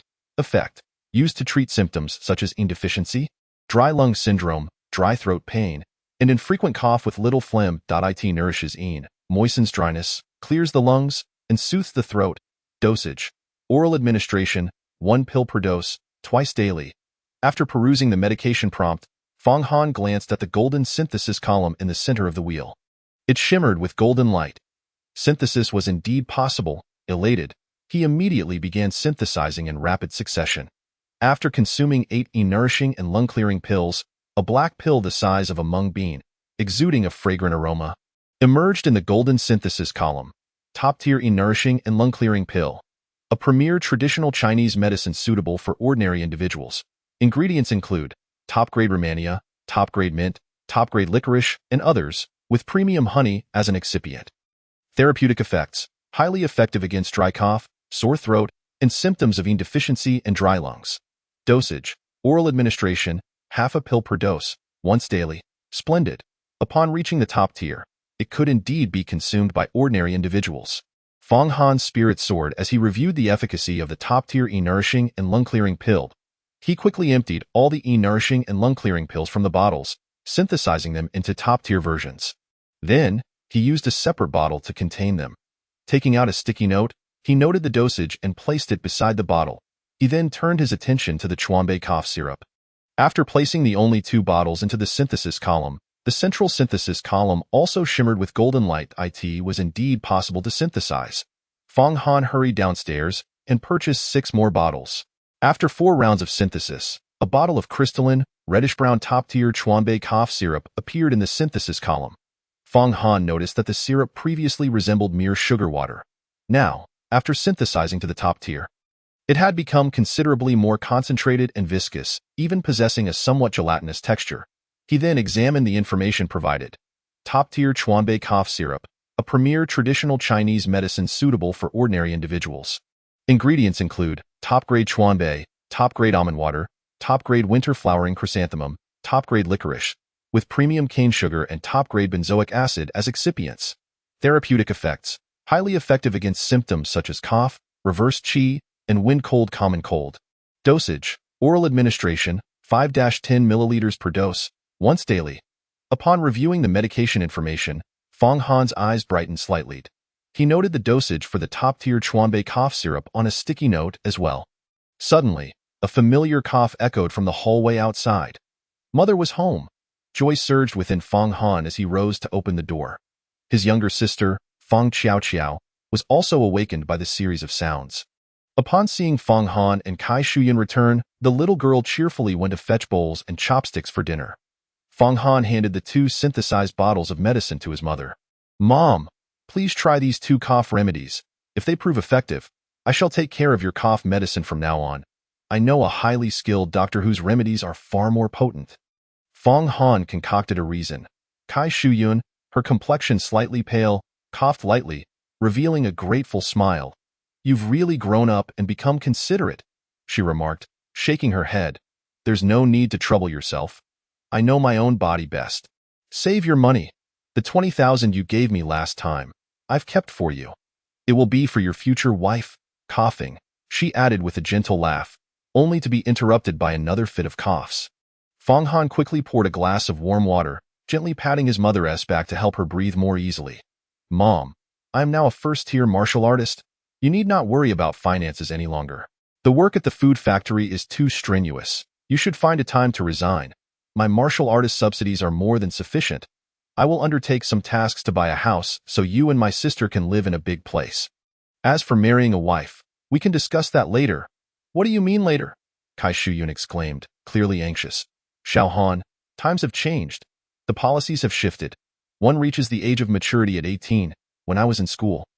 People in the peaceful era considered marriage in their 30s or even 40s, but now, just look at the situation. Last year, Wang Jie's son from the neighborhood, lacking martial artist aptitude, got married after finding a job. This month, they welcomed a healthy baby boy, and in a few years, that little one will be running around. You are now a martial artist, but don't inherit your father's procrastination. It's not the way to go." Seeing that he could not evade the topic, Fong Han quickly reassured his mother. "All right, I understand. Please don't worry. I will definitely take this matter seriously." After comforting her, he swiftly changed the subject. "Mom, please try these two medicines. They are the E-nourishing and lung-clearing pill and the Chuanbei cough syrup. Their efficacy is better, though the dosages differ slightly." Fong Xiaoqiao had finished serving the rice and sat beside their mother. Upon hearing Fong Han's words, the little girl chimed in, encouraging Kai Shuyun to give them a try. Unable to resist her children's urging, Kai Shuyun attempted to take half of a top-tier E-nourishing and lung-clearing pill. Moments later, her complexion changed dramatically as she clasped her mouth and dashed to the bathroom. Fong Han and Fong Xiaoqiao hurried after her. Kai Shuyun began to cough violently, expelling clumps of dark brown phlegm and impurities.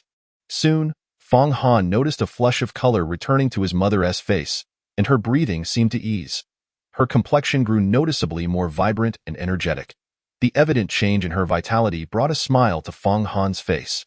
While Fong Xiaoqiao beamed with joy, Fong Han quickly prepared another dose of cough syrup for his mother. Using the measurement marks on the cup lid, he carefully poured just over 5 milliliters and handed it to her. Having felt such a significant improvement earlier, Kai Shuyun took a sip of warm water and then poured a small spoonful of the cough syrup into her mouth.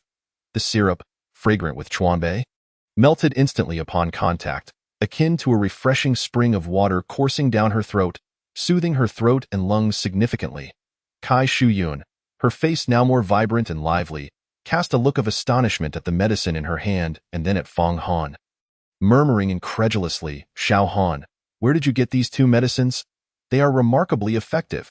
Hearing this, Fong Han felt a weight lift from his heart, a genuine smile blossoming on his face. Fong Xiaoqiao clapped her hands in excitement beside him. Fong Han patiently reiterated the usage and dosage to his mother until she had memorized them completely. Then, he affixed the 2 sticky notes to the medicine bottles and handed them to her. With everything settled, the family gathered joyfully around the table to dine. Fong Han's promotion to first-tier martial artist and his mother's improved condition brought immense happiness to the meal. The laughter and chatter of his sister echoed throughout the room. After dinner, Fong Han cleaned the dishes and glanced at Kai Shuyun and Fong Xiaoqiao, who were nestled together on the bed, engrossed in the television. A gentle smile graced his lips. Without interrupting, he returned to his own room.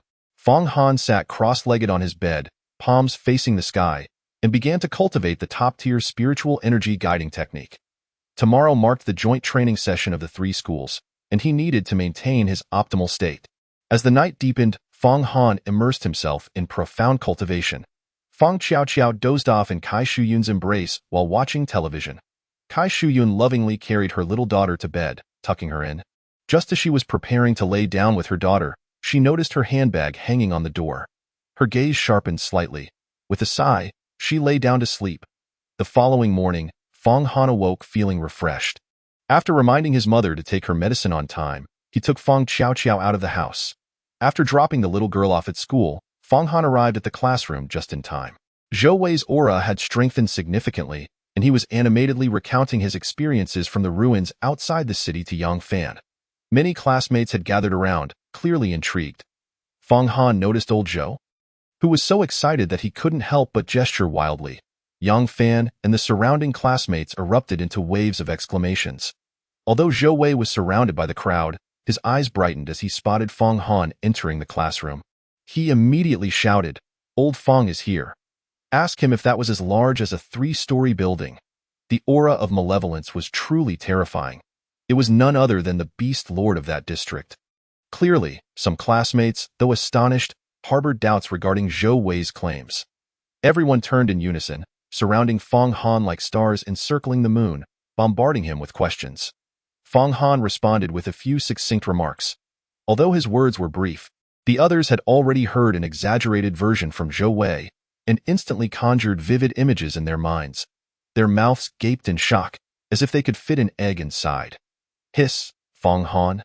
You actually encountered a rift lizard that had crystallized a demon core, and it was a mid-tier beast lord from the first sequence. That beast must weigh at least 4 to 5 tons. Not to mention its innate skills, such a terrifying creature, and yet you single-handedly obliterated it. Incredible. Your strength has reached such a formidable level. The astonishment and adulation continued unabated. Fong Han merely offered a few more brief responses before returning to his seat. Time was not on their side, and soon everyone began to disperse. Yet the discussion showed no signs of ceasing. What do you think Fong Han's strength is now? His physical prowess must be over 5 or 6 tons. Right? Absolutely. If that's the case, the entrance examination requirements for both Modu Wuda and Daido Wuda demand at least 2 tons of physical strength. For Fong Han, that would be a piece of cake. Not just that, didn't Lao Hu mention before? Daido Wuda has an elite class, and Modu Wuda has a potential dragon class, filled with exceptional talents, with only a few days until the college entrance exams. Given Fong Han's potential and strength, he might actually have a chance to vie for a spot in one of those prestigious classes. Hiss, isn't it true what Lao Hu said? Those 2 classes require a baseline of first sequence high-level warriors or a physical strength of at least 9 tons to qualify? Indeed. It feels like those opportunities are a world away, but perhaps Fong Han could truly make it. It's possible. I sense it too. As Fong Han listened to his classmates' discussions, memories of Lao Hu's remarks about the elite classes of the top martial arts universities flooded his mind. The admission criteria for the first-year elite classes were a minimum of first-sequence high-level warriors or a physical strength of at least 9 tons. Elite classes from 2 top martial arts academies?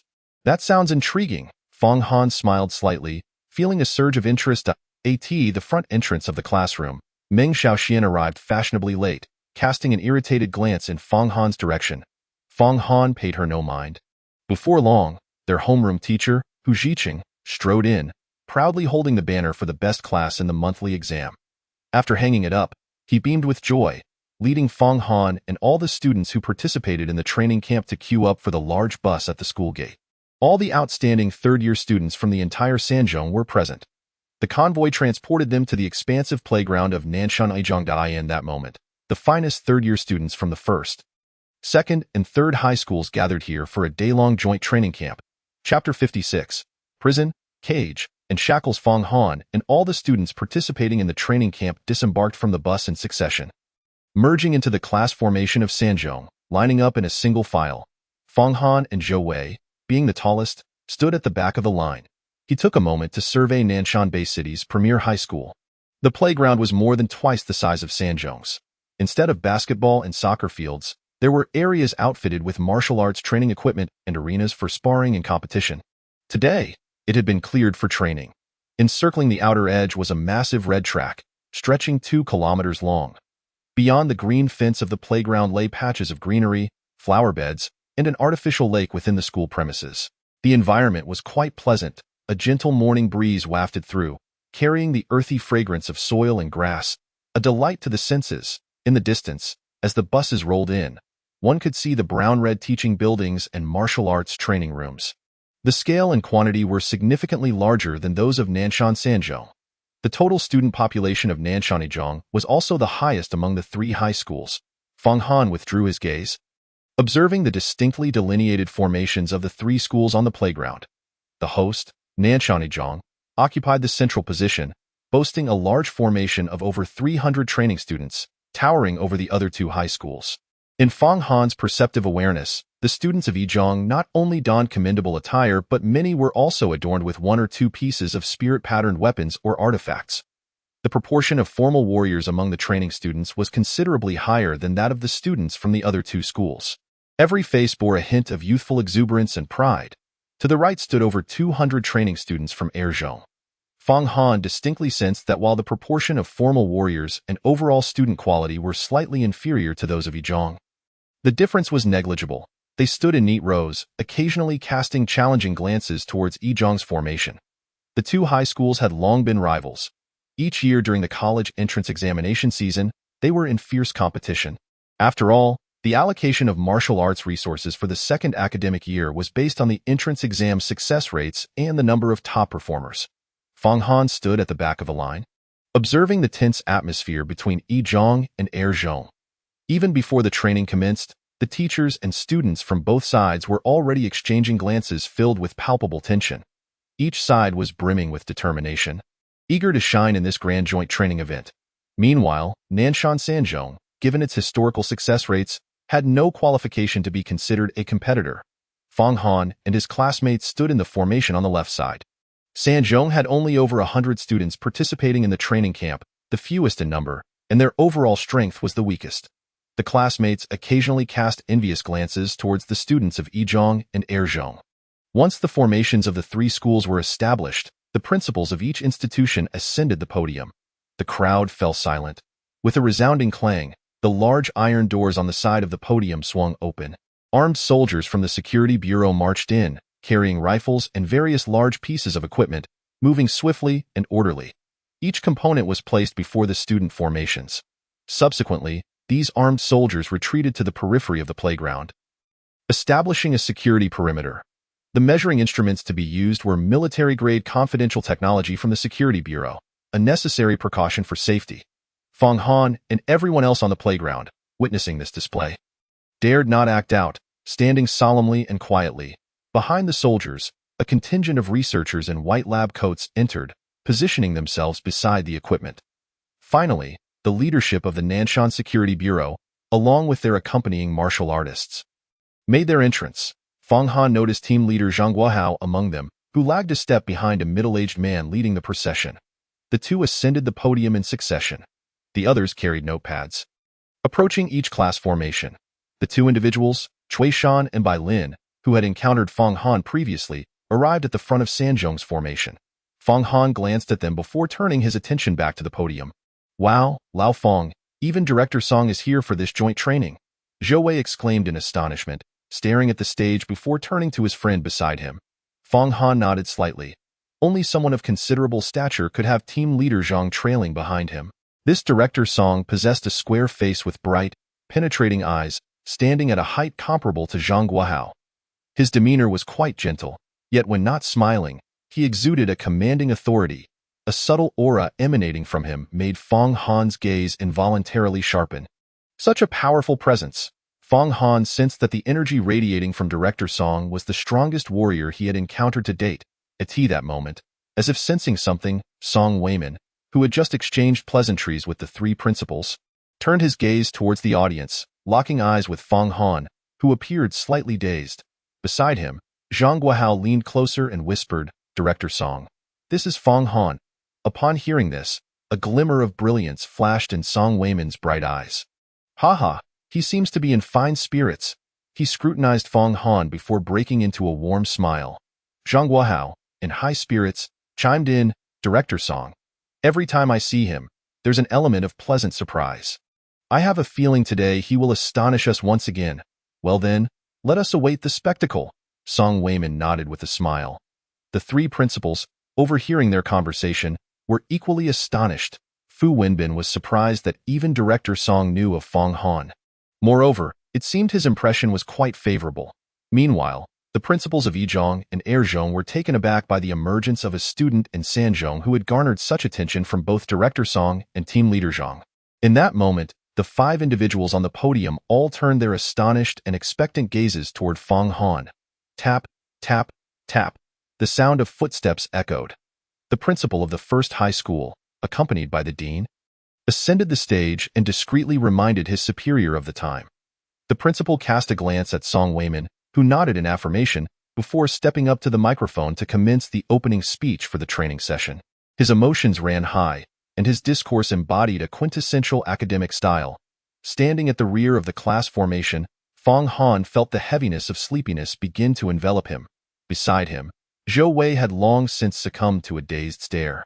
After half an hour, Fong Han and his peers finally heard the concluding sentence. Today, we are honored to have the illustrious and formidable Director Song personally address us. Following this, the principal respectfully handed the microphone to Song Weiman. As the applause subsided, Song Weiman took a few steps forward, his demeanor gradually becoming grave and profound, exuding a formidable aura that emanated with an unmistakable martial presence. Instantly, Fong Han and everyone else felt an overwhelming pressure descend upon them. Under the weight of this profound atmosphere, the entire playground of the first high school fell into an abrupt silence. All the warriors and fighters from the security bureau stood at attention, their gazes growing serious.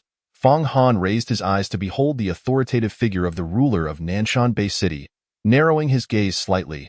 "Dear students," a voice, robust and resonant, reverberated throughout the venue, as if echoing in each individual's ear, startling Fong Han and all others into a momentary freeze. The impact of the proclamation was nothing short of deafening. All eyes converged upon the stage. Holding the microphone, Song Weiman surveyed the crowd and continued in a somber tone. "Today, those of you standing here are undoubtedly the elite of the younger generation in our Nanshan Bay City. You are also the very future of our Nanshan Bay City." Upon hearing Song Weiman's commendation, all the students puffed their chests and appeared invigorated. Fong Han's eyes flickered, acutely sensing that the director's words bore deeper implications. He listened intently that a flash of sharpness passed through Song Weiman's gaze. "However, I wish for you to understand that the path of a warrior is not as glamorous as you might envision. I can forewarn you that this joint training among the three schools will culminate in an afternoon of real combat training in the Outer City's Alert Zone, where you will confront and hunt beasts. As the director of the Nanshan Security Bureau, I have already signed off on the casualty quota. This joint training among the three schools will not result in fatalities." Song Weiman's words struck like the biting cold wind of winter, sweeping over all present on the playground. Each individual stiffened, their gazes glazed over. The director's martial aura surged even more intensely, pressing down heavily upon every student, instilling immense psychological pressure. Ignoring the expressions of the students below, Song Weiman raised a finger and continued with piercing intensity. "Now, I grant you one final opportunity. If anyone is afraid or unwilling to participate, step forward. I will give you 10 minutes to leave at your discretion." If Song Weiman's earlier remarks were a winter chill, then these words were akin to a heavy bombshell, crashing down upon the hearts of all present. Fong Han smiled faintly, surveying the crowd. Without a trace of hesitation or retreat in his heart, he casually crossed his arms, eager to witness how over 600 students from the three schools would respond to such a formidable ultimatum. Fong Han first glanced at Zhou Wei beside him. Old Zhou's eyes reflected a struggle. His fists clenched tightly, but soon relaxed again. Noticing Fong Han's gaze, he turned, biting his teeth slightly, and spoke. "Forget it. If we're going to gamble, we might as well go all in. I went out to the city before, so I have no reason to back down this time. Old Fong, do you think this might be my chance? Some people will surely break under pressure and leave. If I can endure until the end this afternoon, I might earn a decent ranking and more rewards." As Zhou Wei spoke, his resolve grew stronger, and the hesitation in his eyes vanished entirely. Fong Han nodded slightly, patting his friend's broad shoulder. "Rest assured, old Zhou, with your strength, as long as you stay steady, you'll be just fine."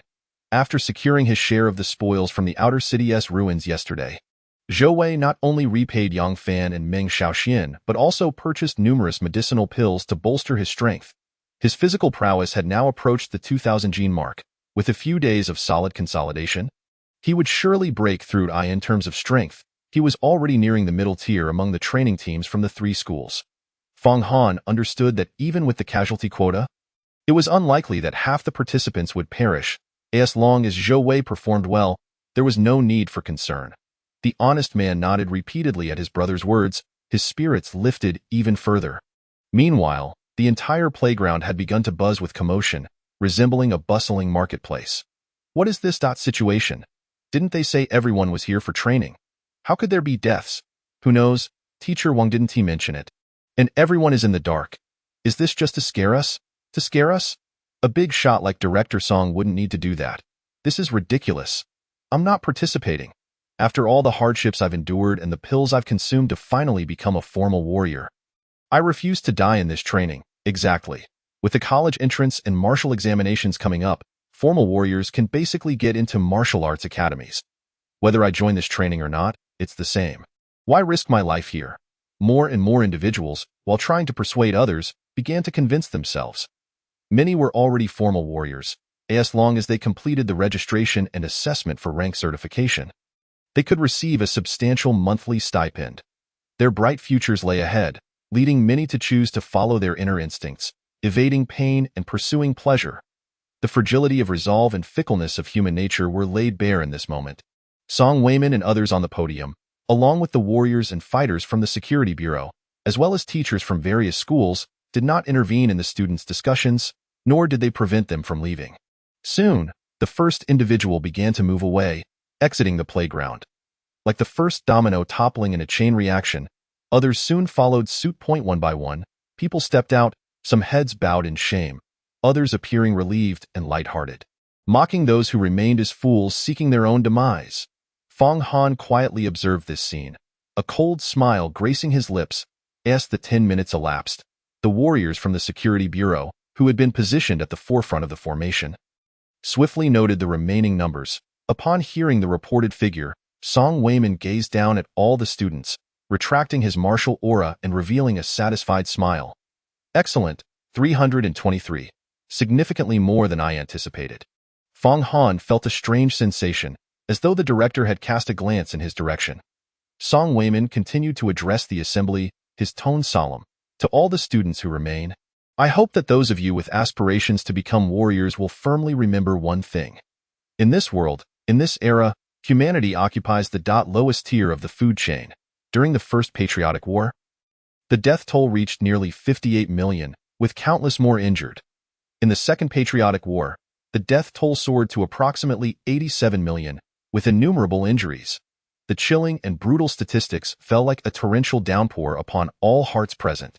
Song Weiman's voice resonated like a solemn bell, ringing loud and clear, evoking deep contemplation. Countless terrifying otherworldly creatures emerged from rifts in space. Forests, mountains, and oceans became hunting grounds for beasts. To this day, thousands, even tens of thousands of warriors in Longwa perish daily in the pursuit of expansion or in defense of the base city. Song Weiman pointed toward the ground beneath them, his voice rising in fervor. Every inch of land we stand upon, every towering wall that shelters our existence, all of it has been fiercely fought and bled for by countless predecessors who were warriors. If today, as the next generation of warriors, we dare not engage the beasts, if we do not confront death head-on, if we are unwilling to risk our lives to protect this scant space we hold, then the base city becomes the prison that shackles us. The towering walls become the cage that confines us. A stable life is merely the shackle that binds us. One day, we shall be hunted down and exterminated by an ever-increasing array of terrifying beings from other worlds and monstrous creatures. The impassioned cries and roars of Song Weiman reverberated in the ears of all, echoing across the vast playground. A profound silence enveloped the crowd, yet the flames of fervor had already been ignited within the hearts of the people. Chapter 57. The eyes of the multitude. Fong Han gazed at Song Weiman, who stood on the stage, exuding an air of authority and righteousness, before turning his attention to the upright and valiant warriors of the Security Bureau. His own heart surged with the same fervor, brimming with emotion. It was precisely countless individuals like these who were fighting, battling, sacrificing their lives, all for the peace and stability of the millions of citizens of Longwa. Bearing the weight as they advanced, clap, clap, clap, on the silent playground, it was Fong Han who first broke the quiet with applause. The crowd was jolted awake by his clapping. Reacting in unison, a thunderous applause erupted, resounding throughout the entire playground of Izhong, lingering and refusing to subside. From a distance, Song Weiman cast a glance at Fong Han and set down the microphone. This signified the official commencement of today's joint training session among the three schools. Research personnel in white lab coats from the Security Bureau promptly sprang into action, deftly assembling various instruments and components. During this time, Song Weimin and his 4 companions on the podium engaged in casual conversation. Taking a sip of tea, Song Weimin looked down at the students from the 3 schools and spoke nonchalantly. Principal Ji, it seems that Yizhong needs to reflect on its performance this year. His tone was neither warm nor cold, devoid of discernible emotion. However, Principal Ji of Yizhong trembled at the moment he heard those words, nearly losing grip on his teacup. With a clatter, it rattled in his hands, spilling tea that dampened his clothing and the tablecloth. Zhang Guohao and Fu Wenbin, along with Principal Yao of Erzhong, turned their gazes toward him. Principal Ji dared not wipe the spill. He was acutely aware of the implications behind Song Weimin's statement. Out of more than 600 students from the 3 schools, only 323 remained. Yet, Yizhong, which had previously boasted the highest number of trainees, was left with barely over 100. This was unacceptable to Song Weimin. Quickly setting down his teacup, Principal Ji bowed his chest in utmost respect and assured Song Weimin, Director Song, I did not anticipate this outcome, nor was I adequately prepared. However, I assure you next year, Yizhong will deliver a perfect report card. I promise. Song Weimin gave him a fleeting glance, chuckling lightly as he replied, Did you not anticipate? Were you not prepared? A guarantee for next year? Humph. He posed 3 questions in succession, followed by a derisive snort. All present fell silent. Principal Ji's complexion paled considerably, his gaze filled with deep respect as he trembled while looking up at Song Weimin, his lips quivering without sound. With a stern expression, Song Weimin continued, Every academic year, the martial resources allocated by the Security Bureau have been half taken by Yizhong. You have gathered the finest talents and teaching staff from the entire Bay City. Out of over 300 training students, only 1/3 remain. You have not even met the 50% average retention rate across the 3 schools. Tell me, Ji Minghui, what do you have to guarantee? Principal Ji shuddered, and Song Weimin cast a cursory glance at him before continuing, still unprepared, still lacking foresight. When the critical moment arrives, who will grant these youths the time to prepare? Will the monstrous creatures allow it? Or do you, Ji Minghui, expect those beings from other worlds to give you time to prepare? I believe the ones needing reflection are not the children of Yizhong, but rather you, Ji Minghui, and all the teachers at Yizhong from top to bottom. Song Weimin neither slammed the table nor overturned it. He merely spoke with a cold demeanor, yet the gravity of his naturally emanating authority and presence made everyone on the podium feel uneasy. Their heads bowed in continual reflection. At that moment, Principal Ji trembled as if shaken by a tempest. Beads of cold sweat, as large as beans, streamed down his forehead and back, instantly soaking his clothing. Yes, Director Song, I will certainly reflect deeply. As Ji Minghui repeatedly acknowledged his faults, he also keenly sensed that there were indications of a potential reduction in the allocation of martial resources to Yizhong, as well as a loss of priority in student recruitment. Bowing his head while expressing his sincere contrition, he pondered how to salvage the situation. Principal Yao of Erzhong glanced at his own school's contingent of over 100 students, comparable to Yizhong's numbers, but their total count was only slightly above 200, with a retention rate exceeding 50%, clearly surpassing the overall average. A sense of relief washed over Yao's heart as he observed his old rival being reprimanded. Secretly reveling in it, he also discerned the implications of Song Weimin's words. If Yizhong's allocation of martial resources were to diminish, then surely Erzhong's would increase. With that thought, a broad smile crept across Principal Yao's otherwise serious expression. Fu Wenbin, however, paid little heed to such matters. He surveyed the students of Sanzhong, with over 100 present and around 80 remaining, the ones who departed being those truly lacking in strength. Fu's heart brimmed with satisfaction. Yet, unbeknownst to him, Song Weimin took the initiative to inquire, Principal Fu, your Sanzhong has performed commendably this year. Others turned to observe the students remaining in Sanzhong. All eyes on Fu Wenbin. He quickly responded with modesty, It is merely luck. It is all due to the students' hard work. Song Weimin nodded slightly and inquired, You have a student named Feng Han? Correct? Captain Zhang mentioned he is quite an impressive young man. Once again, upon hearing Feng Han's name, Ji Minghui and Principal Yao perked up their ears, fully attentive. They understood that a youth capable of capturing Song Weimin's attention was undoubtedly extraordinary. The commendation of 1S student by a superior brought Fu Wenbin immense joy. He nodded eagerly, replying, "Indeed, Director Song. He is a very diligent and persistent child. His martial examination results have been lacking, yet he consistently topped the academic rankings. Recently, it seems he has had a breakthrough. Perhaps the heavens have finally favored him. Fong Han's martial examination scores have skyrocketed. In our last monthly assessment, not only did he secure the top spot, but he also led his class to achieve the best overall performance. His character, willpower, and innate talent are all exceptional qualities in this young man." Song Weiman exchanged glances with Zhang Guohao, both nodding in quiet approval upon hearing of Fong Han's remarkable past and achievements. Ji Minghui and Principal Yao, listening intently, exchanged looks of mild astonishment. Such astonishing talent, particularly one that rises to prominence just before critical examinations, is indeed rare and remarkable. Both principals had not anticipated that Sanzhong would produce such a notable figure this year. Song Weiman's mood appeared to brighten, as he smiled and commended. "It seems this young man is indeed extraordinary. I also heard from Captain Zhang that Fong Han helped our security bureau resolve the recent incident involving beastified individuals at the agricultural market in District 6. His performance during the monthly assessment left a profound impression on Captain Zhang. A talent like this must be nurtured well." Principal Fu. Upon hearing this, Ji Minghui and Principal Yao's expressions of astonishment intensified. They were aware of the agricultural market incident in District 6, recognizing that it involved two beastified individuals wreaking havoc. However, unbeknownst to them, it was a student from Sanzhong who had resolved the crisis. Both principals turned to look at Fu Wenbin, whose face mirrored their own disbelief. It was clear that this was the first time he had heard of such an event.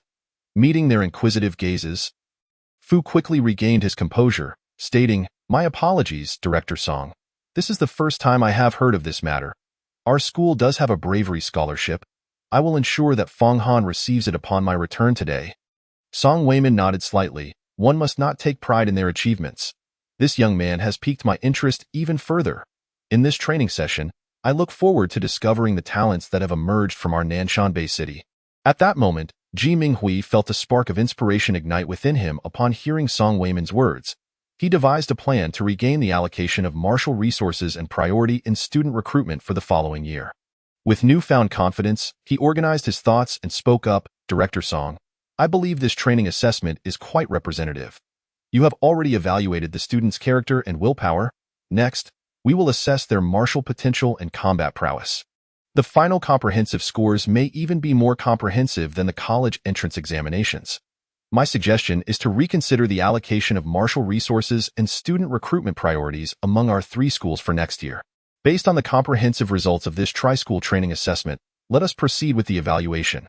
What are your thoughts on this?" Ji Minghui's suggestion momentarily brightened Song Weiman's eyes. After pondering for a moment, he nodded slightly. This suggestion is indeed feasible. Pausing briefly, Song Weiman then turned to the other 2 principals. "Principal Yao and Principal Fu, what are your thoughts? Please share them openly." Principal Yao from the second high school was quite familiar with Ji Minghui. After a moment of contemplation, he could discern the intentions of his old rivals. Although the first high school had lost nearly 200 students, it still boasted the highest number of trainees among the 3 schools. Moreover, its overall martial arts level and comprehensive strength were unparalleled. During the college entrance examination, students lacking in ability could inadvertently lower the average score and overall assessment of the entire school. However, if we were to evaluate based on the current students' assessment results, the first high school would undoubtedly hold a significant advantage. While Yao Principal marveled at Ji Minghui's cunning, he readily agreed, "Director Song, I too concur with Principal Ji's opinion. Fortunately, our school has prepared a trump card this year. Old Ji, I am eager to see who will emerge victorious in the end." A smile crept across Yao Principal's face. Ji Minghui happened to glance at him, and their eyes locked in a sharp, competitive gaze. After a brief pause, they both turned their attention to Fu Wenbin. Fu Wenbin, having no objections, nodded. "I have no issues with this." Director Song, this was entirely within the expectations of Ji Minghui and Yao Principal.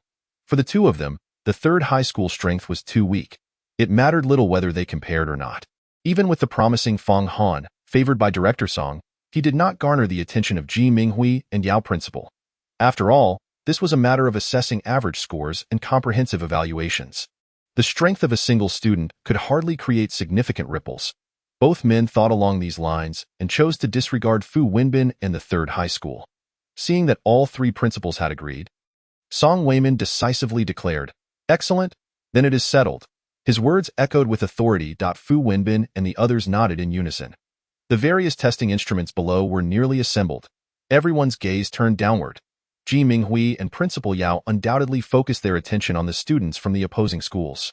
What went unnoticed by Song Weiman and the three principals was that Zhang Guohao had been standing nearby, his brow furrowed in deep thought, seemingly pondering something. Since Fu Wenbin had mentioned Fang Han's experiences at school, he had appeared thus. The first group is assembled. The second group is assembled. All testing instruments are now ready. Song Weiman immediately announced the commencement. Groups of researchers stood beside the instruments, operating and maintaining them. The Security Bureau's martial artists, each holding a notepad, were responsible for recording the students' various scores. Fang Han lifted his gaze to the front. What met his eyes were three large machines, each with entirely different shapes and testing items. The first was a device roughly the size of a cement mixer, with a massive oval punching target at the front for strength testing. All students would strike the target with their strongest attacks, allowing the specific punching force to be displayed on the luminous screen above. This method boasted even greater precision than the punching force mannequin. The second device resembled a vertical stand for palm prints, with a clear diamond-shaped crystal affixed atop it. Upon closer inspection, one could discern various marked scale values etched into the crystal. Each student would place their palm on the palm print device, channeling all their internal energy. The measured energy level would determine the student's martial arts rank. The third was a transparent glass chamber. Inside, researchers would affix a silver helmet-like testing device on the students to measure the intensity of their spiritual fluctuations and the degree of spiritual energy retention, assessing each student's martial arts potential. Once all three tests were completed, the Security Bureau's martial artists would conduct a comprehensive evaluation and scoring, providing each student with a detailed final examination strategy. The morning's assessment scores would then be combined with the afternoon's practical examinations to form the final rankings. This final ranking would determine the standings of all students from the three schools in the training camp. The testing commenced swiftly. Fang Han stood at the back of his class, somewhat bored as he observed the test results of his classmates point one by one. The results were announced by the recording martial artists. After completing her three tests, Meng Xiaoxian achieved an A-level comprehensive score. Her recent experiences alongside Fang Han in the city ruins had greatly benefited her. An A-level result indicated that her physical strength was at least over 2 tons, and her martial arts potential was quite remarkable. This score could secure her a place in either the prestigious Imperial Capital Martial University or the Magic City Martial University. As the scoring martial artist announced the results, Hu Zhiqing beamed with satisfaction. Suddenly, a wave of exclamations erupted from the crowd at the first high school. "It's out! It's out! Xiang Sinuo's results are in! My goodness! Physical strength a level, nearly 12,000 pounds, an astounding 6 tons of power. Her spiritual energy level has also reached a level, within the first sequence intermediate, impressive. If she can make further progress in the next few days, she stands a chance of entering the elite classes of the 2 top martial universities. But it's not that simple. 9 tons of physical strength may be beyond Xiang Sinuo's reach. She might only be able to strive for improvement in martial arts level, but reaching the first sequence high level is no easy feat. Xiang Sinuo's final martial arts potential is also A-level.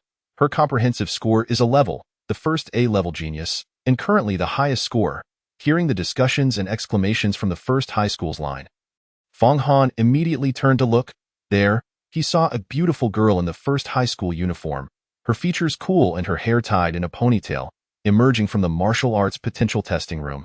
She still exuded an unrestrained wave of spiritual energy. The aura of a first sequence intermediate martial artist radiated from her, drawing the attention and admiration of all students from the 3 schools. The combination of formidable strength, astonishing potential, and striking beauty undoubtedly made her the center of attention.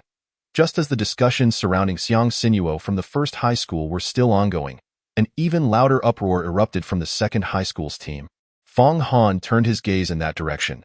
To his astonishment, Chu Chen's physical strength had reached the first sequence high level, measuring an impressive 13,000 pounds, over 6 tons. His physical strength had directly attained this level, which was incredibly strong. Shutan. He had completely surpassed Xiang Sinuo from the first high school. With a martial arts level at the first sequence intermediate, it looked like he was on the verge of breaking into the first sequence high level. Scoring an A level, his physical foundation had already taken the lead. He should be able to break through in martial arts level before the entrance examination. Remarkable. Chu Chen truly deserves to be the top student of our second high school. Look, his martial arts potential is also rated a level, with a comprehensive score of S-. What a pity. If only his martial arts level were at the first sequence high level, he could have been rated S level. Receiving an S indicates that the martial artist from the Security Bureau recognized that Chu Chen has the opportunity to enter the elite classes of both the Imperial Capital Martial University and the Magic City Martial University. Indeed, with 3 to 4 days left until the entrance examination, there is ample opportunity. The key point is that he has surpassed Xiang Sinuo from the first high school by half a level. Ha ha ha, just look at the expressions on those from the first high school. It's utterly delightful. Chu Chen is amazing. Fong Han gazed toward the front of the second high school's line. Outside the martial arts potential testing room, a coldly charismatic youth stepped forward, wearing an air of pride as he savored the surrounding cheers and admiration from his fellow students. Surrounded by admirers, he joined the line. Fong Han withdrew his gaze. A faint smile gracing his lips, he felt increasingly confident about the plans for the afternoon's practical training in the alert zone. The martial artists from the Security Bureau were highly efficient. One by one, the students completed their tests swiftly. Zhou Wei also achieved a B-level comprehensive score. His mindset was optimistic. Having exceeded expectations, old Zhou was quite satisfied with this result. Finally, nearly all students from the 3 schools had completed their tests. It was now the turn of the last student from the 3rd high school, Fong Han. How fortuitous that he was the grand finale. Go for it, old Fong. Zhou Wei cheered for Fong Han. Fong Han nodded slightly, calmly striding toward the front of the line, under the eager gaze of all his classmates from the 3rd high school. Standing before the 3rd high school's line, Meng Xiaoxian noticed Fong Han's approach. Feeling a twinge of annoyance, she could not help but pout. In the middle and right sections of the playground, the students from the 1st and 2nd high schools had mostly completed their tests. Bored, they soon noticed the unusual situation on the side of the 3rd high school. As they murmured among themselves, inquiring about Fong Han's identity, their gazes were collectively drawn toward him on the podium. Ji Minghui's expression was quite grim. In the vicinity of the 2nd high school, an S student concealed from view caught him completely off guard. The triumphant smile adorning Principal Yao's face only served to further irk Principal Ji. As an outsider, Fu Wenbin remained remarkably composed. This year, the 3rd high school had produced an abundance of promising talents, which significantly uplifted his spirits. Meanwhile, Song Weimin and Zhang Guohao engaged in intermittent discussions, estimating the admission rates and the number of outstanding students from the 3 schools. The results were quite satisfactory. At that moment, everyone's attention was drawn to Fong Han, who stepped out from the ranks of the 3rd high school. The 5 of them instinctively sat up straight, fixated on the assessment taking place around Fong Han. Song Weimin, Zhang Guohao, and Fu Wenbin were all intensely focused on Fong Han, their faces brimming with anticipation. Conversely, Ji Minghui was plagued by the psychological shadow cast by Principal Yao's hidden trump card, harboring an unshakable fear that the 3rd high school might unveil another anomaly. Principal Yao, however, seemed indifferent to Fong Han's situation. Yet, should Fong Han excel, it would undoubtedly delight him to unsettle Ji Minghui in that moment. Fong Han stood at the forefront of the crowd, with the entire expansive playground of the 1st high school fixated upon him. Truly, he was the center of attention. Chapter 58. The pinnacle as Fong Han positioned himself at the forefront of the 2nd high school's formation. The cold and composed Chu Chenyu observed him from a distance, feeling an inexplicable wave of unease wash over him. This sensation was bewildering and jarring. Just as Chu Chenyu furrowed his brow in confusion, the surrounding students from the 2nd high school began to express their discontent at Fong Han's conspicuous presence. The 3rd high school has the fewest participants yet moves the slowest. They're still not done testing, wasting everyone's time. Indeed, what's the point of testing the perennial underperformers? Just having them participate in the joint training is already a concession. However, we can't dismiss the fact that their smaller numbers mean fewer testing instruments. Besides, without their shortcomings, how would we highlight our strengths? Ha ha ha. This year, with Chu Gu leading the charge, we are sure to secure 1st place among the 3 schools. Absolutely. Have you heard? The last student tested is named Fong Han, who topped the monthly exam at the 3rd high school. And what of it? The top student from the 3rd high school probably wouldn't even make it into our top 10. Exactly. Their self-indulgence is laughable. Their strength pales in comparison to our Chu Gu. Without a doubt, Chu Ji's S-grade comprehensive performance will claim the top spot in this joint training session. Not just this year, but likely the best in recent years. Chu Gu is remarkable. As the flattery of his peers echoed around him, Chu Qinyu's youthful vanity swelled with satisfaction. Though he feigned modesty in his words, his eyes sparkled with self-satisfaction and pride. Indeed, just a top student from the consistently underperforming third high school, hardly worthy of attention. With this thought, Chu Chunyu's gaze towards Fang Han became increasingly indifferent. Within the ranks of the first high school, Xiang Sinuo and her close friends gathered together, also casting their eyes towards Fang Han. Xiang Sinuo's intuition proved sharper than Chu Chunyu's. She sensed an enigmatic aura surrounding Fang Han that sent shivers down her spine. She was acutely aware that this was no mere illusion. The sensation mirrored her encounter with a terrifying first-tier high-level beast in the wilderness, a primal fear. It was an instinctive response, urging her to distance herself and avoid confrontation with a potential life-or-death adversary. As Xiang Sinuo's gaze lingered on Fang Han, a subtle tremor began to manifest in her expression. Her friends, noticing her unusual demeanor, began to inquire with concern. Sinuo, are you all right? Why are you staring so intently at that Fang Han from the third high school? Xiang Sinuo gently shook her head. Offering a slight smile to her friends, I'm fine, just lost in thought. The flames of gossip ignited among the girls. Hee, I bet our Sinuo has developed a crush. But seriously, that Fang Han is indeed quite handsome. Handsome is one thing, but what good is that if he can't fight? Strength is what truly matters. You're right, Yu Jia. Sinuo, you're so exceptional. You should wait until you're in a top martial arts academy to find a brilliant partner who matches your prowess. Hee, we'll be here to help you sift through the contenders. Upon hearing her friend's teasing remarks, a faint blush of embarrassment rose to Xiang Sinuo's otherwise cool visage. She quickly shook her head and spoke. No, that Fang Han, he should be quite strong. At least stronger than I am. I can sense it. Her words left her friends in a state of astonishment. How could Fang Han possibly be stronger than Sinuo?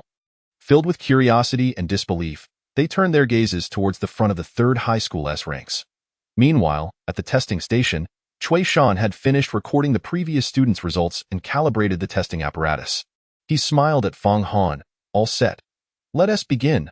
Fang Han nodded slightly, his focus sharpening on the punching power apparatus. Suddenly, a strong wind swept across the entire playground, catching everyone off guard. Then, Fang Han unleashed an astonishingly powerful aura.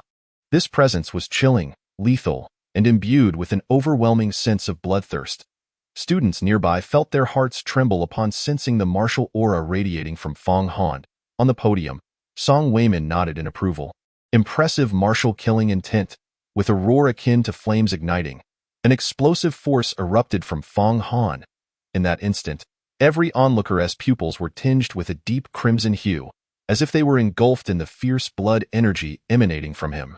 This energy manifested as a mist, swirling into a blood-colored vortex centered around Fang Han, pure and potent, unlike anything they had ever witnessed.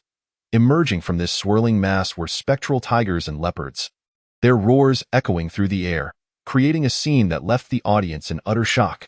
Before they could process their astonishment, the blood energy morphed again, transforming the spectral beasts into towering mountains and flowing rivers, each one imbued with an air of solemn weight and majesty. The sound of roaring rivers cascaded through the atmosphere, stirring the imagination of all who beheld it. Just the misty form held such grandeur. One could only wonder how magnificent it would be if Fang Han were to solidify it into true mountains and rivers. Thoughts raced through the minds of the spectators, their eyes wide with disbelief. As the winds howled, the blood-mist mountains and rivers began to condense and retract, resonating with a series of low, resonant tones.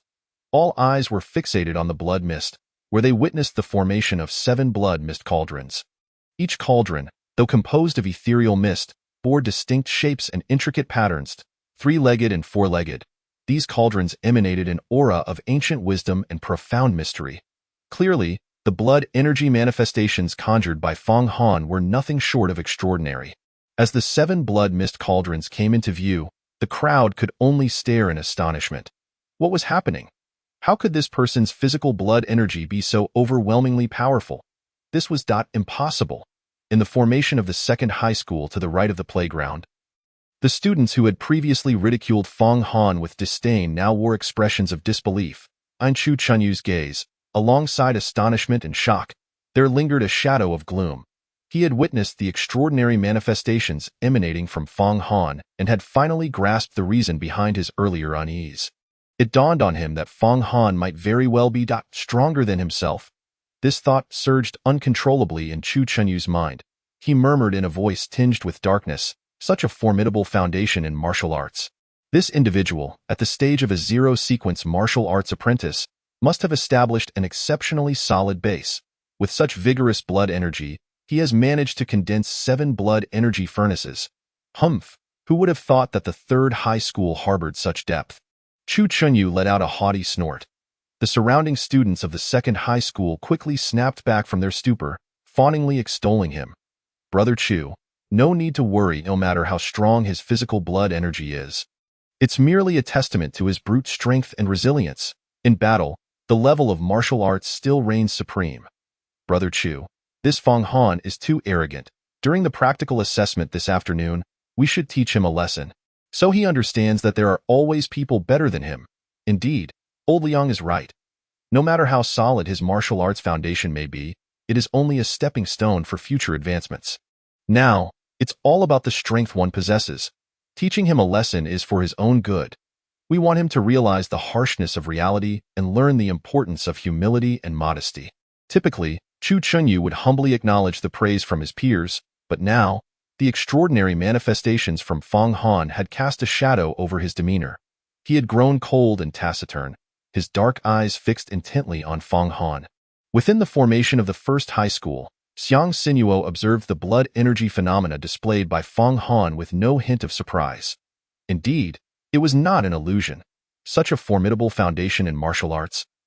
This student from the third high school named Fong Han was undeniably formidable. As Xiang Sinuo contemplated this, she scrutinized Fong Han's every move with heightened focus. Her friends beside her began to believe a fraction more in her earlier assertions. Could it be that Fong Han truly surpassed even Xiang Sinuo? The girls, filled with astonishment and curiosity, cast their gazes toward Fong Han, the ranks of the third high school. Every student's face was alight with joy. 7 blood energy furnaces. Just 2 days prior, Fong Han had only been able to condense 1.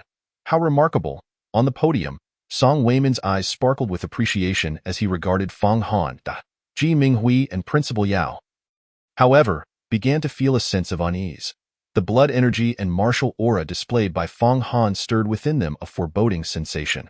Zhang Guohao and Fu Wenbin gazed at him in disbelief. Unable to comprehend the rapidity of Fong Han's growth, that moment, under the watchful eyes of all, Fong Han suddenly sprang into action. With a fierce shout, "Kill!" he slightly bent his body, and the 7 blood energy furnaces instantly retracted into his form. His entire being radiated with a crimson glow of spiritual energy, surging forth with intensity. At that moment, his feet, legs, and torso resembled 3 taut bows. With a swift motion, he propelled himself off the ground. A resounding boom echoed across the solid rubber track of the playground, and cracks spidered across the surface. Everyone watched in utter astonishment as a figure, akin to a blood-red arrow, shot forth in an instant. The resounding roar of a fierce bull reverberated throughout the first high school's expansive playground. Fong Han manifested a blood-colored bull, and his fists drove toward the black punching target of the testing apparatus with tremendous force. Akin to a raging bull thrusting its sharp horns, the ground-shaking collision erupted with a thunderous sound, causing students from all 3 schools to feel a tremor in their eardrums. In the next moment, every eye widened in shock.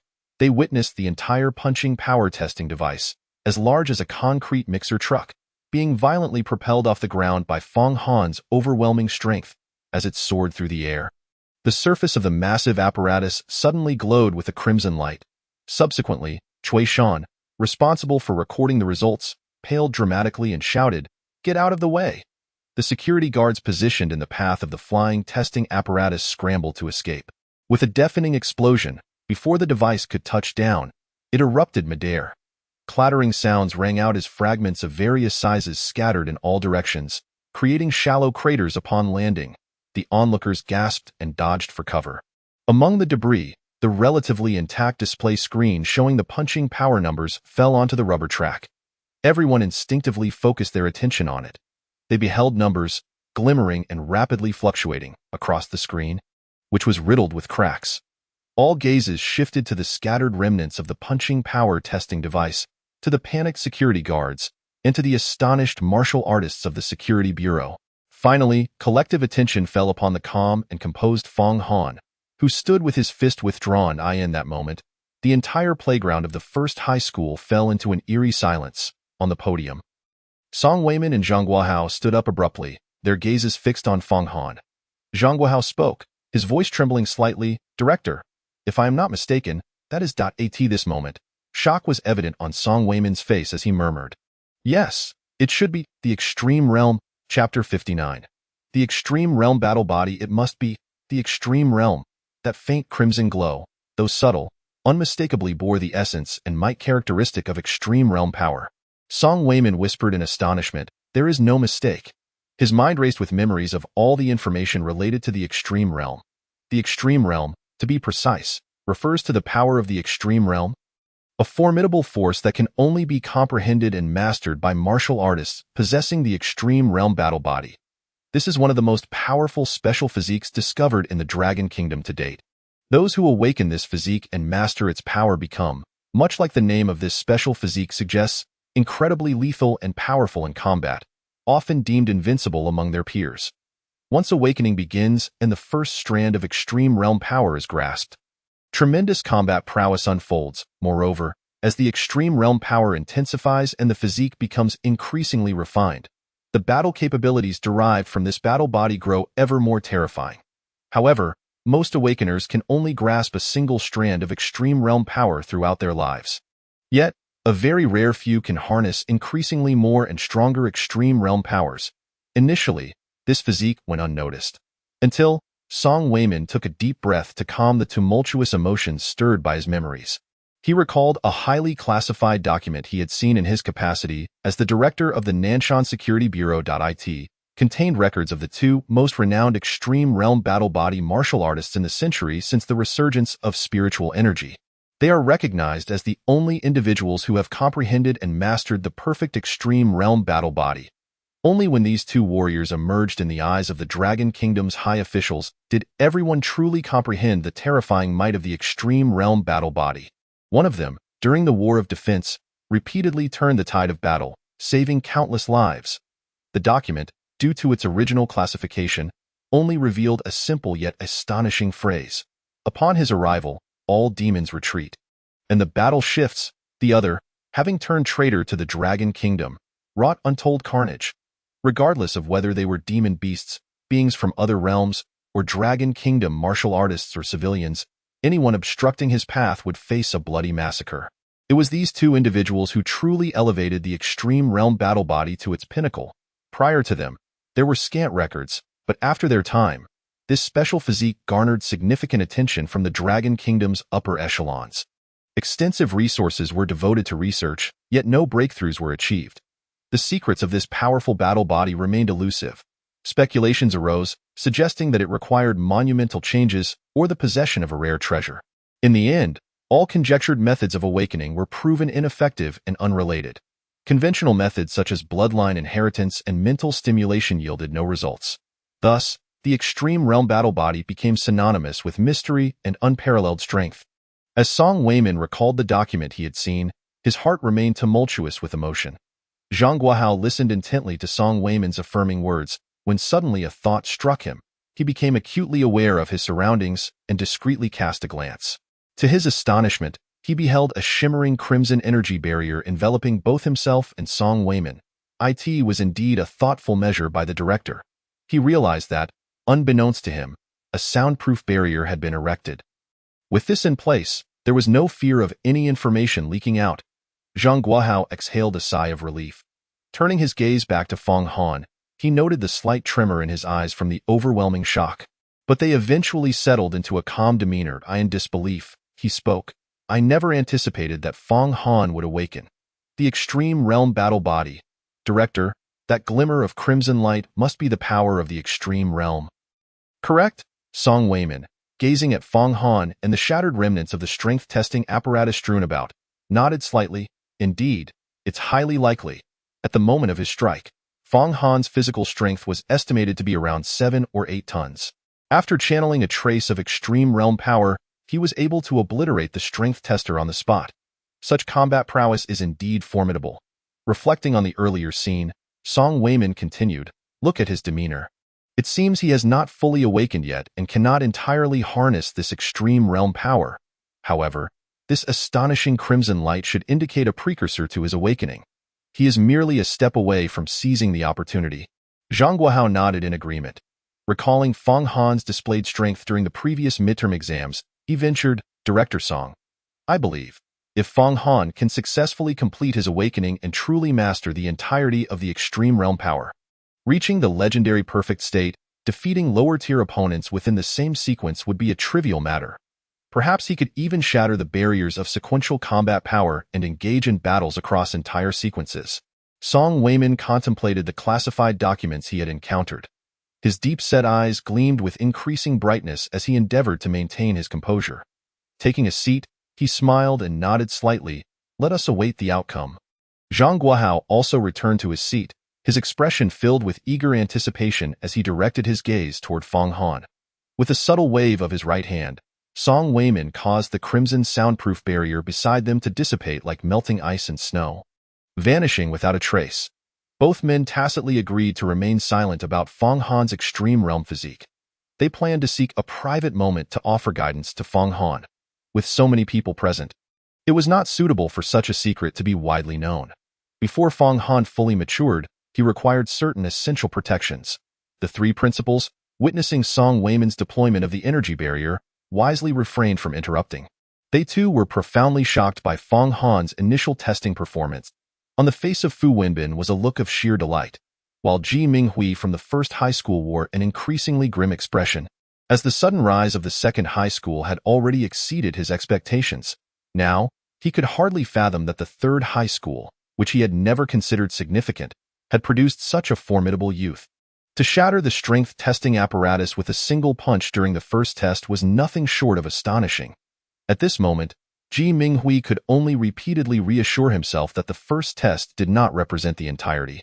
There were still 2 more tests to observe. In fact, another individual sharing Ji Minghui's sentiments was Principal Yao from the second high school. He had believed that by concealing Chu Chenyu as his trump card, this training session would ensure a strong showing and a favorable rank, vying for next year's martial arts resources. Little did he anticipate that the third high school had also kept its strengths well hidden.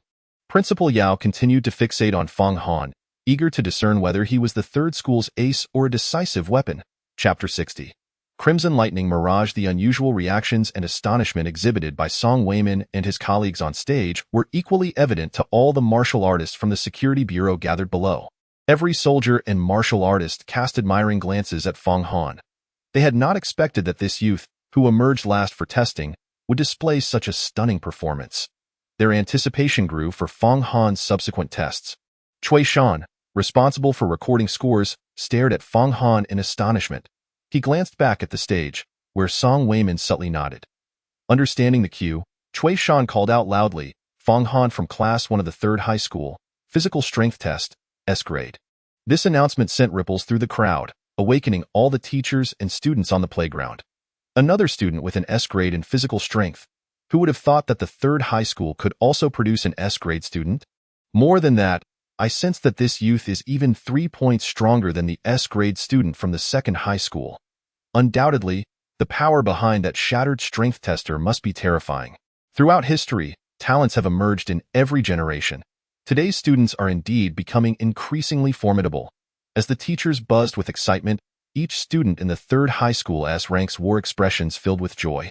They had anticipated Fong Han's performance to be impressive, but they never expected it to feel like a bombshell from the outset. Their eagerness for Fong Han's upcoming test soared in the first high school S formation at the center of the playground. Xiang Sinuo stared at the scattered shards of the testing apparatus, her eyes widening with astonishment and horror. The companions beside her gazed at Fong Han with sparkling eyes. At this moment, they no longer doubted Xiang Sinuo's words. Their impression of Fong Han had undergone a dramatic transformation. Handsome, strong martial prowess. Their admiration for him soared exponentially. Meanwhile, in the second high school, Chu Qinyu's previously arrogant countenance now reflected a tempest of emotions. Fang Han's ability to shatter the strength testing apparatus was utterly unexpected. Chu Qinyu's unease and agitation intensified. He was forced to concede that, although both were S grades, Fang Han's physical strength undoubtedly surpassed his own. The comparison from the first test left him at a disadvantage. This made Chu Qinyu increasingly apprehensive about Fang Han's performance in the upcoming tests. The students from the second high school, who had previously clustered around Chu Qinyu, now fell silent, their earlier fawning and flattery evaporating as they retreated into subdued compliance, resembling frightened quails. The earlier boasts of teaching Fang Han a lesson in the afternoon were conveniently forgotten. At that moment, a rather simple-minded youth in the ranks suddenly shouted in indignation, "Chu Gu, Liang Gu, look at that Fang Han. What a show-off, shattering the strength testing apparatus right off the bat. What is he trying to prove? It's infuriating. We must teach him a lesson this afternoon." However, as he spoke, he noticed that all his classmates had unconsciously distanced themselves from him. Chu Chenyu shot him a glance filled with disdain, then turned away, choosing not to engage further. The others, hearing the foolish youth's words, also turned away, feigning ignorance. They murmured among themselves, "Quick, move away. We don't know him." Exactly, we don't know him. Ignorance is contagious. Upon hearing the murmurs of his classmates, the simple-minded youth was left utterly bewildered. Just as he was about to shout again, a hand suddenly covered his mouth. It was Liang Gu, who tightly silenced the boy to prevent any more foolish remarks. In a low, urgent whisper, Liang Gu seethed, "Zhang Datu, are you an absolute fool? With a head that size, where's your brain? Did a dog eat it? Or did you drown it while washing up last night?" Zhang Data struggled to free himself from Liang Ji's grip, turning his head slightly as if contemplating a grave matter. Liang Gu sighed in exasperation. Finally, the youth appeared to have understood something. Moments later, Zhang Data raised his head with a serious expression, responding, "Liang Gu, I just remembered. I didn't wash up last night." At that instant, Liang Ji's face flushed with anger, resembling a ripe tomato. The other students hastily took several steps back, fearful that proximity might lower their own intelligence. In a fit of rage, Liang Gu lunged forward and delivered a sharp smack to Zhang Dada's head. The sound was crisp and resounding, a well-deserved thump. Yet, Liang Gu felt no joy in his heart. Gripping Zhang Dada's ear, he twisted him to face Fang Han's direction. Leaning closer to Zhang Dada's ear, Liang Gu growled quietly, "Zhang Datu, open your eyes wide and see. What is that?" Fang Han just obliterated the entire strength testing apparatus with a single punch. Get your act together and think carefully. Is your 180 pounds of flesh tougher, or is that strength testing apparatus? Your desire to confront Fang Han is questionable, given the fragility of your own physique. Whether you could withstand even a single blow is a matter of doubt. It appears you are courting your own demise. If you wish to seek death, that is your prerogative, but do not involve us in your folly. Such frustration truly infuriates me. Upon hearing Brother Liang's words, Zhang Datu finally awakened from his stupor. He gasped in horror, his gaze shifting apprehensively toward the source of his fear. At last, he comprehended the terrifying strength of Fang Han. However, his mind was soon besieged by another pressing question. Hesitantly, he turned his eyes back to Brother Liang. Eventually, his curiosity overwhelmed him, and he inquired, "Brother Liang, why would my recklessness implicate you? I, Zhang Datu, am certainly not one to shirk responsibility." Before he could finish his valiant declaration, a swift chop struck the nape of his neck. The dim-witted youth instantly rolled his eyes back and collapsed. A look of relief washed over Brother Liang's face. Meanwhile, Chu Chenyu and the other students from Class 2 were collectively struck by a singular thought. The world had finally found its peace. Their gazes returned to Fang Han, who had now approached the second test station. The physical strength rating was classified as S-level, which did not surprise Fang Han. However, the subsequent shattering of the entire apparatus after a single punch left him somewhat perplexed. As he stood before the second test of spiritual power, a crucial realization dawned upon him. When he had unleashed his punch moments ago, that mysterious force within him seemed to have surged forth with it. In that instant, the power of his strike had significantly amplified. Could it be that the destruction of the punch-testing apparatus was related to that mysterious energy? Fong Han pondered privately. Bai Lin, responsible for the martial arts level testing and recording, noticed Fong Han's momentary distraction and gently urged, Fong Han, please place your hand on the palm print device. Then channel your internal spiritual energy into the testing apparatus, and the corresponding level of martial arts will be displayed on the spiritual energy scale crystal above. Bai Lin elucidated the method for the second test. Understood, Officer Bai, Fong Han replied, slightly nodding as he regained his focus. Under the watchful eyes of all present, he placed his right hand upon the palm print device. A crimson glow of spiritual energy began to emanate from the edges of his palm. A powerful wave of spiritual energy erupted from Fong Han's being. The 7 blood chi furnaces reappeared, oscillating amidst the swirling crimson mist. Fong Han's gaze shifted slightly as he sensed a pulling force emanating from the palm print device beneath his hand. The spiritual energy scale crystal above was guiding the release of all his spiritual energy. Realizing this, Fong Han ceased to hold back. With a slight movement of his spiritual awareness, the blood mist and 7 furnaces surrounding him fused with his body. The pure, refined spiritual energy within his dantian surged forth wildly. It streamed through his right palm and rapidly entered the spiritual energy scale crystal. A series of eerie humming sounds suddenly filled the air. Everyone watched in astonishment as the semi-transparent scale crystal before Fong Han was rapidly tainted with crimson. In merely 2 to 3 seconds, 1/4 of the diamond-shaped crystal had turned blood red, and its height continued to rise swiftly. The edges of the scale bore inscriptions indicating martial arts levels. 0 Sequence Advanced Martial Apprentice. 0 Sequence Peak Martial Apprentice. First Sequence Low-Level Martial Artist. As it approached the first sequence Low-Level Martial Artist, the color transformation of the diamond crystal began to take on an unsettling quality. All eyes were glued to it, their pupils dilating slightly in shock. Strands of winding patterns, resembling blood-red centipedes, continued to spread rapidly upward on the scale crystal. Undoubtedly, the spiritual energy fluctuations emanating from Fong Han corresponded to that of a first-sequence low-level martial artist. Yet, everyone discerned something peculiar about Fong Han's energy. While the intensity of his fluctuations was undeniably that of a first-sequence low-level martial artist, the depth of that energy was comparable to that of a first-sequence advanced martial artist. This clearly indicated that the richness of the spiritual energy within Fong Han surpassed that of an advanced martial artist in the first sequence. While everyone was silently astonished, a new anomaly occurred. As Fong Han pressed his right hand against the palm print device, he suddenly felt the mysterious energy within him stirring restlessly. Just then, as the blood-red centipede-like spiritual energy patterns reached the scale for first sequence advanced martial artist, they abruptly burst apart.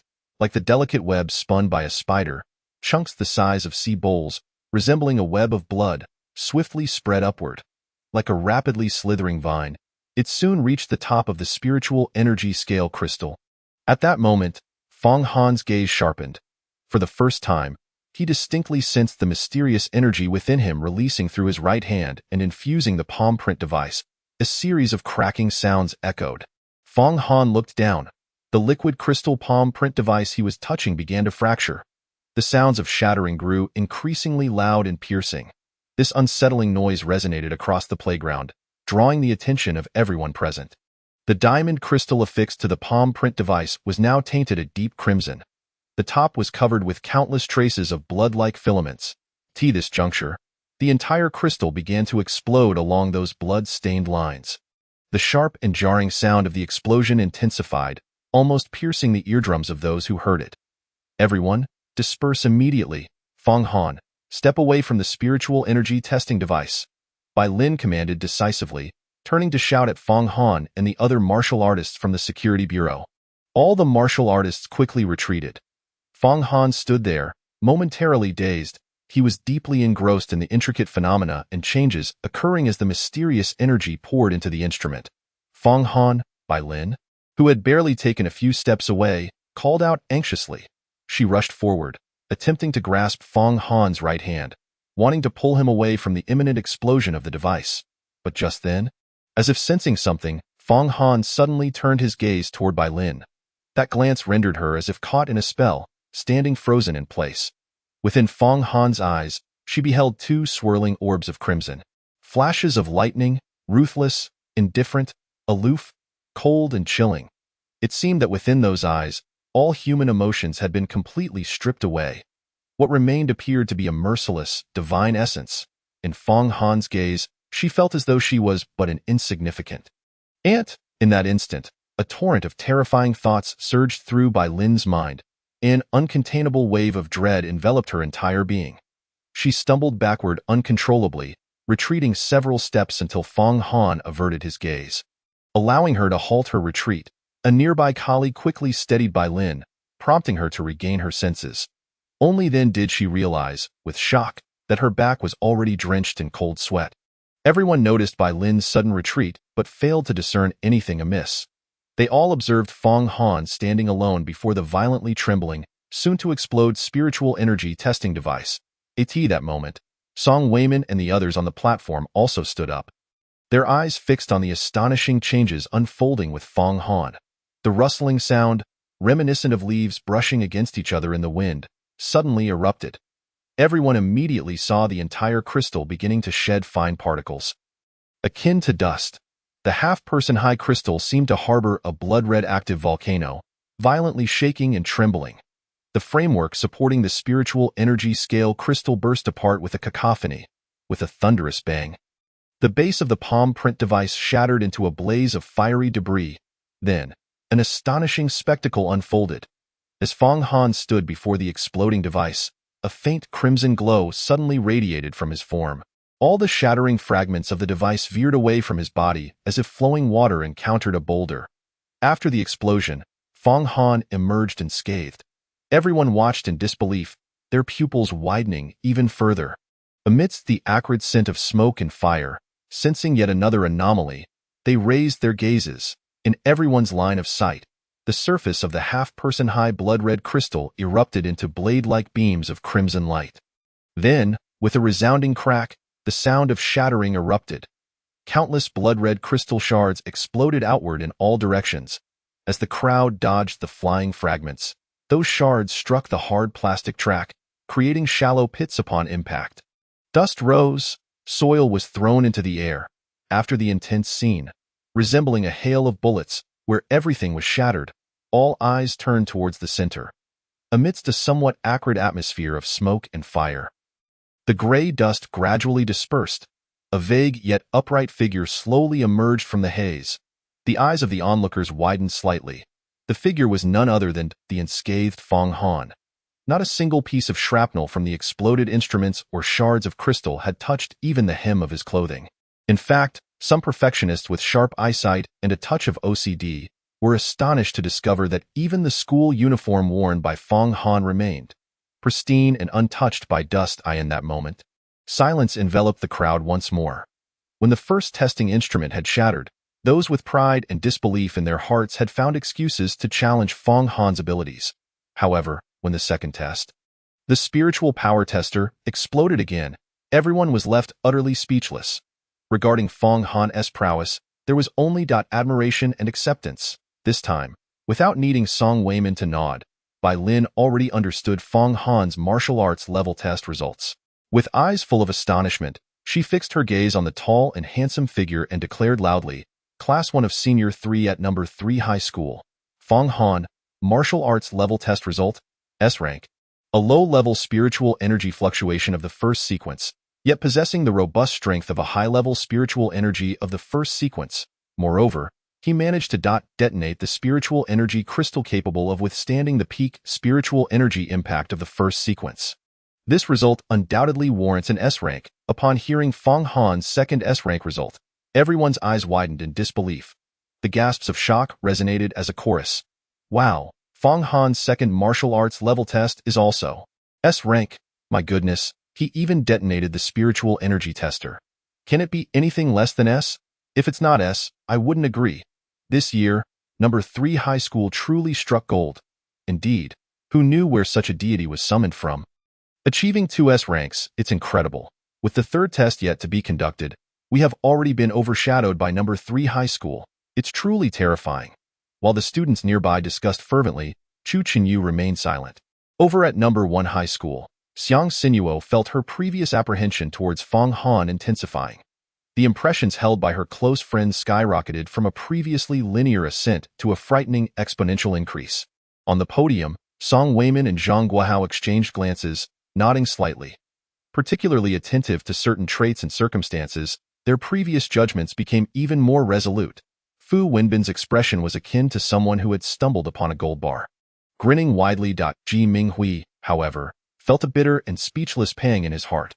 The Fong Han from No. 3 High School had truly become a formidable dragon in the territory of No. 1 High School. Principal Yao from No. 2 High School also wore a bitter smile. At this moment, he shared a sense of empathy with Ji Minghui. Moreover, Yao felt a sense of frustration. He had initially thought he was putting on a grand show. Yet it had merely served as a backdrop and a wedding dress for No. 3 High School. No. 2 and No. 1 High Schools were on the verge of becoming stepping stones for No.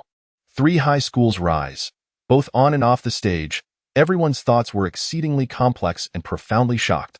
Unfazed by all this, Fong Han stepped into the glass chamber for the third test, as the gazes of the gathered crowd bore down upon him. The third test, the martial arts potential assessment, commenced.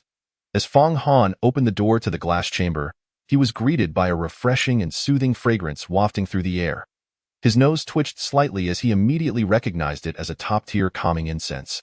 Specifically supplied by the Bureau of Security, he recalled that during the awakening ceremony of martial arts talent at the beginning of Senior 3, this premium calming incense had been used. Fong Han's gaze swept across the room, and he took in the modestly arranged space. It contained a lightweight, foldable desk, behind which sat a researcher from the Bureau of Security clad in a white lab coat, diligently typing away on a sleek laptop.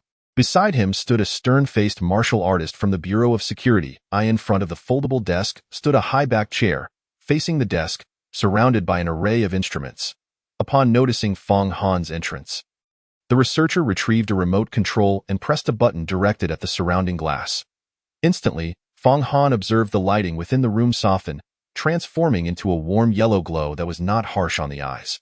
The glass surrounding him was of a controllable type, rendering the testing scene invisible from the outside. At the same time, all external noises were effectively muted, enveloping the room in an eerie silence. The researcher politely smiled and said, "Please take a seat. I will finish the adjustments shortly." He gestured towards the high-backed chair. Fong Han nodded slightly and settled into the deep brown leather chair.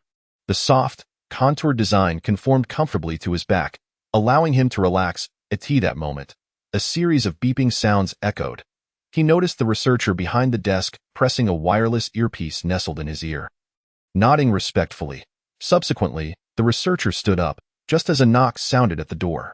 The martial artist standing nearby opened the door. Fong Han focused his gaze and saw Song Weiman and Zhang Guohao enter, accompanied by an elderly man in a white lab coat. After the previous researcher and the martial artist had respectfully saluted and exited, Zhang Guohao approached and briefly introduced Song Weiman and the elderly man, who was the director of the Municipal Research Institute affiliated with Nanshan. The presence of such high-ranking individuals personally overseeing his martial arts potential test surprised Fong Han. He harbored a subtle suspicion that it was related to the results of the previous two tests. After a brief exchange of pleasantries, the test commenced swiftly. Zhang Guohao assisted Fong Han in applying sensor patches to various parts of his body. The patch, the size of a bottle cap, was made of an unknown material. Exuding a slightly cool sensation, a silver helmet-like device descended and settled atop Fong Han's head. "Old Guo, let us begin." Song Weiman cast a deep glance at Fong Han before addressing the elderly director at the computer. Old Guo nodded slightly, initiating the spiritual energy interception test. As his voice fell, he pressed a button on the laptop. Fong Han immediately heard a series of clicking sounds, indicating that the makeshift chamber was equipped with additional mechanisms. Hiss, hiss, sounds of jets emanated from the four corners of the room. Fong Han's gaze flickered slightly as he distinctly sensed a rapid increase in the spiritual energy concentration within the chamber. Clearly, the specialized spiritual energy conduits had been activated. At that moment, Fong Han's eyes sharpened, and his body tensed. He felt a tingling sensation from the patches adhered to his body. Realizing that it was the faint current flowing through him, he quickly understood. "Fong Han, relax and operate your spiritual energy guiding technique as you usually would. Our main goal is to test your spiritual energy interception level," Old Guo said kindly from his seat at the computer. "Understood, Director Guo," Fong Han replied. Closing his eyes, he activated his spiritual perception, drawing in spiritual energy through his mouth and nose, and began to circulate it along the pathways of the top-tier spiritual energy guiding technique. Within his inner vision, Fong Han saw each patch on his body resembling massive stones dropped into a lake, sending ripples of static electricity spreading outward. He meticulously reflected his bodily state, which was clearly transmitted to the connected instruments. In front of the foldable desk, Song Weiman and Director Guo focused intently on the computer screen. There, a 3D model of Fong Han was prominently displayed, allowing them to observe each patch's position as if a radar were continuously scanning his entire body. The device accurately and meticulously reported the degree of spiritual energy interception for every pore and acupoint on Fong Han's body. On the computer screen, beside Fong Han's 3D model, a percentage figure rapidly ascended, eventually stabilizing at 83.57, ceasing to move. Director Guo's face lit up with joy as he glanced at Song Weiman, exclaiming, "An interception level of 83.57. A definite high-level talent, very impressive." Song Weiman smiled and nodded slightly. With an 80 martial arts talent, combined with such a solid martial arts foundation and the extreme realm battle body, even if he could only master a thread of extreme realm power after awakening, it would still represent formidable combat strength. Contemplating this, Song Weiman's gaze toward Fong Han grew ever warmer and more congenial. Director Guo continued to speak kindly to Fong Han. "All right, you can stop now." "Fong Han, next, we shall conduct a test of mental fortitude, which is also a measure of spiritual perception." Fong Han's meditative state was not particularly deep. Upon hearing Lao Guo's words, he immediately gathered his senses and gradually awoke. Upon noticing Fong Han's awakening, Lao Guo began to tap away at the computer keyboard. Soon, Fong Han beheld the soft lighting on the four glass walls transform dramatically. It morphed into a vast, boundless grassland scene. The sky was high and expansive, adorned with blue skies and white clouds, uplifting one's spirits immensely. He could even feel the gentle breeze of the prairie brushing against him, and inhale the earthy fragrance mingled with the rich scent of grass wafting through the air. At that moment, Fong Han, somewhat astonished, nearly mistook the scene for having traversed space from the large playground of his school to the northern grasslands. This almost lifelike sensory experience was indeed far more vivid than the 4D movies of his previous life. Lao Guo smiled slightly and began to explain to Fong Han. "This is the latest in 4D spatial projection technology. Each specially crafted piece of glass that makes up this room is quite costly. Not only is it incredibly sturdy, capable of withstanding armor-piercing rounds, but it also facilitates many such projection technologies. Coupled with various specialized mechanisms and scene simulation effects, it offers remarkably groundbreaking outcomes for simulated combat and various tests." Fong Han nodded in agreement, imagining the powerful training effects this technology would have when combined with corresponding equipment. Lao Guo continued, "Fong Han, now release your spiritual perception as much as possible. Let us examine the intensity of your spiritual perception." "Understood, Director," Fong Han replied, eager to discover his current level of spiritual perception. Previously, when he had broken through to the first sequence of official martial artists, his spiritual perception had seen an enhancement, though he was unsure of the extent of this improvement. Fong Han slightly narrowed his eyes, focusing his mind. His spiritual perception naturally emanated from his consciousness. Song Weiman, Director Guo, and Zhang Guohao, who stood beside Fong Han, all fixed their gaze upon him. All three were formidable martial artists and could clearly sense the concentrated and resilient spiritual perception beginning to radiate from Fong Han. With his eyes gently closed, Fong Han fully controlled his spiritual perception, feeling a tingling static electricity emanating from the testing helmet he wore. The stimulating sensation on his scalp was akin to gentle hands providing a continuous massage. His tense mind rapidly relaxed, fatigue dissipating. The static discharges from the helmet assisted Fong Han in entering a state of mental unity, tranquil and undisturbed. This was the optimal state for cultivation and also the most conducive for releasing spiritual perception. Fong Han held nothing back. The entirety of his spiritual perception suddenly erupted. At that moment, the expressions of Song Weiman and the other two changed dramatically. They suddenly sensed that the intensity of Fong Han's released spiritual perception had surged exponentially. If the spiritual perception he had just released felt like a gentle breeze caressing the face, then this newly unleashed intensity resembled a ferocious typhoon sweeping through.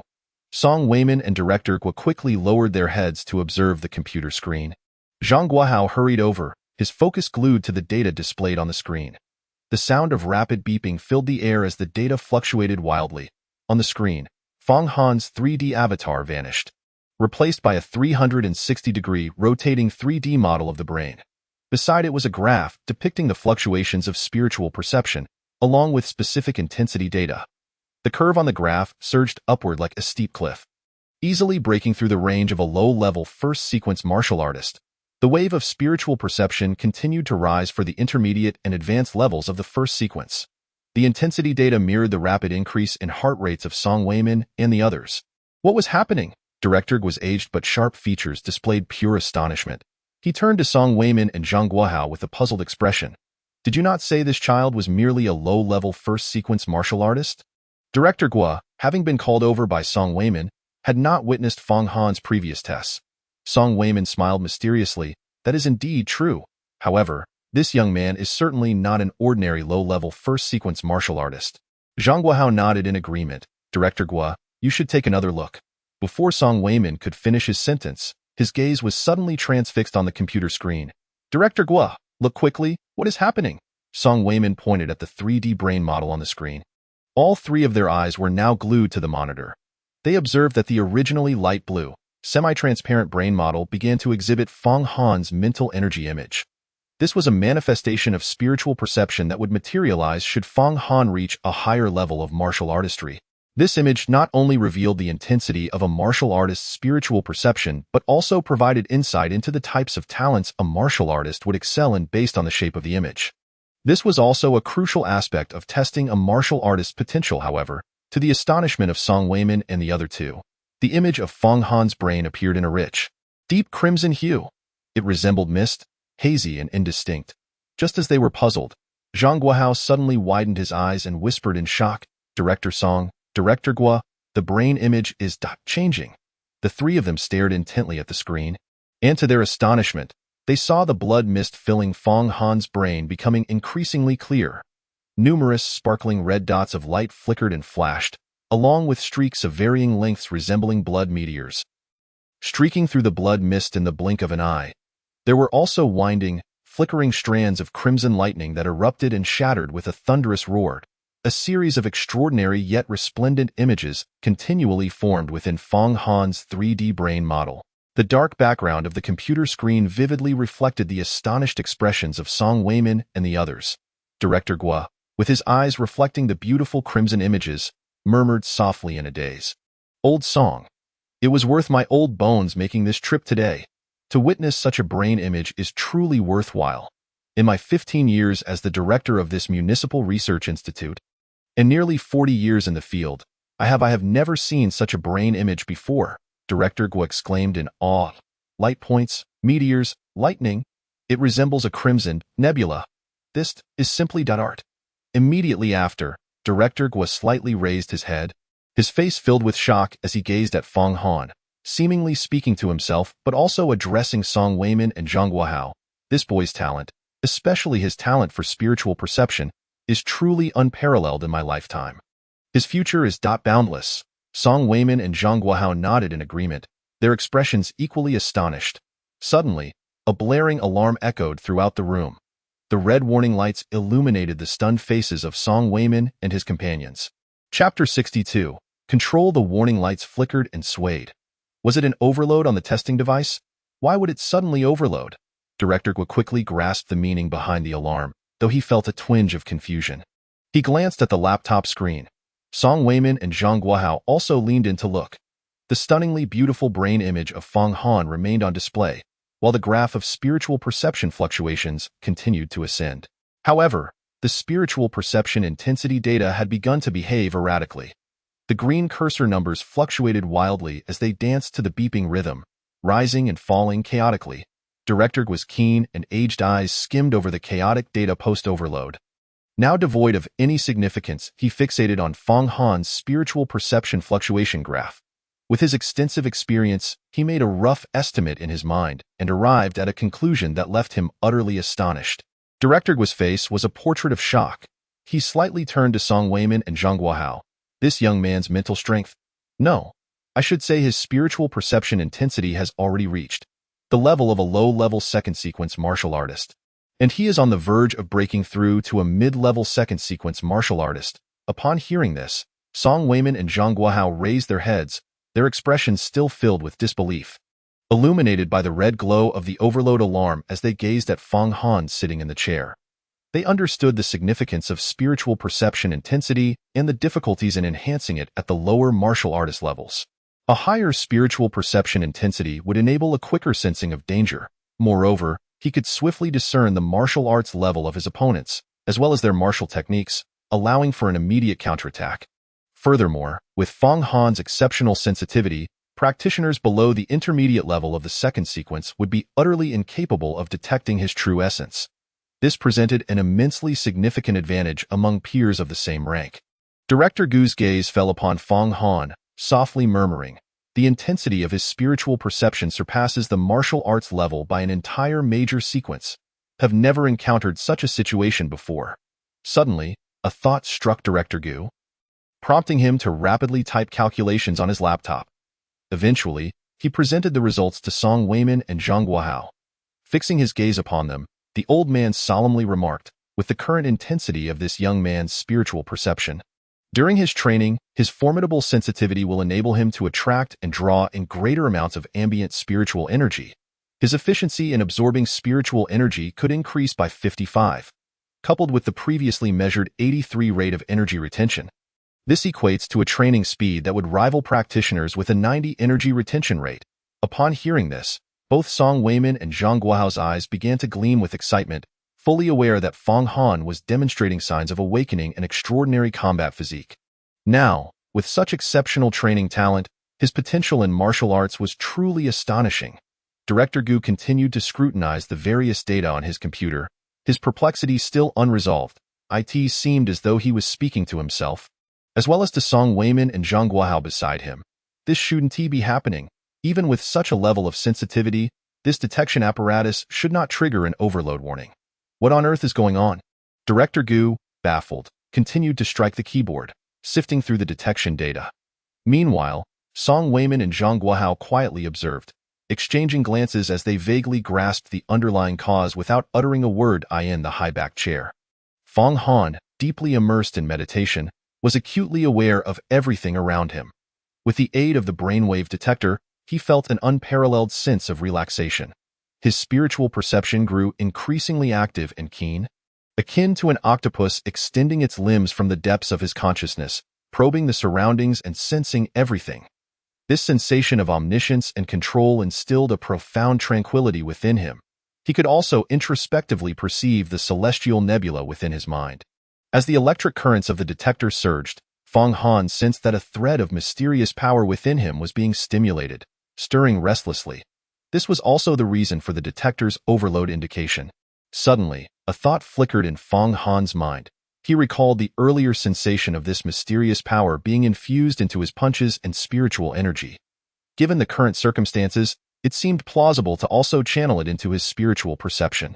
Seizing the opportunity presented by the brainwave detector, he resolved to fully master this thread of mysterious power.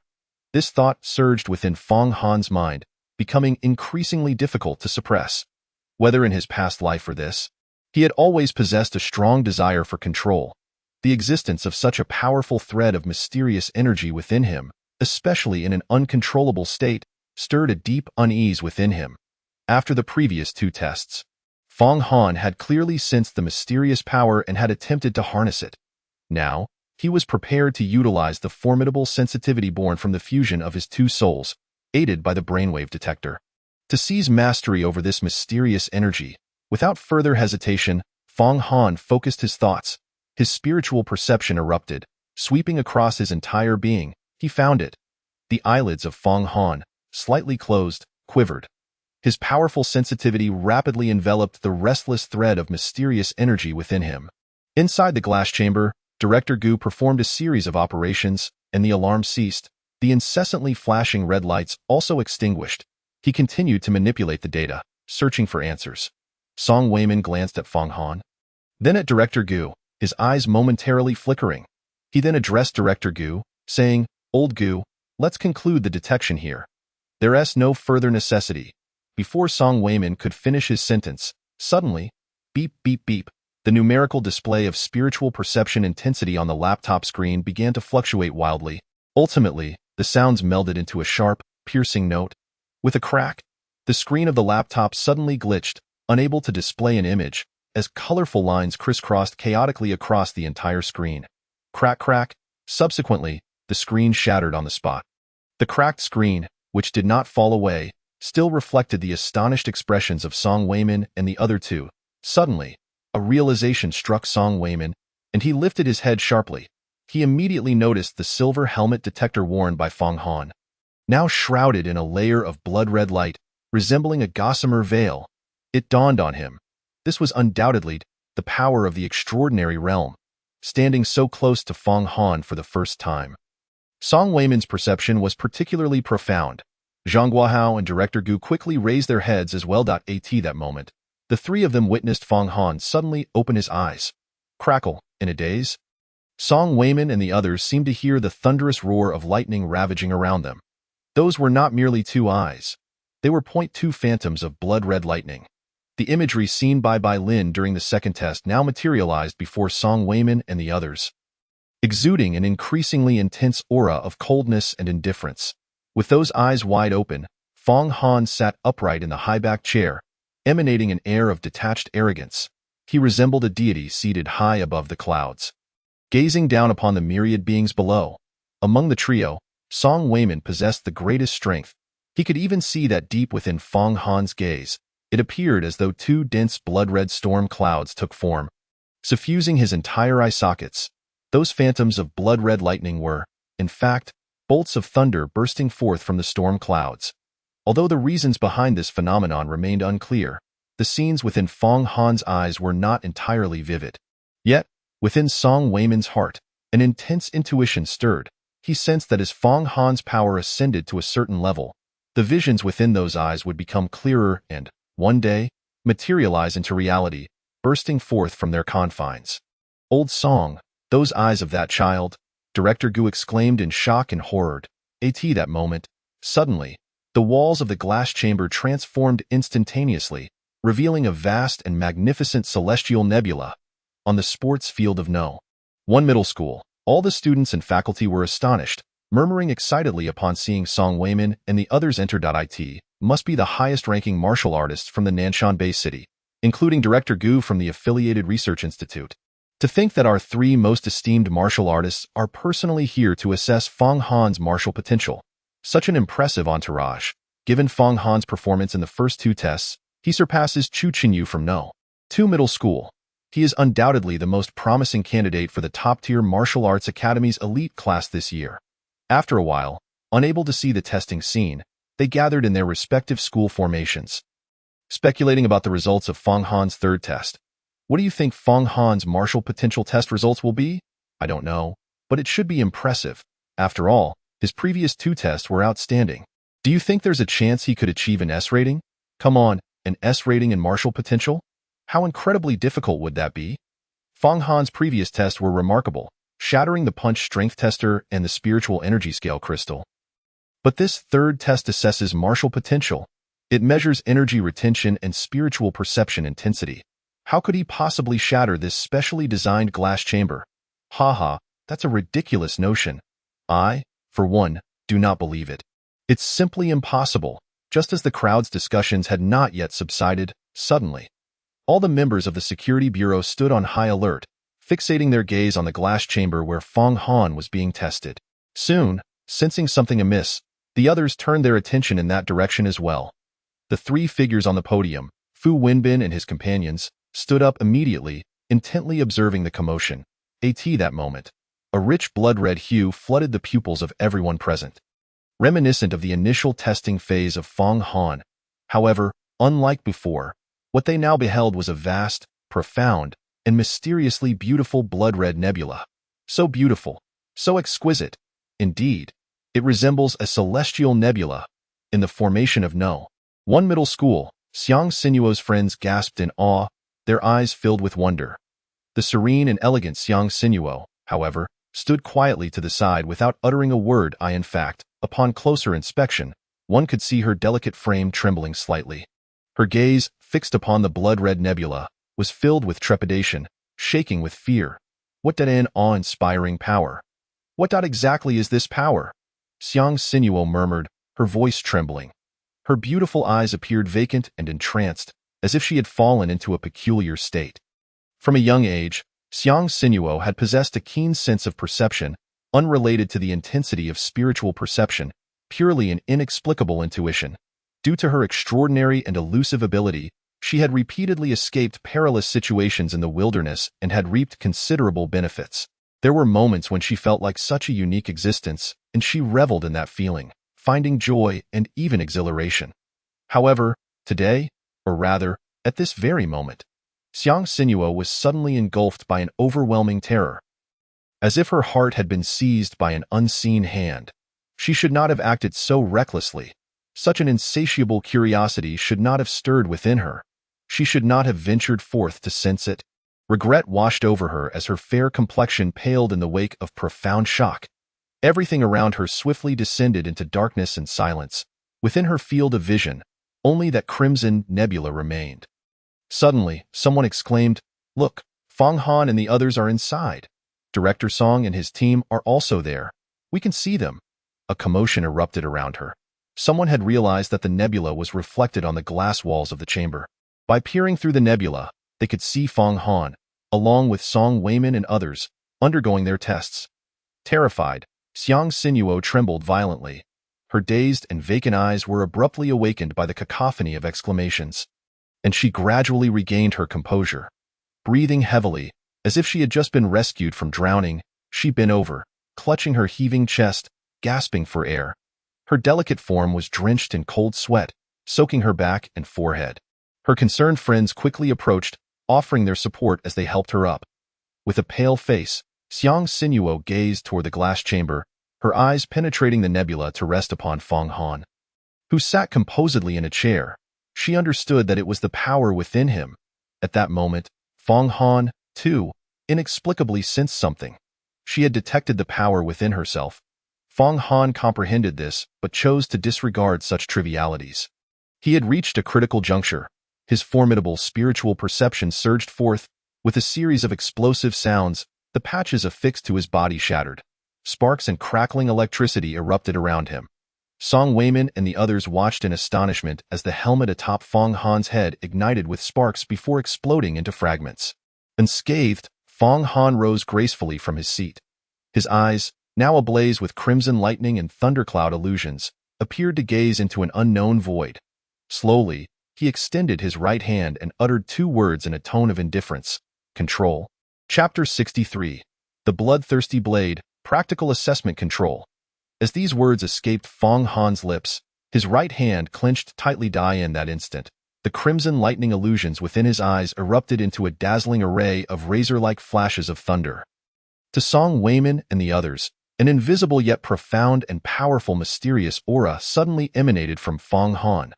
This aura rippled outward from his body, expanding with astonishing speed like waves upon water. Song Weimin's expression changed dramatically. With a flicker of his spiritual perception, he instantly conjured a spherical, fiery red energy barrier, enveloping Fang Han and Zhang Guohao within its protective embrace, attempting to mitigate the mysterious aura emanating from Fang Han. Yet, a trace still slipped through, rapidly diffusing outward. With a piercing crack, the glass shattered. In the eyes of all those present on the playground, a sharp, ear-piercing sound of shattering glass erupted, and the entire testing chamber exploded. The specially tempered glass disintegrated into countless sharp shards, scattering in all directions, leaving deep gashes across the lawn and rubber track. Dust filled the air. Goodness, the testing chamber for martial potential has really shattered. Fang Han's martial potential test has indeed destroyed the glass chamber. Step back, quickly retreat. This is terrifying. Students near the glass chamber screamed and scattered in panic. All eyes turned toward the figure of Fang Han. Partially obscured by the dust, their gazes filled with fear and astonishment. Those who had confidently asserted that Fang Han's martial potential test could not possibly shatter the glass now stood aghast. Their eyes nearly popping out of their heads. How is this possible? This is utterly absurd. Within the fiery red energy barrier, Director Guo, oblivious to Fang Han's condition and secrets, stared at him with wide, astonished eyes. as if they were the size of copper bells. His gaze was filled with shock and disbelief. The expressions of Song Weimin and Zhang Guohao mirrored his astonishment, if not exceeding it, for they were privy to some of Feng Han's circumstances. At that moment, Song Weimin finally realized what Feng Han had been doing. A tempest of emotions surged within him. That was it. It was a peak fluctuation. This young man was managing to control that thread of extreme power within him. The audacity, the spirit. Song Weimin regarded Feng Han with admiration. Awakening and controlling even a fragment of a powerful talent like the extreme battle body was an arduous and perilous endeavor. If one failed to grasp it in that moment, or lacked the requisite foundation, they could be overwhelmed by the very power they sought to control, resulting in catastrophic consequences. The risks were immense, but so too were the rewards. Successfully mastering such a formidable talent would yield transformative changes in future cultivation and combat prowess. Song Weimin fixed his gaze upon Feng Han, who was enveloped in a shimmering crimson light, his eyes glazed over as if lost in a trance. Song Weimin was deeply moved, a 19-year-old wielder of the extreme battle body. Truly extraordinary. At this moment, Director Guo, still bearing traces of shock upon his face, slowly turned to Song Weimin. His eyes were filled with incredulity as he spoke. Is this the first-tier low-level martial artist you mentioned? Song Weimin could only offer a bitter smile, rendered speechless. The bloodlight surrounding Feng Han gradually dimmed, and his aura slowly receded. It should be nearing its end, Song Weimin thought to himself. Suddenly, he spoke to Director Guo in a low, solemn tone. Old Guo, after today, ensure that all of Feng Han's test data is deleted from the base city's internal network. Using your access I will prepare a detailed report for the higher-ups. There is no need for us to retain backups. Director Guo, startled by his words, immediately sensed the gravity of the situation. Without further inquiry, he nodded in agreement. Understood, old Song. I will take care of it as soon as I return. Song Weimin nodded slightly. This was precisely why he had come to speak with Director Guo. He was someone trustworthy and discreet. Zhang Guohao, relieved by Director Guo's agreement, felt a weight lift from his heart. While the three were conversing, they failed to notice that Feng Han had slowly closed his eyes. Just as his eyelids were about to fully descend, an astonishing change occurred in the depths of his consciousness. When he opened his eyes once more, everything returned to normal. Feng Han's clear, distinct gaze fell upon Song Weimin, Director Guo, and Captain Zhang, his eyes shining with clarity and brilliance.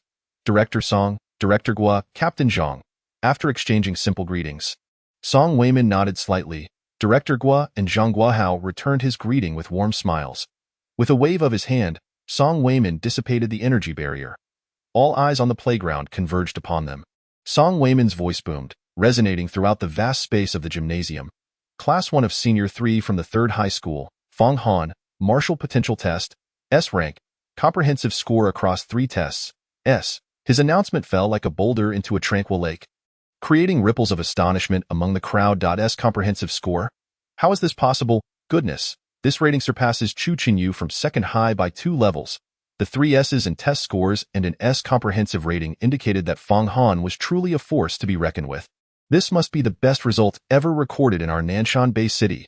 The crowd buzzed with awe and excitement, the vast disparity between scores rendering most of them devoid of jealousy.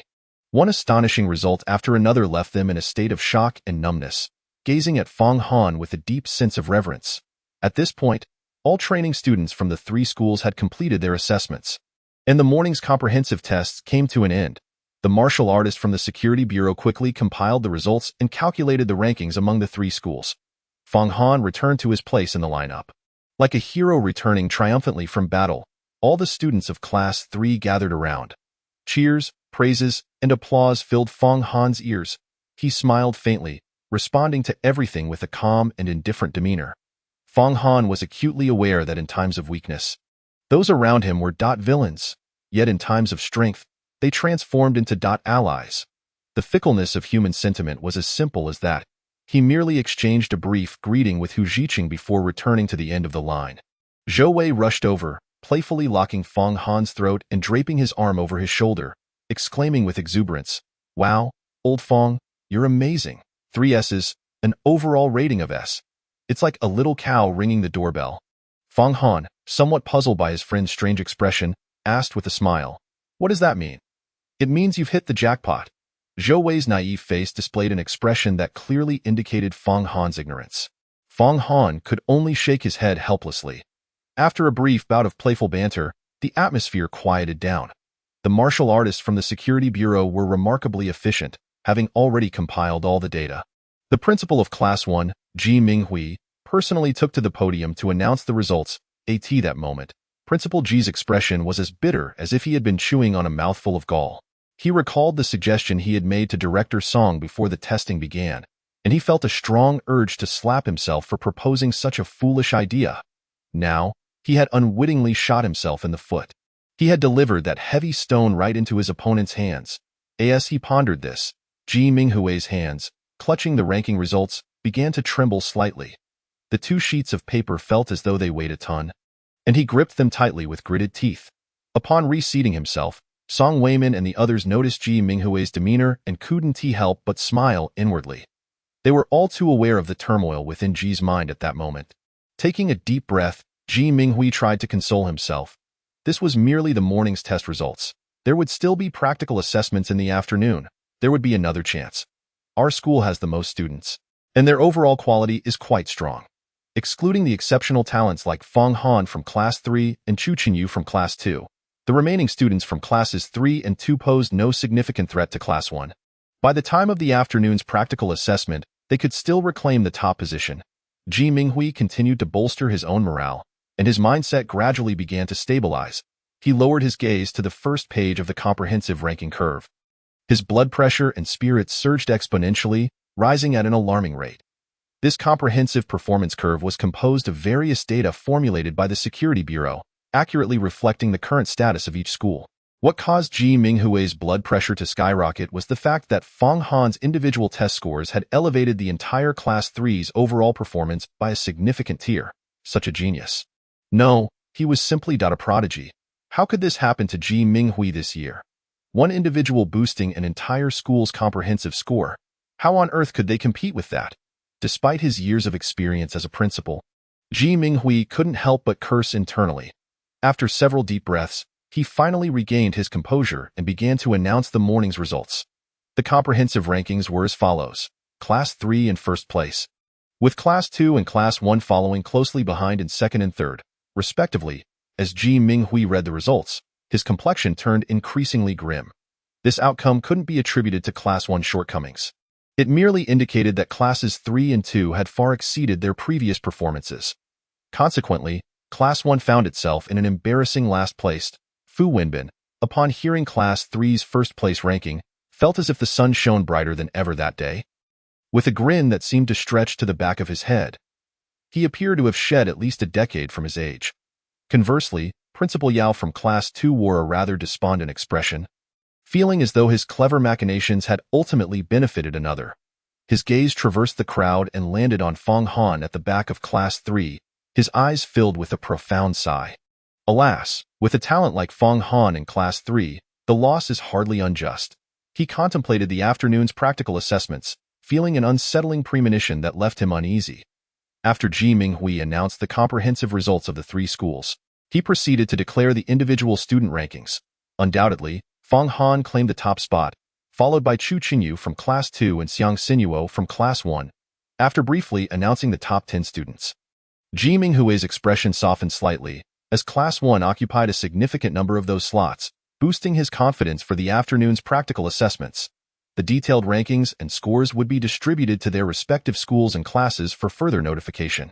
The morning's training assessments concluded, and all students would receive a specialized training plan from the Security Bureau for their college entrance examinations, along with their results. The midday break allowed for free time, with lunch served in Class 1's cafeteria. The pleasant environment and an array of delectable dishes provided a satisfying dining experience, giving all students the opportunity to don their respective gear. After purchasing supplies for his breakthrough, Feng Han found himself with just over 10,000 left. Weighing his options, he realized that a 0-star weapon could not be synthesized into a 1-star weapon unless a mutation occurred due to material limitations. Thus, he decided to purchase 2 low-level 1-star bloodthirsty daggers for synthesis to replenish his arsenal, each costing 5,000. That would swiftly deplete his funds. After lunch, Feng Han sought a quiet room within Class 1 to synthesize the 2 bloodthirsty daggers. To his surprise, luck favored him, triggering an upgraded synthesis, with a 5 chance. 0.2 low-level 1-star bloodthirsty daggers merged into one high-level 1-star bloodthirsty dagger. Upon checking his spatial backpack, he regrettably found no black iron items to further enhance his new weapon. He examined the high-level bloodthirsty dagger's information. High-level bloodthirsty dagger, crafted from superior 1-star steel, forged through countless trials. Not only is it exceptionally sharp, but it also possesses additional special effects. The keen blade has a 20 chance to tear and penetrate armor. Any living being struck by the bloodthirsty dagger will have their wounds eroded by the blade's metallic elements, with a 10 chance of causing a persistent bleeding effect that is difficult to heal. Rating: 1-star high level. After reading the details of this high-level bloodthirsty dagger, Fong Han felt a surge of joy. 1-star equipment, made from 1-star materials, had begun to exhibit additional attribute effects. He had been particularly drawn to the injury effect when purchasing it. Although the low-level 1-star bloodthirsty daggers had a low trigger rate for that effect. After being enhanced through the infinite synthesis process, the high-level bloodthirsty dagger's injury attribute saw significant improvement when triggered in battle. It could provide a considerable advantage, even granting the opportunity to slay formidable foes. This left Fong Han increasingly satisfied with his new blade. All preparations were complete. At 1 o'clock in the afternoon, the fully equipped students from the 3 schools gathered on Class 1 sports field and boarded armored buses. After overseeing the morning tests, Song Weimin returned to the security bureau. The afternoon's practical assessment would be managed by Zhang Guohao, who led a team of over 300 students and the teachers and principals from the 3 schools out of the city, driving towards the outer regions. The practical assessment was set to take place outside the city, in a wilderness forest located within the first ring of the security zone. Chapter 64. The Foolproof Method to Claim First Place. Outside Nanshan Bay City, the roar of the Security Bureau's specialized armored buses reverberated through the air. A long convoy sped down the road leading out of the city, soon coming to a halt beside a dense forest. The birds in the woods, sensing the impending threat, took flight in panic. Fong Han disembarked from the vehicle, his deep, dark eyes surveying the combat training site before him. The small hills, towering 300 to 400 meters high, resembled a colossal bull's head resting among the trees. Recognizing this iconic feature, Fong Han immediately identified the location. The bull's head ridge, situated within the first ring of the security zone outside the city. His mind quickly recalled all the information pertaining to Bull's Head Ridge. Previously, this area had been a paradise for countless beasts and monsters. Following the establishment of Nanshan Bay City and repeated purges by the Security Bureau, it had been successfully incorporated into the first ring security zone. Surrounding the forest, it was said that a barbed wire fence had been erected. The remaining creatures within were primarily zero-tier beasts and some low to mid-tier monsters. It served as an ideal site for practical training. Fong Han scanned the area and indeed observed a 4-meter-high silver barbed wire fence encircling the base.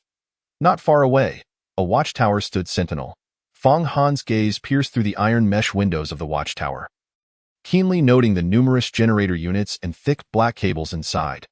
Clearly, this perimeter fence could be electrified at a moment's notice, forming an electric barrier if necessary. Fong Han glanced once more at the barbed wire enclosure. The entire mountain ridge, towering 300 to 400 meters high, was blanketed in dense, lush forests and shrubs. Between the towering clusters of trees and underbrush, a sinister aura permeated the air, with swift, shadowy figures darting through the foliage. Clearly, these were the prowling demon beasts or ferocious monsters. The concentration of spiritual energy outside the city was significantly higher than that within the base city, particularly at the foot of this mountain ridge. The spiritual energy was thick and intoxicating. A single breath invigorated the heart and lungs, refreshing the spirit. Suddenly, Fong Han's gaze sharpened. His piercing eyes swept through the forest. He sensed a multitude of murderous glares piercing through the dense thicket, landing squarely upon him. The demon beasts and ferocious creatures lurking in the shadows were watching him and everyone else. Fong Han's eyes turned cold. A powerful spiritual awareness, laden with a sense of fatality, was unleashed in an instant. Roars of terror and panic reverberated throughout the mountains. The hidden ferocious beasts and demon creatures, sensing the terrifying killing intent emanating from Fong Han, erupted in chaos, frantically fleeing deeper into the mountain ridge. Fong Han calmly withdrew his gaze and spiritual awareness, returning to stand in line with his classmates. Zhou Wei followed closely beside him.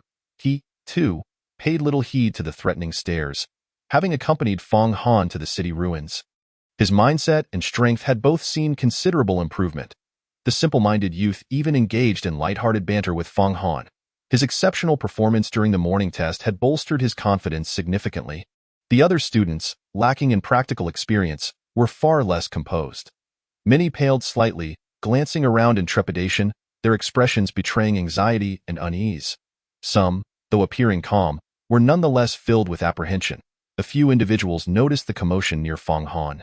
His direct display of killing intent, which had sent the ferocious beasts into retreat, left onlookers dumbfounded.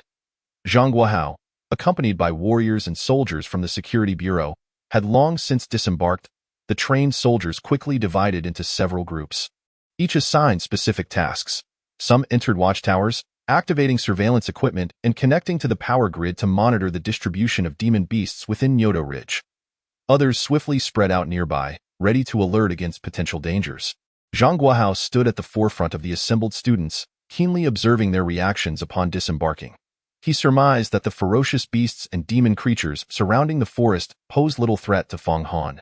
However, he did not expect Fong Han to assert such dominance over the demon beasts the moment he arrived. While this approach caught Zhang Guohao off guard, he nonetheless nodded inwardly, feeling quite satisfied. The reactions of some others, however, caused him to furrow his brow slightly. The lines of students from the three schools were now standing at attention. Zhang Guohao had formed a general impression of their combat readiness. He ascended the roof of an armored vehicle and announced the assessment format for the afternoon's practical training. Students, the Nyoto Ridge behind you will serve as the battlefield for this afternoon's training. The time is 1:45 p.m., and the assessment will officially commence at 2 p.m. You are required to remain within the area until 5 p.m. A points list is posted on the sentry wall. All useful organs and materials from the ferocious beasts and demon creatures can be exchanged for corresponding points upon the conclusion of the assessment. The final rankings will be determined based on the total points earned. Upon hearing this, Fong Han immediately grasped the straightforward and practical rules. All the students gathered by the sentry, snapping photos of the points conversion list with their phones. Fong Han noted that demon cores would yield the highest points, followed by various organs and materials from the ferocious beasts and demon creatures, arranged according to their respective ranks, claws, furs, and so forth. After reviewing the list, Fong Han gained a deeper understanding of this practical assessment. It not only tested the students' strength but also their luck, as the yield of demon cores was a matter of chance. Luck, after all, was a form of strength. Fong Han glanced at the time on his phone. Only 10 minutes remained. The students began to converse and form teams. Everyone understood that initially teaming up to navigate the first phase of adaptation was the more prudent approach. Of course, there were lone wolves. Confident in their own abilities, Xiang Sinuo and Chu Qinyu from the second school were among them. Meng Xiaoxian recognized that Fong Han had a genuine chance to secure the top spot. If she could obtain a 3-hole demon core, she would desire nothing else. Meng Xiaoxian also planned to enter alone, merely going through the motions. Fong Han had his own plans and chose to go solo as well. However, before parting ways with Zhou Wei, he gifted his close friend a high-grade cleansing pill and a high-grade body tempering pill. These elixirs were of no use to Fong Han, but they would bolster Zhou Wei's strength. Old Zhou hesitated for only a moment before nodding and accepting the pills. The silent gratitude and sincere, unspoken appreciation in his eyes made it clear to Fong Han that this earnest giant had committed the favor to memory. Fong Han chuckled and patted Zhou Wei on the shoulder. "Good brother, everything is understood without words." The prepared students, fully equipped, each received a distress signal gun at the sentry entrance. After a brief registration, they ventured into the forest. Just past 2 p.m., the foot of the mountain lay eerily deserted. Only one individual remained leisurely surveying the surroundings. Fong Han, Zhang Guohao, along with Fu Wenbin and others, observed the situation with growing confusion. After a while, Fong Han strolled nonchalantly through the sentry's entrance. However, under the watchful eyes of Zhang Guohao and the others, he did not proceed far before stopping. He leaned against a large tree by the entrance, sitting cross-legged and closing his eyes as if in a light slumber. This behavior left Zhang Guohao and all the warriors of the Security Bureau utterly perplexed. The 3 school principals standing beside Zhang Guohao were equally baffled by Fong Han's intentions. Principal Yao from the second school felt an ominous sense that had emerged in the morning, intensifying. 5 minutes later, Fong Han remained seated beneath the tree, appearing so relaxed that he seemed on the verge of dozing off. All the warriors from the Security Bureau exchanged glances, thoroughly mystified. While other students were tense and ready for battle, Fong Han seemed to be on vacation. Bai Lin approached Zhang Guohao, saluting and asking, "Captain, should I check on Fong Han?" Zhang Guohao pondered for a moment and shook his head slightly. No need. He likely has his own plans. We shall wait. Half an hour later, Fong Han still showed no signs of movement. The ambient spiritual energy began to coalesce around him. He engaged in the cultivation of a spiritual power guiding technique, having commenced his training. Not far into the forest, numerous ferocious beasts and demon creatures prowled, keeping watch, yet the formidable aura radiating from Fong Han deterred all demon beasts from approaching. Beasts possessed the keenest of instincts.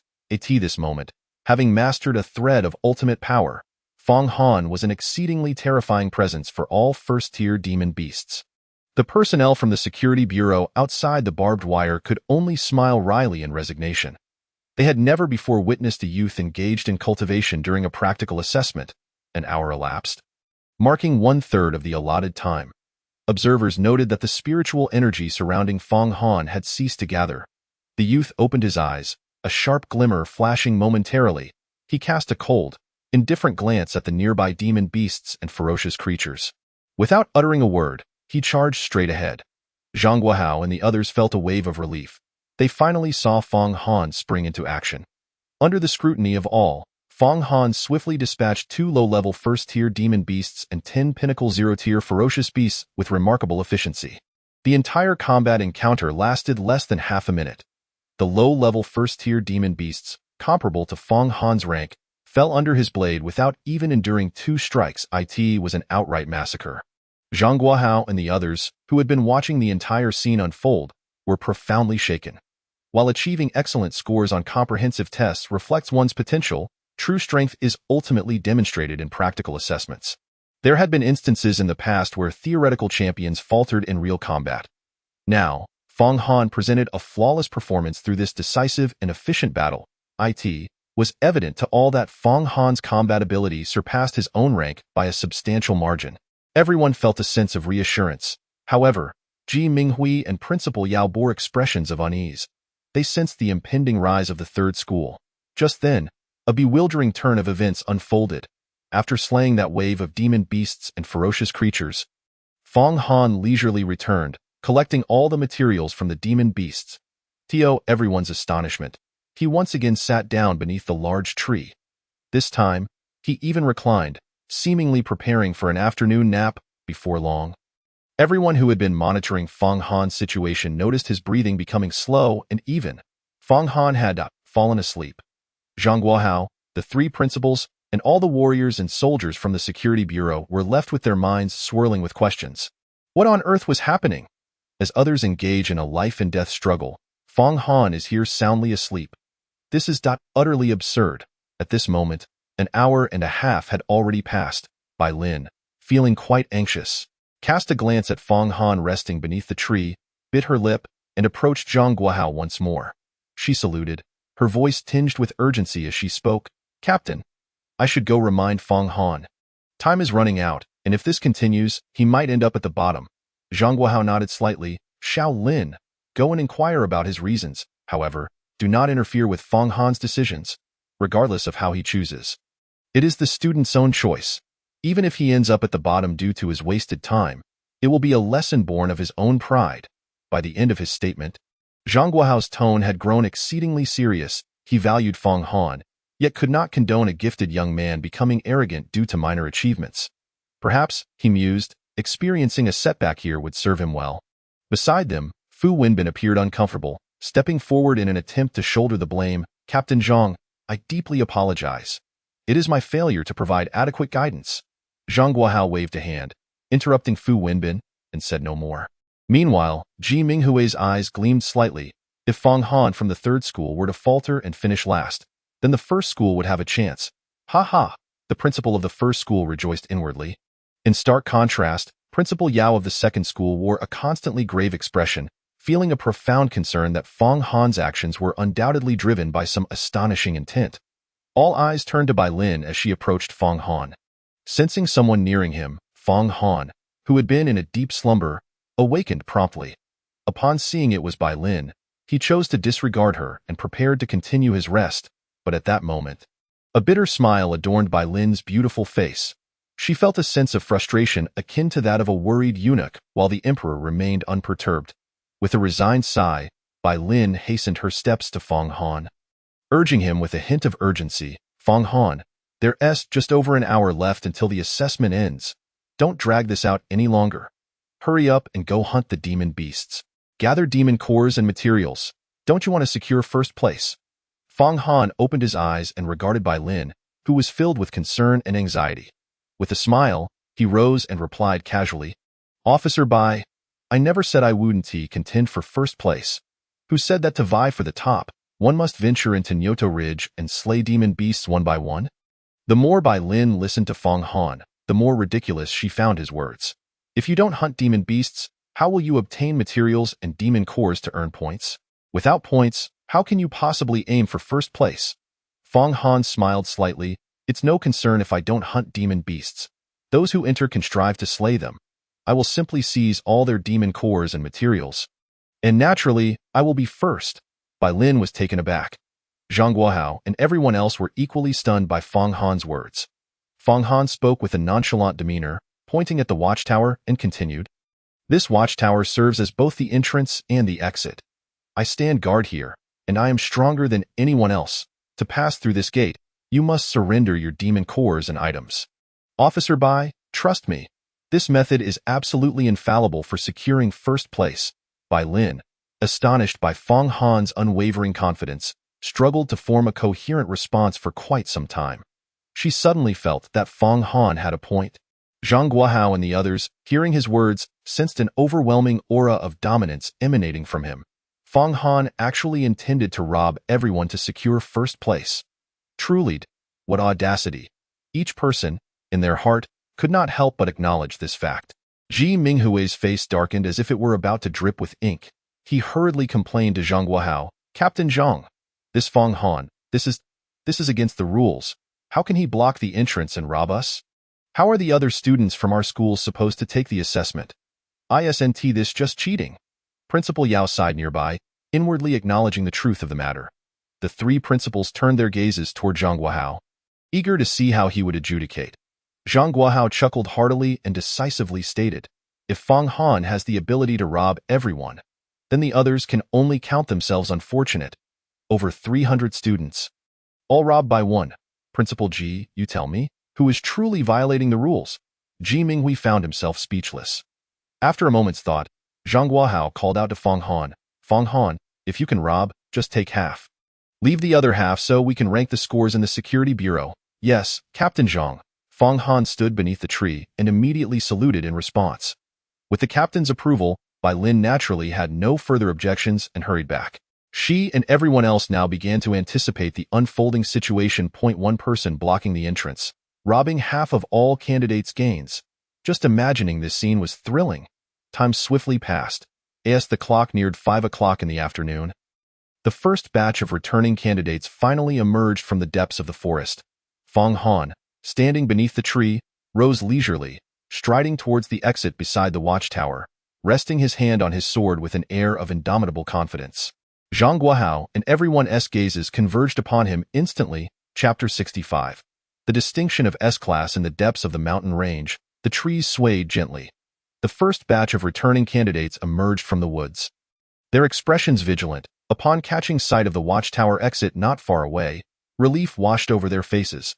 Fong Han and the others outside turned their attention to them. The first group of returnees comprised none other than Chu Chengyu and his companions from the second school.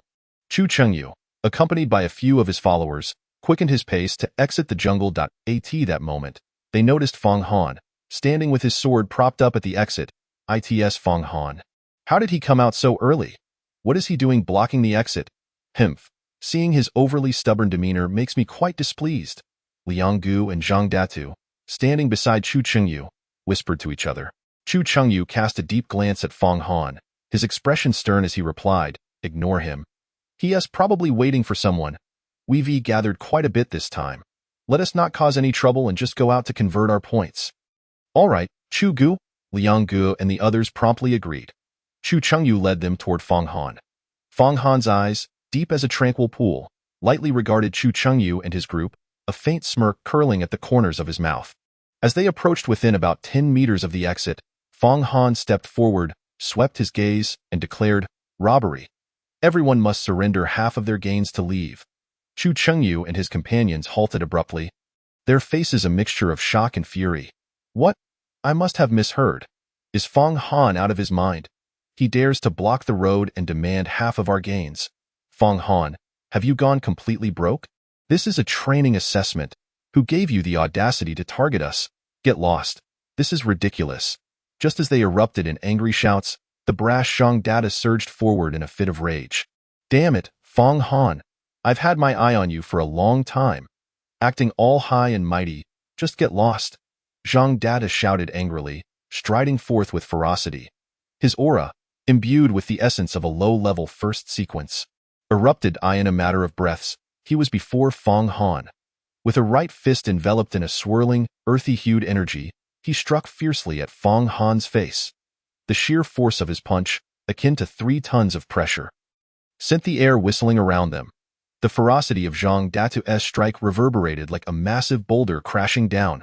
Feng Han's eyelids flickered slightly as he cast a cold glance at Zhang Datu.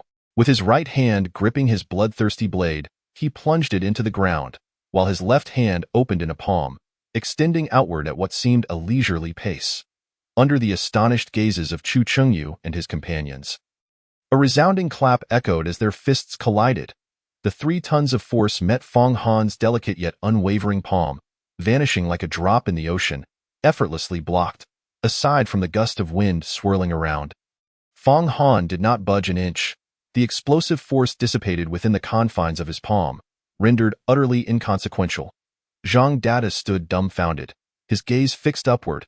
He struggled to believe that the punch he had been so certain of had been so easily repelled by Feng Han. The one-track-minded youth met Feng Han's indifferent gaze at that moment. A chilling sensation surged within him, causing his entire body to tremble uncontrollably. Since a dog cannot spit out ivory, do not expect to obtain anything from its mouth. Feng Han's cold and indifferent words echoed in Zhang Dada's ears. Suddenly, a wild gust of wind howled through the arena. A chill ran down Zhang Dada's spine as he caught a glimpse of a dark shadow out of the corner of his eye. He wanted to evade, but Feng Han had already seized his right fist. With 2 resounding slaps, the forceful blows landed heavily on Zhang Dada's face. Blood spurted from the mouth of the stubborn youth. His teeth shattered into pieces. Zhang Dada's face swelled grotesquely, resembling that of a pig's head, as he finally experienced the formidable and terrifying power of Feng Han. Rage and resentment surged in his gaze. Gritting his teeth, he swung his left fist again, aiming directly at Feng Han's face. However, Feng Han's movements were swifter. His right leg transformed into a dark shadow, ruthlessly striking Zhang Datu's chest. A dull thud resonated as the impact exploded before Zhang Datu. The overwhelming force of 7.5 tons made Zhang Dada's eyes widen in shock. His robust body, weighing 180 pounds, was sent flying like a ball. He crashed heavily before Chu Chengyu and the others. Everyone looked down, only to find that the 1-star advanced combat suit he wore was completely shattered. His ribcage was concaved, with 3 or 4 ribs broken on the spot. His internal organs were violently shaken, resulting in severe injuries, compounded by his shattered teeth. He fell into unconsciousness from the grievous wounds.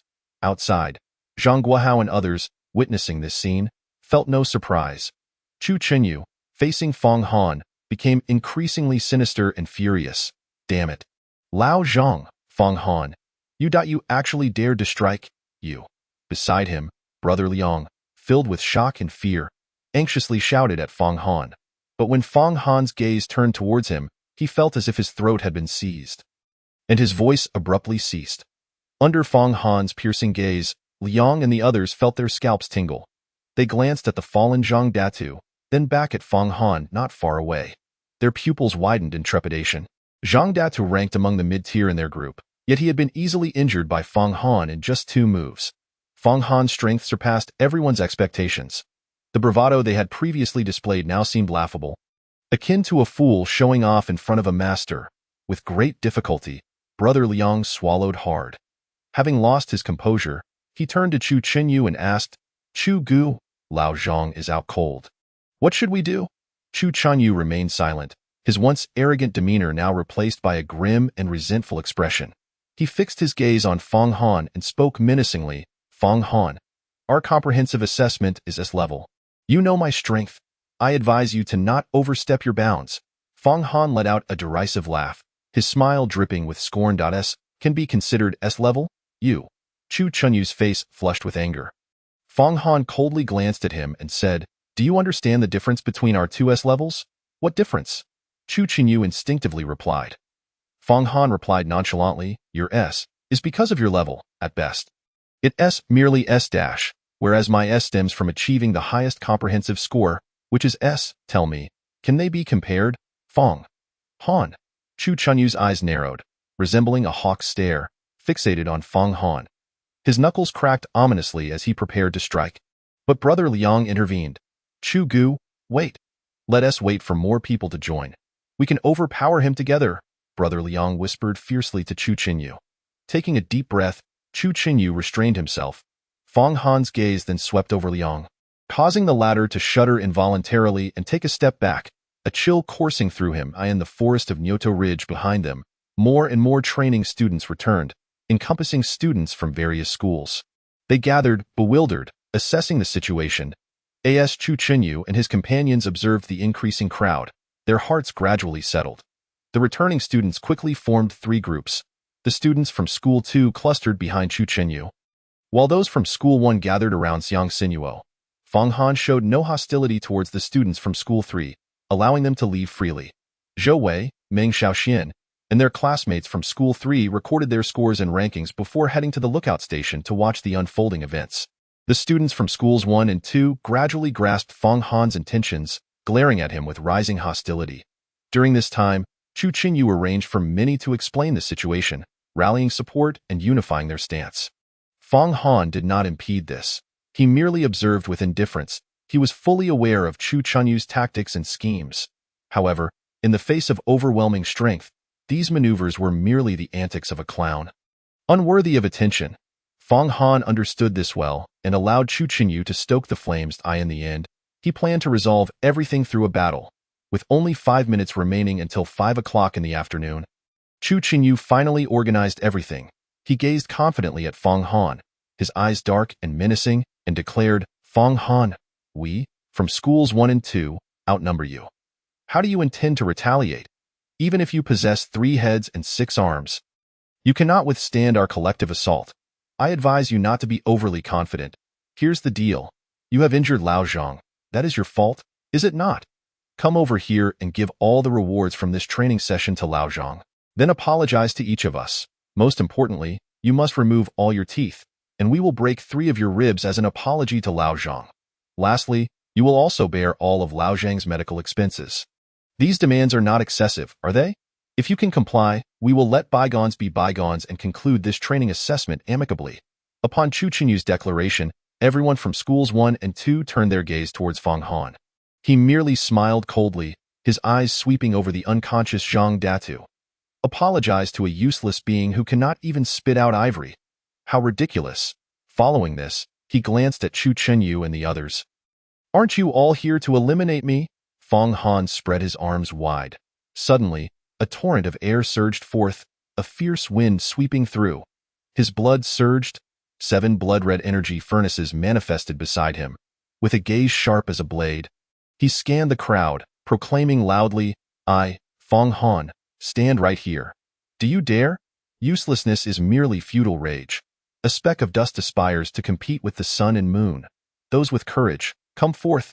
Today, I, Fang Han, will show you what it means to be beyond human. What it means for mountains to exist beyond mountains. Fang Han's chilling and arrogant voice reverberated in everyone's ears, the imposing aura instantly silencing them all. Hearing Fang Han's words, Chu Chenyu's teeth ground together in fury as he shouted, Everyone, attack together. How bold to dare challenge us all alone. With that, over 100 students from School 2 surged forward alongside Chu Chenyu. Meanwhile, Xiang Sinuo halted all the students from School 1. With a heavy stomp, Fang Han's foot struck the ground, causing spiderweb-like cracks to spread across the rocky surface. In an instant, he transformed into a shadow, rocketing into the throng of students from School 2. Quick, too fast. Chu Qinyu and the students from School 2 gasped in shock.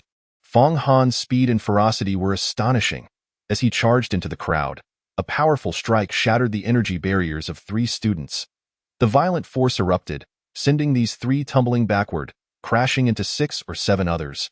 After creating a breach, Fong Han's movements became increasingly fluid and powerful, like a tiger entering a flock of sheep, continuing his advance. A furious roar emanated from him, and a hazy, blood-colored bull charged forth, sending 4 students flying several meters away, also toppling a dozen others in its wake. Fong Han's ears perked up. He deftly dodged the attacks of 5 students from School 2 in an instant. He pivoted. With swift and fierce whip kicks, he sent the 5 flying several meters away. Fong Han. Liang Gu let out a furious roar as he charged forward. The crimson spiritual energy enveloping his fists surged violently. Resembling 2 exploding flames, the sheer force of his punches, weighing an astounding 5 tons, was equally formidable. This made Liang Ji's strikes not only immensely powerful but also astonishingly fiery. Fong Han felt the scorching waves of heat rushing towards him. Narrowing his eyes, the 7 blood chi furnace cauldrons beside him trembled incessantly. Fong Han's right fist glimmered with a blood-red light, and without the slightest hesitation, he met the oncoming attack with a resounding crash. The 2 forces collided. To the astonishment of all onlookers, Fong Han effortlessly shattered Liang Ji's fiery punches. Furthermore, the ferocity of his strike even broke Liang Ji's hands, landing squarely on his chest. The chilling sound of fractured ribs echoed sharply. Liang Gu was sent flying 4 to 5 meters, crashing against the trunk of a large tree, sending a flurry of leaves cascading down as he slowly slid to the ground. Such a grievous injury would require at least 1 to 2 months of recovery. Even with the best treatment for his martial foundation, it would inevitably suffer a significant decline, even after healing. Fong Han was fair. If Liang Gu sought to incapacitate him, he would do the same in return. The overwhelming presence Fong Han exhibited in just a few exchanges instantly subdued all the students from Second High who had rushed forward. They had not anticipated that their group of over 100 could not contain Fong Han, who had knocked down more than 30 of them in mere moments. The remaining students from Second High were gripped with fear, halting their advance and even involuntarily retreating under Fong Han's gaze. The sight of a single individual forcing back over 70 others left everyone utterly dumbfounded. The students from First High gasped in shock, while outside, Principal Yao from Second High began to sigh. Ji Minghui's expression was equally grim. At this moment, Fong Han abruptly halted. Everyone turned to him, and he beckoned towards the crowd from Second High, his voice dripping with disdain. Chu Qinyu, you're next. Do you intend to lie down willingly? Or shall I force you to the ground? The choice is yours. Chapter 66. Rules and Don. Chu Qinyu, who had been lurking at the back of the crowd, emerged with a sullen expression. He had initially hoped to leverage their numerical superiority to defeat Fong Han in one fell swoop, but he was taken aback by Fong Han's overwhelming strength. All the students from Second High retreated, clearing a vast space for the impending battle. Chu Qinyu stood about 6 meters away from Fong Han, their eyes locked in a piercing gaze, sharp as the clash of swords. The atmosphere grew tense and somber. All eyes were fixed on the unfolding confrontation. The 7 blood chi furnace cauldrons surged with rising blood energy, orbiting around Fong Han. Pure and refined spiritual energy, mingled with a formidable blood aura, erupted from him as though a volcano had awakened. Fong Han's immense power was unleashed without reservation, stirring the winds and instilling fear in all present. Chu Qinyu's own formidable physique, exceeding 6 tons, also exploded forth. A pale blue light of spiritual energy radiated from him, and a chilling aura enveloped the air around him. With a thunderous stomp, he propelled himself forward, shattering the ground beneath him. He transformed into a streak of ice blue light, surging forward in an instant. His fists advanced with ferocity. The icy blue spiritual light intertwined with violent force and gusts of wind, crashing upon Fong Han with the ferocity of a blizzard. Aiming to freeze him in place, the howling wind and biting chill pierced the air. Fong Han narrowed his eyes, calmly observing the onslaught of Chu Qinyu. With a deep breath, he centered his energy. The 7 blood chi furnace cauldrons converged back into his body in an instant, enveloping him in a crimson glow of spiritual energy and blood aura. He refrained from employing the mysterious power he had already mastered. As this was merely a training assessment, there was no need for life and death stakes. Merely a lesson would suffice.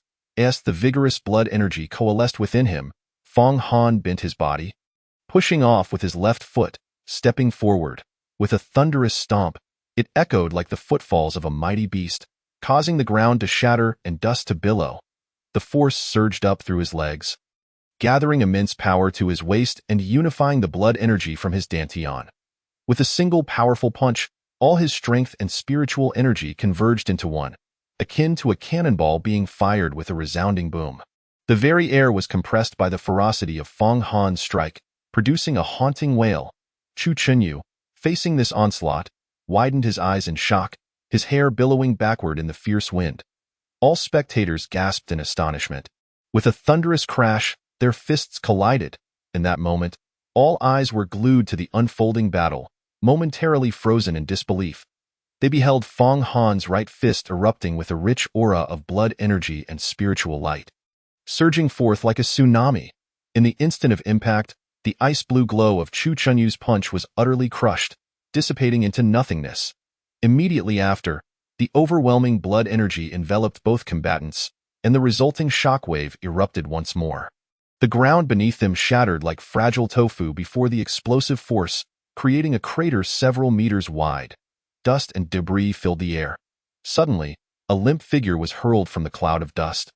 Crashing heavily before the students of Second High, as they looked down, they recognized the figure as Chu Chenyu.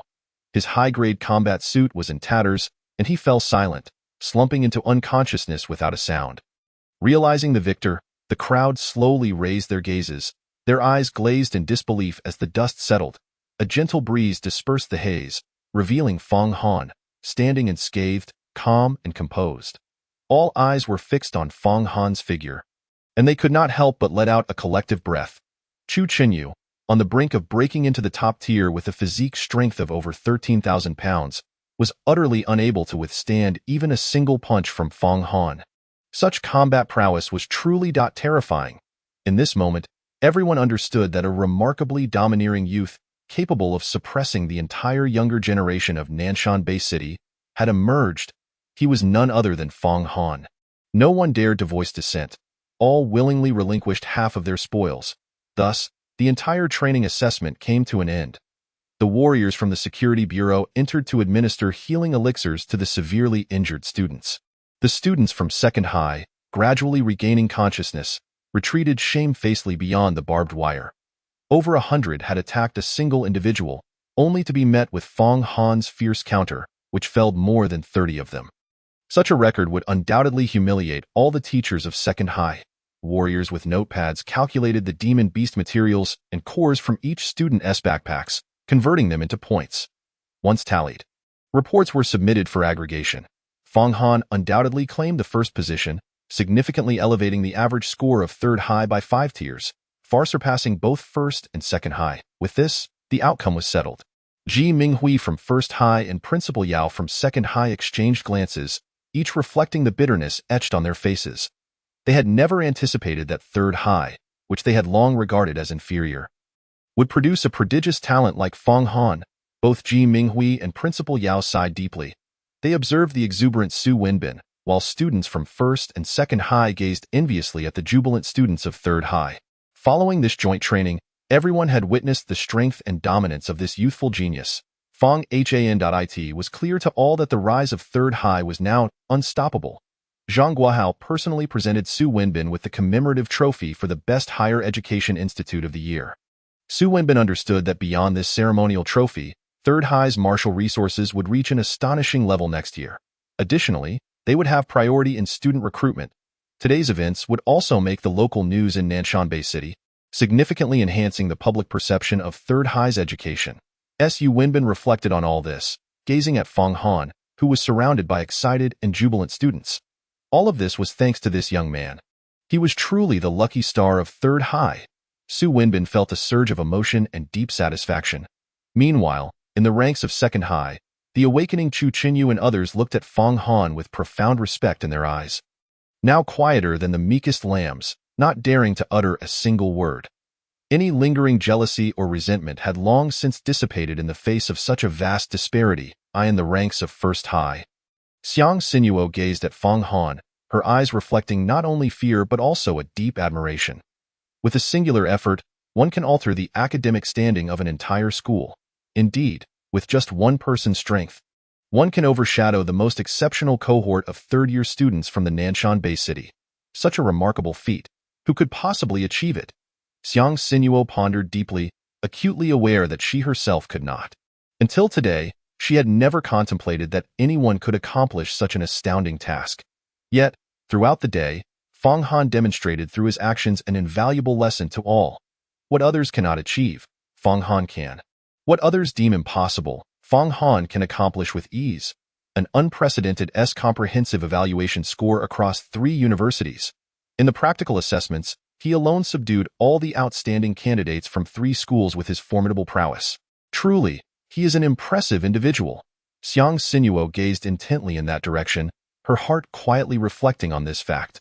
Meanwhile, her close friends were already starry-eyed, their eyes sparkling with admiration. At this moment, their impressions of Feng Han skyrocketed exponentially, reaching an astonishing peak of affection. How domineering Feng Han is! I absolutely adore him. Yujie, you are so hypocritical. Weren't you the one who initially said, Sinu, being handsome is useless. Good looks won't put food on the table. Now look at you, witnessing Feng Han's incredible strength. Your heart flutters faster than anyone else's. Humph, you little girls, who was it that shrieked louder than a lovesick cat upon seeing Feng Han's sweeping dominance? I don't fancy handsome men, but against someone who is both handsome and powerful, I have no defenses whatsoever. Yujie struck a striking pose, eliciting another round of laughter from the surrounding girls.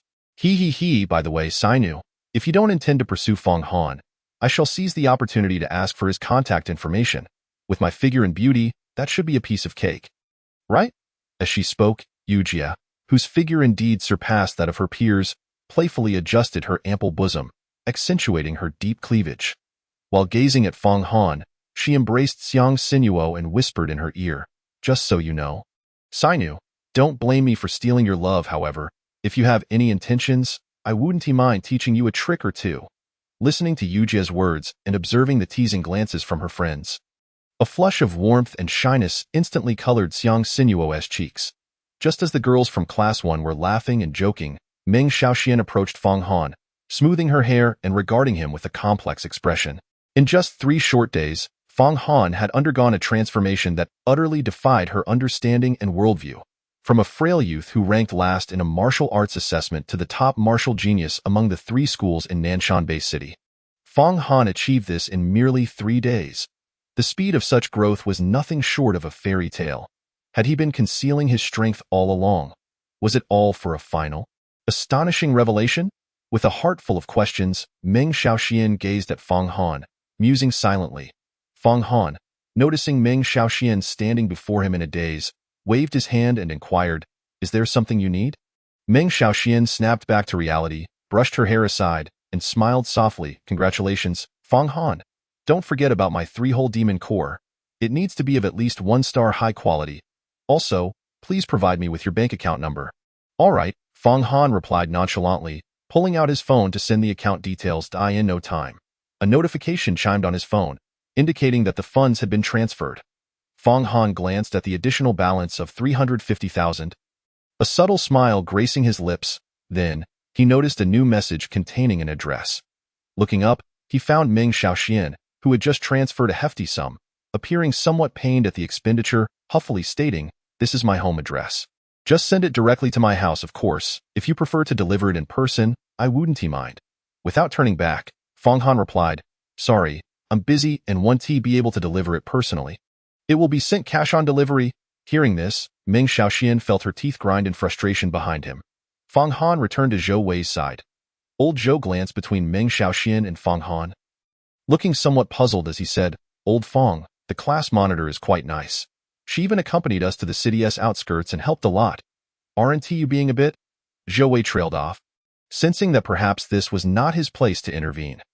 Fong Han smiled slightly, patting his loyal friend on the shoulder. Old Joe, our class monitor Ming came here with a purpose.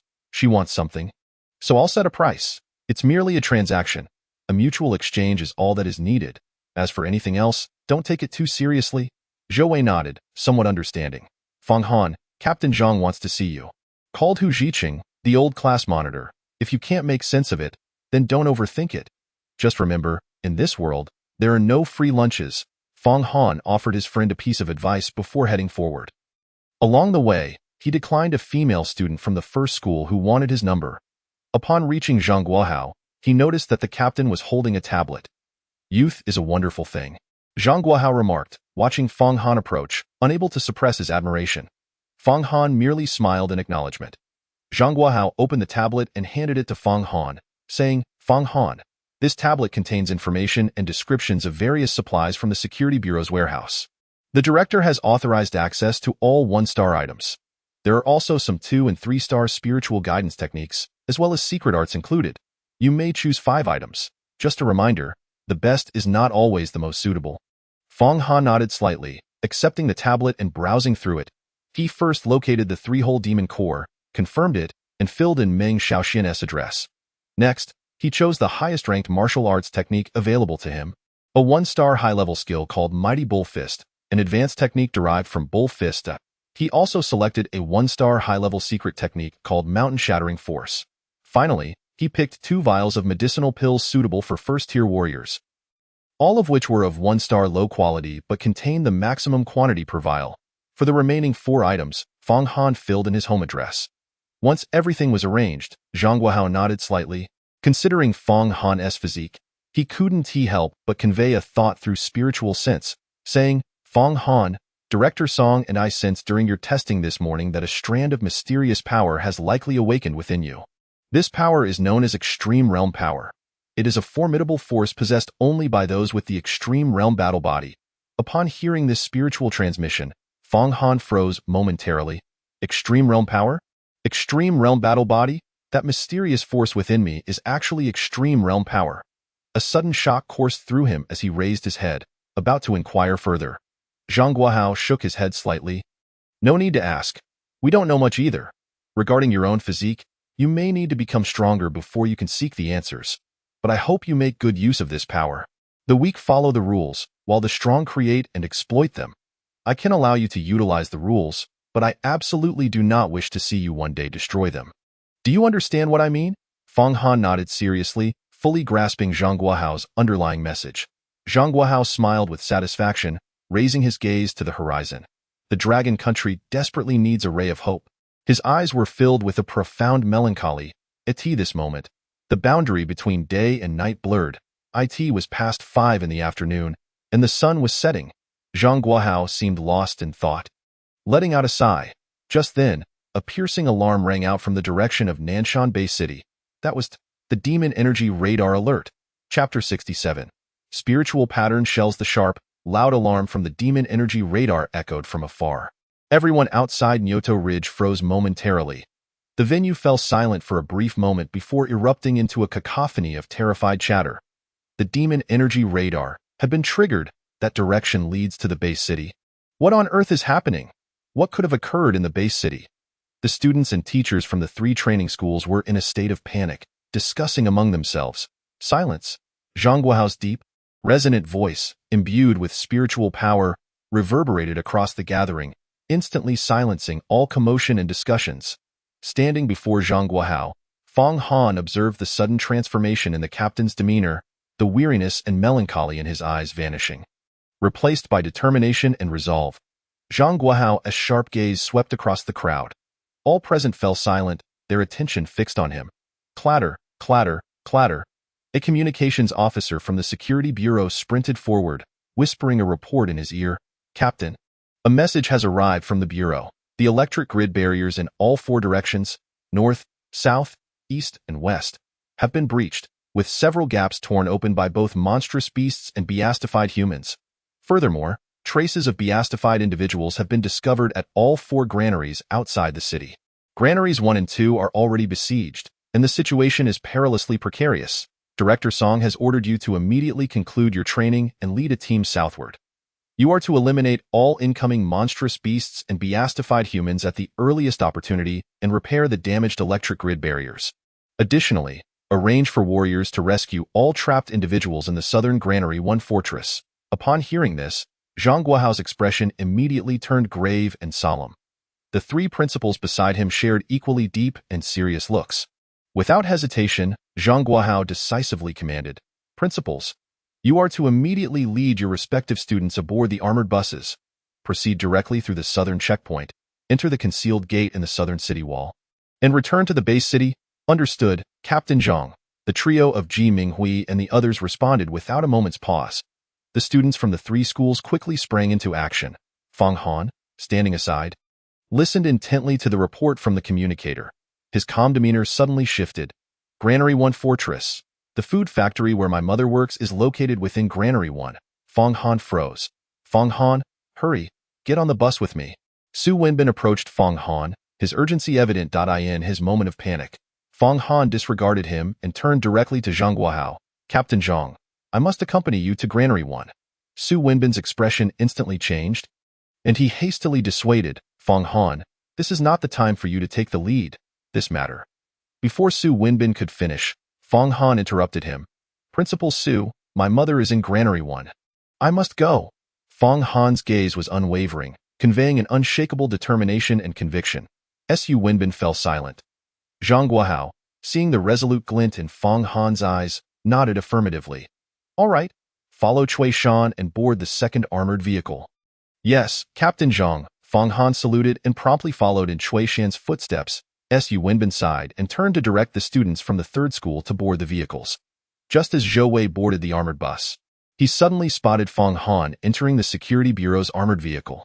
Concerned, he urgently called out to Su Wenbin on the bus, "Principal, why is Fang Han on the Security Bureau's armored vehicle?"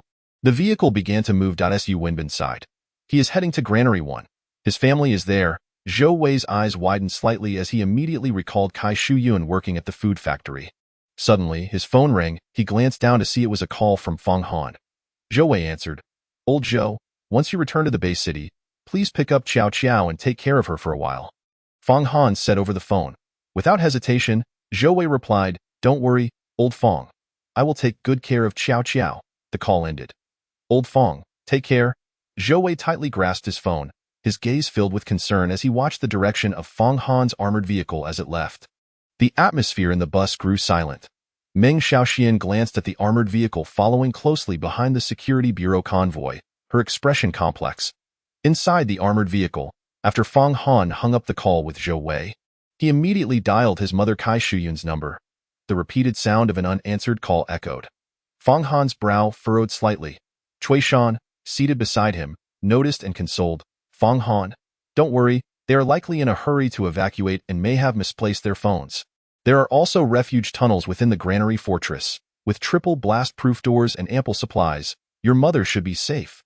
Fang Han nodded slightly. The armored vehicle sped along, the cabin swaying violently. Fang Han took a deep breath, his right hand gripping the bloodthirsty blade. The coolness of the blade's sheath and the sense of security it provided began to ease the anxious emotions swirling within him. The other warriors in the first team closed their eyes to rest, striving to adjust their combat readiness to its peak. Cui Shan opened the equipment box beneath his seat and pulled it in front of Fang Han. "Pick a few pieces that suit you and equip yourself." Fang Han looked inside. The box was filled with specialized equipment from the Security Bureau. Combat uniforms, various knives, and firearms were all present. However, the Golden Shield insignia battle suits worn by Zhang Guohao and Cui Shan were notably absent, as those required tailored customization exclusive to the Security Bureau's warriors. Nonetheless, even the standard equipment in the box surpassed the quality found in outside stores. Fang Han selected 4 low-grade bloodthirsty blades, which could be synthesized later, a top-grade combat uniform, a top-grade spiritual pattern rifle, and 3 fully stocked spiritual pattern magazines. Against lower-tier monstrous beasts, given sufficient spiritual energy from the warriors, spiritual pattern firearms and ammunition still held considerable lethality. After Fang Han finished selecting his gear, Cui Shan nodded slightly and handed over a specialized helmet from the Security Bureau. The wireless earpiece inside had already been set to the Bureau's dedicated channel. "Before we engage in battle, we will conduct a final adjustment, so put it on." Fang Han complied, donning the helmet and then the combat uniform. He tucked the 3 spiritual pattern magazines into the waist pouch of his black uniform, slung the spiritual pattern rifle across his back, and secured the space backpack. With the bloodthirsty blade in hand, Fong Han was fully armed, resembling an elite special forces soldier from a previous life. His piercing gaze prompted Cui Shan to nod in approval. He glanced at his watch. "We have a maximum of 5 minutes until we arrive. Make sure to adjust your state." "Yes, Commander Cui." Fong Han immediately responded. He then pondered and asked, "Which route are we taking to Granary 1? Cui Shan swiped at the security tablet beside him, drawing several circles on the map and outlining a line before handing it to Fong Han. The latest intelligence indicates that the electric grid barriers in all 4 directions have been breached at a total of 6 points. Our team is responsible for the south. There is only one breach in the south. Cui Shan pointed to the circle drawn on the southern side. He then indicated the glowing line cutting through the circle, continuing to explain, "This breach is the closest to Granary 1. We will charge in through this breach alongside the captain. Afterward, they will be responsible for eliminating the monstrous beasts and sealing the breach, while we proceed directly to Granary 1 along this route." Fong Han gazed at the glowing line leading straight to Granary 1 on the tablet map. Nodding solemnly, Cui Shan retracted the tablet, patted Fong Han on the shoulder, and reassured him, "Don't worry. This is merely a small-scale invasion by monstrous beasts, with so many captains from Director Song and the Security Bureau present. It will be resolved swiftly." A look of relief spread across Cui Shan's face. "Fortunately, it isn't a beast tide," he muttered to himself, his eyes filled with sorrow and struggle, as if recalling some unpleasant memory. "Thank you, Brother Cui. I understand." Fong Han sincerely expressed his gratitude. Cui Shan's eyes flickered slightly as he regained focus, forcing a smile and leaning back to rest. Fong Han scanned the entire cabin, noting that no one was paying attention to him. He opened his space backpack and began the synthesis reinforcement process. The backpack was filled to the brim with various materials contributed by Chu Qinyu and others, including monster claws and cores. As Fong Han glanced around, he spotted many black iron items emanating dark glows. With a thought, he summoned the synthesis wheel. The dark golden, arcane wheel was invisible to others. Seizing the opportunity during the ride, Fong Han decided to enhance his weapons. He placed the 2 low-grade bloodthirsty blades into the 2 ordinary synthesis slots and inserted a low-grade black iron item, the fangs of a sharp-toothed wolf, into the black iron synthesis slot. "Initiate synthesis," Fong Han murmured to himself. Only he could see the golden light flashing briefly. The 2 low-grade bloodthirsty blades combined to form a mid-grade bloodthirsty blade. Continue synthesizing. With ample black iron items at hand, Fong Han added various monster claws or fangs from his backpack with each synthesis. Ultimately, the 4 low-grade bloodthirsty blades culminated in a brand new high-grade bloodthirsty blade. Fong Han checked the equipment information and was astonished to find that the tearing and armor-piercing effect had reached 30. This was a full 10 percentage points stronger than his current blade. The triggering probability for the continuous bleeding effect also increased by 5 on top of the original 10. This revelation left Fong Han in awe of the power of spirit reinforcement synthesis. Now, even low-star weapons could provide such enhancements. One could only imagine the potential increase in power when it came to high-star weapons. Finally, Fong Han placed the 2 high-grade bloodthirsty blades into the ordinary synthesis slot and selected the best quality black iron item from his backpack for spirit reinforcement synthesis. Black iron item, mid-grade Shadow Lynx Claw. Synthesis effect. Enhances the weapon's sharpness by 5 and grants a matte finish, preventing reflections. When attacking in darkness and shadows, it becomes even more concealed. Evaluation, mid-grade. Fong Han focused his spiritual awareness, and the synthesis wheel began to spin, radiant golden light bursting forth. A brand new 1-star bloodthirsty blade suddenly came into view before Fong Han. Top-tier bloodthirsty blade. A formidable weapon forged through multiple spirit integrations. It has reached the pinnacle of 1-star material. Not only is the blade exceptionally sharp, but it also possesses additional unique effects. Effect. The keen edge carries a 35% chance to tear through armor. Creatures struck by the bloodthirsty blade will have their wounds eroded by the metallic elements contained within the blade. There is a 20% probability of inflicting a persistent bleeding effect that is difficult to heal. The surface of the blade is adorned with a matte finish, rendering the bloodthirsty blade remarkably concealed in darkness and shadows, making it difficult for living beings to detect. Evaluation, 1-star top tier. With 3 complete equipment effects. Fong Han nodded in quiet satisfaction. Everything was in place.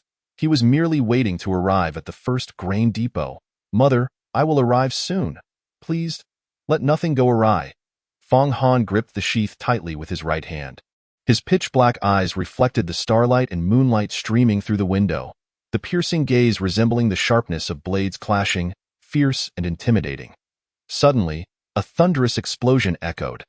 Even while sitting in the armored vehicle, Fong Han and the others could hear the terrifying roar that resembled crashing thunder.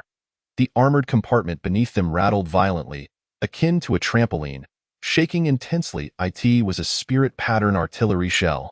Cui Shan's eyes widened, and he spoke solemnly. "Everyone, prepare for battle. We should be nearing the breach in the electric fence."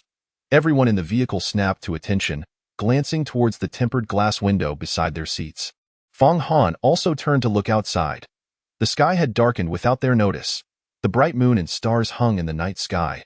However, at that moment, no one had the leisure to admire the beautiful night. Fong Han and the others beheld the nearby breach in the shimmering electric fence, where hundreds of monstrous beasts were herding thousands of rank 0 ferocious creatures, alongside a multitude of beastified humans.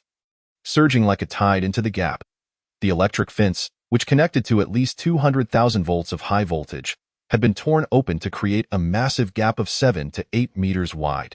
Crackling, flashes of bright purple high-voltage electricity erupted at the breach, exploding with countless dazzling yet perilous sparks. These electrifying bursts turned approaching ferocious beasts and beastified humans into charred remains and shredded flesh. Yet, despite this, the monstrous and ferocious creatures continued to surge forward, their beastly eyes glowing crimson, driven by a frenzied determination, using their own flesh to forcefully widen the breach in the electric fence. Charging into the outer city region, Fong Han suddenly spotted blinding lights appearing on the horizon. 3 spirit pattern artillery shells, trailing long tails, descended with a resounding boom. As a series of explosive detonations erupted, they ruthlessly obliterated the monstrous beasts rushing into the outer city. Crimson beast blood mingled with charred, torn corpses, soaring high into the sky. Blood rained down, remains scattered.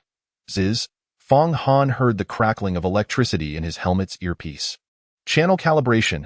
Zhang Guohao's deep voice soon resonated from within. "All units, pay attention. The brothers from the artillery squad have exhausted their spirit energy. It's our turn now. Everyone, open the armored vehicle's hatch and fire. Give it everything you've got to eradicate these filthy beasts." Chapter 68. Arrival at the grain depot. As soon as Zhang Guohao's words fell, the solemn-faced Cui Shan shouted towards Fong Han and the others in the compartment. "Aiming, you'll take control of the armored cannon. The rest of you, open the hatch and fire at will." "Understood." Fong Han and the others responded in unison. Click, click. The spirit pattern rifles were all disengaged from safety and loaded. Bang, bang. Fong Han and the others immediately pressed the mechanism buttons beside their seats, causing the alloy hatches above to open. Whoosh! A slight chill from the night wind rushed in. Fong Han could also smell the mingling stench of blood and gunpowder wafting through the night air. Through the circular opening of the hatch, the pristine night sky was visible, along with streaks of brilliant bullet trails slicing through the air. Countless sounds flooded in. Their ears were instantly filled with the roars of beasts, the sounds of bullets being fired, and the cries of battle. Fong Han took a deep breath. The refreshing night air filled his lungs, calming his wildly beating heart. Together with the others, he leaned out, exposing his upper body. Whoosh! The air was filled with the dense sounds of bullets whizzing by. He scanned the surroundings. All the armored vehicle tops were open. Gunfire and bullet trails were ceaseless. "Fire! Give it everything you've got." Zhang Guohao's furious shout echoed through the night sky. Fong Han and the others did not hesitate to shoulder their spirit pattern rifles, aligning their sights on the monstrous beasts. Then, they pulled the triggers with unwavering determination. In a moment of daze, time seemed to slow down. Amidst the heavy breaths, a flicker of crimson light gleamed deep within Fong Han's eyes. He could clearly perceive everything unfolding. Threads of spirit energy surged from his body into the spirit pattern rifle. The firing pin struck the cartridge, the primer ignited. The pressure within the cartridge skyrocketed, granting the bullet immense muzzle energy.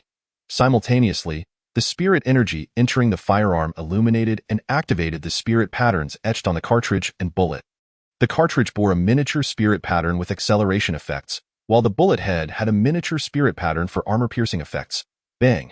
A spirit pattern bullet shot forth from the barrel, traversing the void. It struck the right eye of a high-ranking clawed cat from rank 0. If it were an ordinary bullet, it would hardly penetrate even the film on the beast's eye. But this was a spirit pattern bullet. The engraved spirit pattern on the bullet head shimmered faintly. The armor-piercing effect was triggered. Splatter. Crimson beast blood mixed with the fluid of the eye burst forth.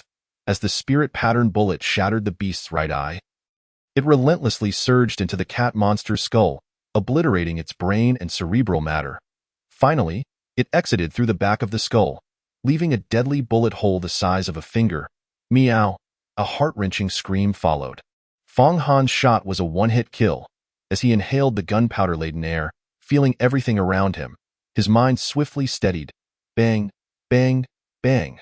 The spirit pattern rifle in his hands fired steadily and swiftly as his spirit energy rapidly drained. Each spirit pattern bullet trailed long streaks in the air, continuously reaping the lives of the monstrous beasts. Fong Han's efficiency in slaughtering was terrifying. For reasons unknown, he felt his dynamic vision had suddenly become immensely powerful. Each bullet fired seemed to hit its mark. Each shot was capable of killing or wounding a monstrous or ferocious beast. The gunfire from Cui Shan and the others was equally fierce. Claiming the lives of the monstrous creatures, Ming, the second strongest warrior in the group, took the position of the gunner atop the armored vehicle. Each shell from the machine gun tore through the air. Embodying death, the entire convoy burst forth from the mountain road. In that moment, every armored vehicle unleashed 9 or more spirit pattern bullet trails. The convoy of the first squad from the Security Bureau instantly formed a densely woven and dazzling barrage. This barrage swept through the air, covering the entire breach in the electric fence, which was 7 to 8 meters wide. The monstrous beasts and ferocious creatures, along with the beastified humans, fell like wheat before the scythe. However, many powerful monsters and ferocious beasts were provoked and enraged. Their crimson beastly eyes turned towards the rapidly approaching convoy. Roar. With drool dripping from their savage jaws, they let out ferocious roars. These beasts forsook the electric fence, trampling over the bloodied ground littered with the remains of their kin, charging fiercely towards the convoy. The night wind grew colder and more urgent. Narrowing his eyes, Fong Han observed this scene, his gaze sharpening. He adjusted the rifle's aim, targeting the rushing beasts, and squeezed the trigger. Bang! Bang! Bang! Spirit pattern bullets shot forth. At this moment, the convoy was still over 500 meters away from the breach in the electric fence. Zhang Guohao's roar suddenly reverberated in his ears and through the helmet's earpiece. Group 1, push forward. Clear the way for Group 2, push ahead. Fong Han's eyes widened in realization. He belonged to Group 2.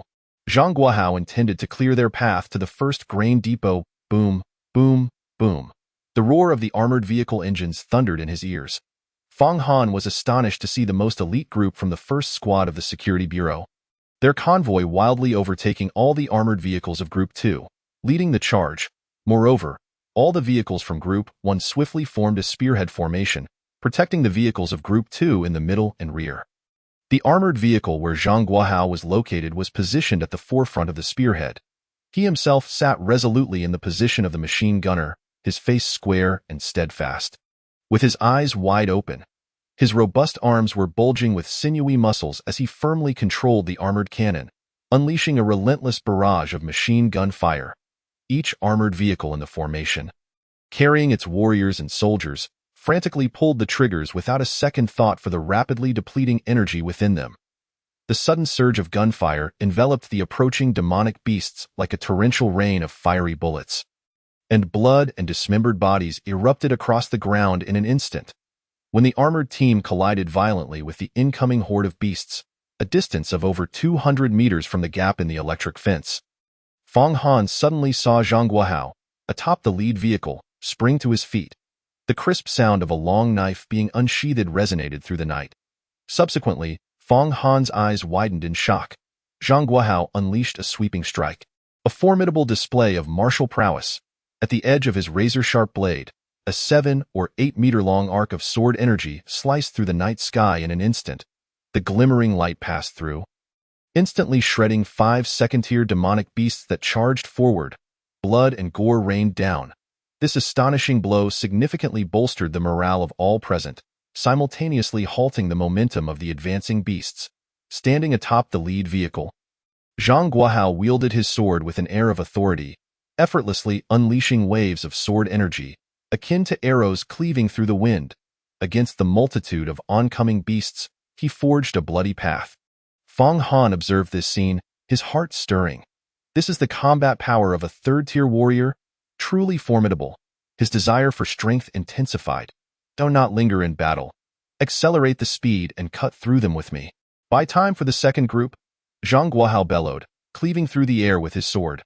The entire convoy, instead of slowing down, surged forward with renewed vigor. However, this resulted in tremendous pressure on the armored vehicles and soldiers of the Security Bureau positioned on the flanks.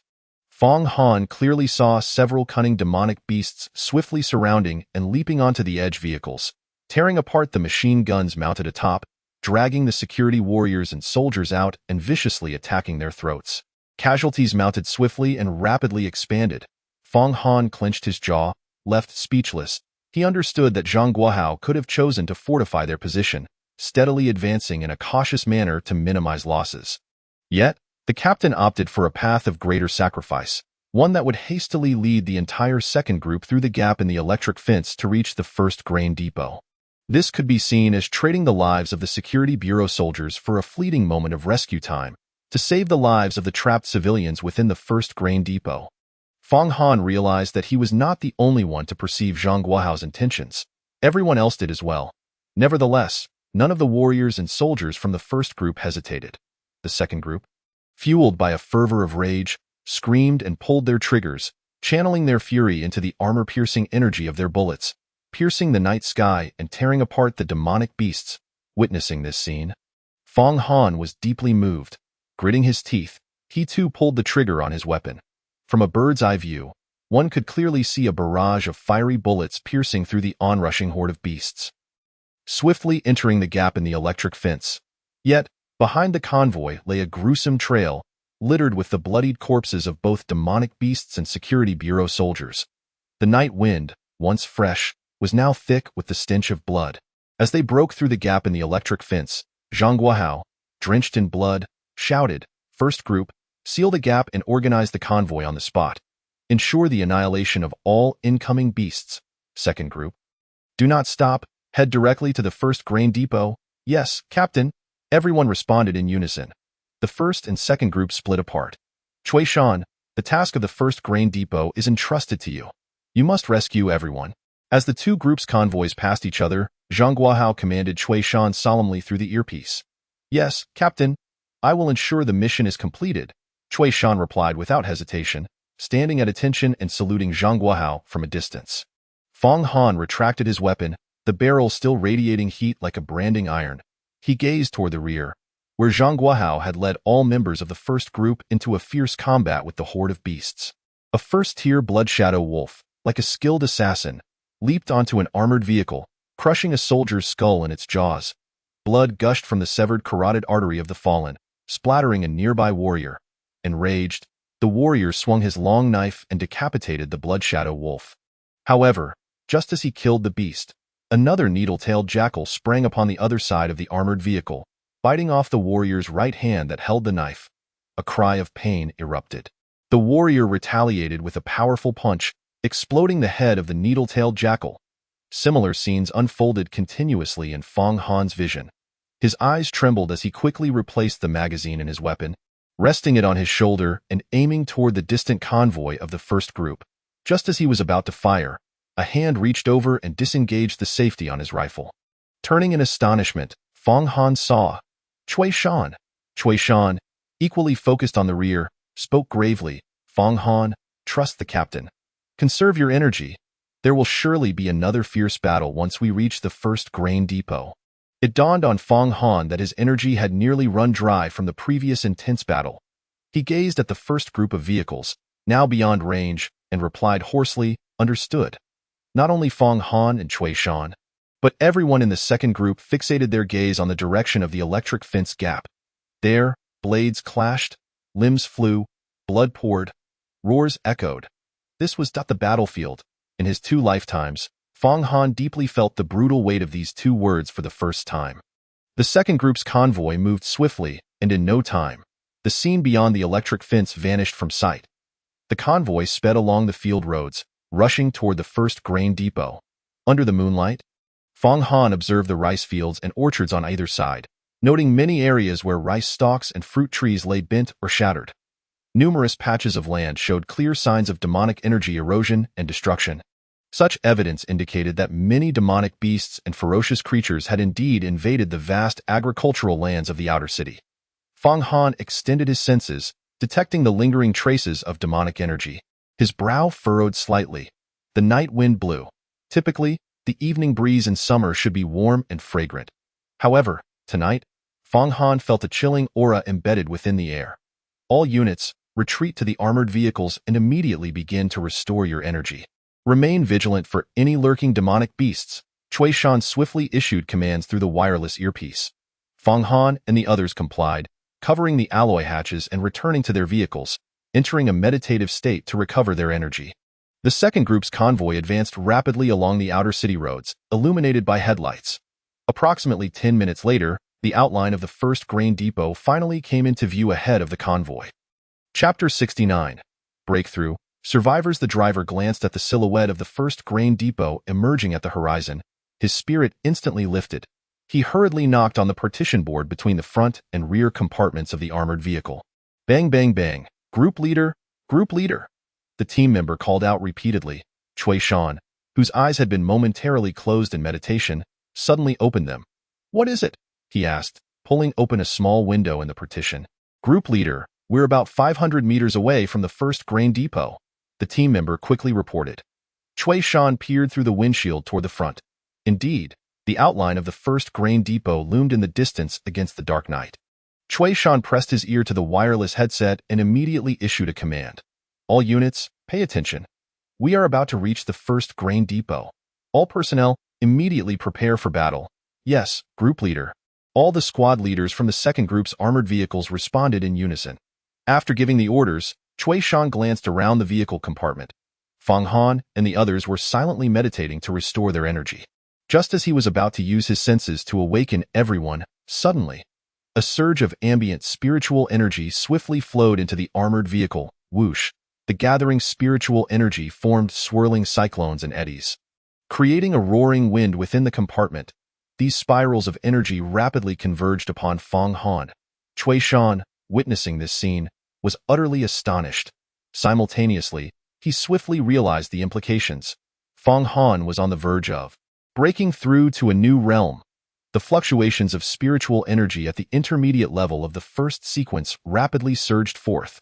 A dense, blood-red aura enveloped his body, emanating a martial momentum that left Cui Shan utterly astonished.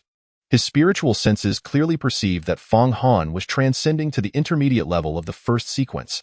However, the intensity of the aura and the fluctuations of spiritual energy radiating from Fong Han were significantly stronger than those of an ordinary advanced martial artist within the first sequence.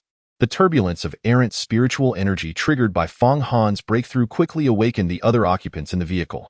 Amin and the other martial artists exchanged astonished glances at Fong Han, surrounded by the swirling errant energy, before turning their attention to Cui Shan. Cui Shan gestured towards Fong Han, signaling for silence and protection.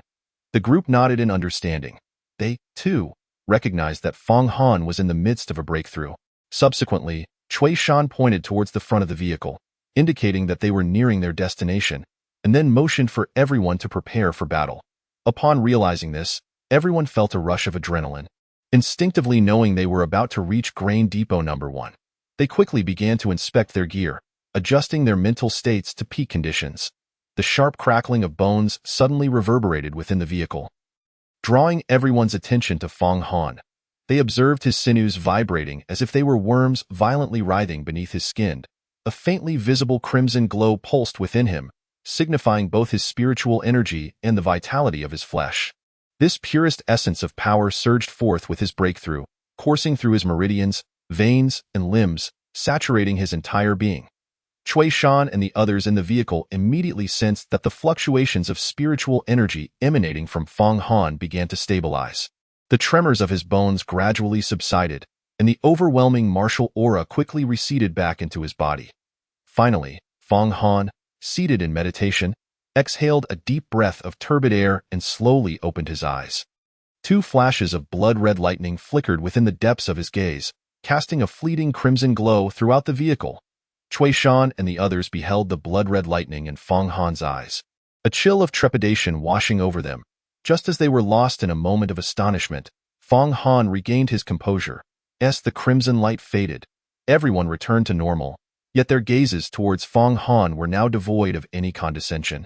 Cui Shan fixed his eyes on Fong Han and inquired solemnly, "How do you feel?" Fong Han met the gazes of the others and promptly replied, "I have successfully broken through to the intermediate level of the first sequence, and I have stabilized my realm. My strength should be at least 2 to 3 times greater than before." Cui Shan nodded in satisfaction. Before the impending battle, any increase in combat power was a welcome boon. Fong Han's breakthrough undoubtedly brought a measure of surprise to everyone. "We are approaching the grain depot now. Let's swiftly prepare our gear," Cui Shan succinctly instructed. Fong Han focused his gaze outside. Approximately 300 to 400 meters away, the outline of grain depot number 1 became increasingly discernible. They had finally arrived. What could the situation inside the depot be like? Was his mother safe in the refuge? Countless questions surged within him, heightening his urgency and anxiety. Taking a deep breath, Fong Han redirected his focus to his gear, striving to ensure he was thoroughly prepared for the imminent battle. He glanced down. His combat suit showed no signs of damage, and the state of his spiritual patterned rifle had nearly returned to normal. He had consumed 2 magazines and sought to replenish them from Cui Shan. The bloodthirsty blade was secured to the clip at his left waist. Once all preparations were complete, Fong Han attuned his spiritual senses to his entire body. After the breakthrough, his dantian had expanded approximately 5 to 6 times. The total amount of spiritual energy he possessed at the intermediate level of the first sequence surpassed even that of an ordinary peak martial artist in the first sequence. His physical strength had increased by an astonishing 4,000 jin, reaching a staggering total of 19,000 jin, equivalent to 9.5 tons. Such immense physical power could rival that of a peak martial artist in the first sequence. Fong Han nodded to himself, feeling a greater sense of confidence in the upcoming battle. At that moment, a voice suddenly crackled through the helmet's earpiece. Fong Han and everyone else listened intently. "Report, team leader. We have arrived at the southern gate of grain depot number 1, the driver reported solemnly through the second team's operational channel. Instantly, everyone's spirits tightened. The driver continued, "However, the situation here is somewhat peculiar. There are no signs of any beasts outside." "No beasts? What could this mean?" Confusion swelled within everyone. Fong Han immediately turned to Cui Shan, anxiously awaiting his orders. "Everyone disembark. Maintain vigilance in all directions," Cui Shan commanded, promptly opening the armored vehicle's door and stepping out. All armored vehicles of the second team followed suit, as fully armed martial artists and soldiers exited, swiftly establishing a perimeter of vigilance. They organized themselves into 2 combat units flanking the vehicle convoy, forming basic squads. In this world, a squad typically consisted of 10 martial artists, often accompanied by 100 armed soldiers during operations. The combat capabilities of soldiers and martial artists varied across regions, with those in the Nanshan Bay City typically being well-trained advanced apprentices of the Zero sequence and some advanced or peak martial artists of the first sequence. The in-service martial artists were primarily of the second sequence. The second team consisted of 200 fully equipped soldiers and 20 in-service martial artists, with team leader Cui Shan at the peak of the second sequence and Amin at the advanced level of the second sequence. The remainder included 8 intermediate and 10 low-level martial artists of the second sequence. Each team had differing personnel configurations and combat capabilities. Fong Han knew that Zhang Guohao's team possessed significantly greater combat strength than the second team. This time, they were tasked with the crucial mission of filling the gap in the power grid. Upon disembarking, Fong Han immediately turned his gaze toward Grain Depot No. 1, the sole architectural complex in the entire southern outskirts. It was comparable in size to a small town from his previous life. It stored every season's harvest of rice, fruits, and other food supplies from the southern outskirts. After harvest, the processed goods were transported back to the base city from various factories within the depot fortress. Surrounding the entire Grain Depot fortress were 20-meter-high walls. However, Fong Han furrowed his brow, for at that moment, the southern wall of the depot was eerily silent. Looking up, he noticed that the usual bright lights were absent, replaced instead by an unsettling darkness. Only in the distant sky could he faintly discern a glimmer of light seeping from within the fortress. The usual sounds of human activity and machines had vanished. Leaving an unsettling silence, Fong Han's brow knitted tighter. Something felt amiss. As the martial artists and soldiers of the second team disembarked and formed ranks, Cui Shan fixed his gaze with gravity and immediately issued orders. Amin, lead us to the secret entrance. We will enter the fortress directly. Without hesitation, Amin activated his military tablet to pinpoint the location of the secret entrance to Grain Depot No. 1. He took off at a brisk pace towards the entrance, with Fong Han and the others following closely behind. Amin, tablet in hand, sprinted with remarkable speed. However, after just a few steps, he suddenly halted, his gaze fixated blankly on the southern gate of the depot. In a state of shock, he exclaimed, "Captain!" Fong Han's heart sank, and he quickened his pace. A faint yet distinct scent of blood wafted through the night air. Fong Han's eyes turned icy. Cui Shan and the others hurried forward.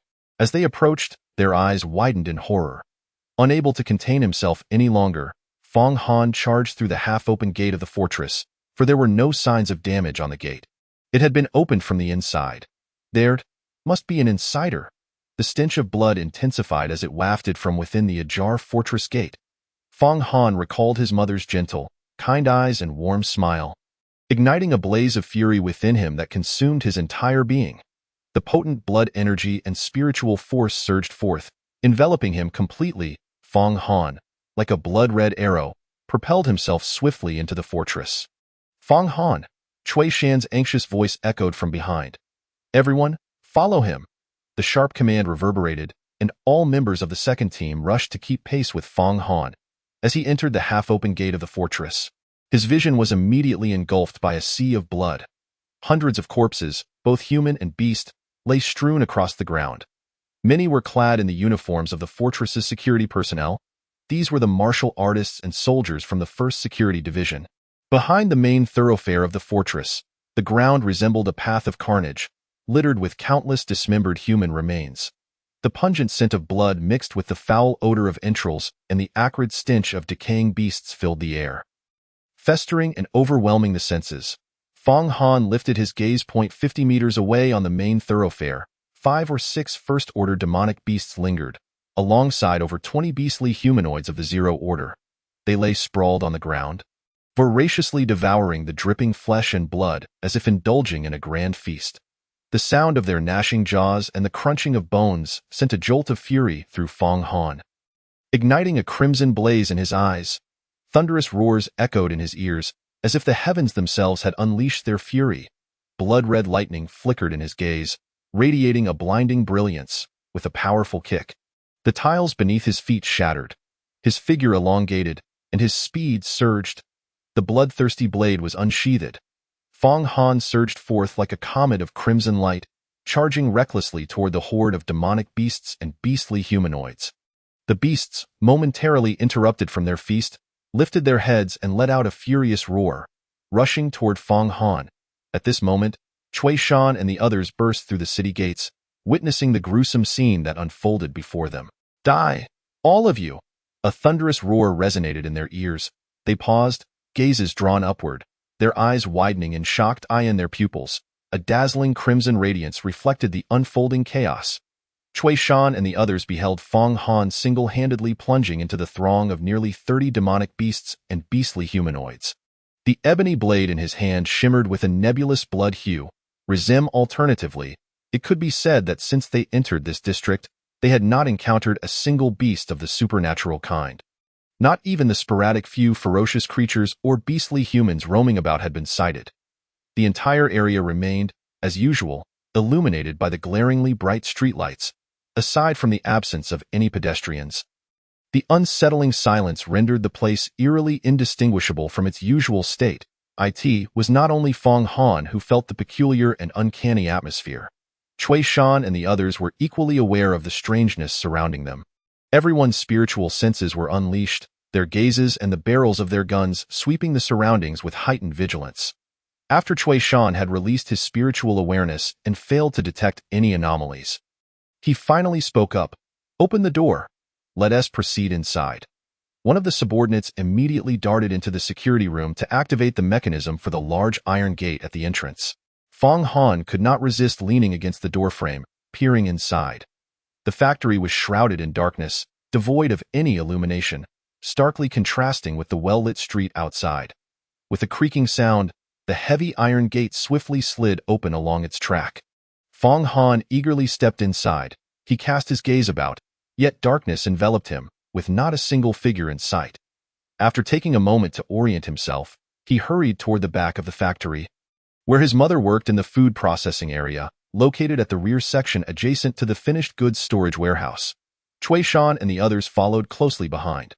The only sounds that pierced the oppressive silence of the dark factory were the echoing footsteps of the group and their somewhat anxious, labored breaths.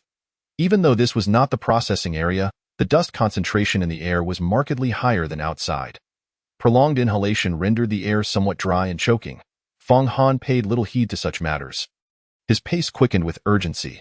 Suddenly, beams of light pierced through the darkness from behind, illuminating their surroundings.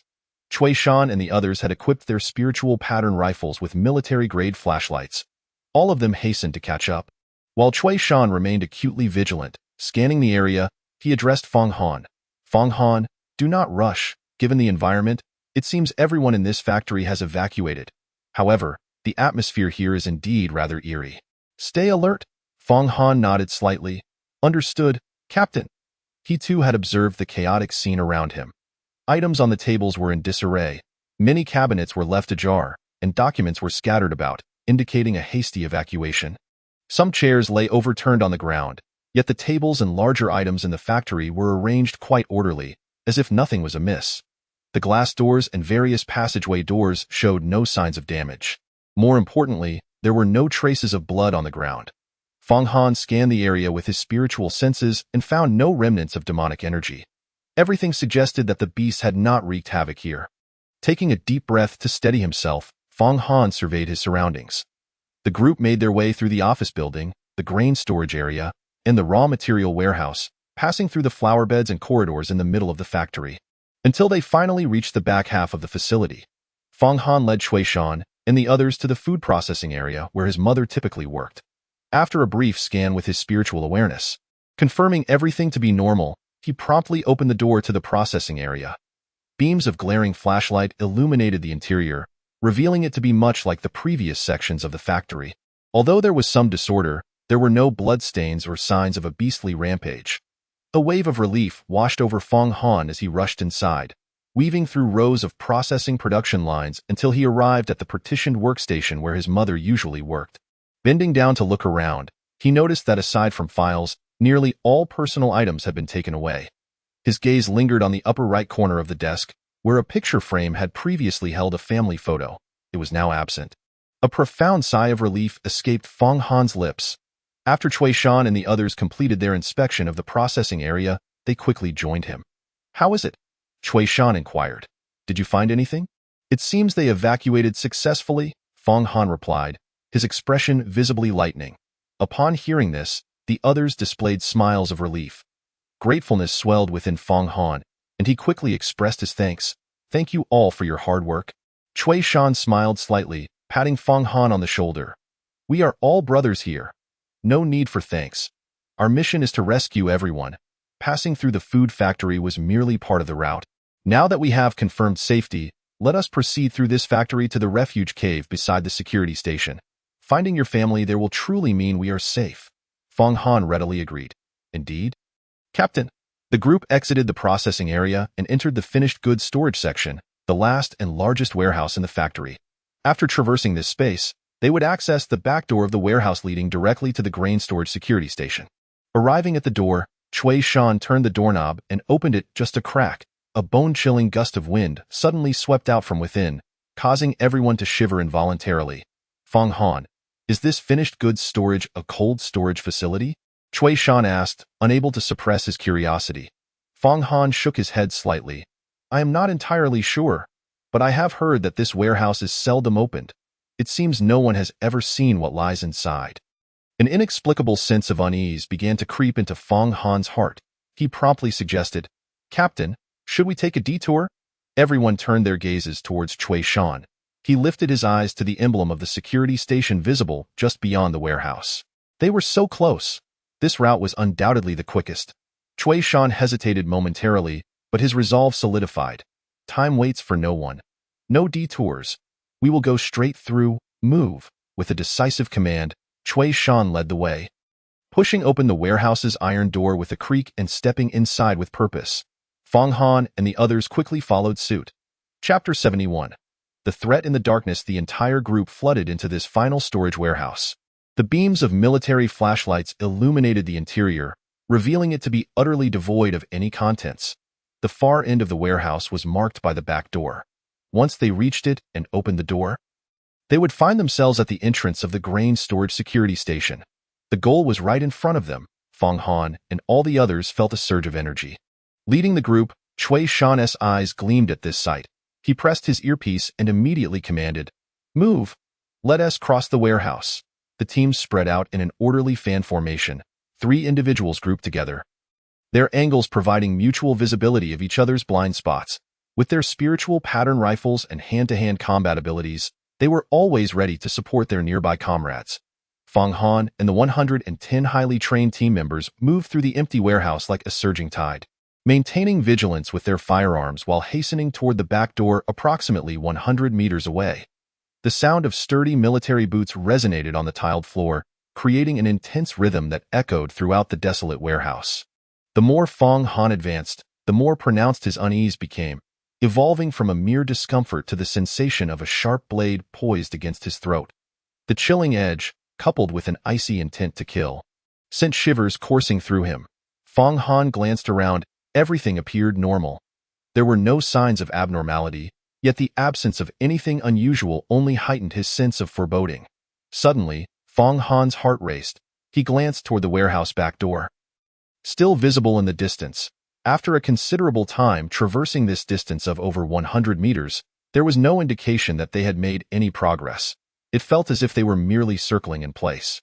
Fang Han noticed the faint tremors in the breaths of the others. He paused, surveying his surroundings. Everyone seemed to be feeling the chill. Their breaths manifested as pale wisps of mist.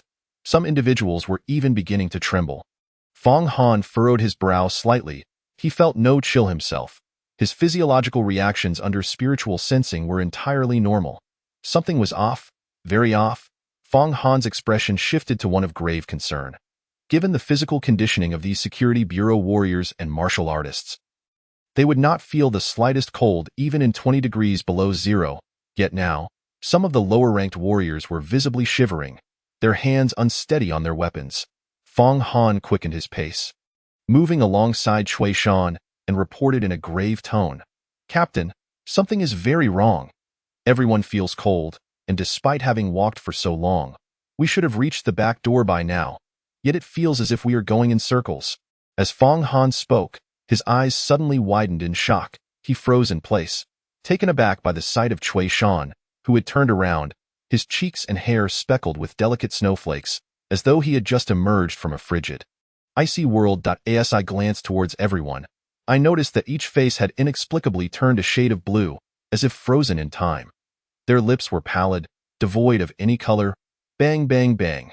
The bulbs of all the military flashlights shattered, succumbing to the frigid air. In an instant, the surroundings were enveloped in a profound silence and darkness. The biting cold wind howled like a whisper of demons, sweeping through the space. The entire warehouse felt as if it had been suddenly thrust into a polar blizzard, chilling to the very bone. Crack, crack, strange sounds echoed ominously. Fang Han's heightened senses immediately picked up on it. A thick layer of frost and ice crystals was rapidly forming on the walls and floor of the warehouse. "Team leader, wake up, brothers, wake up, quickly."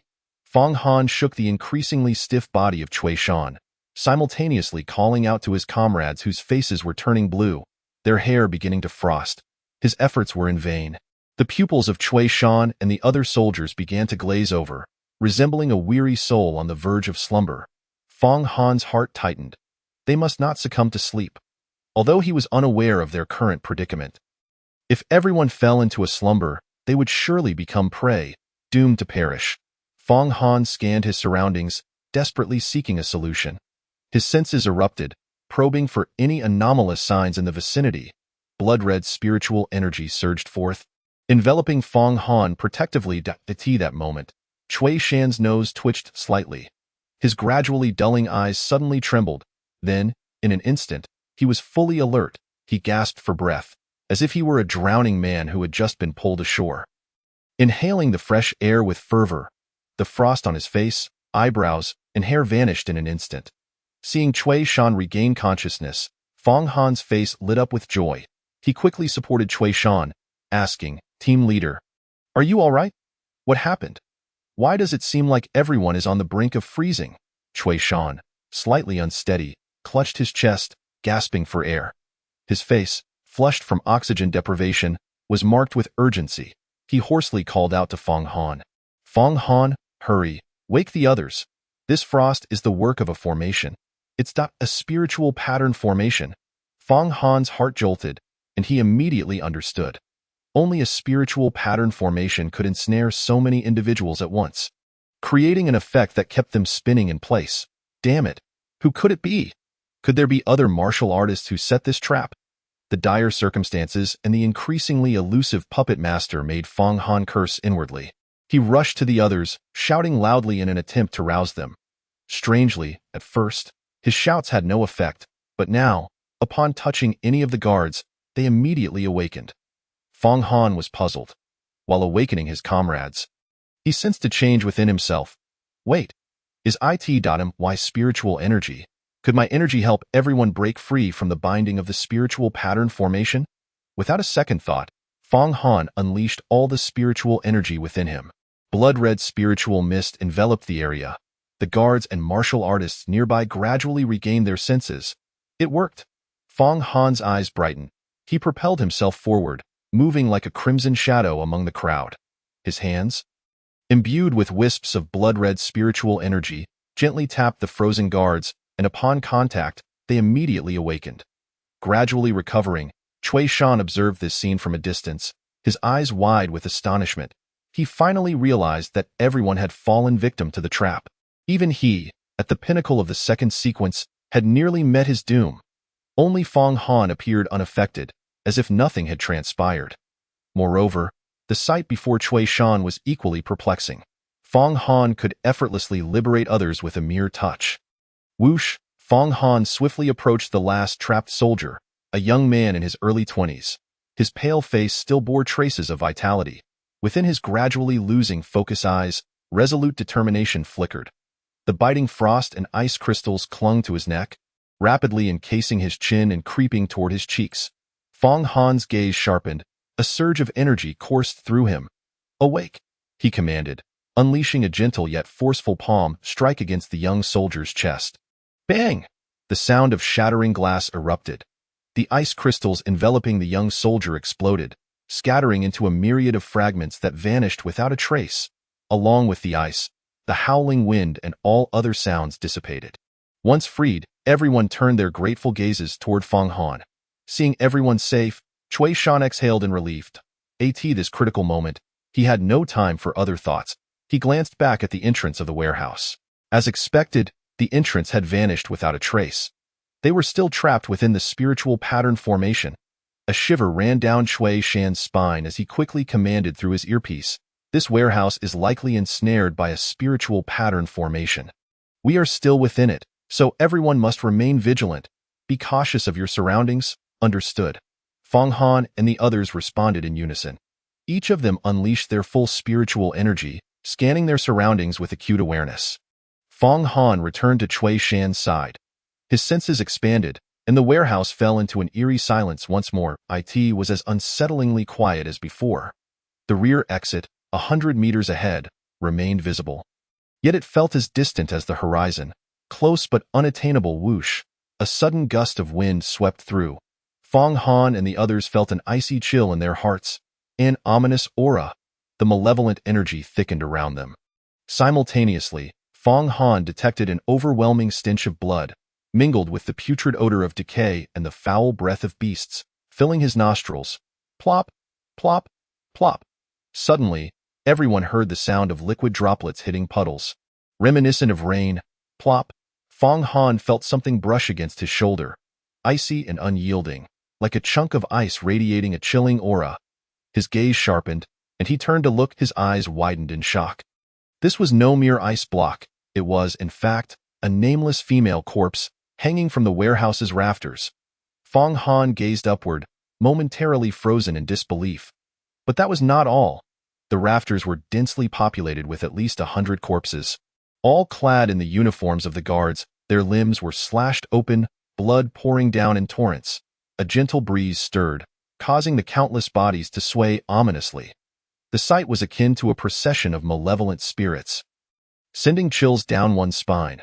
Fong Han furrowed his brow and immediately grasped Cui Shan's arm, pointing upwards. Team leader, look above. It's the bodies of our brothers from the guard station. For reasons unknown, everyone had instinctively overlooked the macabre scene above. However, after Fong Han's urgent reminder, they all gazed upward. A collective gasp echoed throughout the warehouse. Fong Han's attention shifted to the ground. The once pristine tiles were now awash with bright red blood. Thin streams of blood coalesced into pools of varying sizes, yet strangely, the ground bore no stains. The blood flowing upon the tiles seemed impervious to drying or coagulating.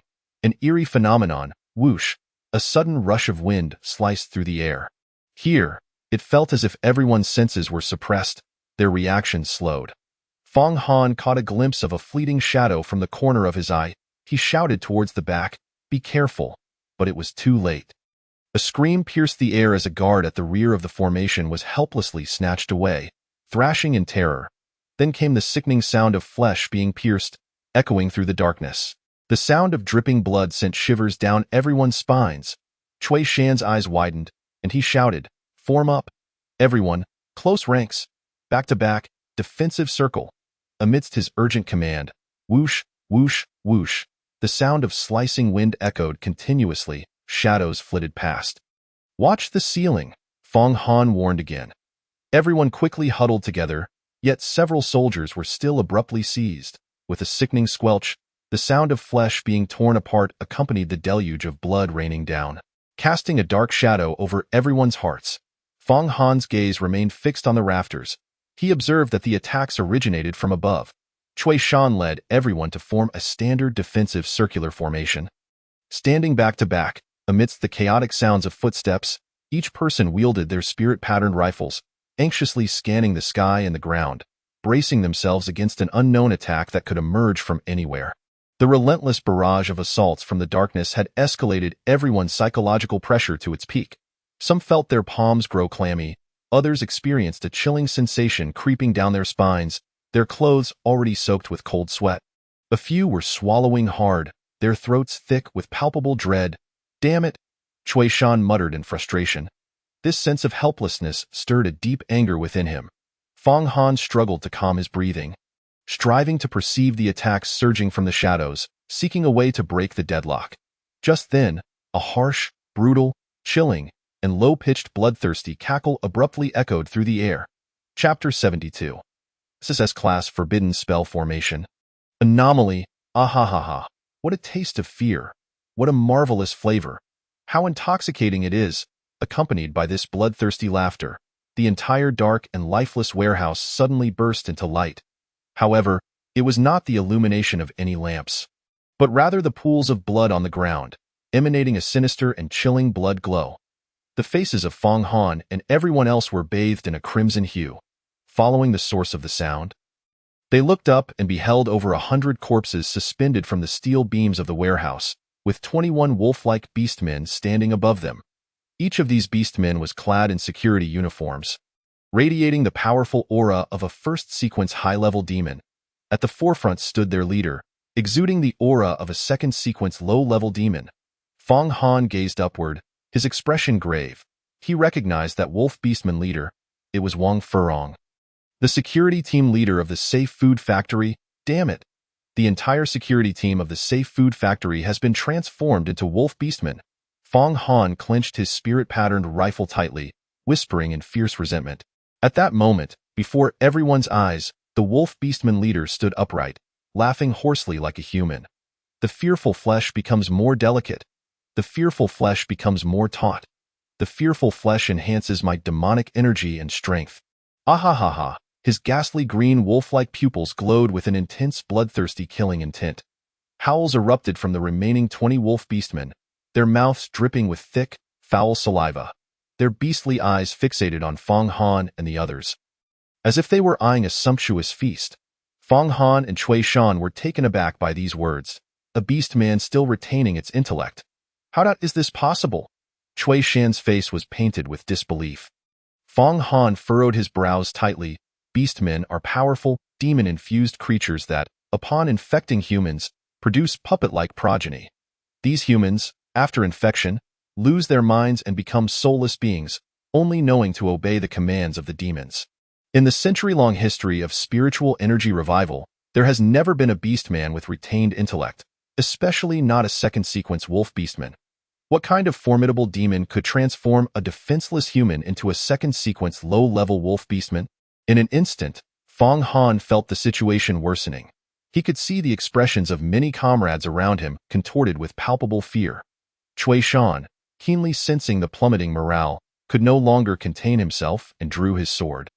Launching himself into the air, he summoned the full extent of his second-sequence peak power, bringing his blade down with ferocious intent. Die for me, Cui Shan roared. The azure spiritual energy coalesced into a 6-meter-long, razor-sharp blade of energy, ruthlessly cleaving downward toward the wolf beastman leader. Seeing Cui Shan's explosive action, the others were instantly invigorated. Indeed, the captain's peak second-sequence strength against a second-sequence low-level wolf beastman would be an effortless victory. All of them thought this, their eyes glimmering with hope. Only Fong Han remained troubled. Feeling that something was amiss, he kept his gaze locked on the movements of Cui Shan and the wolf beastman leader. With a whoosh, the blade unleashed an incredibly powerful gust of wind. Even before the blade struck, the sheer force sent the first-sequence low-level wolf beastmen scattering in all directions. Only the wolf beastman leader stood undaunted, unflinching in the face of impending doom. His grotesquely elongated jaw, resembling that of a wolf, bore a sneer of disdain. Fong Han instinctively sensed danger and shouted a warning. "Captain, be careful!" But it was already too late. The wolf beastman leader coldly regarded the descending Cui Shan, his voice frigid as he spoke. Naive. Suddenly, Fong Han felt an overwhelming wave of malevolent energy surge forth. The sinister blood glow on the ground intensified. And intricate, arcane sigils began to manifest upon the tiles. Whoosh! A dense, flowing blood light shot upward, forming a solid crimson barrier before the wolf beastman leader. Bang! The 6-meter-long azure blade of energy struck fiercely against the blood barrier. The collision produced a sharp, piercing sound, yet it only created a ripple of disturbance. The blood barrier remained unscathed, without even a crack. After easily deflecting Cui Shan's full-force strike, the wolf beastman leader cast a scornful glance at Cui Shan and coldly hissed, "Bind." The blood barrier, formed from the coalesced sigils, began to surge with ominous energy. Realizing the peril, Fong Han shouted, "Open fire! Everyone, open fire!" As he spoke, Fong Han unleashed his spiritual energy, furiously pulling the trigger at the wolf beastman leader. Bang, bang, bang, bang. Spirit-patterned bullets surged into the air. All the martial artists from the security bureau joined in, their gunfire resounding throughout the warehouse. The wolf beastman leader disdainfully surveyed Fong Han and the others. With a mere thought, the blood barrier split into 2.1 portion and snared Cui Shan, while the other transformed into a slightly translucent blood barrier, shielding him anew. The sounds of shattering and explosive impacts echoed continuously. Every single spirit-patterned bullet fired was intercepted without exception. Hundreds of bullets struck the barrier, producing not even a spar. It felt as though a myriad of hydraulic presses were mercilessly crushing his physical form. The skin ruptured with alarming rapidity.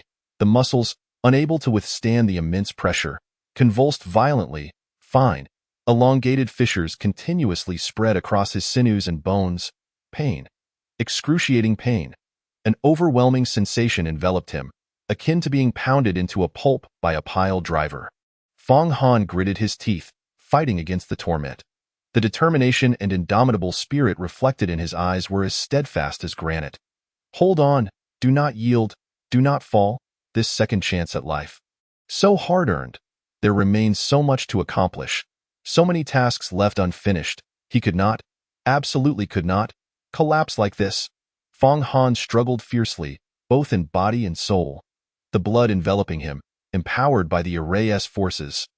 Writhed as if it were a living entity, transforming into writhing maggots eager to burrow into his mouth, nose, and every orifice of his body. Trembling uncontrollably, Fong Han, though immobilized, could still hear the sounds from outside. He beheld the wolf-like leader, Wang Furong, standing arrogantly atop the beams. His eyes, a ghastly green, loomed over the 111 blood cocoons below, as if he were perusing a menu, his sharp claws stroking his chin. Wang's gaze briefly lingered on Cui Shan before flitting away. He exclaimed in a hoarse, excited voice, "No, the most delectable morsels must be saved for last. Which one to feast upon first?"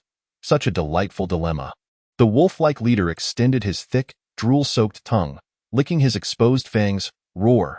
At his side, 21st-tier wolf-like subordinates gathered once more, softly growling in submission. Yet their eyes dared not glance towards Fong Han and the others.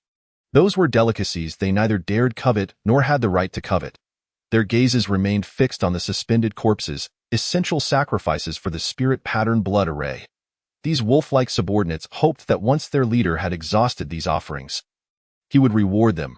Wang Furong, however, was utterly indifferent to their thoughts. He extended his sharp claws and began to point, selecting his targets.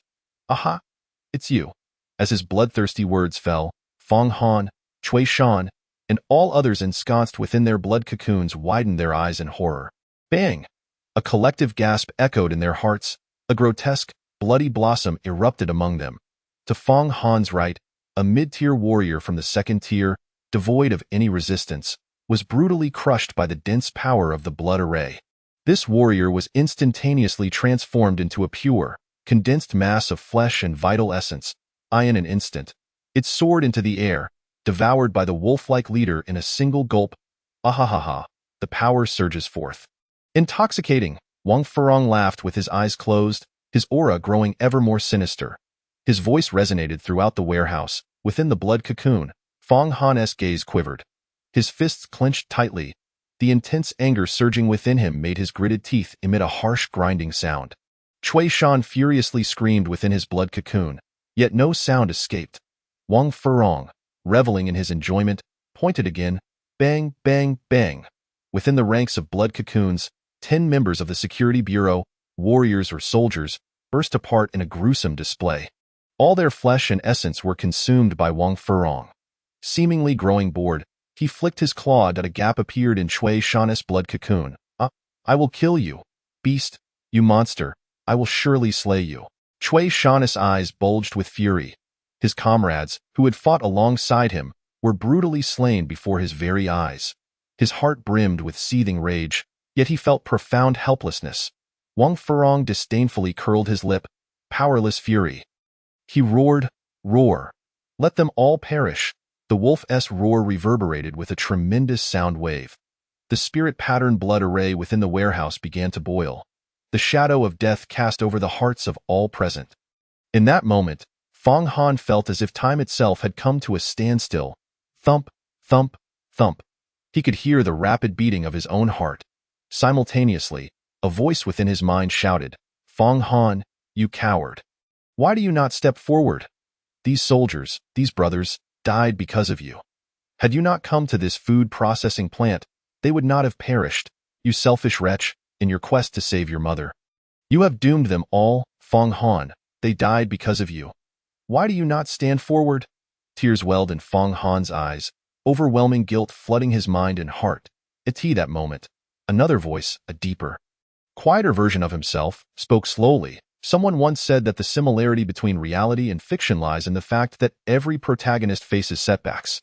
The difference is that in novels and films, there is always a twist. In reality, such twists are nearly non-existent. Thus, some have compromised. Some have accepted their fate. In this harsh world, should we surrender, Fong Han? Should we abandon hope? In his mind, this voice questioned him, resonating with a clarity that pierced through his despair. The faces of fallen warriors flashed before Fong Han's eyes. He roared defiantly, "No, absolutely not. They should not die in vain. The living must remember them. What they could not achieve, I, Fong Han, shall accomplish." The missions they can no longer complete, I, Fong Han, shall fulfill. I, Fong Han, shall never submit. In that moment, Fong Han felt a newfound sense of belonging and purpose surge within him. At that instant, something extraordinary transpired within him. Chapter 73. Spirit Pattern Characters. I, Fong Han, shall never submit. Within the blood cocoon, Fong Han clenched his fists and unleashed a roar. Unyielding, unrelenting, indignant, and furious, a tempest of extreme emotions erupted from his heart like a volcanic explosion. Thunderous roars echoed in his mind. Fong Han's eyes ignited with blood-red lightning, crackling and bursting forth. His deep, boundless pupils transformed into two radiant, mysterious orbs of blood lightning. A veil of crimson light enveloped Fong Han's vision. This was ultimate power. Realization dawned upon Fong Han. Suddenly, he perceived the heroic souls of all the fallen warriors. Among them were the brothers from the Security Bureau who had perished long ago, as well as those who had just sacrificed themselves.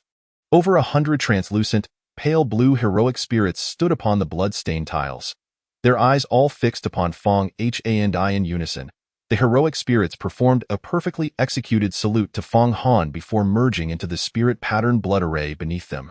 At that moment, Fong Han felt an inexplicable kinship with the blood on the tiles, as though it were the bond of brothers. Instantly, a surge of unfamiliar memories and knowledge flooded into his mind. With a mere thought, he absorbed and integrated this newfound understanding. He suddenly realized that he had developed an extraordinary comprehension of the spirit pattern blood array within the warehouse.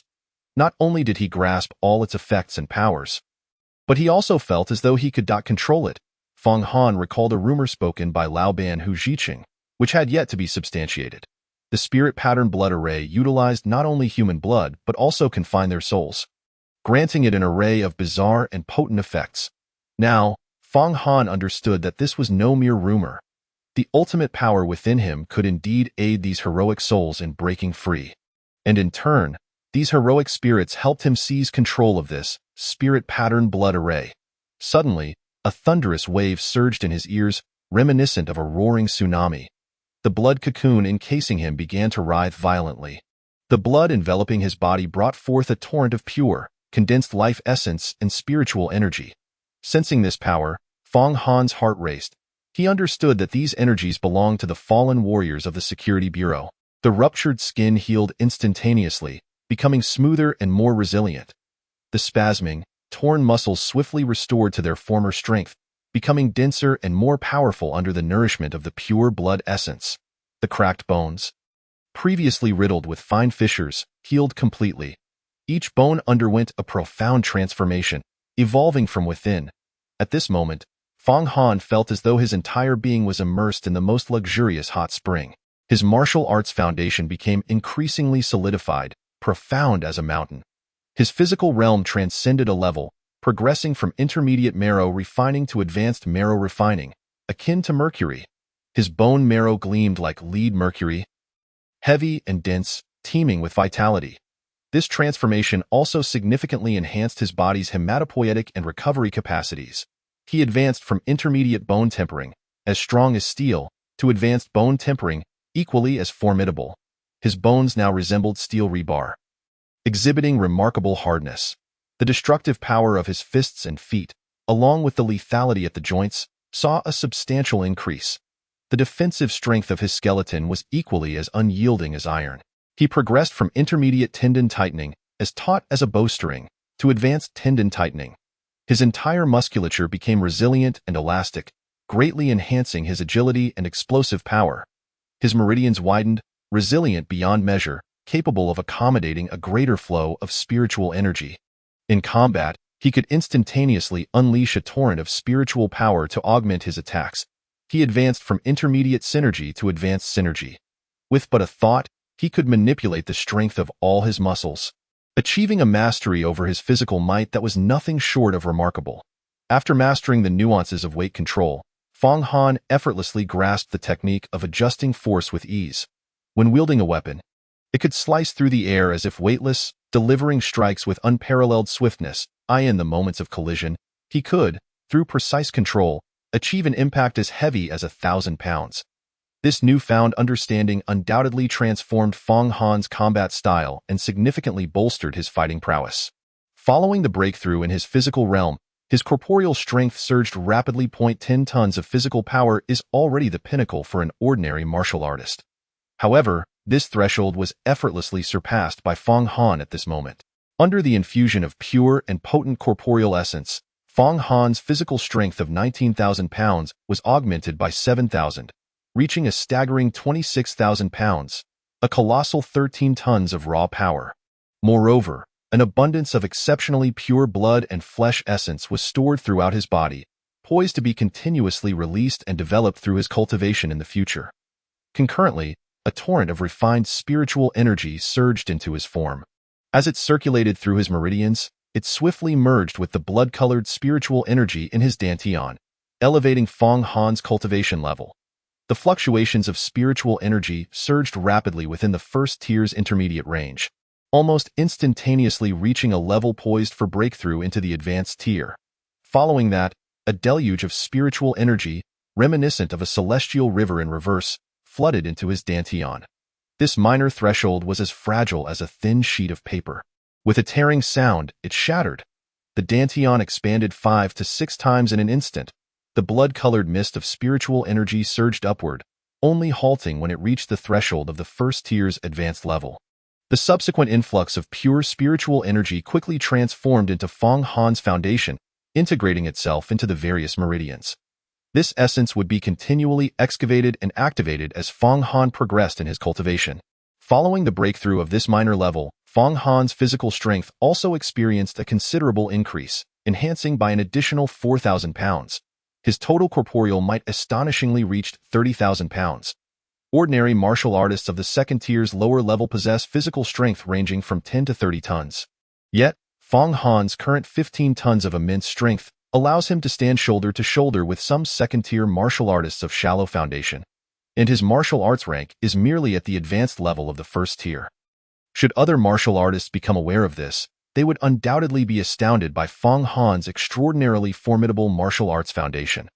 The remarkable changes within Feng Han's body were far from over, and the moment had come to a critical juncture. Deep within Feng Han, a thread of ultimate power stirred. This minuscule force, akin to a frenzied bandit, began to indiscriminately plunder the myriad energies concealed within his body.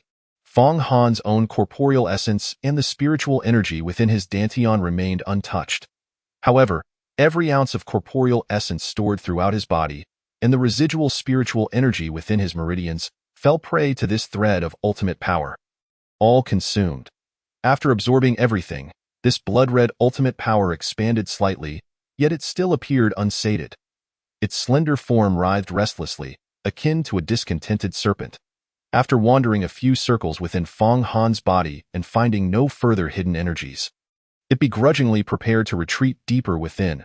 Observing this scene, Feng Han contemplated briefly before promptly channeling the spiritual energy from his dantian to nourish this thread of ultimate power.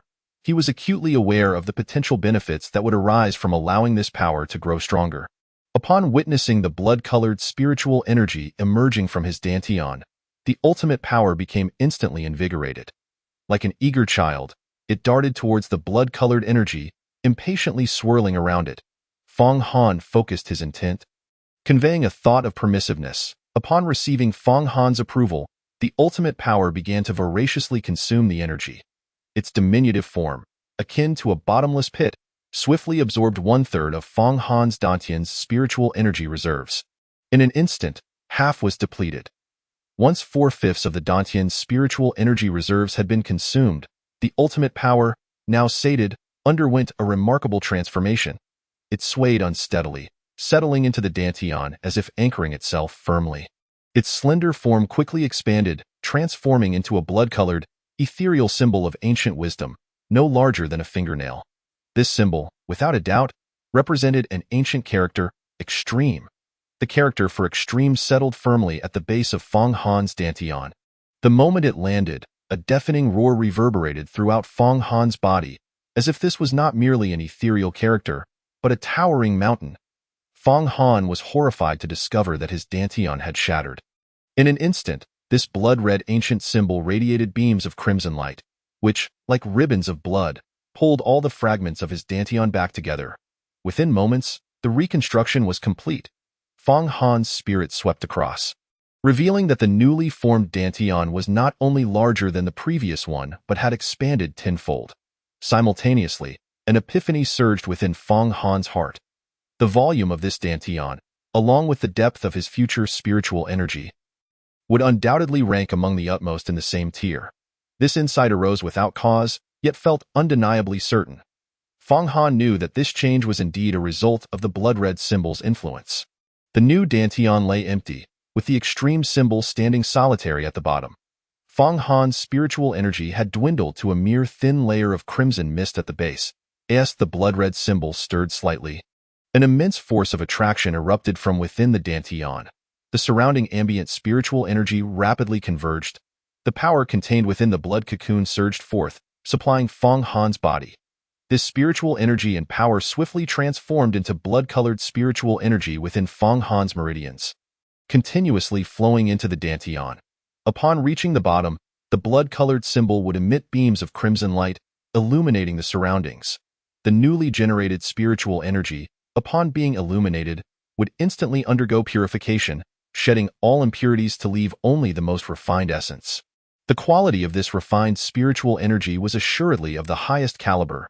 Threads of the purest blood-colored spiritual energy rapidly accumulated within Fang Han's Dantian. After this profound transformation, his strength surged significantly. Just as a monumental change unfolded within Fang Han's body, an unexpected thunderous roar reverberated throughout the entire warehouse, shaking it violently. A resounding boom caused the entire structure to tremble. Cui Shan and the others, along with all the wolf-transformed individuals, felt a sudden jolt of fear. None could discern the origin of this sudden, thunderous sound. At that moment, the blood that had previously boiled within the warehouse abruptly became still, as if frozen in ice, solidifying in place. While it continued to flow internally, it no longer bubbled. Moreover, Cui Shan and the others noticed that the blood cocoon encasing their bodies had begun to loosen. Although they could not yet escape, the pressure they felt had suddenly lightened considerably on the beams of the warehouse. The leader of the wolf-transformed individuals, upon hearing this thunderous sound, froze in place, a manic grin plastered across his face. As if struck by a spell of immobilization, a tumultuous wave of panic surged within him. He suddenly realized that his perception of the entire warehouse's blood array was rapidly dissipating. With a furious roar, the wolf-transformed leader scanned the surroundings with his sinister green eyes, unable to locate the source of the thunderous sound. As his gaze fell upon the now-still blood on the ground, his eyes brimmed with a fierce rage. He cast his gaze upon Cui Shan and the others, no longer concerned with the order of their meal, and roared with a fierce snarl, "Die! All of you! Just die!" The leader of the wolf-turned beings suddenly unleashed all his mental might, attempting to manipulate the blood formation inscribed with spiritual runes to annihilate every warrior and fighter, thus nourishing himself. Yet, to everyone's astonishment, an unexpected turn of events occurred. The coagulated blood upon the ground remained utterly unperturbed. Witnessing this sudden twist of fate, Cui Shan and the others felt a surge of elation. Each individual silently channeled their entire spiritual energy, striving for an opportunity to break free. The expression of the wolf-turned leader above them instantly morphed. Rage and brutality contorted his wolfish visage, and uncertainty filled his eyes, which brimmed with disbelief. "He has failed. Impossible. I distinctly declare that only I, the one who initiated the formation, could control this blood array." He had clearly asserted that this blood formation not only held the power to restore his youth and grant him immortality, but could also endow him with immense strength. Why? Why is this happening? The wolf-turned leader could no longer contain his frenzied roar. His mind spiraled into chaos. The 20 wolf-turned subordinates beside him sensed the tumultuous aura radiating from their leader and whimpered in fear. "Move, move now! Slay these insignificant humans!" The wolf-turned leader bared his fangs and howled. Yet, no matter how he bellowed, the blood upon the ground remained unmoved. In that moment, the intricate blood patterns shimmering on the floor appeared utterly foreign to the wolf-turned leader. The once familiar power of the blood formation had vanished from his perception. Just then, a powerful vortex storm suddenly swept through the entire warehouse. Amidst the low, hoarse winds, The blood on the ground began to swirl. Gale, pressure waves, and waves of blood whirled around a single figure. Cui Shan and the others, along with the wolf-turned beings, all focused their attention. They were astonished to witness Fong Han's blood cocoon shatter with a resounding crack at the center of this maelstrom.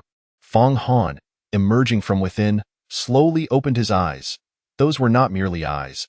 They were like bolts of crimson lightning. Wait. Suddenly, everyone noticed that the astonishing crimson lightning pupils underwent another transformation. They began to revolve slowly, morphing into two arcane symbols composed of blood thunder. Chapter 74. Leave no one behind. Annihilate all. Under the watchful gaze of all, Fong Han unveiled a pair of formidable eyes imbued with the essence of the blood symbols. These symbols were breathtakingly beautiful, resembling the finest masterpieces of art. Each stroke was composed of explosive blood thunder. They spun gently, forming Fong Han's irises. Those who beheld these eyes felt an overwhelming chill and dread surge from the depths of their souls. The swirling blood waves continued to encircle Fong Han, moving with a grace akin to the gentlest of felines, responding to Fong Han's spiritual will. The air around Fong Han suddenly resonated, vibrating lightly. As everyone stood momentarily stunned, a thick blood mist began to spread outwards. Subsequently, 9 blood-forged cauldrons emerged from within. The 9 provinces' cauldrons of his past life coalesced together, all floated within the blood mist. Orbiting around Fong Han, swaying gently. When each person's gaze fell upon these 9 cauldrons, they could sense an ancient and profound aura. They were undeniably extraordinary manifestations of blood energy. The center of the warehouse. The blood waves, blood mist, blood eyes, and the person securely surrounded by the 9 blood cauldrons presented a stunningly shocking scene to all. Fong Han's gaze slowly lifted, landing on every wolf-turned being above. In a voice as frigid as ice, it reverberated throughout the entire warehouse. Today, all of you wretched curs shall die. Not a single one shall remain alive. Each word dripped with suppressed fury, transforming into a chilling intent to kill. Kill, Fong Han's voice thundered, akin to a storm erupting from the earth. The blood waves beside him surged violently. Like a tide, they rolled forth in an instant. The blood upon the ground coalesced into 10 crimson whips. Soaring skyward, the leader of the wolf-turned beings narrowed his ghastly green eyes and bellowed, "Scatter! Quickly, scatter!" The 21st-tier wolf-turned beings howled and scrambled to evade.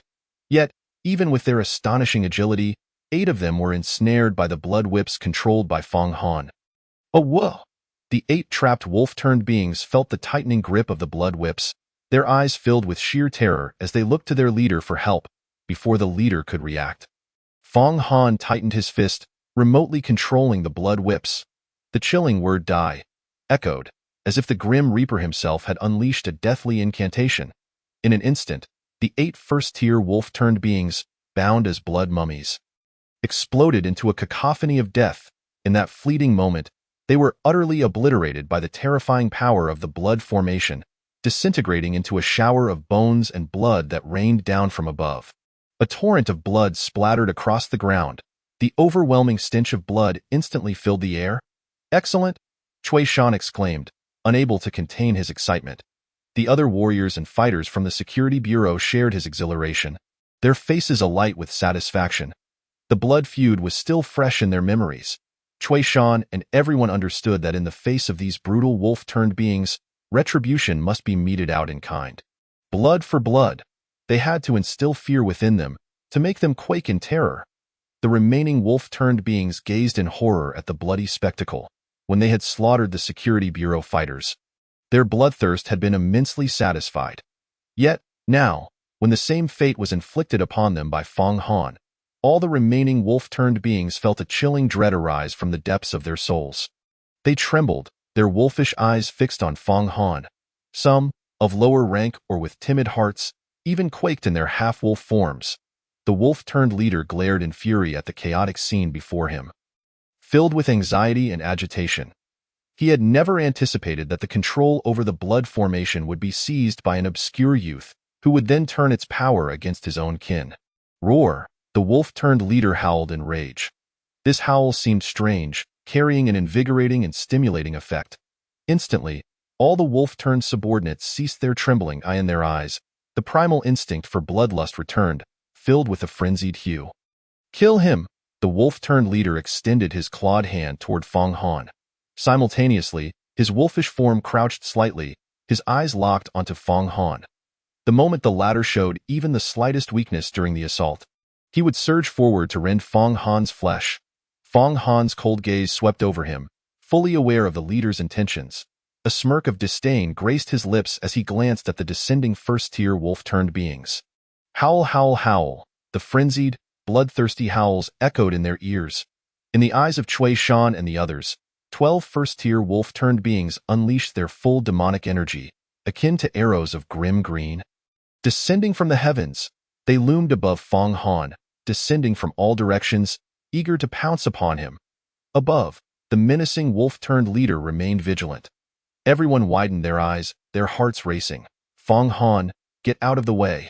Cui Shan shouted urgently at that moment. The 12 ferocious, bloodthirsty wolf-turned beings were merely a meter away from Fong Han, their gazes, filled with greed and bloodlust, intensified with madness as they reached out with their sharp claws to tear him apart.